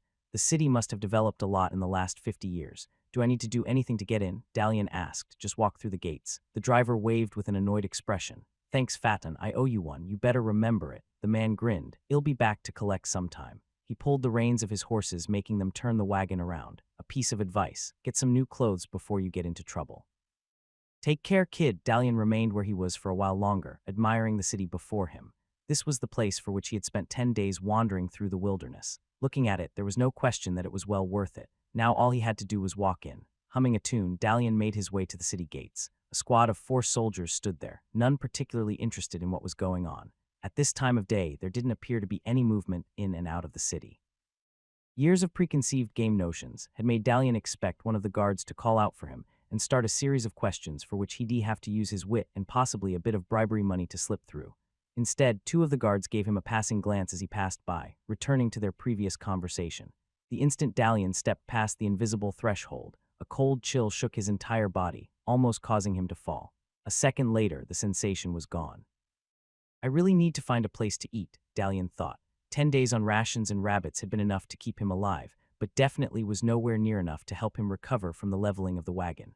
Normally, Dalian would rely on his senses to point him in the direction of food. The city was so abundant in aromas, however, that he wasn't able to make out one thing from another. The only solution was to find a place the old-fashioned way. Continuing along the stone-paved street, Dalian carefully examined the nearby buildings. As he expected, almost all of them were inns, taverns, and trading shops. Signs boasting the best conditions for the least price were placed next to every entrance. Dalian's experience in the marketing practices on Earth told Dalian that these were likely the worst deals to be had in the city. Travelers that came from the outside would usually choose something close to the city gates and not bother with the far better deals further in. That's why instead of looking at the facades and the offers, Dalian looked at the buildings surrounding the inns. The further he went in, the more residential buildings started appearing. About 20 minutes later, after walking aimlessly along the streets, Dalian finally reached a neighborhood he found suitable. After another 5 minutes of asking passers-by, he finally found exactly what he was looking for. The Gremlin's Timepiece, Dalian read. Not the best name, though definitely intriguing. Brushing off the dirt off his shirt, he walked up to the entrance and stepped inside. The inn was mostly empty when he got inside, nothing but a few local regulars enjoying their drinks. Seeing him, several of them stopped their conversations. Maybe it would have been a good idea if Dalian had taken Fatin's advice and bought some new clothes after all. "Hello there," a tall woman with flaming red curly hair said from behind the counter. There was no mistake, she was the innkeeper, just as she wasn't particularly pleased to have riffraff visit her establishment. "What can I get you, hey?" Dalian flashed his best smile. "I'd like a room and something to eat." He took out all the coins he'd gotten from the village and placed them on the counter. "I can get you food, but rooms are a bit pricier than that." The innkeeper looked at the copper coins with amusement. "Sorry, y'all have better luck at one of the inns near the city gate." "I know, I want." Dalian had no intention of giving up. "There's more I can offer. I'm a level 6 awakened and I can work to earn my keep." Level 6, the woman arched a brow. She was well in her late 30s, though still pleasing to the eye. Her post and air of confidence suggested she was one used to hard work and hassling. "Show me." She took a large cracked glass from behind the counter and slammed it in front of Dalian. Glass, Dalian grinned internally. It definitely showed the woman knew what she was dealing with. Glass was among the more complicated materials to mend, similar to metals. Deliberately picking that instead of the broken wooden mugs Dalian could clearly see behind her meant she wanted to test him, mend or improve. Dalian took hold of the glass, or both. He didn't have any intention of improving anything for free either, just mend. The woman crossed her arms. Dalian focused on his awakening power. 1 instant had passed in the real world. In that time, he had entered the awakening realm of the glass, spent well over 5 hours assembling a broken, transparent labyrinth, and peeked at the glass guardian before triggering a guard skill escape. "There you go." Dalian moved his hand away. As he did, his stomach gurgled. "Anything else?" he quickly asked in an attempt to mask the sound. "What do you know?" The woman took the glass and held it against the light of a nearby lamp. "Hey guys, we have a level 6. The room became filled with clapping and murmurs of approval. "Jiro, bring some food here." The innkeeper shouted in the direction of the door behind her. "Tell Aspan no skimping this time. Kids earned it." Thank the 7 that went well, Dalian thought. The gurgling in his stomach was getting pretty intense. "Sorry about that." The innkeeper poured Dalian a glass of water. "Wanted to be sure you aren't a semi. We get a lot of people claiming to be awakened, all looking for a free meal. Had to make sure you're the real thing. That would only have been a problem if I weren't." Dalian was starting to like her. At least he knew that the place had standards. If the woman had accepted his proposal off the bat, he most likely would have spent the night, then gone searching for a better place. "I am Dalian, Hannah." The woman nodded. "While you're here, I expect no funny business. First thing, no sex in the room." Dalian almost choked. That escalated quickly. "No drinking, no eating, and no mess," Hannah went on. "You break something, you mend it. If you can't, you pay it. Y'all be fixing the place after heavy nights, as well as a thing or two from the regulars. One thing, you only mend what I tell you to mend. If you don't hear it from me, don't do it. And I mean don't." "Got that, got it." Talk about strict. "Are you in trouble with the city guard or anyone outside?" "No." Although technically, Derma's village chief wasn't his biggest fan. "Running from someone?" No." "Good, stay that way. The moment you get in any serious trouble is the moment I kick you out." "Are you registered?" "I don't think so. Get registered tomorrow morning. I'll tell you what you need to do. Until then, don't go out too much. Oh, and another thing." She swept her hand over the counter, grabbing his pouch of coins in the process. "Whatever clothes you have, throw them away. I'll give you a set for free. Everything else y'all have to buy on your own. Y'all get half a silver for every item you improve here after you register." "Questions?" Dalian started opening his mouth when the innkeeper interrupted him again. "Good." She cut him short. "Go find a table. Jiro will bring you your food, then prep your room. Don't give her any trouble. One mess up and you're out. I don't care how good at mending you are." "Yes, Mom," Dalian whispered. He had seen drill sergeants less aggressive. Then again, all the drill sergeants he'd seen were in movies and YouTube videos. Leaving his backpack on the floor, Dalian took his half-full glass of water and went to one of the free tables by the window. It would have been nice if the innkeeper had poured him beer or ale, or even some kind of fruit juice. While Dalian waited, looking out of the window, the kitchen door opened. Dalian could tell it was the kitchen door by the bouquet of aromas that burst into the room. His mouth watered. Dalian swallowed. "Here you go," a high-pitched voice said as a large plate with steaming food was placed on the table in front of Dalian. Why, thank Dalian froze. Even since coming to this realm, he had seen a lot of interesting and unusual things. The awakening powers alone were nothing short of magic. However, this was the very first time he had set eyes on a sentient creature that wasn't human. An elf. Dalian's pulse quickened. There was no mistaking it. The sharp ears, the long white hair, slender frame, and sharp facial features, there could be nothing else. Somehow the thousands of fantasy artists back on Earth had gotten it right. "Are you okay?" The elf asked. "Is it the food?" "He's a village kid," Hannah shouted from across the room. "I bet it's his first time seeing a fury." A fury, so that's what the race was called here. It was definitely an elf, though. Dalian was certain of it. "Sorry." He managed to stop himself staring. It's okay," the fury smiled. "It happens when you get to a big city. There's a lot more than humans here." I thought I was just never told that there were other races here." Strictly speaking, there weren't. Things changed after the war. Thanks to his improved perception, Dalian was able to see that this wasn't a topic the Fury enjoyed talking about. For the time being, the best thing he could do was shut up and eat. "So enjoy your meal," Jiro smiled. "I've told the cook to keep the spices down, but just in case, you better get more water. I'll go get your room ready." She went in the direction of the staircase at the far side of the room, top floor. "It's the only room there," the Fury said before disappearing up the stairs. Dalian nodded, then several seconds later looked at his food. This was it. He had finally made it the first step towards his own adventure. Tomorrow he was going to go about the city and learn what is what in order to make a name for himself. As for today, he had just rented a room in an inn with an elf. Could things get any better? Few things could compare to the joy of waking up in a comfortable bed. After a week in the wilderness, Dalian was finally able to appreciate the pleasures of clean sheets, soft pillows, and a complete lack of insects. What was more, the room was specifically designed with Awakened in mind. Everything was spotless, there were no creaking boards, the sheets and covers were meticulously soft, and there weren't any disturbing odors to be felt. Apparently, the practice of Awakened helping out with chores wasn't new, so Hannah kept a room on the top floor just for that. Nothing like a great first day in a new place. Dalian stretched, now to have breakfast and set out exploring. Allowing himself a few more minutes in bed, Dalian then got up and went to the water bowl. One of the greatest drawbacks of this world was the lack of plumbing. Washing and basic biological functions were vastly limited. Back in Derma village, Dalian had to do both outside his house. Here, at least washing was in the room. As for the rest, there was a dedicated room on the first floor. All washed up, Dalian put on the clothes Hannah had given him and went down to the first floor. The shirt was a perfect fit, although the trousers were slightly on the long side. There were no customers in the main room when he got there. Hannah was behind her counter, polishing a mug as any innkeeper would, and Jiro was busy setting up the place. A faint smell of alcohol came from the crack of the kitchen door. Someone had been partying, no doubt. Morning, Jiro greeted Dalian without even looking back. Furies, it seemed, had senses to rival that of an awakened. "Slept well." "Very, thanks." Dalian smiled. He still couldn't keep himself from staring at her ears. A faint whisper in his head dared him to go to her and pull one just to make sure it wasn't an elaborate fake. "Here's your breakfast," Hannah grumbled as she placed a dish on the counter. "Stop staring and come to eat up. I want you to go get registered first thing afterwards." "Sure thing." Dalian took a seat at the counter. The breakfast looked like scrambled eggs but smelled nice and tasted better. Dalian couldn't even identify half the spices that went into the dish. "This is really good," he said after a few bites. "Good, now keep that to yourself. Ispan has a big head as it is." Dalian nodded. At some point he was going to thank the cook personally, though not when Hannah was around. "So this registration thing," he asked casually, "what's it about exactly?" "Awakened have to be registered in order to mend and improve," Hannah explained. "Of course, it's difficult to enforce the rule all the time. An item level up here and again won't get you in trouble, but in order to do anything more serious you need an emblem. And trust me, y'all be doing a lot of work here. The room you got doesn't come cheap." There was nothing regarding registration in Aspian's memory. Then again, Dalian had only seen a snippet, or maybe registration was a recent development.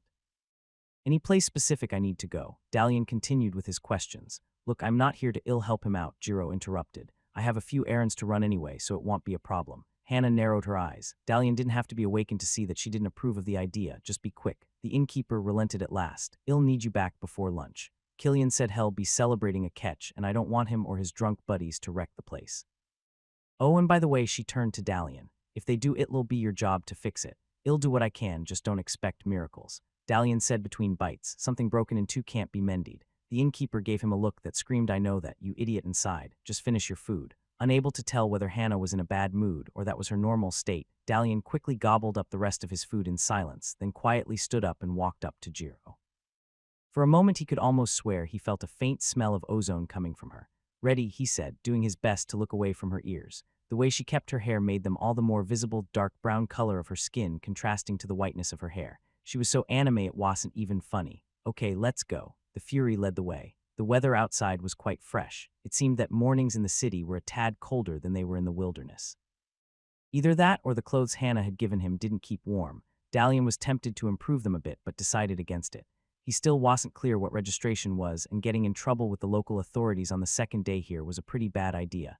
Don't mind Hannah too much, the Fury said. She's always grumbly. It takes a while to get used to her, but she's pretty solid. I gathered that. Cold exterior with a heart of gold, sort of.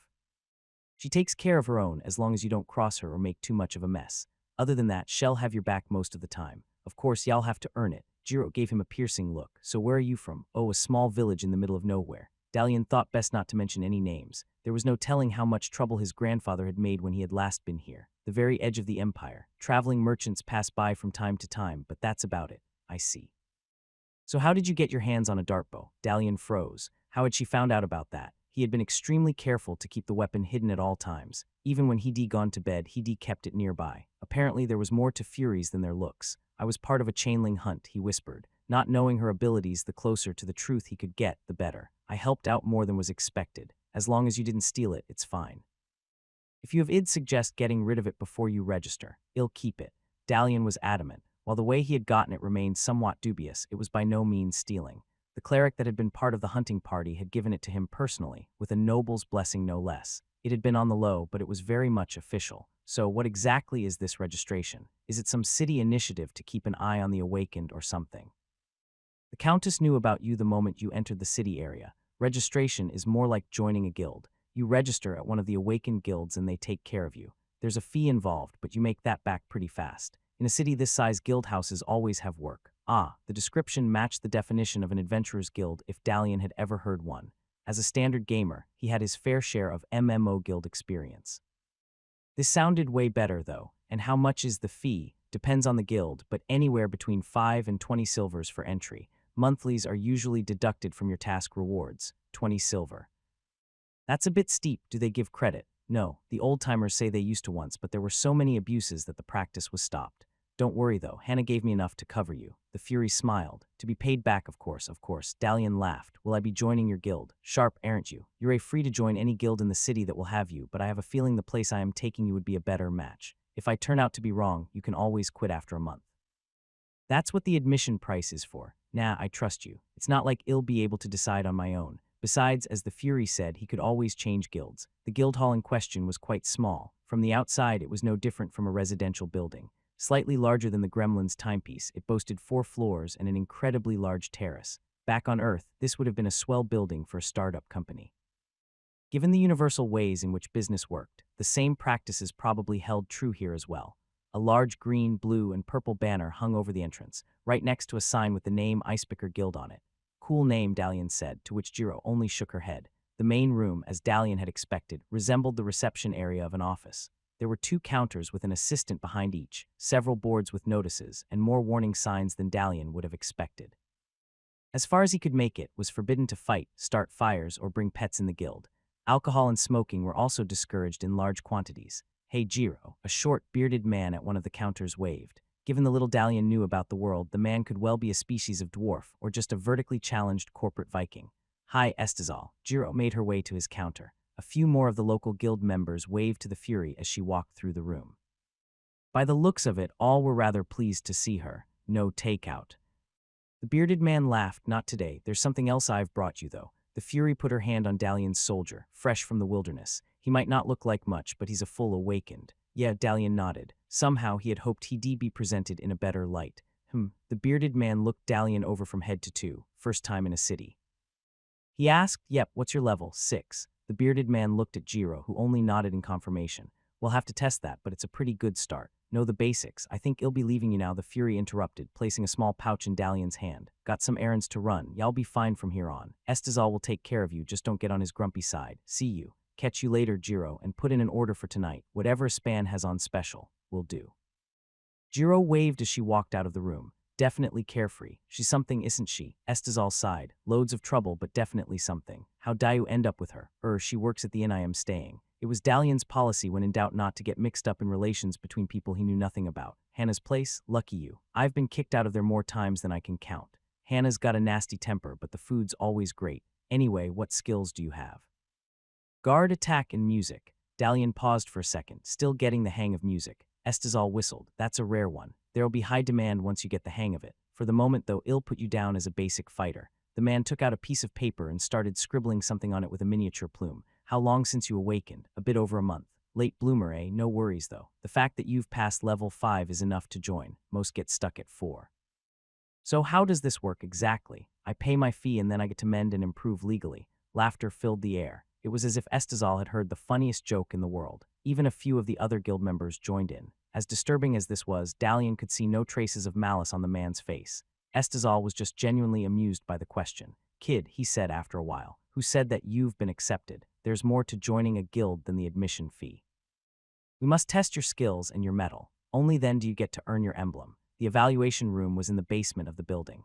When Estazal initially took Dalian there, the boy expected it to be an enormous underground area full of traps and dungeons. Instead, the room he was brought to was only marginally bigger than his room at the inn. Shelves of cubes, spheres, and pyramids covered the walls. In between, there was the occasional wooden cabinet with tomes of books and the occasional scroll. 3 people sat in one corner, playing a game that Dalian could only assume to be a mix between dice and poker.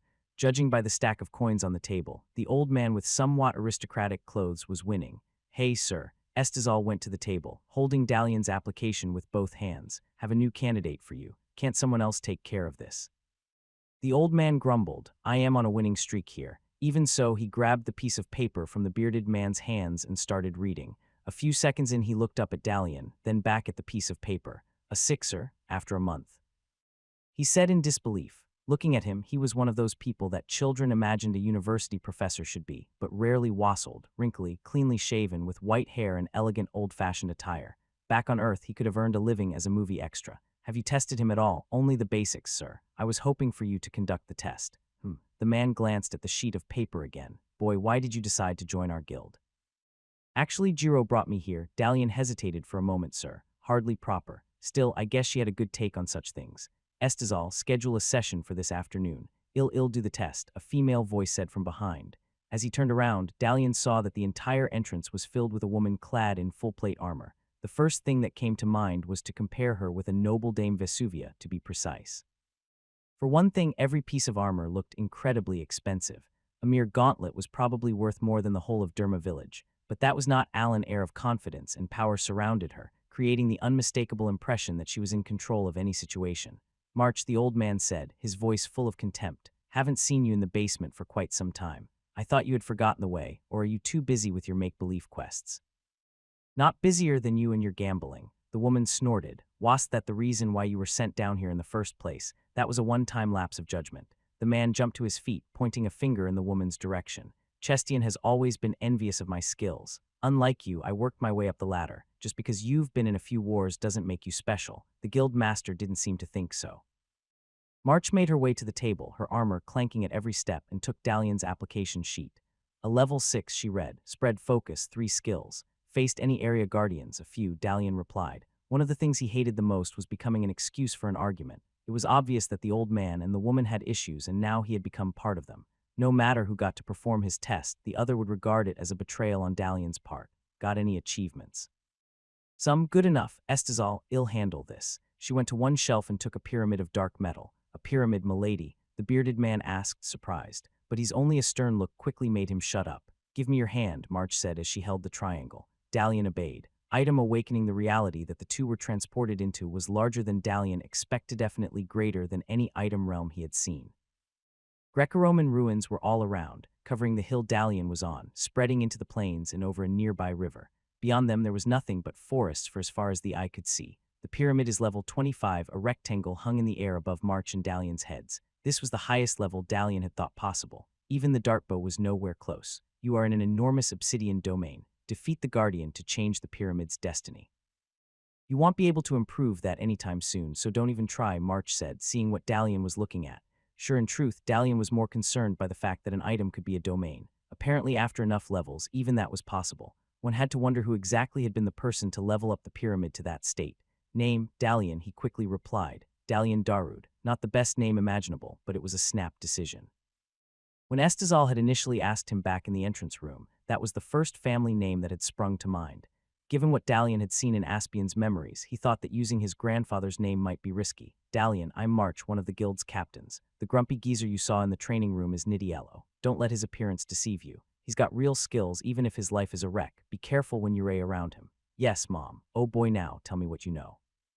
You're aware of the 7 focuses, at least, sort of. I know they were given by the 7 moons and improve an aspect of a person's performance.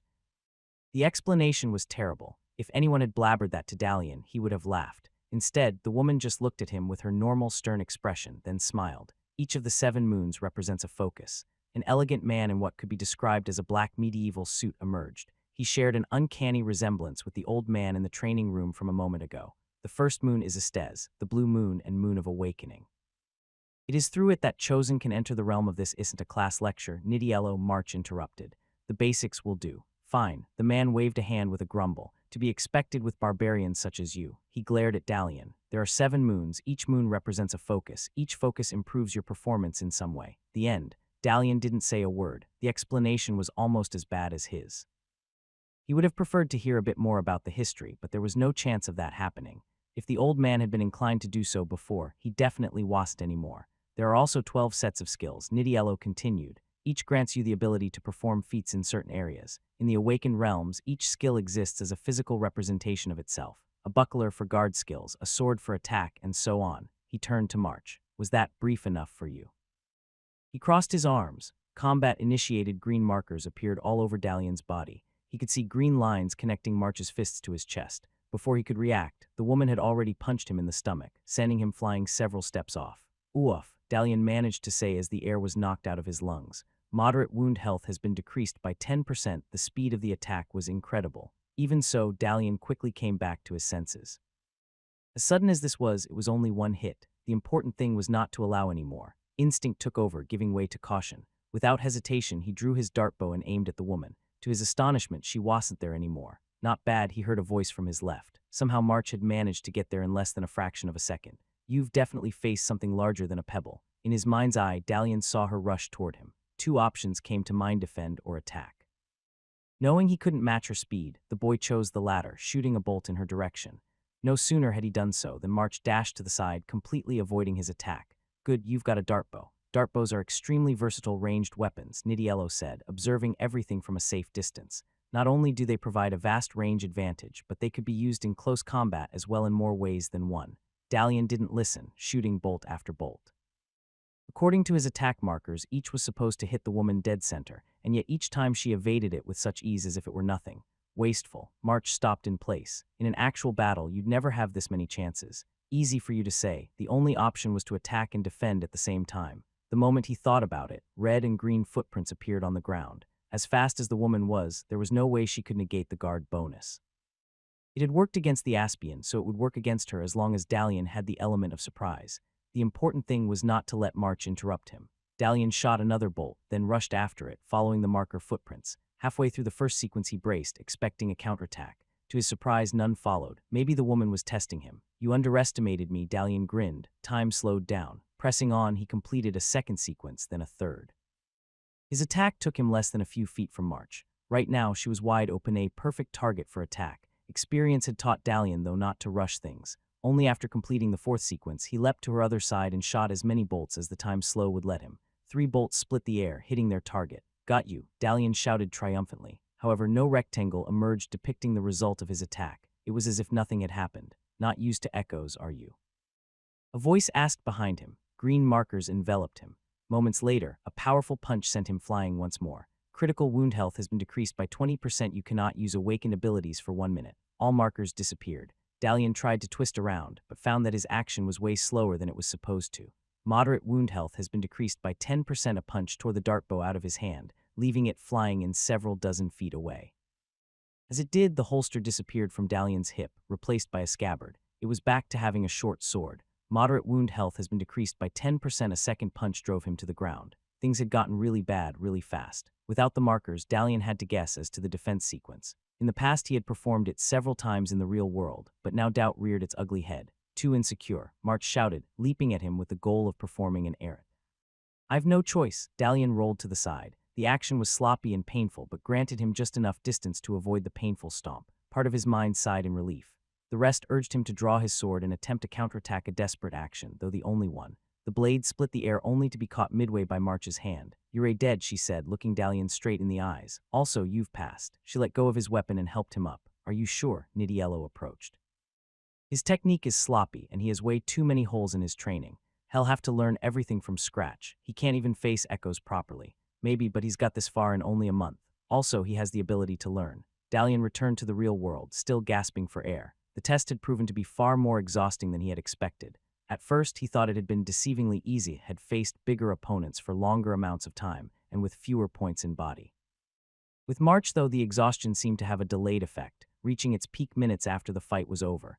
Given his poor performance, Dalian was surprised at the stares he got. What surprised him was the silence that followed. From his experience back on Earth, usually this was the point at which the mocking began. There was no mocking here. "He's good to go," March said, returning the pyramid to its place on the shelf. "Get the paperwork done. Did he pay the fee?" Yes."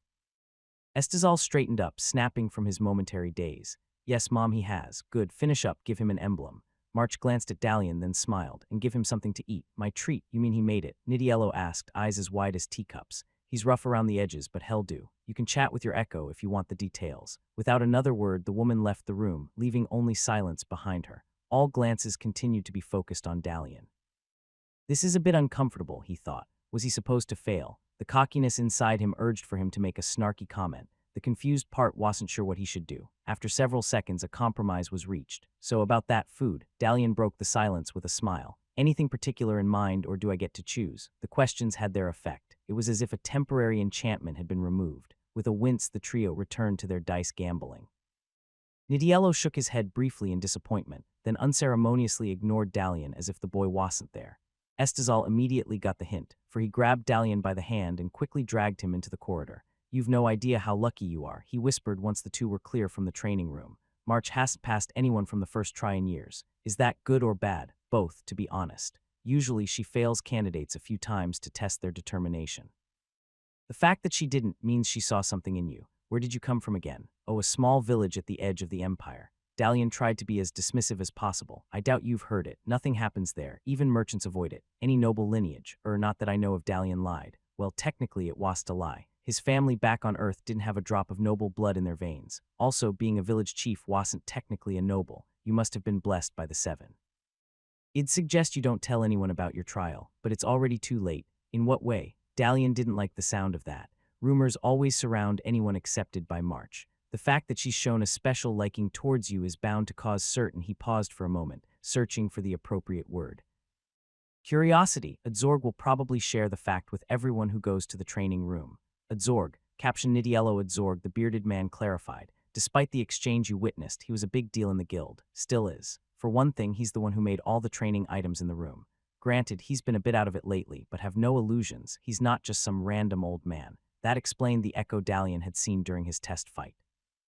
It was extremely well crafted, and unlike the echoes he had experience with lately, very useful. As it turned out, the real purpose of echoes was to serve as guides and assistants, something like a Star Trek hologram. Dalian, of course, hadn't asked whether they could be used for punishment. That was one answer he preferred not to know for the moment. As they reached the first floor of the building, Dalian instinctively turned towards the main room he'd been led from. "Not that way," Estezal grabbed his arm. "We're going to the garden." The name sounded suspiciously like another awakened domain, but turned out to be an actual small garden in the back of the building. Several people were there, guild members by the looks of it, chatting and eating at small wooden tables on the grass. Estezal took Dalian to one of the two tables under a gazebo and sat down.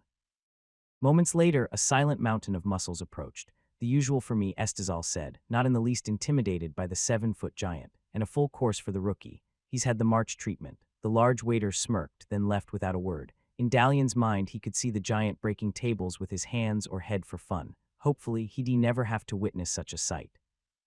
Normally, it'd treat you to something better, being the first time and all, but all the good cooks are asleep at this time of day.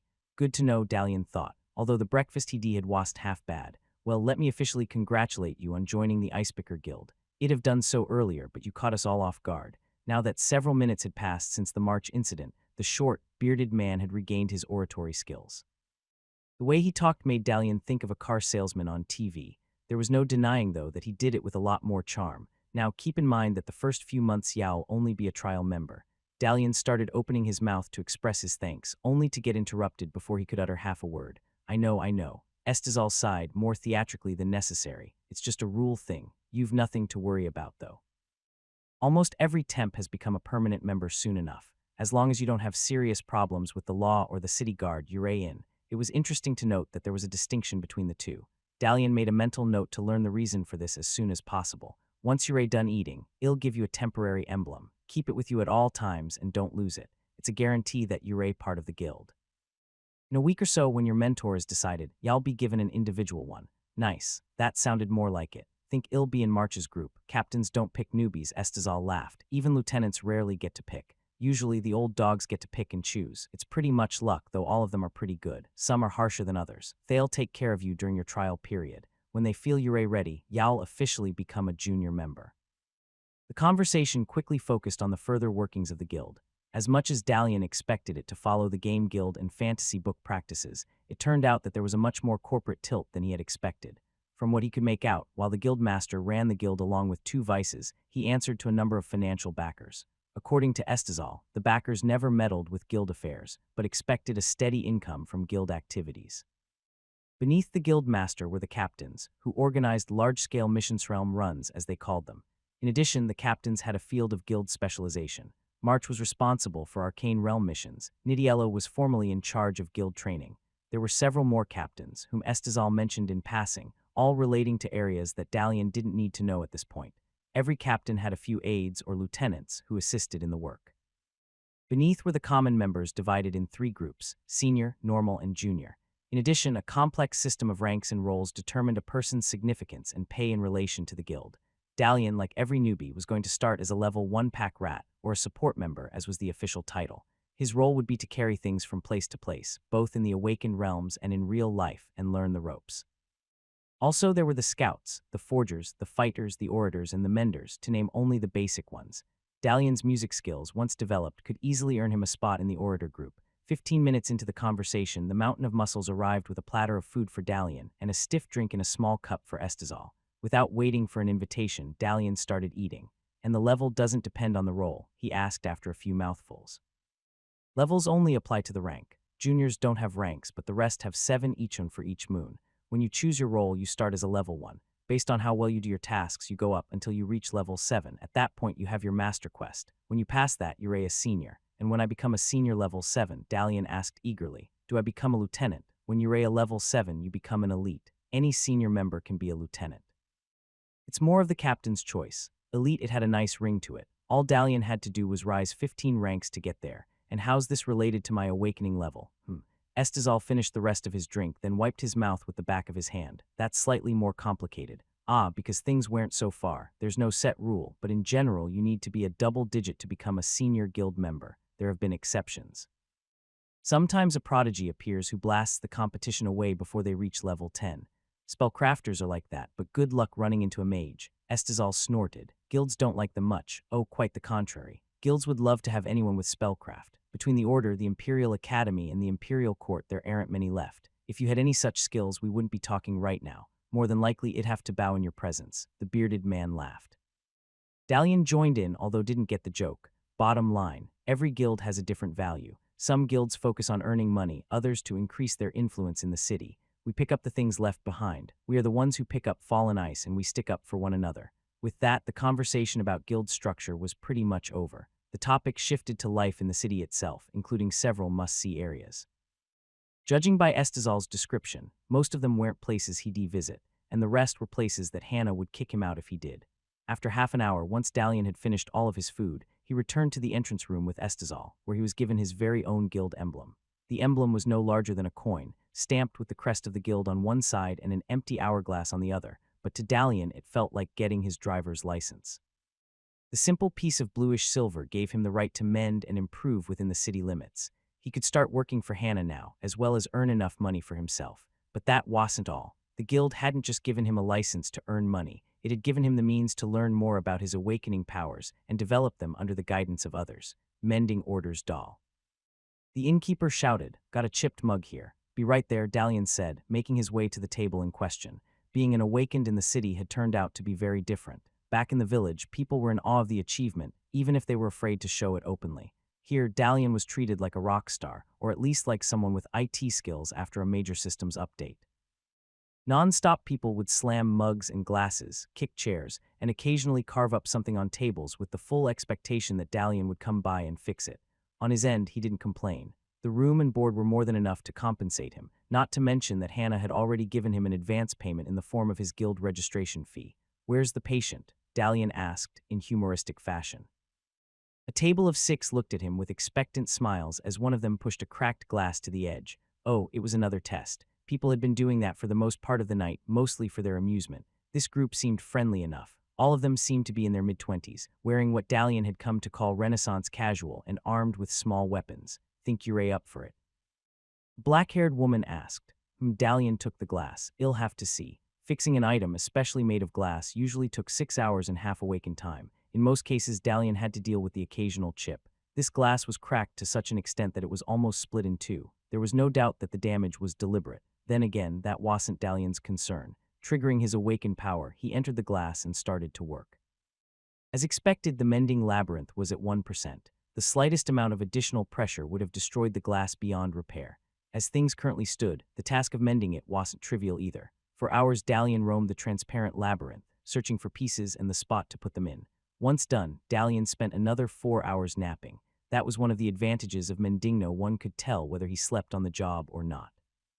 As far as the real world was concerned, an instant had passed either way. "To tell you the truth," Dalian said upon returning to the real world, "I don't see anything wrong with it." He handed it back to the woman at the ovations of the table. Definitely more rock star than IT guy, Dalian thought, or maybe a Vegas magician. Either way, a bit of showmanship went a long way. Also, he did get the occasional tip. "Can you improve it?" A bulky man next to the woman asked. "Improve it?" Dalian put his hand on his chin as if he were thinking. For that he paused. Across the filled room from behind the counter, Hannah whispered something. "Make their day." The words left Hannah's lips, too quiet to be heard by anyone else. Thanks to his improved perception, Dalian got the message perfectly. For that, he'll need a moment of concentration. He reached out and grabbed the glass, staring at it with an intense glare. "Come on," the man laughed. "Awakening doesn't work that way." "You're right," Dalian thought. Awakening didn't work that way, and yet there was no denying that the group at the table was enjoying the show. Item awakening once more, Dalian entered the glass. This was the first time he'd face a glass guardian. Given the shape of the item, Dalian assumed it would be a golem or colossus of some sort. To his surprise, the glass turned out to be a crystal bird with glass shards instead of feathers. Upon seeing him, the creature spread its wings, clearly indicating that it didn't appreciate his meddling. Given that the life of a glass in a tavern was harsh to say the least, Dalian didn't blame it for disliking people. Thankfully, it hadn't initiated combat, probably because Dalian had mended it recently. That was a relief and also a good excuse for him to exercise his music skills. Calm now. Extremely slowly, Dalian took the lyre from his back. "I want to play," he thought. Blue markers of various shades covered the guardian's head and chest, as well as the strings of the lyre. Music skills activated. Follow the suggested markers for best efficiency. That was all and good, though some details would have been nice. The only thing Dalian knew from his mother was that music had the ability to play on others' emotions, people and guardians alike. Doing it properly, on the other hand, let's try this. Picking the string that matched the guardian's heart, Dalian played a note. As the string vibrated, so did the glass bird's heart. For a second, the guardian froze still. Its wings then folded and it took a step forward. "Go on," Dalian smiled. Maybe he was finally getting the hang of this. Step by step, the guardian approached intact with the notes Dalian played. Soon the distance between them was reduced by half. Just a little more and combat initiated. "Damn it," Dalian hissed. And just when he thought he was making progress, habit took over. Before the guardian could take another step, Dalian drew his dartbow and shot a bolt at its head. A loud shattering sound filled the air. Glass fragments rained down, covering the floor. Glass level increased. The glass has been improved to quartz. Dalian sighed. Another improvement and still no skill increase. The battle was easy, but then again it would have been shameful if he had lost to common level 1 glass. Hopefully, next time he'd achieve a victory using his lyre. Whoa, look at that. One of the customers pointed at Dalian's hands. The glass he was holding was no longer fully transparent, now acquiring a tinted amberfish look. You're the real thing, only because you're the best customers. Dalian smiled despite his disappointment. Sadly, I must now rest for a bit. He placed the glass on the table. Sure. The group was barely paying attention to him, focused more on the new glass. Dalian took the opportunity to make his way to the counter. As expected, a plate of food was waiting for him there. Good work, Hannah said. You didn't have to go overboard. That's not overboard, it's just a simple improvement. Up to a moment ago, he himself didn't know what the results would be. Is it like this every night? Usually it isn't this crowded. Word spreads fast when a tavern hires an awakened. The first few days, everyone flocks to see the results. That explained the number of cracked and chipped glasses. Also, there's a few guildies that have come to check out the competition. Where? Dalian looked over his shoulder. Using his perception, he scanned the faces and reactions of everyone in the crowd. At first, everything seemed normal. Then he started seeing them, several men and women who had barely touched their food, looking at Dalian with dedicated intensity. I doubt they'll cause trouble, but best keep an eye out, Hannah said loud enough for the rest of the awakened to hear. Some like to start fights even in a tavern. At those words, several of the people in question stood up and left, leaving a few coins on the tables. Jiro quickly passed by and snatched them. Same thing every time, Hannah sighed. Are you well enough to go on? Mending, sure. Improving might be tricky. Dalian had only improved 2 items today but didn't want to create the impression that he was easy to boss around. Thankfully, the innkeeper seemed to fall for his lie. Just mending then. And don't bother with the tables. I'll be fixing those tomorrow morning. That suited him quite well. Finishing his food and a mug of water, Dalian returned to his normal duties. The good thing was that even when drunk, the patrons followed a certain etiquette. No one bothered him during meals, and no one urged him to mend their item before someone else's. By midnight, Dalian had mended a total of 117 glasses, 43 mugs, 3 dishes, 9 daggers for which the patrons had individually paid Hanahan 2 stool legs. It was quite a lot of work that only took 1 second in the real world. Now, Dalian understood what his grandfather had meant when he told him that Awakened kept the city in a good state. It was an exhausting job, but so far an amusing one. Also it beat having to repair cobblestones. Hanging in there, Jiro asked during one of Dalian's breaks. As the only barmaid in the inn, she was remarkably energetic. Dalian hadn't seen her rush once, and yet she managed to get all the orders taken in and the food delivered without fail. Barely. I'm a fury, this is nothing. Ah, Dalian nodded. As he did, she moved her head closer. You've no idea what that means, do you? She whispered, not a clue. One day you might find out. Bottom line is that I don't get tired like humans. If I did this for a week straight, then maybe I'll break a sweat, sort of like you. How much time have you spent in Awakened Realms? Tonight, Dalian tried to remember. About 3 weeks, give or take. Time was starting to blend together. Back in Derma Village, Dalian had spent at most half a week mending items when he first tried to get a hang of his powers. Don't worry, you're doing fine. The Fury winked, then returned to helping Hannah serve the customers. A few minutes later, Dalian returned to work as well. Looking around for chips and cracks, he was just about to head to a table in the corner to fix a slightly bent fork when the door to the inn opened. Normally, such an occurrence would merit little attention. People had been coming and going since the late afternoon. The person who had appeared, though, was someone special. Dalian knew that because he had seen him once before. Captain Adzorg, Hannah said in such a polite and cheerful tone that Dalian felt genuine concern. You didn't tell me you'd be passing by. I would have saved your table. Now, the white-haired man said with a warm smile, there's no need for that. I'm sure it'd be fine anywhere. He looked about, scanning for a suitable table. There by the window, for example. As he said it, 2 people stood up from the table in question and quickly made way. Of course. Your usual, I assume. Surprise me. The man nodded and went to his seat. Psst, Hannah made a sign to Dalian to approach. Go there and mend that table. The chairs too if you have to. I thought you told me not to touch the tables. Dalian arched a brow. Don't be a smartass and do it. She hissed, trying to keep her voice down as much as possible. And if he asked you to mend or improve anything of his, do it right away. Got it. No performance act, got it. What's gotten you in this state? Dalian knew that the old man was a big shot in the guild he had just joined, but that didn't amount to much. Or did it? From what the boy could tell, the city was overflowing with awakened guilds of various sizes. Why would the Icepickers be any different? Still, Hannah was the boss, so Dalian diligently made his way to the old man's table. Evening, sir, Dalian said, placing his hand on the table as he did. An instant later, all marks and deformities in the wood were gone. Nice to sit, the captain said in the same tone of voice Dalian's high school principal used when someone was in trouble. Understandably, Dalian quickly complied. You did quite the performance earlier today. I had a talk with the training echo. Well, sir, only your form was atrocious. It was like watching an elephant on a tightrope. and your battle strategy caption Nidiello Adzorg side. Headless chickens have more sense. Have you really won any fights, or did you constantly rely on your dartbow? So much for compliments, just like in high school. I reached level 3 without it, sir. Level 3. Well, it shows. Your knowledge of the basics is so lacking that it's a wonder how you haven't had your powers sealed. And don't get me started about your handling of the dartbow. When the weapon was first constructed, it was believed to be so devastating that it would end all wars, and you use it like a slingshot, but there was a long pause. You seem to have impressed March enough to pass you, so I am willing to give you a chance. The man placed a small ring on the table. Dalian looked at it, then cautiously picked it up. There was nothing special about it, just a small silver band of metal with a symbol of a scroll on the inside. I'm giving you a library. If you want to get ahead, better read up. You might be a natural talent, but that makes you nothing more than an oddity. And the thing about oddities is that in time people lose interest in them. A world in which space wasn't an issue, that's what this place was for the awakened. Back on Earth, Dalian took for granted he had all the knowledge of humanity, all that seemed like a child's toy here. The library that Captain Adzorg had given him was in fact a very real library, full with more tomes and scrolls than Dalian could count. Knowledge that he couldn't imagine was held in the awakening realm of a simple ring. Of course, there was a catch. The librarian Echo that oversaw the library could only grant access to any of pieces of knowledge, and for the moment it had only allowed Dalian to read a single scroll. Miser, Dalian grumbled. One scroll was more than plenty for him right now, but knowing that there was so much more denied from him soured the experience. Adding insult to injury, the scroll he was allowed to read was dry and boring as a history lecture. If Dalian was expecting he'd learn anything more about his awakened powers in order to fill the gaps in his training, he was mistaken. Instead, he now knew the names of the 7 moons, which attributes they were linked to, the order by which they appeared in the sky, and the time they remained visible according to month. After an hour spent rereading the same paragraph, Dalian decided he needed a break. Going so early, Adzorg's Echohich Dalian had got to call Nil asked. Afraid so, Nil.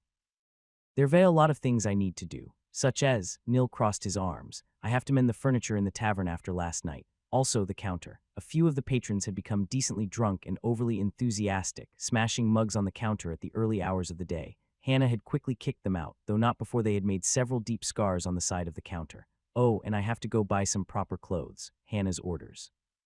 The Echo gave Dalian a look reserved for school delinquents, then just shrugged.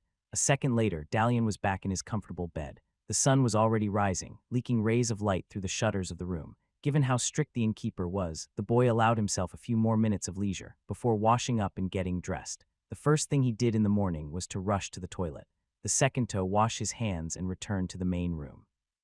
Despite last night's ruckus, the damages were less than he expected. Taking a deep breath, Dalian went on to do his job. A minute later, everything that could be mended was as good as new. Several glasses and a few of the chairs would have to be replaced, though. There was only so much that awakened powers could do. You're a diligent, Hannah said, startling Dalian into a hop. Having relied on his superior hearing, he had gotten out of the habit of looking around for people.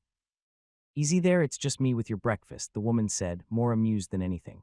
Leftovers from last night with the cook's compliments. It'll be fine. Dalian forced a smile, his heart racing in his chest. Y'all need to replace a few chairs, he added after a while, much less now that you're here. Hannah snorted. Eat your food. The eating went in silence. Both of them sat less than a step apart on both sides of the counter, and neither had anything to say.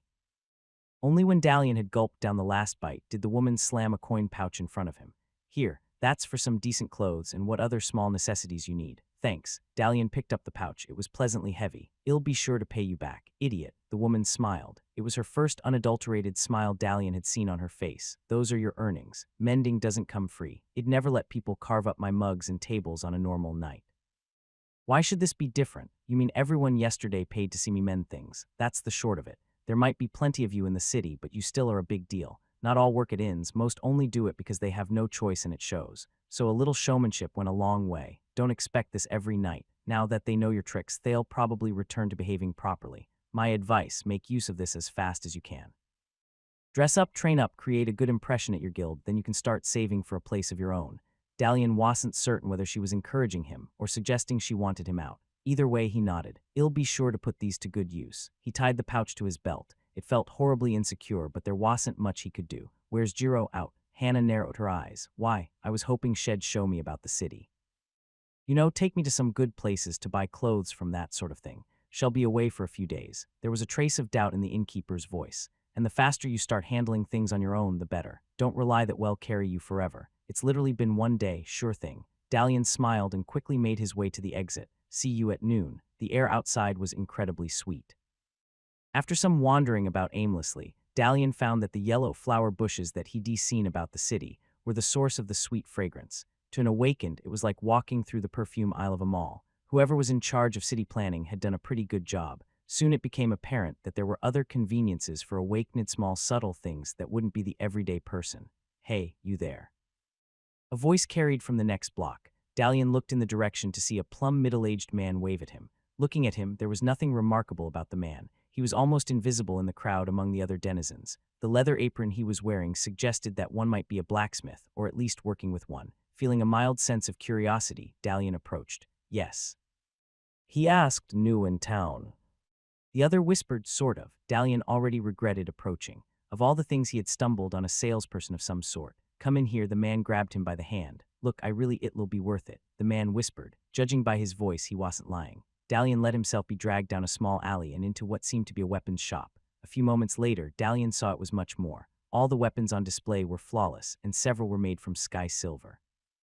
The man hurriedly shoved Dalian inside, then closed and barred the door. That was really stupid, the man said, letting a sigh of relief. Good thing it's morning. If you'd been out in the evening, the city guard would be crawling all over the place. Look, whatever you're selling, I really don't your pouch. The pan pointed. Next time, tightened it better, or at least put some cloth inside. You could hear the coins rattle throughout half the city. Dalian blinked, Urayan awakened. He asked, it'd have thought that was obvious. But your clothes, Dalian winced, remembering how uncomfortable his clothes were back at Derma before he de-improved them made him itch even now. They're like crap, he wanted to add. Never was one for flashing things. Besides, after a while you stop feeling the itch. Oh, name's team, by the way. Dalian, you're still confused, aren't you? Right, let me explain things for you. Nerozal, like any big city, comes with its level of crime. For the most part, we're safe. Only a fool would dare do major damage in the Countess' second most favorite city. However, there's a plague, even this place can't escape petty things and pickpockets. Instinct made Dalian grab his pouch. Good reflexes, but maybe next time do that before you hit the street. Of course, there would be pickpockets. Just because there wasn't crime in Derma Village didn't mean there wouldn't be any here. Dalian had naively taken it for granted that he'd be untouchable. If the thieves were ordinary people, he might be right, but with so many awakened, it was inevitable that some of them resorted to crime as well. Sorry, no one warned me. Don't expect people to warn you about everything. You were lucky this time. Next time, who knows? Why did you help me? Why not? If you get mugged, the city guard will start snooping around, and when they do, weapon shops are the first to get closed. Last time some newbie got robbed here, I had to wait half a week before the city captain let me reopen. Makes sense, so what weapons do you have? Dalian forgot all about his clothes. Or rather, they no longer seemed such a priority. He could always get clothes later. Now that he was here, he might as well invest in a bit more firepower, so to speak. See something you fancy? Team flashed a confident smile. All of these were made by yours truly. Most are out of your range, but I'm sure there'll be something you could use. How much coin do you have? That was a good question. Impressed by the weight of the pouch, Dalian hadn't even opened it. To his relief, it turned out that a large part of the coins were silvers. The weaponsmith took a passing glance, then went to a section of the wall that held daggers and took a few pairs. Dalian looked at him for a few moments, but his eyes quickly strayed away, attracted by the more massive articles. The entire broadsword section was something that he had only seen on fantasy art forums. Having one of those would have provided him with quite the advantage when fighting against the awakening shrine guardians. Not as good as the dartbow, though in thinking about the dartbow, there were several massive double crossbows in the shop as well, placed in their own separate shelf. Each was the size of a small desk, with two bows arranged in the form of the letter X. 4 bolts were placed in between, all of them 4 times longer than any Dalian had held. What's that for? Dalian pointed. Mountains, the crossbows. Team glanced over his shoulder. Castles mostly. They were from before the war, not much demand lately. Too slow to be used against abominations. They look just like dartbows, the weaponsmith laughed. If you're oversimplifying it, why not just say they look like a bow? I wouldn't recommend buying one. It takes years learning how to master a crossbow. People are better off buying 2 modified dartbows. Team placed 5 sets of daggers on a small wooden table in the end of the room. Here we go, good for throwing in close combat. What sort of weapons have you used so far? A short sword, Dalian said. After all that talk about dartbows, he didn't feel the desire to admit he had one. And, the weaponsmith asked, waiting patiently, and a short sword. Dalian felt his forehead burn up. Truth is, I haven't used any weapons so far. Never been in a real fight, Tail asked with understanding. Never been in a real fight, Dalian lied, or at least told a semi-lie. To be honest, I don't know much about awakened weapons, which I would have if the stupid Echo had let me read any useful books. What's the difference between this and the sword I start with? For one thing, the sword you start with is made of air. Dalian stared at him blankly. I see I'll have to explain things a bit, the blacksmith sighed. You know the difference between an awakening fight and a real one, right? In the awakened realm, you get all those useful hints and markers, telling you what to do and when to do it. Perfect to learn something, but otherwise useless. If I hit you now, you won't see any warning markers. You'll have to rely on your own reflexes and experience. It's the same with weapons and armor. Unless they are material, he tapped the blade of a dagger with his finger, they don't exist. Dalian nodded. Now here's the tricky part. You can't take weapons you have in an awakened realm. That is, unless they are made out of one of 7 special metals. Sky silver, Dalian quickly said. That's one example, cheap and abundant. Using it, I can forge a shape that will be transferred in the awakened realm, so you can use it in both places. I see. So all those weapons Dalian had seen in Aspian's awakening room had been weapons he owned at some point. Interesting what had happened to them. The only downside is that weapons made of these metals are almost impossible to improve. It's far easier to save up enough money and just buy something better. Same goes for mending. While the weapon will always be in perfect shape in the awakened realm, fixing it out here would require the services of someone like me. Otherwise, you might as well be hitting people on the head with a metal stick. Got it. Dalian looked at the sets of daggers. None of them looked bad, but there was nothing special about them. Dalian didn't see them giving him an edge in battle.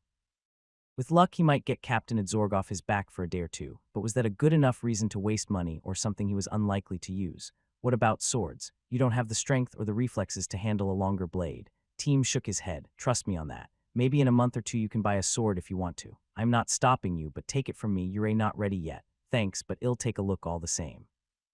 Weaponsmith shrugged with an unspoken "it's your money," then stepped back as Dalian started looking around. This is so cool, the child in Dalian thought. He felt as if he were 5 years old and in a candy store. There were so many weapons he had never seen, some of which he couldn't even make out how to hold. There were short blades, long blades, double blades, clubs, hatchets, ranged weapons, as well as a huge variety of knives. Each weapon Dalian passed by created mental images of him wielding it. In his imagination, Dalian was always cool, handling the weapon flawlessly. However, he knew full well that it was only wishful thinking. Upon reaching one weapon, however, the vision changed. It felt far more familiar, almost real. What's this? Dalian pointed at one of the exotic swords. It was twice longer than the short sword he was used to, with a wide place that appeared to be more frame than blade. 9 silver strings stretched between the tip of the sword and the hilt, like the neck of a guitar. A harpsichord tail replied, I just keep it here for show. It came with the shop, great for parties, useless for anything else. It takes a very specific set of skills and a lot of persistence to use that. How much for it? Kid, if you really want a sword, it'll give you something else on a discount. Buying that is like giving your money to the pickpockets. Does it matter? It's my money. If you put it that way, the weaponsmith glanced at Dalian's money pouch. All the coins you have. Are you sure you still want it? Dalian untied the pouch from his belt and tossed it to the man. Yes, he very much wanted that sword. He knew perfectly well it would take him months to learn how to use it, but it didn't matter. He had the time. What was more, the sword was calling out to him, resonating for the first time with the skill his mother had given him. Returning to the inn with the very same clothes he had left, while bringing in a massive sword, wasn't the way to create a good impression. The closer Dalian got to the gremlin's timepiece, the more he had visions of Hannah yelling his head off. The woman had been very specific. He had to get some adequate clothes of his own, and instead Dalian had done this. What do you think, Knox? Dalian whispered. Think she'll be very mad. The top button of Dalian's shirt split in two and fell on the ground. Yeah, I hear you. Dalian sighed. Spending all his money at once wasn't the best idea. It wasn't that he had much of a choice. If there was such a thing as fate or extreme luck, it had taken place just now. A sword that relied on music and attack skills. Dalian had no idea how that might work, but something deep inside whispered that this was the weapon for him. The first thing Dalian had done upon buying it was to enter his awakened room. A new frame had appeared on his attack wall, complete with the harpsichord. Looking at it left no room for doubt. Strings matched the color of the lyre. Also, the moment Dalian played one, both music instruments vibrated in unison. Anyway, it was worth it. Entering the inn, Dalian braced himself. The innkeeper, at her usual spot at the counter, glanced at him with a typical "why am I not surprised" look, then went back to polishing a mug. The crowd's here, she said. Put your toy in the room and get down here. Okay. Dalian had no intention of arguing. It'll be just a minute, you better. There are a lot of cracked things waiting to be mended. Apparently word of last night's antics had spread, bringing in more people curious to see him in action. In a city this size, it could well be days until things returned to normal. Not bad, given that Dalian was in need of money again. Also, y'all be covering for Jiro as well. Given you're new to this, don't expect much extra. With a nod, Dalian rushed up to his room. Technically, he had promised he'd be back in a minute. For an awakened, though, a minute in the real world was equal to eternity. Item awakening, the staircase disappeared along with the rest of an inn. In its place, an endless library hall emerged. A few steps away, sitting on a wooden table with a book in hand, the echo of Captain Agzorg let out a polite cough. "Mr. Darude," the echo said in an overly formal fashion. As any high school student knew, that was a clear indication that Dalian was in trouble. "When you last mentioned that you'd finish reading the treatment of the Seven Moons momentarily, I was under the impression that you would do so momentarily, not half a day later." "Yeah, sorry about that, Nil. Thank goodness that the actual Adzorg wasn't able to share the echo's thoughts. If he did, Dalian would really be in deep crap. A lot of things came up. Look what I got." Dalian drew the sword from his belt.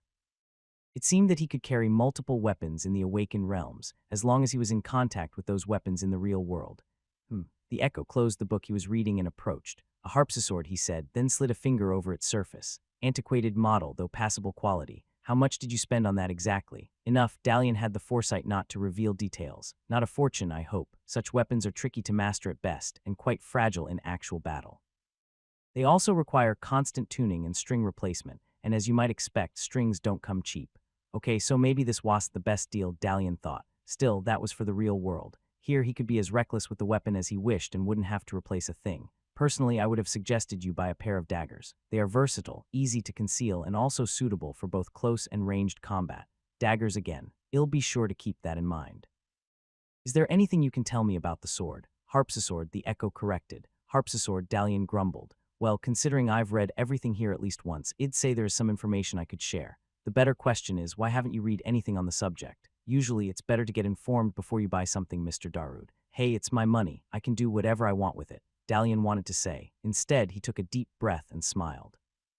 "You're right, that was dumb on my part. But now that I have it, can you help me out?" The echo sighed again, then walked off to one of the far shelves. With pedantic precision, Nil took a small tome from the third row from the floor. That done, he walked a few shelves further away and took a second, much larger tome. "I really hope it isn't World History of Music." Dalian shivered. These might prove useful. The echo came back and placed the books on the small table where the moon scroll was waiting. "In the meantime, I'll give you the cliff notes." Dalian waited. Well," he said after a while. "Well, if you had actually finished the scroll I gave you, you know that you could use your observation power to determine items you own the same way you see the strengths and weaknesses of guardians you're fighting. In any event, that is your harpsichord, so I was hoping you'd put in the effort." Dalian looked at the weapon. Try as he might, no white rectangle emerged. Maybe it had to do with his perception level. The first time he saw a guardian, there were a lot of things that were marked unknown. Though even then, he was able to see the rectangle itself. "Show me the weapon," Dalian thought. "You're trying to visualize it, aren't you?" The echo asked. "That's a normal first reaction, but it's wrong. Think of everything here as Eret has no actual presence, yet it's there. What you're doing is looking at something that doesn't exist. Instead, you should look at the differences." "Look at the differences," Dalian whispered. What did the echo mean by that? The sword was there in his hand. He could see its shape, feel the weight, even hear the slight vibration of the strings as she slashed through the air. And still, he couldn't see any rectangle. "Look at the differences," he thought. But what were the differences? The weapon was much flashier than the sword he started with. It was linked to the lyre, and thus his music skills. Was there another difference Dalian wasn't seeing? Hold on. Dalian had a flash of insight. There was a difference. How sneaky of Nil, he had hinted it all along, though never saying it outright. The things in Dalian's awakened realm didn't exist. The buckler, the short sword, even the lyre were concepts. The dart bow and the harpsichord, however, did, just like the crackling cub. HARPSISWORD level 3 music weapon, combining the characteristics of attack and music skills. The harpsichord can be used for direct and indirect combat. Similar to music instruments, the harpsichord can vibrate to a target's emotions. In addition to its standard use, the harpsichord can shatter targets from a distance through the use of vibrations, as long as they are in tune with the target point. Whoa, Dalian blinked. "I see it. Yes, wonderful." Nil gave Dalian a slow clap. "It's got a wicked special skill, shattering targets from a distance. Doesn't that sound overpowered? Now that you mention it, it does." The echo nodded. "That's why it takes about a decade for someone to learn to use it adequately." Dalian's enthusiasm suddenly vanished like steam from a kettle. A decade, that was long indeed. If he timed it right, only months would pass in the real world. While he could train here for an eternity, eating was a different matter. "That is why I suggest you start with the basics, okay?" Nil tapped Dalian on the shoulder. "Y'all have plenty of opportunities to become a master of the singing sword," he added with a chuckle. "Right, how easy is it to improve a weapon?" Dalian waved it around. It felt very different from the short sword he was used to lighter and much more precise, as if it was sliding through the air. Improving a weapon is done the same way you improve an item. Considering the material it's forged from, you'll be able to do that once you reach level 30 or so. Maybe 50 to be certain. just asking. Level 30 to level up the weapon to level 2. What would the echo say if Dalian shared it was at 3 already? What would team have said? The rarity alone would have added a few zeros to the end of the price. The only explanation was neither of them knew the sword's real worth, and for the moment Dalian intended to keep it that way. I don't suppose you can tell me how to see some use instructions, can you? Dalian smiled sheepishly. With a sigh, the echo went to a nearby section of the library and took a massive book from the shelf. Dalian watched in puzzlement as the echo proceeded to put the tome sideways in the middle of the room, then stepped back. What's that? Dalian asked. The full enhanced diary of Professor Thirdsworth of the Spellcraft Academy, Nils said in a bitter voice. Volume 3. Not a fan, I take it. The man is a pompous idiot. Just because he made a few academic discoveries 50 years ago, he thinks he can subject the world to any drivel he comes up with. For a split second, Dalian thought he could see steam coming out of the echo's mouth. Regardless, that's a story for a different time. For the moment, let's focus on the basics, which is on destroying the book. Normally, objects don't have emotions, so I'll put some confusion in it. A blue glow appeared within the book, the same hue as one of the strings of Dalian's harpsichord. Looking closer, Dalian saw the string was vibrating. There are 9 basic types of emotions: joy, sadness, anger, calm, fear, tenderness, ambition, excitement, and confusion. Think of them as 9 colors. All emotional states are a combination of them. Dalian knew a number of psychologists on Earth who would have a fit if they heard nil. The funny part was that in this world, the echo was right. Play the string and match the emotion. That much Dalian had already summed up from his attempts to use his lyre as a weapon. It started well, but so far, every time ended in failure. Still, he held the sword in his right hand, playing the string with the thumb of his left. Both the string and the book vibrated. This time there was something more. Looking at the string, he could see a second blue line moving up the string. The moment it reached the end of the string, the tome froze still. Everything's about balance and timing, Nils said. The correct string starts the reaction. To maintain it, you need to play it again at the right moment. Too soon and the emotional connection will collapse. Too late and you would have lost your moment. Just like with people. You mean I can use this in real life too? You're already using it. The echo frowned. Everyone is. A conversation is nothing more than picking up the right words that resonate with the emotional state of someone, then saying them at the right moment. Compose a good enough tune and a person would be more inclined to do what you ask. Fail and they won't be. Just like the saying, a kind word opens all doors. In this world, the phrase was very literal. Dalian took a deep breath and tried again. This time the line almost reached the end of the string when he played it again. The result was the same. Damn it, the exercise was trickier than it looked. No wonder he kept failing when attempting on his own. Even if he eventually noticed the line moving along the string, he would likely have mistaken it for a timer. The first 5 attempts turned into 10, then 15. Each time Dalian was a hair's length away from achieving his goal. Unlike the games he played, the skill was merciless, not even a fraction of error tolerance. Time and time again, the boy achieved near success, until eventually he hit the mark. The book's vibration turned into a tremble. Good. The echo said with enthusiasm. You've tapped into the book's confusion. For a while it won't be able to react. Now slice it in 2. Without hesitation, Dalian dashed forward. A red line appeared throughout the book, marking the exact place at which he would strike. Dalian changed the position of the sword slightly, raising the line just enough to create 2 equal sides on the tome, then performed a single slash. He expected the book to fly through the library and hit the opposite wall.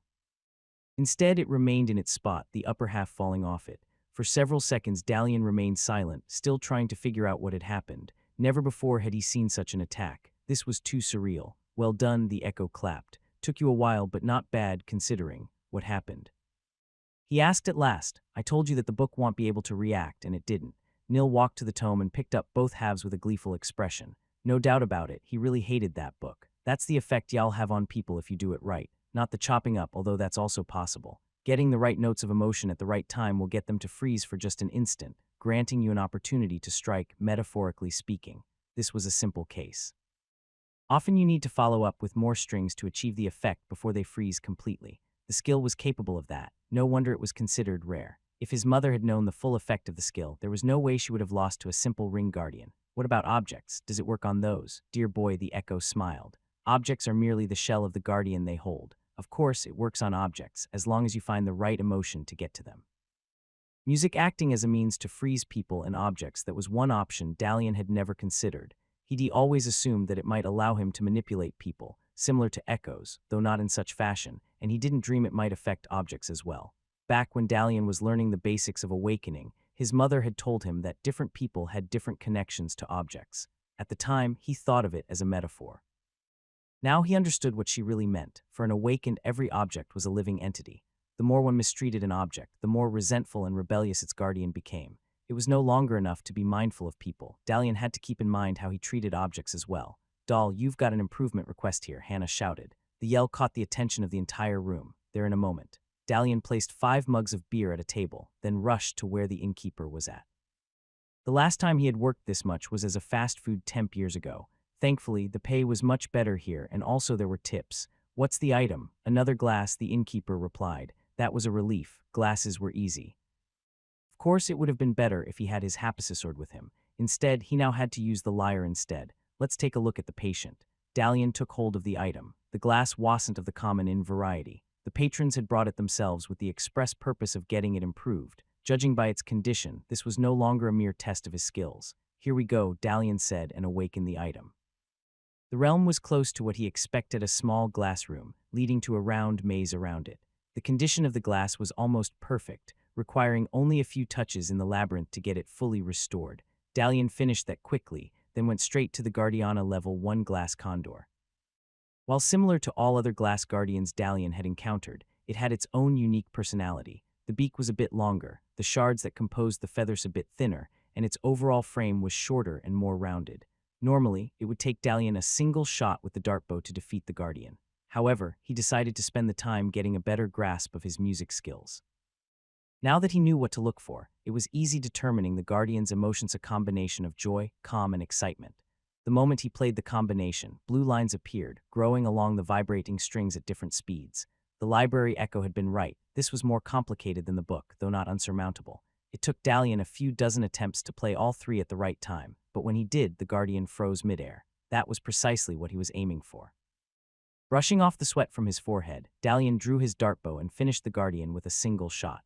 Glass level increased. The glass has been improved to blue quartz. Your music skills have increased to 2 blue quartz. That was new. The important thing was that Dalian had leveled up his music skills. A few more times and he might get some new powers. "Oh, would you look at that?" Dalian asked upon returning to the real world. The glass he was holding had acquired a fine cyan tint. "Here you go." "I told you," the patron who had ordered the item improvement said to his wife. "Worth every silver." Judging by the woman's expression, she was of a similar opinion, as was the whole crowd clustered to get a better view of what Dalian had managed to achieve. "Calm down, everyone," Hannah shouted. "This marks the last improvement of the day. If you want more, talk to me and I'll see when Doll will have the time for it." "I can do more," Dalian thought. He also knew that it would be poor form to say this out loud. If the innkeeper wanted him to stop, he'd stop. Apparently the patrons also knew her well enough, for they returned to their seats, focusing back on their food. "Doll, get some rest," Hannah whispered. "Take your food and go for a walk. I'll take care of things until evening." Dalian looked at her. "Why, your fingers are bleeding," the innkeeper added in a whisper. Dalian looked down. His right hand seemed perfectly fine. The left, though drops of blood were dripping from 3 of his fingers. A painful sensation appeared, as if Dalian's fingertips were burning. Thinking back, Dalian couldn't remember the guardian even getting close to wound him in any way. He also hadn't done it to himself, probably the lyre, he thought. It had been a while since he had played guitar. He'd figure that later. For the moment he needed food and some rest. Grabbing a large dish of food from the kitchen, Dalian went up to his room. He wasn't able to finish a quarter of it when exhaustion kicked in. The next thing he knew, it was evening, and his face was half covered in food. Crap, Dalian jumped to his feet. He had completely forgotten about the no food in the room rule. Looking at the mess, Hannah had a very good reason for it. It didn't help that he had bled over the bedsheets. Dalian quickly washed off as much of the food from his face, then cleaned his fingers from the blood. The next thing was to clean up the room as much as possible before Hannah came in. Unfortunately for him, it turned out he didn't have to. Just as he began, the door swung open, and Hannah came in, carrying a fresh set of sheets and covers. Hannah, anywhere other than the bed?" she asked with icy determination. "No," Dalian managed to say. "Good, wrap it up and don't get anything on the floor." "Sure." The two cleaned in silence for several minutes. Once the mess was contained and the sheets were changed with a fresh set, Dalian dared say the obvious. "Sorry for the mess, won't happen again." He paused for a few seconds more. "I'll pay for the cleaning." "No, you won't. If you pay me, you'll get the idea that it's my job to fix things for you. Everyone messes up at the start. Don't make it a habit." "Understood, understood." He looked at his hand again. Faint scars were visible, like red lines of dark blood on the tip of his fingers. "And don't overdo it. I'm sure you think you've been through a lot and have a good grasp of things. You don't. You've just cracked the door open to a world you know nothing about. Judging by what Captain Adzorg told me, you're a completely self-taught, so you don't know any constraint. That makes this a very dangerous time for you. When you're a semi, the level limit keeps you from hurting yourself." After the 5, she shook her head. That was actually correct. When Dalian had started, he'd exhaust himself training, but he'd quickly recover. There was only so much mending that he could do. The improving, though, had its toll. Even when fighting level 1 guardians, he had felt dizzy after facing 2 in a row. Doing 6 per day at his current awakening level had left him running on fumes. He'd already exhausted his limit last night, in addition to fighting 1 just now, not to mention all the time spent training his new skill in the library. "Were you awakened?" Dalian asked, handing Hannah the old sheets wrapped in a bundle. "I don't have to be an awakened to see the obvious." The woman snapped. "The whole city is filled with your kind. You think you're the first idiot who fainted trying to rush it to the double digits. What do you think the registrations are? That way at least we don't have awakened dying from exhaustion all over the place." "Oh, yeah, that makes sense." The boy smiled. "You've got 2 hours till the dinner crowd." Hannah took a coin pouch from her belt and tossed it to Dalian. "The tips from lunch. Go out, get some air, buy some proper clothes this time. I don't need you scruffy or exhausted." "I will," Dalian said, although even now he knew he was lying. "And I won't overdo it. Promise." Hannah snorted and left the room. Clearly she had seen enough reckless hotheads to know that her advice would be ignored. Still, Dalian felt bad about it. Not so much for himself, he was at the age he considered himself indestructible. Rather, he felt bad, disappointing one of the 3 people that had helped him out in the city. On the other hand, no pain, no gain. Dalian tied the pouch to his belt and left the room. Evening in Nerozal came with its own unique blend of special. 3 of the 7 moons were glowing in the sky, their light mixing with that of the torches filling the city. The bustle and beauty of it all made it appear like any major city on Earth, combined with elegant medieval architecture. This time, Dalian held tight to his pouch as he walked. No longer relying on a single sense alone, he'd look around searching for any telltale signs of pickpockets. All in all, he didn't spot any, but he managed to notice something else other awakened. Despite knowing that there would be others like him, he had never actually spotted any outside of the guild building. Even stumbling into teen had been more an accident than anything else. Now that he really looked, he saw they were everywhere. Dozens of awakened walked about like ordinary people, haggling for prices at shops and street stalls, eating, laughing, arguing, couples, singles, whole groups. There were all sorts of them, and no one seemed in the least bit bothered. "Y'all see most of them out in the evenings," Jiro said, appearing as if from nowhere, that or early mornings. Dalian kept his cool, although he didn't appreciate being startled. Having people sneak up on him with such ease wasn't normal. Are they allergic to light or something? He asked the first thing that came to mind. "They work during the day," the Fury said, then laughed. "You really have a lot to get used to, I suppose. Why are you here, though?" "Hannah said you were out somewhere." I'm leaving in a few hours. Had to get some things ready before that." Looking at her clothes, she was dressed for the wilderness. Her cloak was thick, and Dalian could notice outlines of studded leather armor beneath her shirt. Interestingly enough, she wasn't carrying any weapons. "He'll be back in a few days," Jiro said, sensing Dalian's concern. "Nothing to worry about. A whole week. There's plenty to worry about. I'm really bad at carrying food. Absolutely terrible." "Good. Y'all learn a new skill by the time I'm back." So much for Dalian being the only one with snarky humor. Jiro seemed to be a very go-by-the-flow person. For the 2 days Dalian had known her, he had never seen her worried or rushing, despite being the fastest waiter he'd ever known. "So where are you off to?" she asked. "I have no idea. I'm supposed to get some clothes. I thought you did that this morning." "Nah, I got a sword." "Sword?" Jiro narrowed her eyes. She looked at Dalian, then at the pouch he was holding. "How much have you got?" "Not sure. 50 silvers, maybe more." A week ago, the amount would have seemed massive. After his experience with city prices, Dalian wasn't so sure. "Well, it's enough for clothes, but if you ask me, you should get some armor. And I'm not talking about your standard type. Once you start going on quests, y'all need all the help you can get. It won't be cheap, but trust me, y'all thank me later. I told you I only have this. Maybe I'll get as much from the dinner crowd, but that's it. Don't worry about that for now." Jiro grabbed him by the hand and pulled him through the crowded street. "I know someone who'll be of help. She's a bit peculiar, so don't freak out, okay?" Dalian didn't exactly like the sound of that. Most important of all, no comments about her eyes. If the topic comes up, just ignore it and never stare. Avoid all that and y'all be fine. The place that Jiro's friend was at was several neighborhoods away in the direction of the city center. While not one of the incredibly opulent areas, the people living there seemed pretty well off. The houses were larger, each flawless, with its own gate and garden. When Jiro had said that Dalian didn't have enough money, she wasn't joking. The boy's pouch suddenly didn't seem so full. The two continued for a fair while, then took a turn towards the city lake. Within moments, the houses changed from glamorous to weird, not so impressive, and definitely worse kept. Workshop lodgings filled the street. Large, colorful signs were everywhere, showing the nature of the workshop. Tailors and carpenters seemed to be the occupations of choice, representing about a third of the buildings. The rest were a mishmash of artists, sculptors, potion makers, and the occasional smith. Yarnfile Alley, the Fury said, one of the better places to go if you need something done well and fast. Not cheap, but much better than the Radiance. The Radiance, elite craftsmen. They've proved they're good enough to receive the imperial seal of approval, earning the title Radiant whatever. Dalian stifled a chuckle. The name Radiant Cobbler came to mind along with a few less flattering combinations. Of course, that bumps up their price a lot. Until you're good enough for it to matter, this is the best place to be. Got you. Judging by the decorations each workshop had put on their signs, Dalian had to agree. The craftsmanship was quite good, and clearly done by Awakens. There was no mistaking the flawlessness and the precision that went into every detail. Slightly further, the buildings changed, housing multiple workshops in one structure. At the end of the road, less than 10 feet from the lake, Jiro stopped at a house of gray marble. The structure wasn't different from any of the other combined workshops Dalian had passed. The garden, though, was filled with life-size statues of various species. Humans, furies, even what appeared to be a dwarf stood in expressive poses, all positioned so as to point at the workshop's basement entrance. "This is it?" Dalian asked. "Yep," Jiro nodded. "Remember what I told you? No comments about the eyes. I understand already. It must be a touchy subject," Dalian thought. The fury was the first to enter the basement. The room was far spacier than what Dalian had imagined. Tapestries of landscapes covered the walls in between shelves of clothes. The colors combinations were a brave choice to say the least, but the fabrics seemed quite good. "Yuri," Jiro shouted. "What?"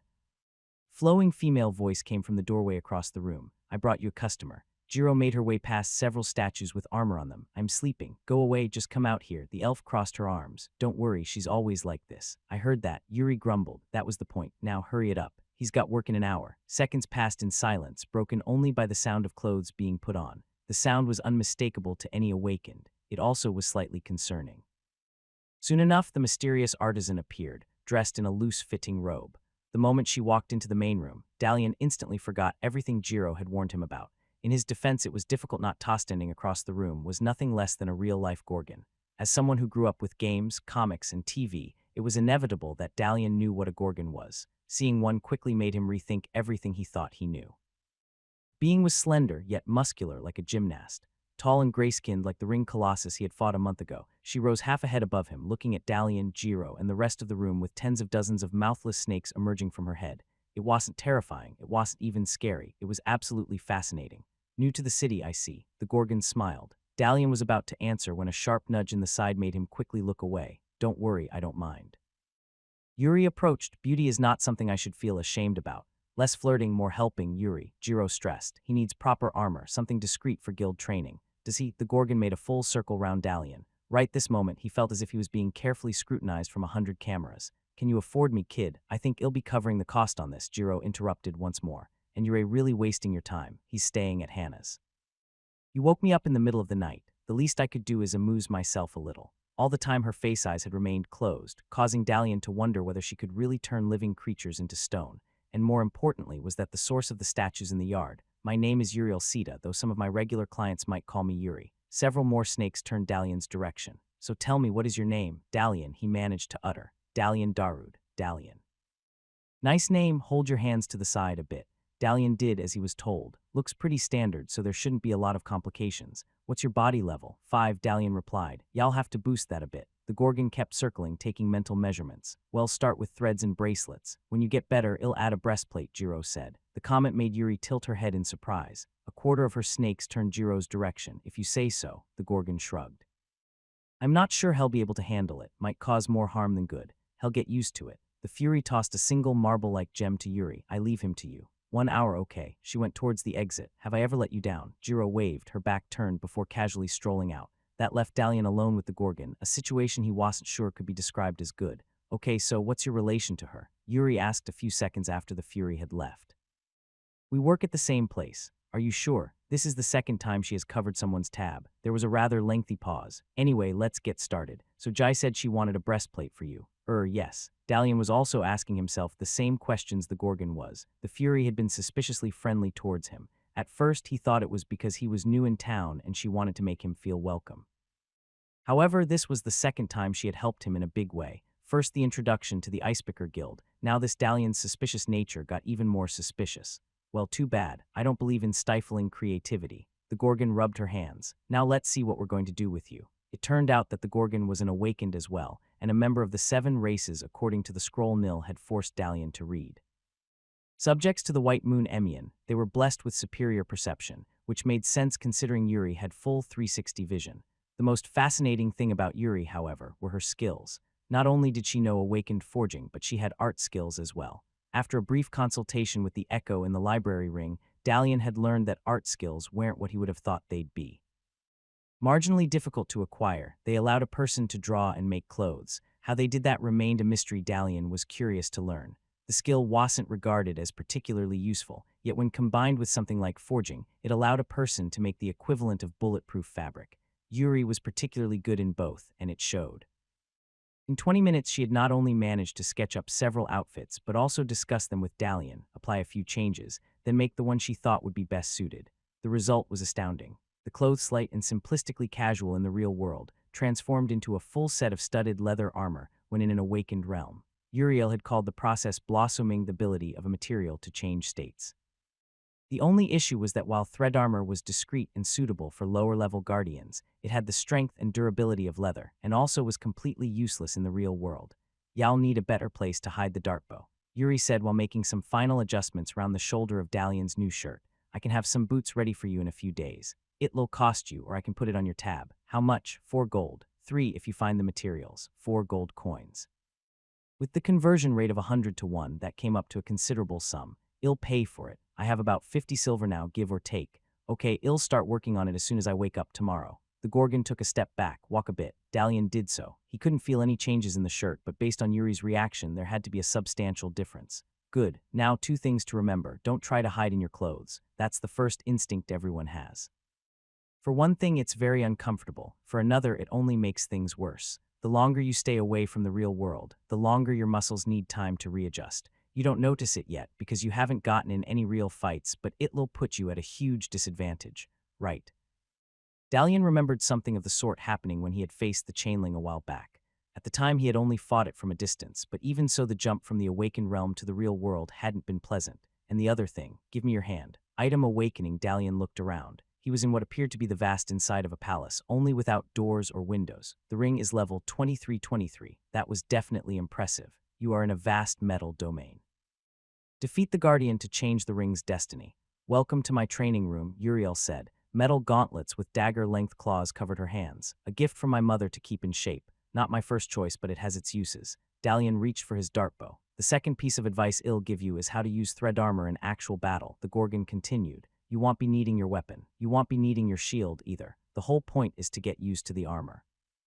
Despite his inner reluctance, Dalian nodded. "In a bit, I'll charge at you with the intent to slash you in two." She moved her fingers, making the blades dance in the air. "You already know guard skills, which will make it easier, but also more difficult. Easier because you probably know how guard markers work. More difficult because y'all have to ignore them." "You mean I have to unlearn what I have learned?" The Gorgon stared at him with a puzzled expression. No, y'all have to sort through the markers." "You've done that before, I trust." "Well, no, but if you explain what I'm supposed." Before Dalian could finish his sentence, Yuri dashed forward. In the blink of the eye, she was a step away from him, hands extended forward, ready to slice him to ribbons. Green markers appeared everywhere. Dalian could see the exact lines at which she was going to slice, just as how to block her. "You're good," he thought as he raised his buckler, "but I won't let you hit me." The claws or Yuri's right gauntlet scraped the buckler's surface. Fractions of a second later, the claws of her left sliced through his leather armor, just deep enough to leave a mark without doing any harm to him. Considering his options, Dalian leapt back. The Gorgon didn't follow. "That's what happens when you rely on your shield," she said. "Remember that you have several defense items now. Your armor will cushion a few blows, but if you really want to make use of it, think of it as its own entity." Yuri removed the gauntlets from her hands. The pieces of armor immediately disappeared. "Try shooting at me." "Are you sure? Go ahead." The snakes on her head moved in amusement. "You won't hurt me, I promise." Dalian had already seen enough strong warriors to know she was telling the truth. Slowly, he drew his dartbow and fired a bolt straight at her. Time froze as he focused. The bolt split the air, flying to her chest. Before it could hit, though, Yuri twisted to the side at just the right moment to avoid a direct hit. The bolt slid along the loose robe she was wearing, flying on without dealing any damage. "That's how you use thread armor in an awakened realm." Yuri stepped forward. "The real strength is in their ability to deflect attacks. Don't you need acrobatic skills to do that?" It was definitely impressive, but what good a move if Dalian didn't have the skills to perform it? Acrobatics are useful, but the item lets you do it without them. It's a guard item after all. As long as you have it, guard markers relating to it will appear each time someone attacks you. Think of it as layers of markers one beneath the other. Right now, you see the obvious, but with enough training and perception, you'll be able to spot the nuances and pick the one that's most suitable. The awakening realm disappeared, returning Dalian into the Gorgon's workshop. Any other questions? Dalian had a million questions. There were so many things he wanted to ask, not only about the armor, but about her skills, her home, her race. How could he not? He was standing in front of a race he didn't expect he'd ever see, even in a world like this. If there were elves and gorgons, what other races could there be? No, no questions, he said despite himself. I need to get back to work. Thanks for the hints, Uriel, and for the armor. Yuri. The eyes of the snakes on her head winked in unison. You can call me that from now on. If you need to, do that in your own room. Sorry, Dalian yawned. The night had been intense, and once again Dalian had exerted himself more than he should have. Thankfully, there had been no mysterious finger bleeding, although 3 customers had requested items to be improved, and Dalian had obliged. Hannah had initially been against it, but given the amount of money offered, she had become more flexible up to a point. The 4th person who dared hint about an improvement quickly got a deathly glance thrown his way before he could verbalize his request. At least keep the books clean. The Echo pulled a tome from the table. There are better things that you could use for pillows. Like, for example, pillows. I said I am sorry. Dalian grumbled. The Echo's talking felt like the buzzing of a bee in his skull. It's not like you're much help in getting me to figure out things. HMPH. Nil raised his chin. Learning Gorgon techniques at your level is, to put it mildly, impossible. If you had read the sources I had given you, you'd know that their race was blessed by the moon of perception. Your perception level would have to be a 10 at least for you to be able to discern between markers. As much as Dalian hated to admit it, that was the truth. After hours of trying in the Awakened realm, he had finally found it more efficient just to mimic what he had seen the Gorgon do. Ultimately, as long as he twisted his body at the right time and to the right extent, he'd be able to avoid most attacks. Of course, he didn't need to use guard skills at all for that. On the bright side, at least he was slowly getting the hang of his music skills. After last night, he had managed to use them successfully against 2 guardians, increasing the skill level to 4. The last Guardiana pocket knife had proven too fast, so Dalian had been forced to rely on standard melee attacks. He had also earned the achievement Enduring, increasing his body by 2. That definitely had helped reduce his fatigue, though not enough, it seemed. Seriously, will it kill you to help me from time to time? Dalian glared at the Echo, then stretched. Or let me at least browse through the books. What good is a library if I'm only allowed to read 5 books? What good is a book if you don't read the 5 you've already got? The Echo countered. Learning is a 2-way street. You must be willing to learn as well, and so far you aren't. You still haven't finished the first scroll I've given you, not to mention you've only skimmed through the Harpsichord manuals. There was no denying that. The scroll was the reason Dalian had dozed off several times in the first place. It was also true that Dalian had just skimmed through the tomes, stopping a quarter in the first chapter. As interesting as weapon history was, he wanted to find illustrated instructions on poses and attacks. Alas, when he found one, it turned out that making sense of it was as easy to understand as a set of IKEA instructions. Up till now, Dalian had only mastered the basic 3 stances and some of the follow-up attacks. The weapon had potential. Even as a sword, it was better than his short sword. Its main drawback was that it remained a 2-handed weapon. There was no way Dalian could use it together with his dart bow. Maybe buying a set of daggers to start with wasn't a bad choice, after all. You might want to get dressed early today, Nil said. The guild selection will take place in a bit. Guild selection. Dalian's drowsiness evaporated. What guild selection? The Echo sighed. Weren't you told that you'd be called to have your mentor determined? Estazal should have explained that to you. He told me that the selection will be in a week at least. Crap, being made part of a group was a good thing, but it was happening too fast. Dalian was hoping to have maxed out his music skill by then and gotten the rest of his armor from Yuri, and that didn't even take into account all the reading he'd left for later. If Adzorg, the real Adzorg, found out how much Dalian had been slacking, things might get bad. Are you sure? Dalian asked against hope. Given that you're a full awakened, you should remember at least something about echoes, Nil said in a snobbish tone. I know the thoughts of my original, and his current thoughts are how to prepare the guild for your selection. Personally, I would advise, not that you have listened to me at all, that you get in top shape, then go to the guild before you're called for. Remember, you can only make one first good impression. Without wasting a moment, Dalian left the library ring and jumped out of bed. His body stumbled slightly, readjusting to the new reality. Good thing I got some proper clothes at least, Dalian thought as he put them on. Returning to the guild in his old clothes would definitely have raised questions. Splashing some water on his face, the boy then rushed out of the room. I'm going to the guild. He dashed past Hannah, who was, as usual, at the bar counter. No idea when he'll be back. If the innkeeper said anything in response, Dalian didn't hear it because he was already outside and 10 feet from the building. His body level increase allowed him to run a lot faster than before. Hopefully, it would also make him sweat less. Being a sweaty mess on the first day wasn't a good impression either. Getting to the guild turned out to be slightly more complicated than Dalian expected. He had always thought of going there once before the selection, but never gotten to it. As a result, he didn't know the best route. Thankfully, his ring Echo had helped with that. On several intersections, Dalian had entered it and requested directions from Nil. To his surprise, the Echo had appreciated the initiative and even complimented his fast thinking. There was hope after all. Finally, Dalian stopped in front of the Icepicker Guild to catch his breath.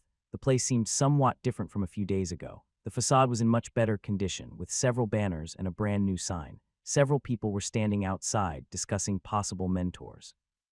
So the ring was right after all. That was quite useful, not to mention scary. Using echoes as spies was probably a huge thing. They were untraceable, knew everything their owner knew, and didn't seem to have any distance limitations.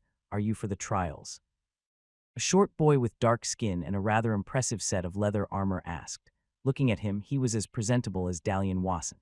Combed to perfection, with meticulously proper clothes improved to silk and several weapons, he was everything a proper awakened candidate should be. Looking at him made Dalian think of Gloria. She too had been meticulous about her clothes. No, Dalian mustered a smile, just for the selection. Yeah, the selection trials, the boy nodded.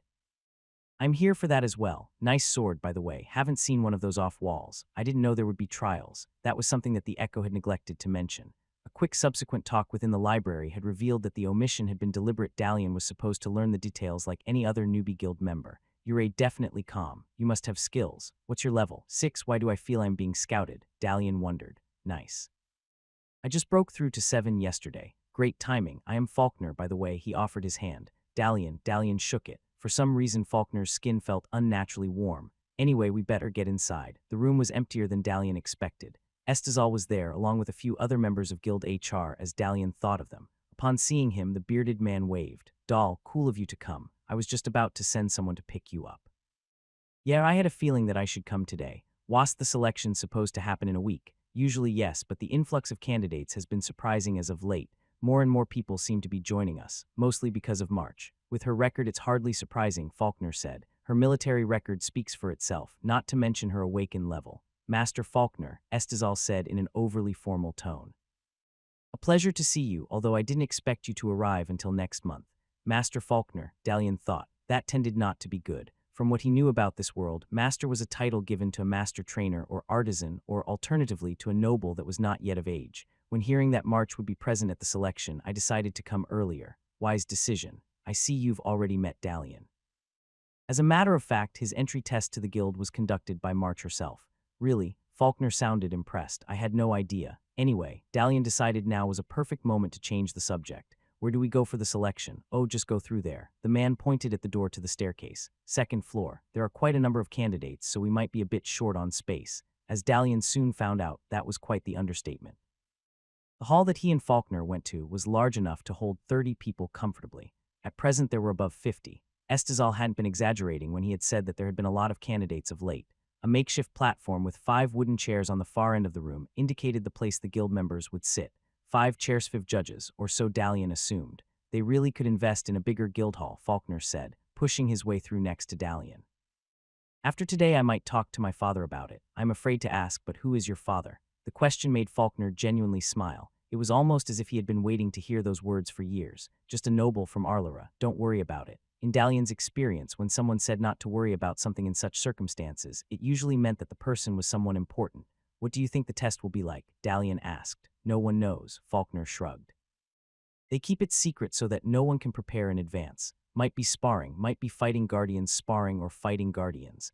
Labyrinth mending would have been nice, given the amount of training Dalian had received in the last few days. Then again, standard combat wasn't a bad option either. More and more candidates arrived, filling the room to the brim. Shortly after, the actual guild members appeared. As Dalian expected, there were 5 of them.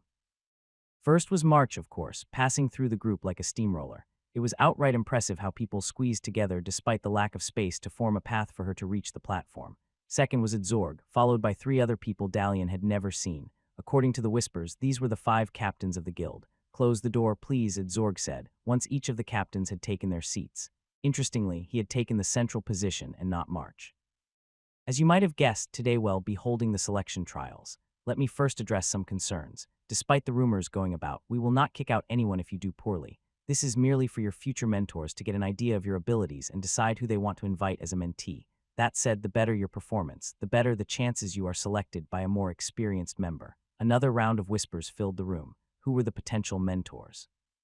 How was the selection going to take place? Letting speculations continue for a while, Adzorg cleared his throat. Silence quickly was restored. This month the selection process will be a group activity. Preliminary parties have already been selected. You can find details by awakening the eagle statues in the corridor. The echoes will tell you the location of your actual trial. Neat, Dalian thought. Awakened powers were better than the internet.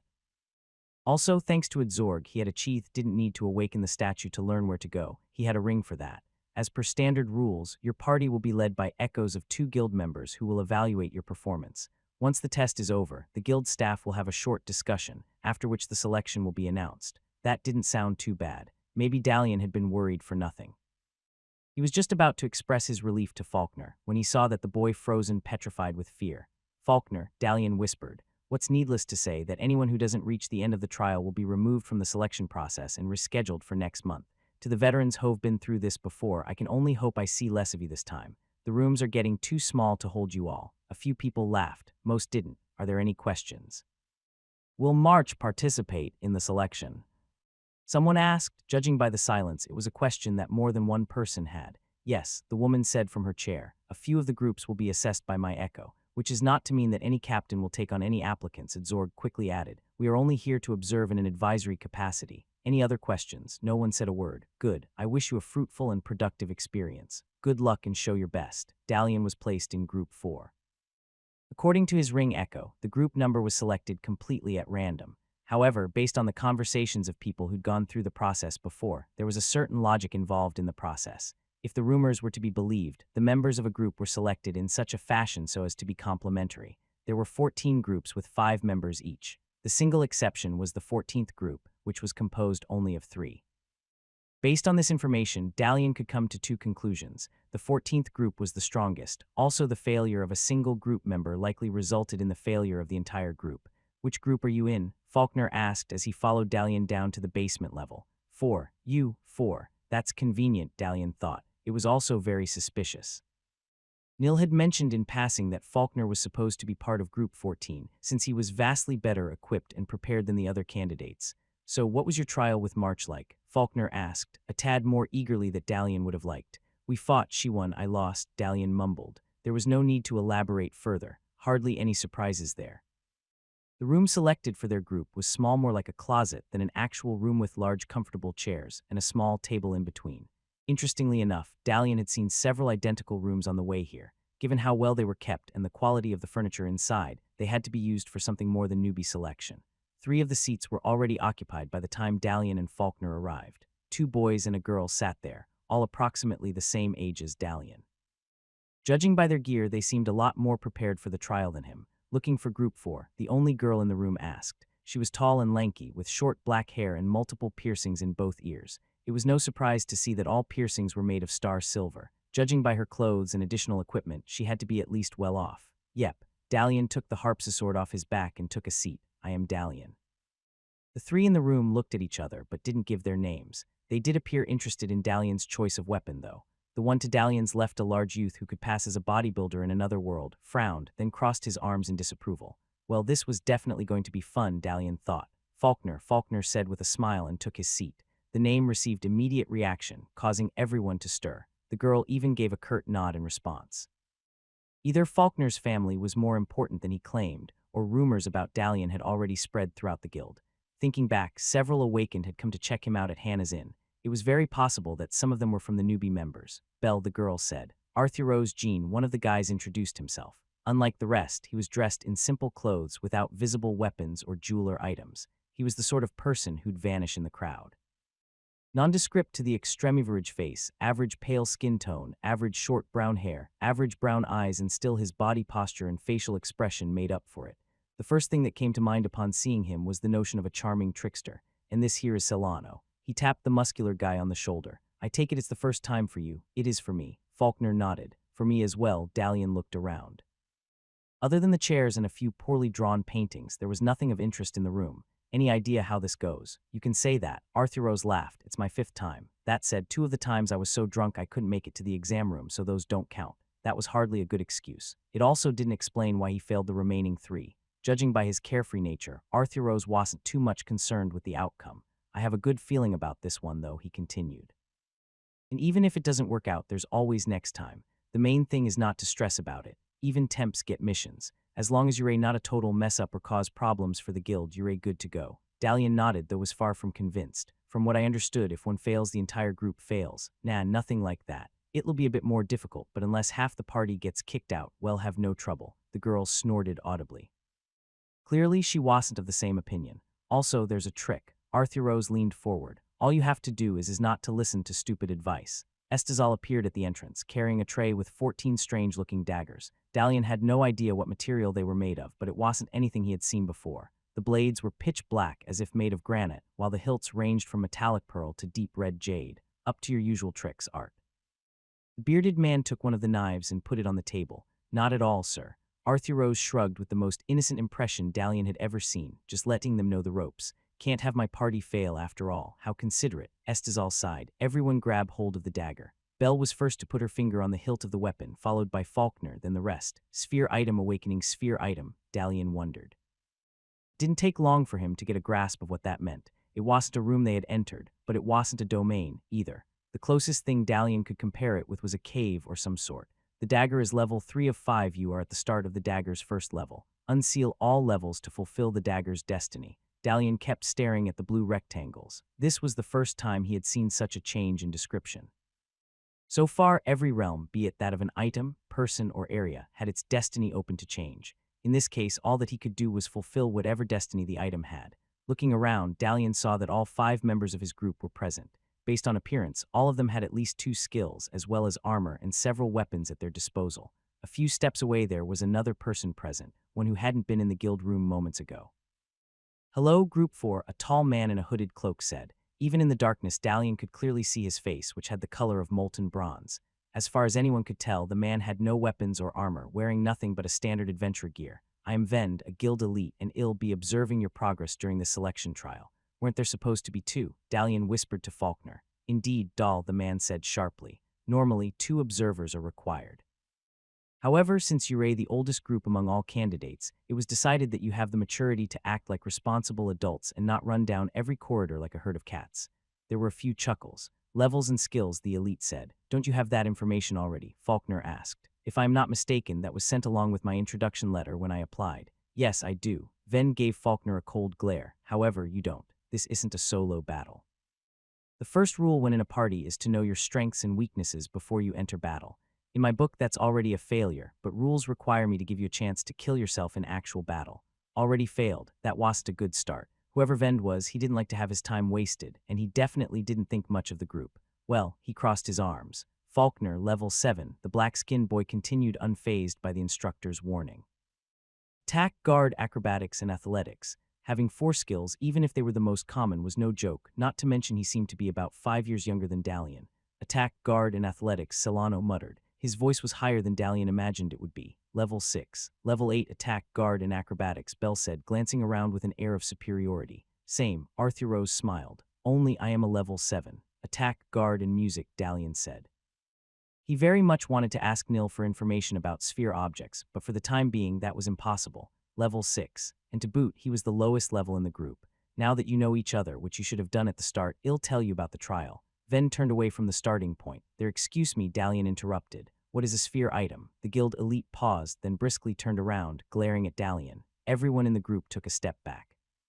So much for group solidarity, Dalian thought. Anyone care to explain? Vend asked. The silence only made Dalian feel worse. Sphere items are special. No one forges them anymore. We don't know where they come from or who made them. We only know that they come from an age before the Empire. Most of them are found in the wilderness. Some are bought by nobles. Some are given to the Order of the Seven. The rest circulate between shops and merchants.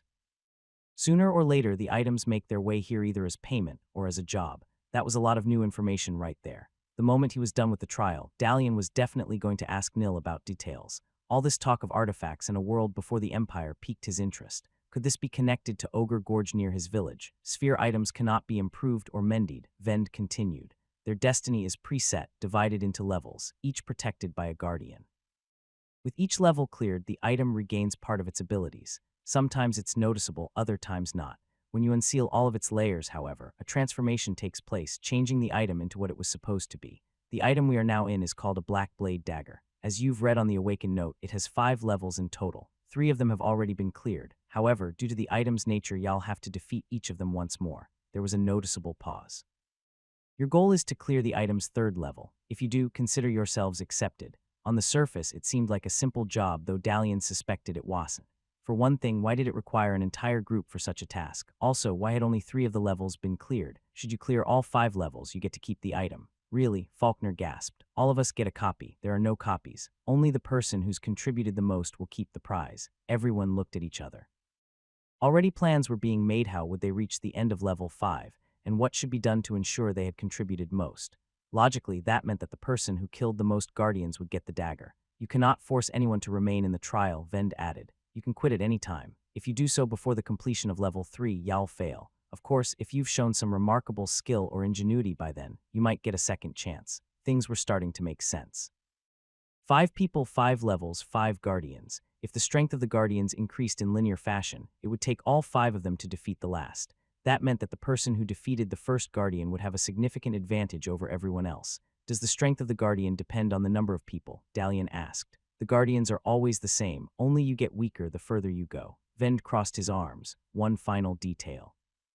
If this echo is killed before you clear level 3, the entire group will automatically fail. The first level of the Dagger's realm had the appearance of a cave. With one major differential, the passages were brightly lit up by an invisible source of light. While the effect was beneficial, it also felt unnaturally strange. Nothing in the cave had any shadows, including the members of the group. It took Dalian several steps to get partially used to the notion. Not seeing a dark spot beneath his feet upon lifting them from the ground was just too creepy. Does anyone have a high perception? He asked. The other members of the group looked at him with blank expressions. Seriously, Dalian grumbled in his mind. Although this was a fantasy world, he'd have hoped that they would know basic tactics. It's better if the one with the greatest perception is in front, like a scout, Dalian explained. Meanwhile, the ones with greatest body and guard stats should act like T. He stopped himself. There was no way anyone would understand the meaning of the word tank. Bodyguards of the group, Dalian quickly corrected himself. The silence indicated that while not objecting, no one thought the idea particularly good either. My perception is 6, Dalian offered. The moment he put his hat in the ring, the group's attitude changed. There was no longer the fear that he was taking advantage of them. Now it was only a matter of simple comparison, and where there were comparisons, there was pride. I am at 8, Bell said. 6 here, Arthuros shrugged. Solano didn't bother saying, suggesting that his perception was the lowest of all. I am at 10, Faulkner said, as Dalian suspected he would. Anyone who had improved his clothes to such a level had to have a high level of perception. Guess that makes me the scout, sort of, just walk in front. I'll be a few steps behind in case something attacks. Dalian tapped on his buckler. The attackers should be a few steps behind me so they can jump into action when needed. After some readjustments, the party moved forward. Given the nature of the cave, Dalian wasn't worried about attacks from the rear, and provided there were no such things as grenades in this world, he wasn't overly concerned with ambushes either. If they faced an enemy with area attacks, though, some changes might be needed. As they walked, Dalian kept an eye on Vend. The Echo had chosen to follow the group a few steps away.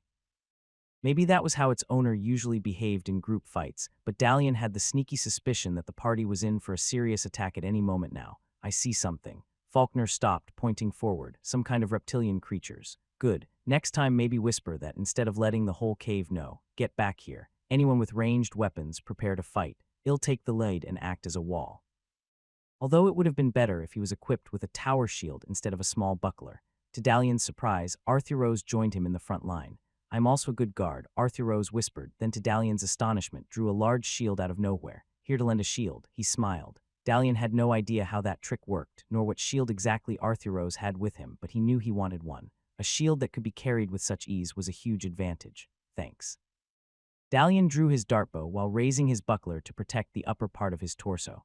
We go slowly. The effort proved quickly wasted. Before they could even take a step forward, the cave echoed with the sound of running. Dozens of claws hitting rock resonated throughout the tunnel, approaching closer and closer. Species, amphibian class, earth statistics, 100% HP skills, venom claws weak spots, tail white rectangles hovered above each of the creatures. There were dozens of them, filling the tunnel like a wave of water. Dalian aimed and squeezed the trigger. As the bolt struck its target, the health in the status rectangle quickly turned to 0 before disappearing altogether. That was good, at least the creatures weren't difficult to kill, although there were so many of them. Dalian shot again, this time accompanied by 2 others. 3 creatures of the approaching wave popped out of existence, like balloons at a children's party. Sadly, there were many more, roughly 20 by Dalian's estimates. Green markers appeared on the ground, though this time there was something different. Dalian could see Arthuros as well, colored in a deeper shade of green. This must be what it's like fighting in a party, Dalian thought as he let out another bolt. Arthuros, on the other hand, drew a saber from the air. It remained a mystery how he did that, but the question would have to remain for later. Stand back. Solano leapt over them, holding a two-handed sword. A red arc appeared all over the first wave of creatures. Moments later, Solano did his strike. The tip of the sword passed through 4 creatures, reducing their health totals to 40%. The muscular teammate didn't stop, following up with a second slash. Show off, Arthuros whispered with a grin. I can see their attacks, Dalian thought, which means they can see mine. How many left? Dalian shouted. 27, Faulkner said, an impressive number. Even if weak, the creatures were going to overrun them soon. Why wasn't the rest of the group helping, though? Instants later, target markers emerged on multiple amphibians, followed by a rain of daggers. Keep it up, Dalian kept shooting. The creatures faltered. Having half of them killed off, as well as a sword-wielding maniac spinning in their midst, quickly forced them to change tactics. Instead of continuing with the charge, all remaining enemies leapt at one spot, merging into a giant copy of themselves that filled the entire tunnel.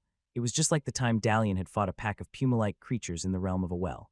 From what he remembered, the new beast would have the combined health of all the ones that composed it. Also, it would be considerably more intelligent. All back, Dalian shouted. That thing is, before he could finish, Faulkner leaped above him, heading to the new foe. Spinning through the air with the skill of an Olympic gymnast, he landed on Solano's shoulders, then propelled himself forward. A new set of markers had become visible in the airwhite markers connecting each other through a series of white wavy lines. Acrobatics, Dalian thought, so that is what it looked like. In a way similar to guard makers, but also different, they let Faulkner know how to twist through the air to reach where he wanted, and what surfaces to leap off from. The boy made a somersault above the monster. As he turned, a series of attack markers appeared on the amphibian's head. Faulkner drew 2 dartbows far fancier than Dalian's own and fired 3 sets of 2 bolts from each. Before the monster could let out a roar of pain, Faulkner let go of the weapons and drew his sword. Taking advantage of his momentum, he slashed in a downward arc. A swishing sound followed, after which the gigantic monster was suddenly gone. What the heck? Dalian couldn't believe it. Combined effort was necessary to reduce the creatures in half, and Faulkner had just killed all the remaining ones off in a single attack. True, he only had one beast to face, but even so the ease with which he had done it was outright impressive. High perception, acrobatics, and ranged weapons, the fighting style reminded very much of Gloria, too much for it to be a coincidence. Someone had to have taught her. Could it be that despite his echo, the village chief had prepared her for that? All markers vanished. Sorry for the delay, Faulkner said with a smug expression. I'm better at one-to-one fights. There was no doubt in anyone's mind he was showing off. At the same time, no one dared say a word about it. Arguing with the son of a noble wasn't the best choice, especially at his level of skill. He wasn't the only one Dalian was impressed with. Excluding their abysmal tactics, every member displayed skills far superior to his own. Solano was fast and confident enough to charge a horde. Arthuros could draw items from thin air, and Bell was a master in throwing knives. However, what was Dalian good at? What were those? Dalian turned to Ven's echo. Cracks. Neither cracks nor echoes, Ven replied. The Academy calls them blockers. Their only purpose is to keep us from clearing the level. Like the Guardians, they reappear each time you enter a sphere items realm. Just like in video games, Dalian thought. Can we get anything from them? Arthuros asked. No, they are nothing but a nuisance. Better get used to them, there's a lot more until you reach the level Guardian. Do we get an achievement if we kill them all? Ven sighed. Your only choice is to kill them all. Why do you think their name's blockers? Their only purpose is to block people going forward. If you've reached the Guardian, it means there's none of them left to block you. Figures. Arthuros shrugged. We go on like before. Faulkner had already gone a few steps forward. I don't see anything in the next 500 feet. Think we should run till the end, doll. Slow and steady wins the race. Dalian returned his dartbow to his holster. There's no telling what we might find. Good job, by the way, Belle said as she passed by. The group thing was a good idea. This was officially Dalian's first compliment. Not the best one possible, but at least he was no longer considered an outsider. Maybe that would earn him a few contribution points going on. If they managed to reach the 5th level, this was the very first encounter, and already it was much more difficult than what Dalian had faced in the realm of the well. Going forward, the group picked up the pace slightly, although everyone had their guard up. Discussions were scarce, mostly comments on skills and weapons, first signs of opening up. The next common battle followed minutes later. The creatures attacking were the same, and just as before, Dalian found himself issuing orders. Directing 4 people should have been the simplest thing possible, yet for some reason no one here seemed to grasp it.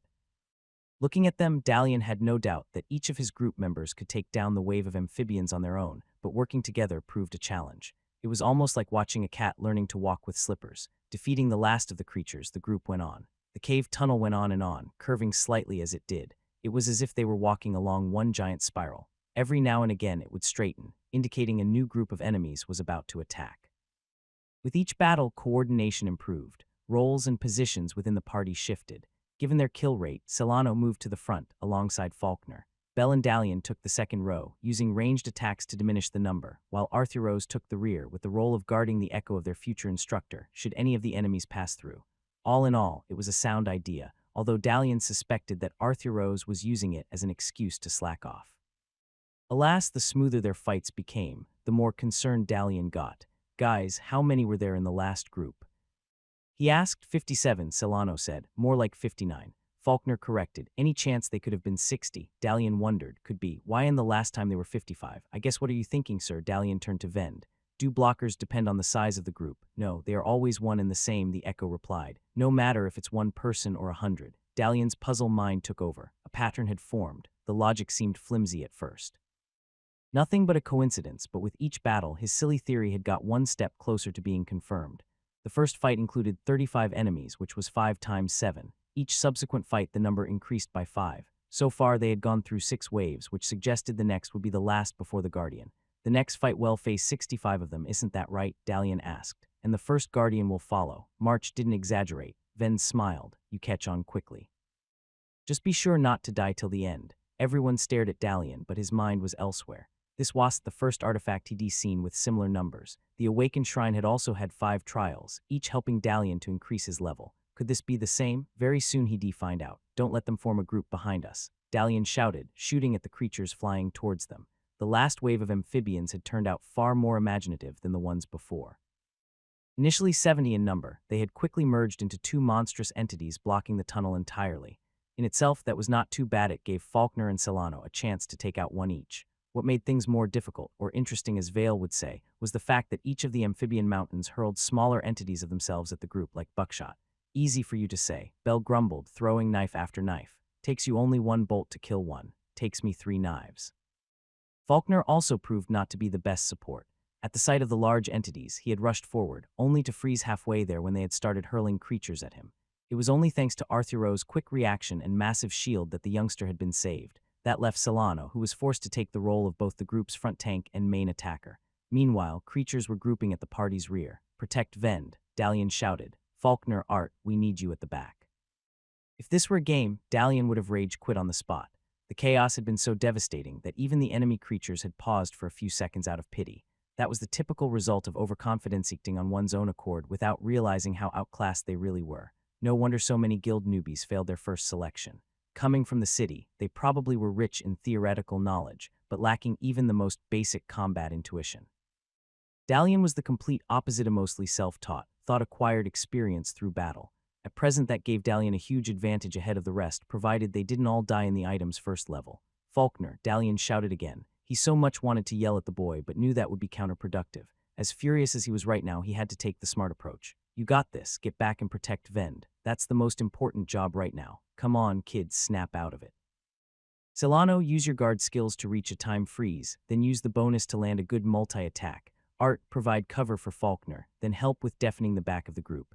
Bell, switch to melee combat. As long as they don't hit anyone, don't bother with the flyers. Worst tactical advice ever, Dalian wanted to scream. Truth was he himself wasn't particularly good at that. Sadly, he was so much better than anyone else present that he was forced to rely on his half-baked ideas if there was even a chance of survival. His only hope was that each of the members was so good individually that as long as they got out of their shock freeze, they would take care of everything as they had done with all the waves before. Any idea how many we've killed? Dalian asked. 7, maybe 10, Bell shouted back. Dalian gritted his teeth. These were not the numbers he was hoping for. That meant that in a best-case scenario, there were over 50 enemies left. Faulkner, Dalian shot another flying enemy. Thankfully, this time the boy reacted. Raising up from the ground, he dashed towards the back of the group, dartbow in hand. Getting some free space, Solano started slowly retreating, still slashing what he could. Good, Dalian thought, this is good. All that was needed now was there a grouping behind us. Bell shouted. It's another big one. What must I do? Crap. Focus on the one behind. That'll give us some time. If at this point the 2 monsters in front charged forward, there was nothing to stop them. Vend and the entire party would be squished like a waffle between 2 anvils. Art, come here and cover me for a bit. If there was a time for a gamble, it was now. You sure about this? The other asked. Just come here if you say so. Arthuros did a backwards dash, stopping in front of Dalian. What's the plan? Make sure nothing hits me. Dalian threw his dartbow on the ground and took his harpsichord. He would so much have liked another few days to polish his skills, but this would have to do. Taking a deep breath, Dalian looked at the enemies. Blue markers appeared all over the large blue creatures in the distance. It wasn't one creature Dalian was looking at, but a whole cluster of them surrounded by one giant wrapper of flesh. Blue smudges moved about like grapes. 3 hues were dominant, which suggested 3 strings. Holding his breath, Dalian played the strings in question. Blue markers emerged along with the sounds, starting their inevitable journey to the tip of the sword. Dalian felt sweat form on his forehead as he concentrated. One fast, 2 slow, he thought. The instant the fast marker reached the tip, he played the string again. If there was a point of failure, it was going to be now. Fortunately for him, the string didn't stop vibrating. A new marker emerged in the place of the old. Thank goodness. Dalian smiled, then played the remaining 2 vibrating strings with his left thumb and index finger. The 2 giant monsters froze in place. Struck by fear, they remained motionless, no longer throwing creatures through the tunnel. A new set of lighter hues appeared: confusion, sadness, calm. If he had enough skill, Dalian could potentially force them to surrender, or at least break down into smaller amphibians. Right now, he didn't dare experiment, following with the same melody he played before. A sharp tone filled the air, followed by 2 more. There was a moment of confusion among the party. Dalian's team members had no idea what was going on, and he was too focused on what he was doing to tell them.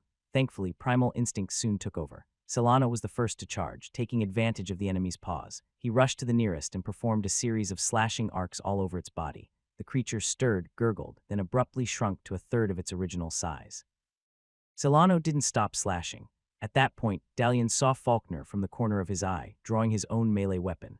That could only mean that the enemies behind the group had also been affected by the music, giving the boy an opportunity to strike as well. Must keep going, Dalian said to himself, successfully playing the sequence a 3rd time. Every few seconds he could gain for his team went a long way to clearing the level. When the markers began to move for the 4th time, though, Dalian lost his concentration. His fingers pulled the strings way too early, breaking the trance of the enemies. The music suddenly ended. Damn it, Dalian said. His temples were pulsing as if his head was about to explode.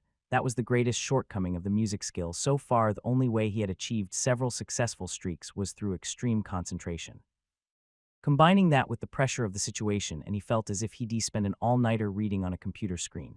Good one, doll. Arthur Rose tapped him on the shoulder. Chill for a bit. I got you from here. Thanks. Dalian closed his eyes. In his current state, he could only rely on the others. Fear and the memory of the chaos that had ensued minutes ago quickly made him open them back up again. Vend was still alive, which was always a plus, as were the rest of the party. The enemies, however, were on the verge of being eradicated. With the creatures behind the group killed, Faulkner and Bell had joined Solano in fighting off what remained of the force in front. The 2 mountain snow reduced to 5 small amphibians, which were then killed off by knives and swords. We got them, Faulkner shouted, exuberant at their success. We got them. He rushed to Dalian. Yeah, I heard you. Dalian smiled. It felt nice being a team leader. Is everyone okay? Everyone looked at each other. I think I'm down 5%, Arthur Rose said in a manner that suggested that he likely was more. Took some hits when I was guarding you guys. I'm good, Solano said in a deep voice. Before the rest could join in with a comment or two, clapping echoed throughout the tunnel. Well done. The echo of Vend approached. You've passed the first hurdle. I'd like to say you did well, but let's just say that you did well enough. From here on the real challenge begins. The comment made Dalian feel dizzy. That meant that the first Guardian would be stronger than what they had faced now. The only ray of hope was that the Guardian was one creature, so maybe there would be less panicky chaos and more slashing and shooting. Can you tell us how many groups have reached this far? Dalian asked. No, but I can tell you that 3 groups have failed so far. Vend leaned against the wall. 3 groups, not as much as Dalian had feared. Strictly speaking, he was unsure whether to be happy about it or not. Knowing that only 3 had failed meant that the trial couldn't be that difficult. Then again, if Dalian's party was to fail, it would mean that his group was incredibly weak in comparison to most others. Wow, talk about tough. Arthur Rose shook his head. The guilds really pulled all the stops on this test. What do you mean? Dalian asked. Trials are given in order. When Estizal came to us, he'd already passed through the 3 groups before. That meant that all groups so far had failed. Are you sure? Maybe they followed a different order this time. Nope, it's always like this. The only reason our Echo knows is because its owner knows in the real world, and that's only possible because Estizal likely told him before starting the test for our group. After we're done, he'll move on to the next. That was right. Dalian had already spent a month as an awakened, and yet he still had trouble thinking like one. Regardless of the length of each group's trial, win or lose, in the real world only a moment would have passed. At this very instant, Estizal was probably standing in the room, his tray at the ready. When everyone removed their fingers from the test dagger, he'd pick it up and move to the next test room. One had to admit awakened tests were very efficient in terms of time, even if it took a while to wrap one's mind around it. Wait, how can he tell whether they had failed or not? Dalian asked. Maybe all of them have succeeded, the dagger Ven said. With each completed level the dagger reacts, complete all and the entire item changes. Even a world-bound would know that. Ah, right. Thank you for the explanation, sir. Dalian looked at the instructor, then at the rest of the group. Except for Arthuros, the rest were ready to continue on. Maybe we should rest a bit, Dalian suggested. Next up is the Guardian. We've no idea what to expect, so maybe we should take a few minutes and come up with a strategy. Deathly silence filled the cave. I am surrounded by newbies. Dalian wanted to scream. Also, I could really use some rest, he added. Now that he had unequivocally shown that he was the weakest of the bunch, the rest gladly sat on the ground near him. This couldn't be normal, or could it? If guilds had to go through all this each time with all new members, no wonder the captains never chose a newbie to mentor. I don't suppose you can tell us what the Guardian is, sir? Dalian asked with hope. It's something stronger than anything you've fought so far, Vend replied with slight annoyance. So much for that. What do you think it is? Faulkner quickly asked Dalian. I have no idea. I suspect, though, that it will be very fast. All eyes focused on him. Why? Because all enemies so far have been slow. Granted, so far they had only faced one type of enemy. Think about it. Until now, the dagger has tried to drown us with numbers. It tried standard waves, giant monsters, ranged attacks, but none of them were particularly fast. If I were making the trial, it'd definitely put us against something with great speed to take advantage of our lack of coordination. He paused for a few moments. Or something invisible.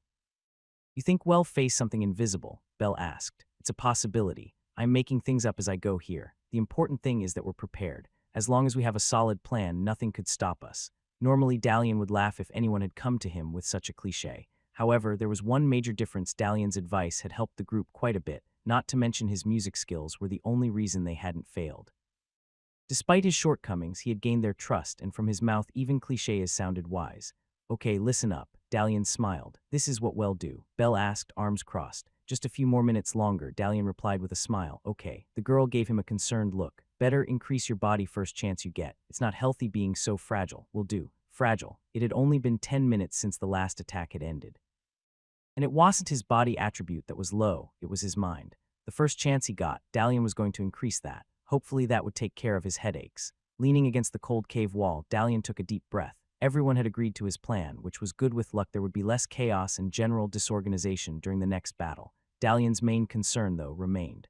Waiting patiently for the pain to decrease to tolerable levels, he glanced at Vend. The would-be instructor had agreed to share a thing or two about the life of a guild, Elita mostly, the equivalent of War Storis, though he had flat out refused any hints that would help in the trials to come. All that he said was that he expected the party to defeat this boss but fail at the next one.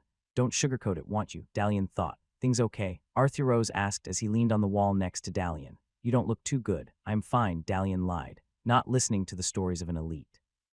I've done this 5 times, remember. The stories get boring after the second time. Yeah, so March picked you, eh? The question came as a surprise. Does the entire guild know? Dalian let out a bitter laugh. By now the entire city knows. There have only been a handful that have caught her attention ever since she came here. It's normal that people would be curious. As far as I know, there's only been one other she has trained personally in the guild. Then again, you can't believe everything you hear. Maybe there were more, but things ended badly for them. The entire city knows. When Hannah had mentioned there were a few awakened at her inn to check him out, he thought she meant a few, as in a dozen at most. Come on, you're pulling my leg. There can't be that many people interested in me. Trust me on this. Arthuro's expression became deathly serious. You've been a topic in discussion in several taverns I frequent, and that's not even among people I know. Dalian turned pale. Back on Earth, he had dreamt about going viral on YouTube. Those dreams had never materialized, resulting in a long-dead channel and 3 subscribers. A simple fight here and he had got more fame than he could imagine. No, not fame, infamy in the very literal sense. People hadn't approached him because he was a level 6 awakened. They did so because they were curious why March had selected him. If it wasn't for her, would people at the guild treated him so nicely? Would anyone? What if the whole reason he was getting so many requests at the inn wasn't because of his skills or performance, but because of that one random admission test with March? Hey, don't feel bad. Arthuros gave him a pat on the shoulder. Lots of people would kill to get the chance you have. Just keep it cool and don't blow it, okay? Yeah, kill to get the chance never sounded good, even when it was just an expression. I've rested. He stood up. Let's go. Not a word was necessary to get the rest of the party to prepare. Being awakened, there was little that went on that they couldn't hear. Anything spoken out loud might as well have been shouted throughout the entire tunnel. Just as Dalian had listened in on some of Ven's stories, the others had overheard the conversation between him and Arthuros. That was a problem for another time. Right now, there was a guardian to deal with. The cave continued for another few hundred feet, ending in a large cavernous chamber. A large bronze gate, the size of a building, was visible in the wall on the other side, right behind an enormous leopard creature snoozing on the ground. Level 1 Guardian Species, Light Thunder Leopard Class, Lightning Statistics, 100% HP. What are the skills and weak spots? Dalian asked Faulkner in a whisper. I can only see up to the stats. I can't see them either, the youngster replied. All I see is species, class, and statistics. Interesting, the white rectangle was different in sphere items as well. Of course, that meant that Dalian's party was at a disadvantage. The only thing they could assume was that the Guardian had the qualities of lightning fast and zappy. Guess you were right about the speed, Bell whispered. Do we charge it? Solano asked. Hold a moment, Dalian thought. Using all his senses, he couldn't detect anything strange about the creature. The breathing was rhythmic, the pulse was slow. It was just like any big cat snoozing away most of its time. The temptation to launch a surprise ranged attack was enormous. If things would get more difficult from here on, why not take any advantage given? I am charging it. The large guy drew his weapon. Wait, Dalian whispered. That's not the right way to go. It's there, it's defenseless. If you're scared, stay here with Art. All the other creatures charged us the moment we were in earshot. Why does the Guardian behave differently? Dalian glanced at the lightning leopard. It hadn't moved an inch. Stay in the tunnel, he whispered to the rest. Art, give me some defense. Everyone else be ready if it charges. You really think it's a trap? Solano arched a brow. 3 groups have failed so far. If the Guardians were so easy, at least one of them would have made it to the end of level 3.